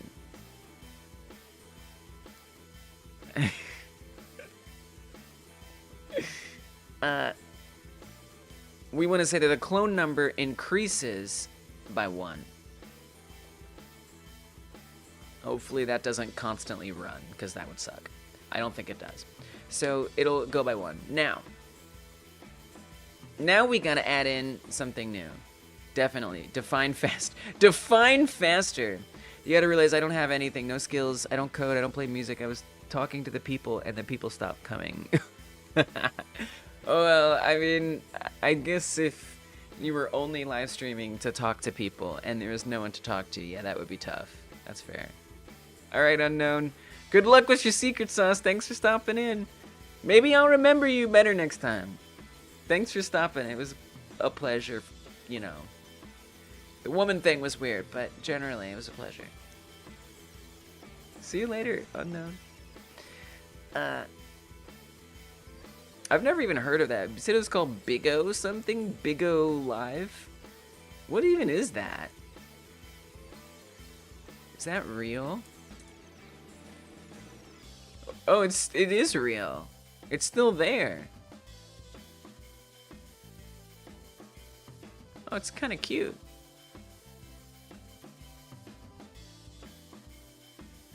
Wow. I mean, this is like a real thing. Jesus. Uh-oh. Yeah, I kind of thought something like that might happen. Okay, bye! Wild. How weird. Wow. Thanks for telling me about that. I never knew that existed. Now I know. Now I am learned. So I do want to check here. We want to say that if the count is above 2, we actually wanted to go find and delete 1. Which is going to be a little tricky. Somehow it has to know. And it also needs to subtract the count. It's a little complicated.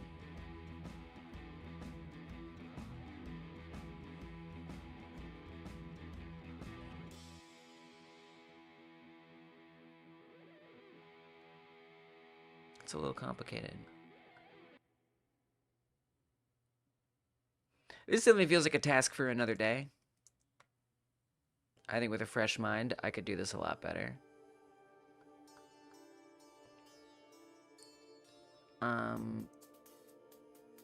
So this time,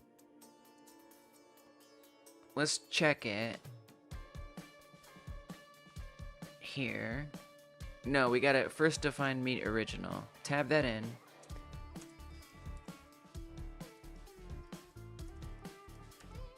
If meet original clone number is less than or equal. What we could say is if it's less than or equal to 2, less than or equal to 1. If it's less than or equal to 1, do all this stuff. If it's not less than or equal to 1, well, that's not gonna work. That's definitely not gonna work.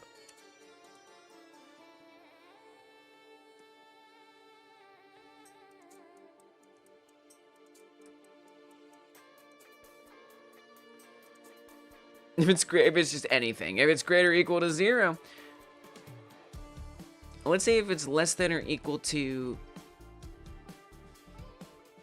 So basically we would be identifying if it's 2. If it's less than or equal to 1, it's going to do everything normally. I'm kind of curious just to... I mean, nothing... I feel like... Oh, instant problem. Oh. I think I need to restart it. It's not going to work because I created that new variable. It didn't exist before.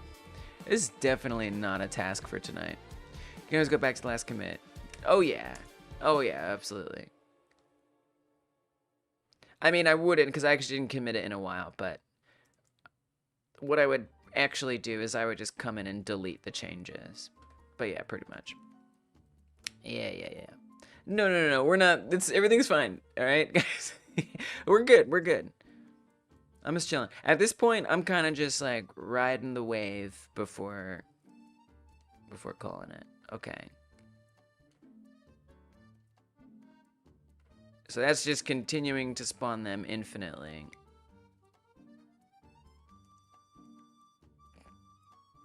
Oh yeah, because this needs to be a static. Wow. This needs to be a static variable across the entire class. You think I'm lying or making things up, or I don't know how I feel about that? JS kind of judged. What? You think I'm lying? What are you talking about? No? You're joking, right? Alright, so we're gonna say clone number. We want this to be a static variable. So this is actually gonna be tracked across all of them. At that point, why put it here? This is kind of weird, if I'm being honest. Pick that up.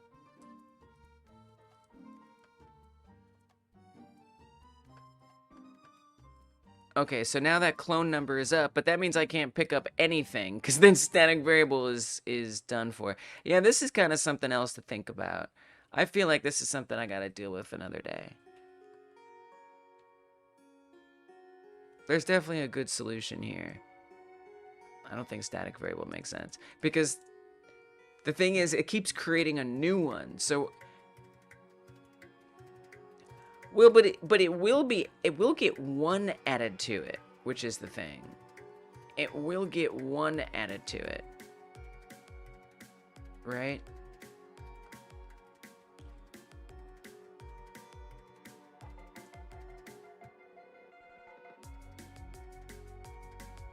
And we could even say if it's less than 1. So it's every time we spawn a new one, that new one will have a 1 on it. So this would, in effect, brick it from being clicked on multiple times, being grabbed multiple times, right? I'm pretty sure.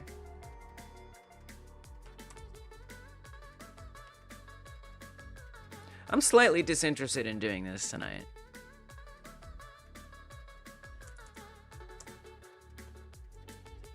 But let's just ride with it. Let's rock with it a little.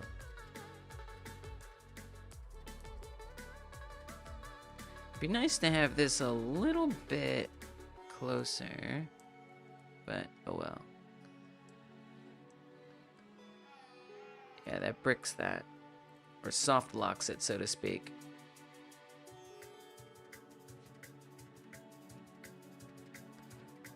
I'm surprised it was real. I mean, I just never heard of it. I just never heard of it before, that's all. It's not personal, I just never heard of it. So, I forgive you. So, now these are effectively bricked. Which is kind of good. But I'd want to say, if this is going to work, I'd have to be able to pick them up again. That's the kind of thing. So I think what I have to do is I have to be able to dig in and figure out, because I don't really feel like doing that right now, figure out what it is that makes them go to the point of the cursor, because I'm not actually sure what teleports them to the cursor. All right, you know what, screw it, let's figure it out. You know what, I want to know. Why do they transport there? Transform, translate, teleport. So they go there. If it has been grabbed.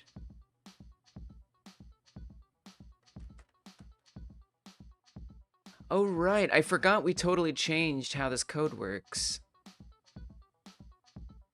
recently.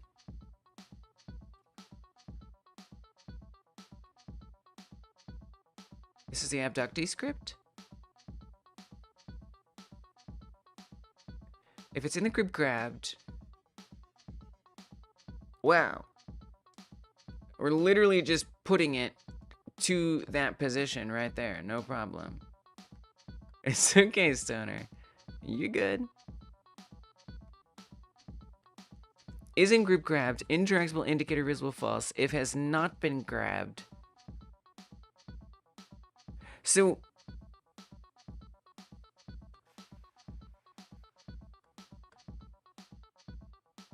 if it's not been grabbed, it runs has been grabbed. Has been grabbed doesn't check for anything. It just needs to be in the group grabbed. What else is before that? Also?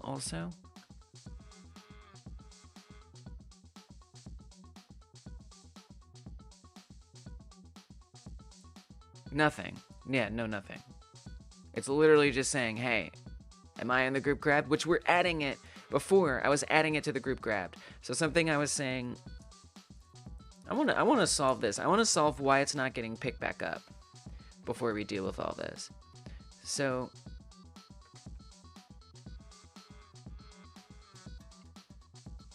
if it's not less than 1, that is to say if it's 1, that's the else statement. It's evidently not enough to just say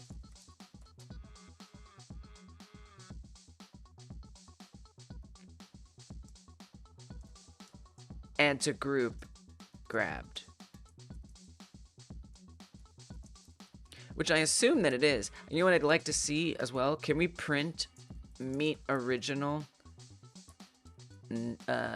clone number? Just to like confirm that it is like seeing it. That would be helpful. All right.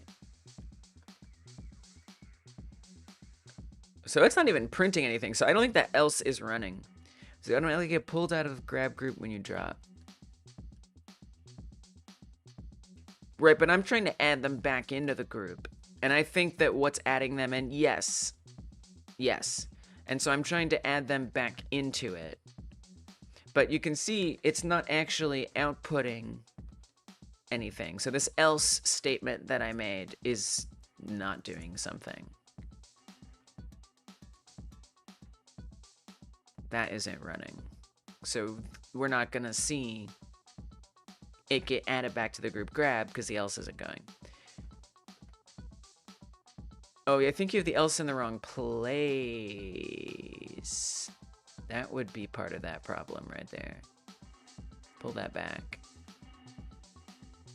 Okay, let's see if we get a print now. Nice. Oh, nice. There we go. Yes! That was it. I just had my indentation wrong. Done. Fixed. That's it. That's all we gotta do. So now when we grab it, now when we grab it and let go, it's not spawning a bunch, you can see, because there's not tons of empty collision shapes just dropping. We're good. I don't know that I need to do the count. I think we could just go back to the Boolean at this point. I mean, does it really matter? Yeah. Let's say that. Let's. I'm gonna refactor it back to that. I'm gonna say is clone. Nice, indeed. Is clone true? And then we say if it's not a clone, if meet original is not a clone, do all this normal stuff.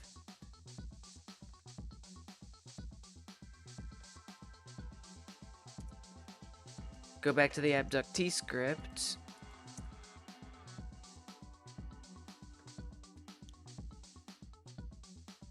And on clone number, change that to is clone.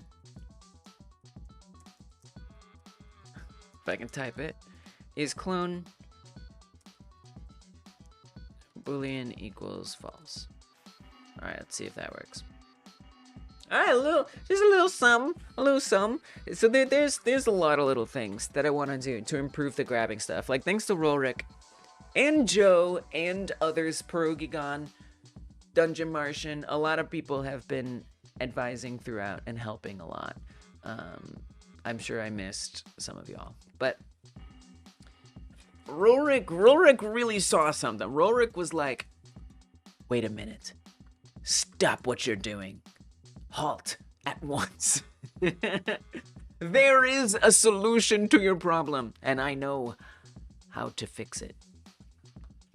And that was getting the things to grab at the right place. It's much, much better than it was. There's a lot of other things that I would like to do that I kind of thought I was going to have time to do today, but unfortunately I don't. All right, let me make sure that's good. Yep. Now you can see the head is doing all types of things. That's one of the things I would like to deal with. Whoa. Oh. Look at that. We got the grab glove. That's supposed to be an entire power-up. Not yet available, which you can see I'm actually able to grab multiple sometimes. That is a definite bug as well. So there's a few bugs to work out, but things are better, and it's mostly in this realm right here. This is what's better. I need to set that up correctly for the left side. It actually looks fine on the left side. Wow.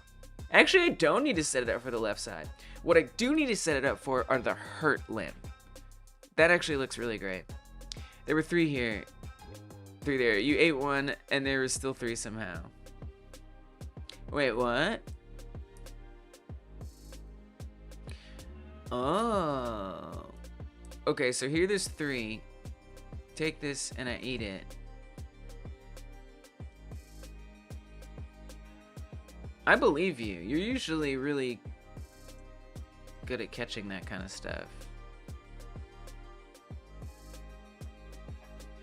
Are you sure? Maybe they were stacked on top of each other and you like thought that there were less than there are? Because if they can stack a little bit. Yeah, rewind and double check. Take your time. Other things, so lots of things that I want to adjust. Now, right now, all the collision areas are visible, so it just looks like a bunch of spider webs all over the place. But this actually kind of helps. So you can see this collision box. When that collision box hits the orb, it immediately sucks it up into there. I think I might want to change that. Because currently, when you eat something, it's based on the cursor. They were just stacked pretty close. Gotcha. Hey, thanks for keeping an eye out, though. I appreciate that.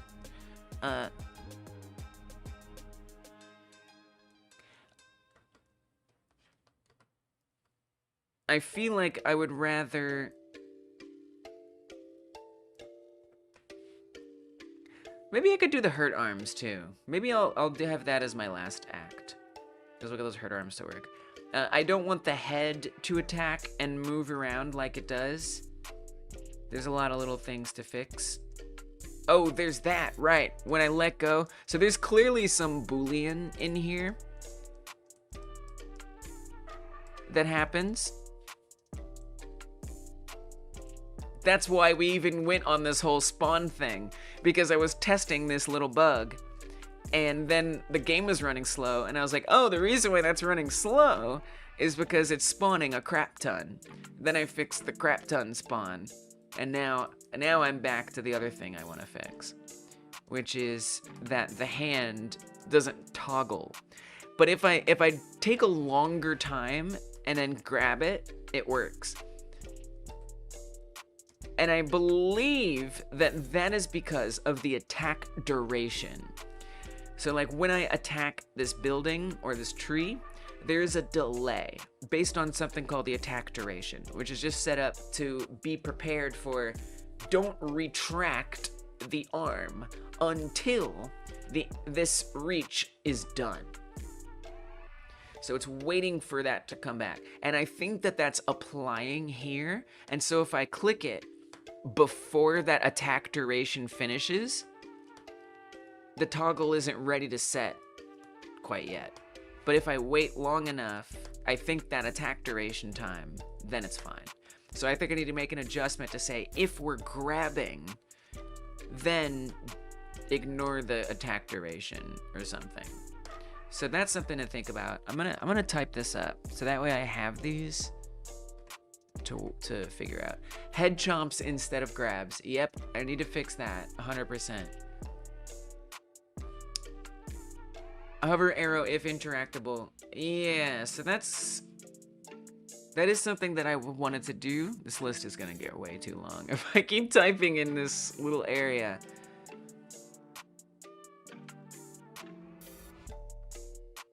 So what if I don't?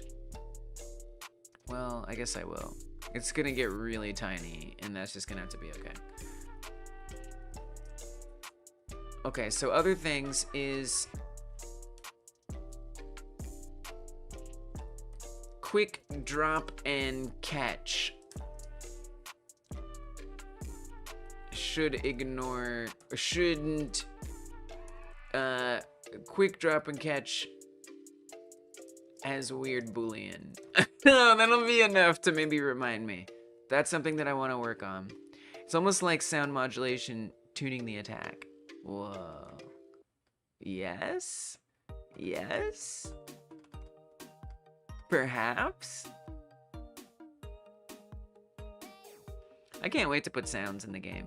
It's gonna be really fun. I'm looking forward to that. Let's do the hurt limbs, though. Let's do the hurt limbs. And I'll feel good about having done that. So that is not what we're doing anymore.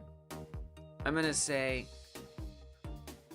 making hurt limbs look good like healthy ones.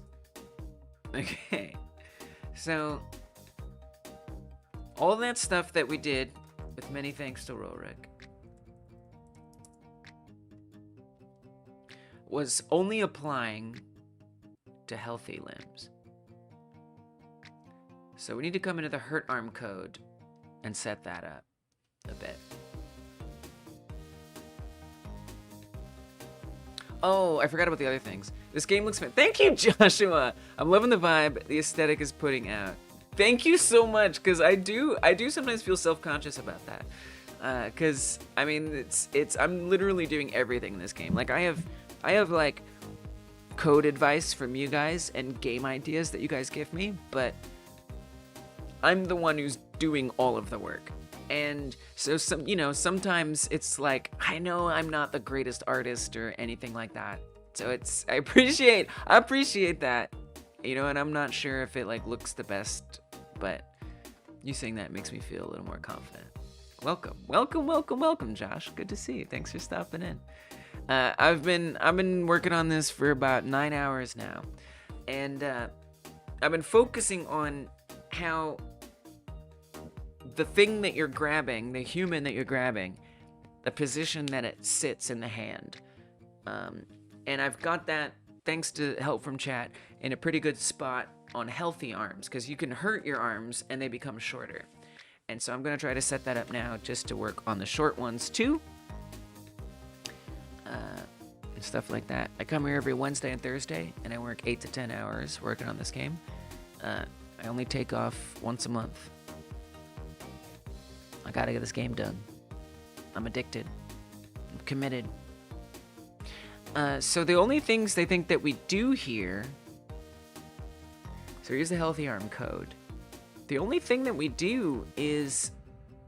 We just...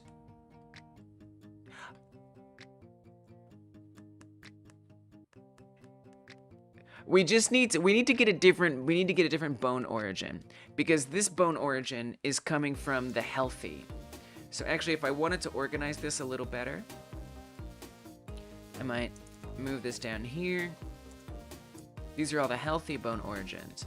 If I wanted to get the unhealthy bone origin, we would say bone origin hurt 13. That's the one that I need to get.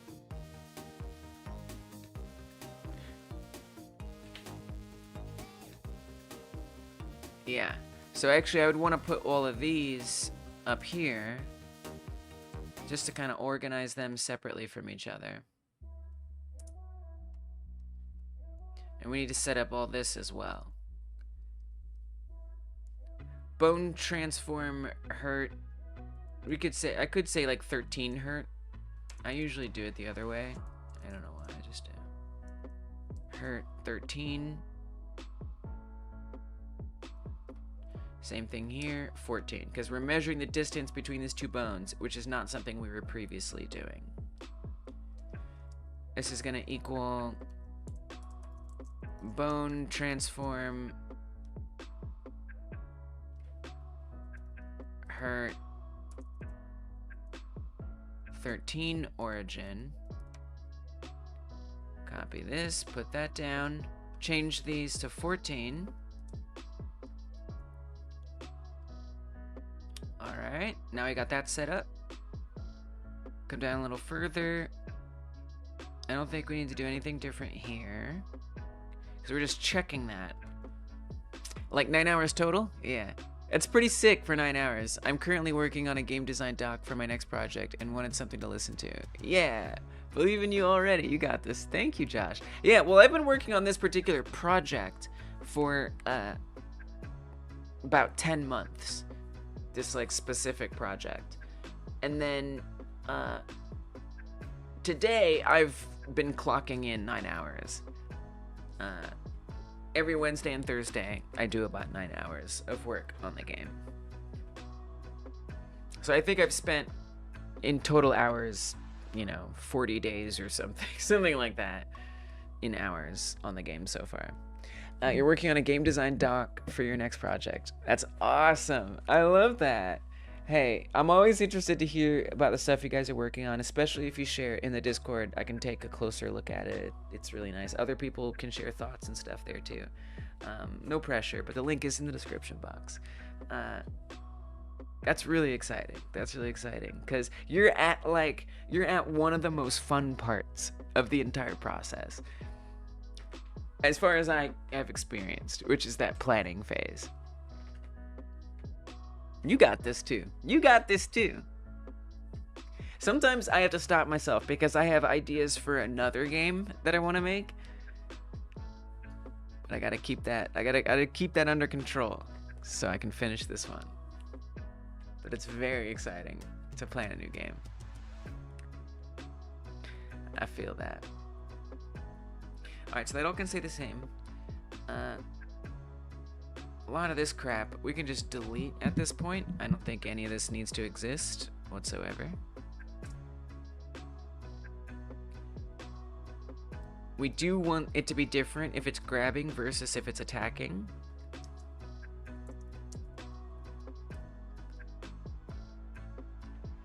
The direction we keep the same. Distance we keep the same, except we have this new one. So this is bone distance, this new thing we're creating. Now I might need to actually update this. Oh, we do have a distance hurt, right. So we're gonna update this elsewhere. This is all in the healthy arm code. So we just need to make this mirror what's down there on the hurt arm. It's totally sick. Thanks. You'll def join in on the Discord fun. Let's go. I used to not like this part, but recently it's just kind of clicked. Nice. I feel that's so hard too, though. Yeah, right? It's super exciting. Yeah, no, I mean, I understand what you're saying, like, because it can also be, like, annoying. Like, I just want to go there and start making it. I don't want to plan. I don't want to write things down. But yeah, I think it can be a really exciting time, too, for sure. So I want this to look pretty much exactly the same in the hurt area. So let me just clean this up a little bit. We don't need that. Let's get rid of this. And we don't need this either. So I'm just gonna clean this code up a wee bit then. Now I want that to look exactly the same in here. You can see it's a lot lighter in here. The difference is we want everything to end in hurt. It's a little challenging. So, we don't want this. Let's get rid of this. Target position, vector 3, just an empty thing. So let's set up that. I'm actually just gonna copy it piece by piece and put it right above it and make some changes. So we're gonna say this becomes hurt if his grabbing target position hurt is set to skeleton hurt. So this is for the tiny little limbs. We want that all to be the same. Target position hurt, skeleton hurt. All right, good. That should be good. And we want to get rid of this. Okay, so the direction stuff should be next. Variable direction, target position, bone transform, normalized. That looks the same. I don't see any change there. So we won't change it. Distance hurt. Okay, so this is where we have a new modification. Although it stays the same to an extent.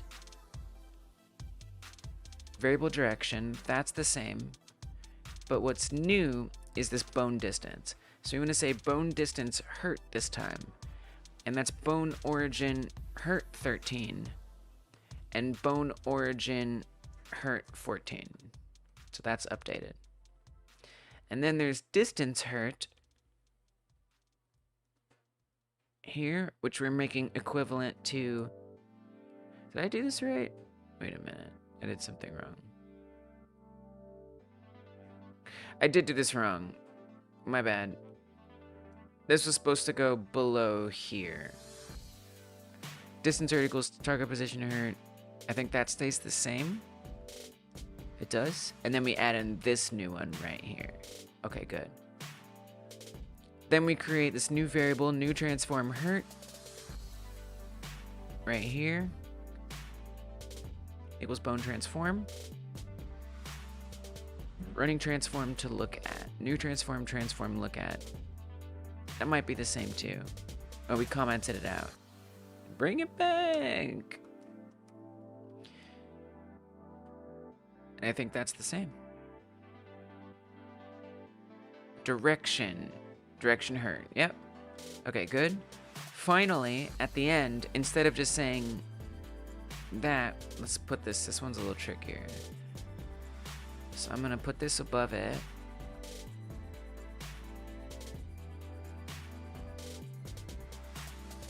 So we want to change this to bone difference. So we want to say bone difference hurt is the new one we create. That puts distance hurt with bone distance hurt.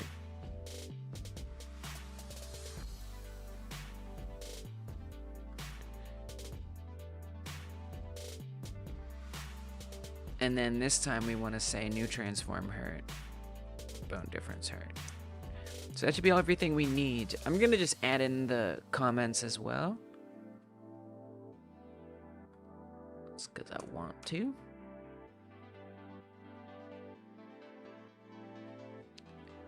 Defining a new transform. Variable new transform. Okay. Right there. I don't think we have Okay, I think it's good. I think it's everything. All right, so they should be exactly the same. Oh, I zoomed out.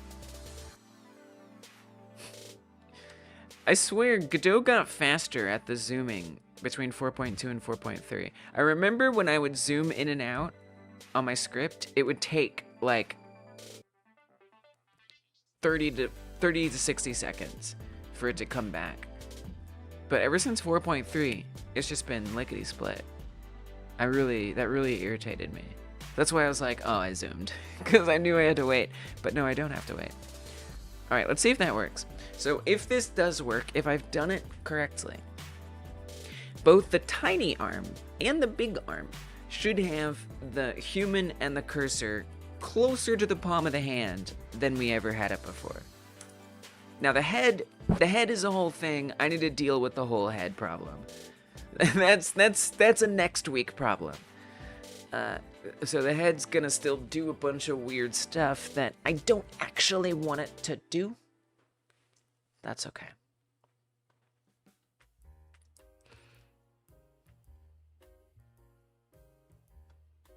So there the head, just ignore that. All right, we got some little arms. These are the ones to test. So let's see if its position looks good. Looks okay. It's a little further out, but it's fine. It's sufficient.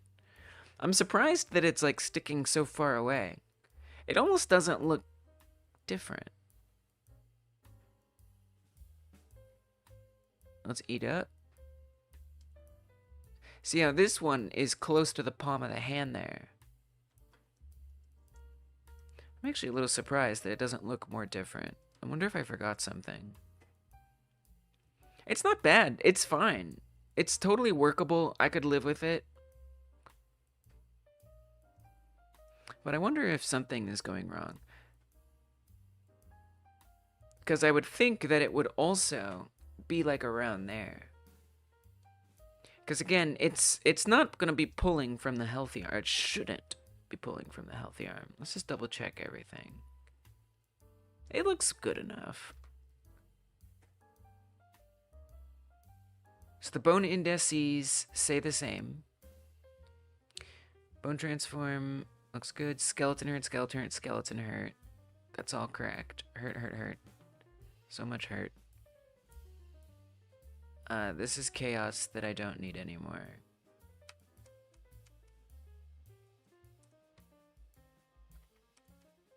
We've got bone origin, no hurts. Hurt, hurt, hurt, hurt, hurt, hurt.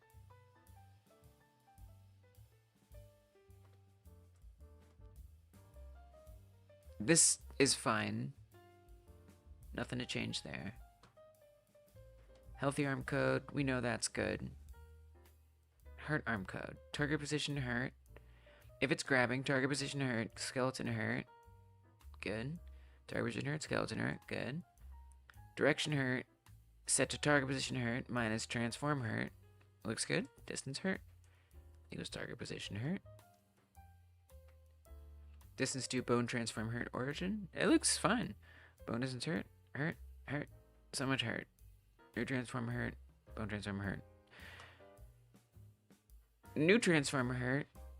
Transform look at. Same function to call. New transform hurt. Direction hurt. Then we stretch it. Bone difference hurt.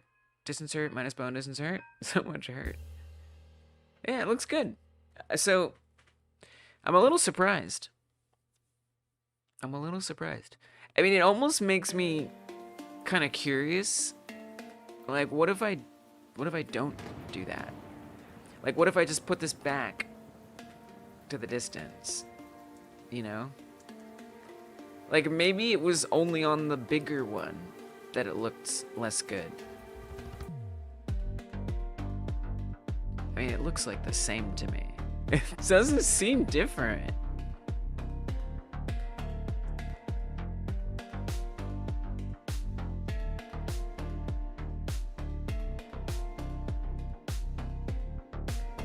So there's that. If we change this back to do the bone difference,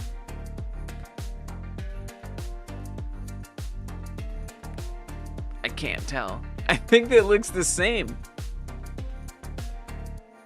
It's very surprising. I'm not quite sure I understand what's going on there.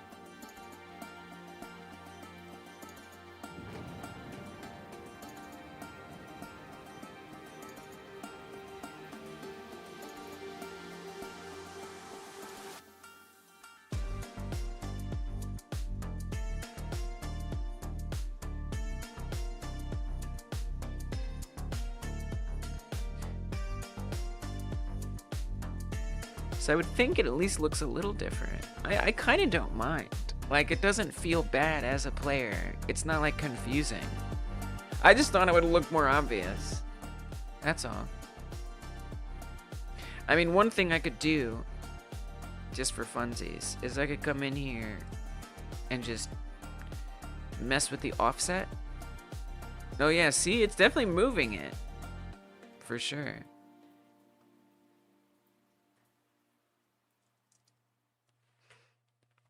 I mean,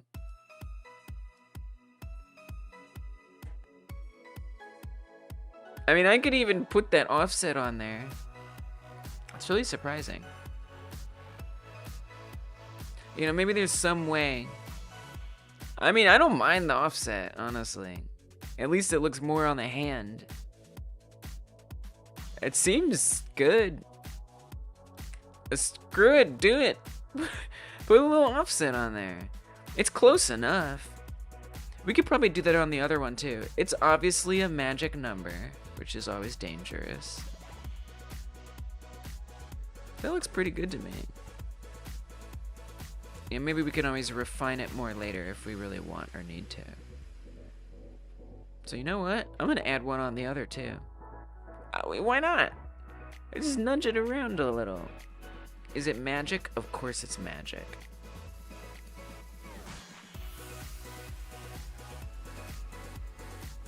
Today I learned I don't have to restart my game when changing a script in Godot. Mind blown. Your Unity Unreal Dev. Yeah. It works for a lot of things. If I change something in the scene tree, if I add something new to the scene tree, it's magic. If I add something new to the scene tree, or if I declare something new at the top of the script or in the ready function, then it won't update. But as long as it's within the code that's actually running, yeah, you can do that, because it's an interpreted language. So it's literally running it and interpreting it at the same time instead of compiling it, which is super awesome. Yeah, it is really awesome. It is really awesome. But you know, if you create like if I were to make a new texture and apply it to the alien, that's not going to show up because I just created a new file that didn't exist when it set up the game. But if it's something, if I were to have it create a new material in code and then assign that to the alien, that would work at runtime. But not if I do it like in the inspector or something. Unless it's an export variable. Export variables you can do in the inspector. Alright, so let's add a little bit on here too. I think I want to subtract it though. We want to subtract this one. Well, why not? It's probably going to be close enough that it stays near to the hand. Okay, it's actually not. Wow. I mean, it's like this one is dealt with completely differently. Look at how off it looks now. Now it's like not following it at all. But if I get rid of that, it's going to be way closer. Still a little off, but it's better. Really, really weird how different those are. Oh, and then other things I want is to get the hand switching. So if we go from the left to right side, I'd want it to switch to the left hand. That would be nice. That's something that I would like to set up at some point. But for now, not really necessary. That's more of a future thing. So you know what? I feel like I've done enough today. I feel like I've accomplished enough. It's been a stream. It's been a stream and a half, man. My gosh, there's so much more that I want to achieve. Like this stuff and beyond. So next week, I'm going to come back and do that. But for now, let's just recap what accomplishments were made. Well, I became very, very, very familiar. Oh, okay, we're good. I thought something was broken. I became very, very, very, very familiar with how the arm stretching works. So this, which makes the left arm and the right arm go and attack stuff, what makes that stretching happen. I now understand way better than ever how all that works. So thank you everybody for helping me wrap my head around all that. It's been really awesome. And then now, after all that work, when I grab stuff, it's the grab point is much closer to the hand. Yes, it still stretches away, but it's much better, and we now kind of know how to go in there and modify that a bit. So we can improve that in the future if we need to, because now it's understood what that point is, which is super awesome. So that looks a lot better. This is it. This was the fruits of the labor, was this moving a little more closely to the arm, and it does look better. It feels better as a player, because really the most important place for it to be lined up is right in here, and it lines up really, really well. There's probably other little things that I did that I forgot that I did. I fixed like a bug. We now don't spawn infinite people when I click on this. It's actually just keeping that same one, so that's super awesome. And probably other little things that I fixed along the way. And I also got to hang out with all of you, which made it all the better, so thank you for that. Don't forget to hit a thumbs up on this live stream if you haven't yet. It means more people will see this later, and it means a lot to me if you'd be willing to do that. I'm gonna be back tomorrow. I am. I'm not working on this game until next Wednesday. Well, technically next Monday, but that's only for members. Check out the join button below to learn more about that. But if you're interested in more hyper game dev, tomorrow I'm gonna be back doing a 1-hour game jam, and you can join me as long as the game that you submit can be embedded on itch.io as an HTML game. You're welcome to join in. Yes, Dungeon, I do say a game jam, in fact. A 1-hour game jam. So I'll be doing my 1-hour entry, and then we play all of your entries as well. So I hope maybe I see some of you guys there. It's kind of a wild experience, but I love to do it. So good night for now, Alien. Thank you for all the wonderful things that you've done. And good night to all of y'all, too. I appreciate you all hanging out. Yeah, it is pretty fun. It is pretty fun. If you're watching this after the live stream, hello. Thank you for being here. I appreciate that. You who were watching it after, you can tap or click in the bottom left to see the last live devlog that I did, and you can click in the bottom right to see the next live devlog that I'm gonna do. I hope I see you there. I really do. All right, y'all. Good night.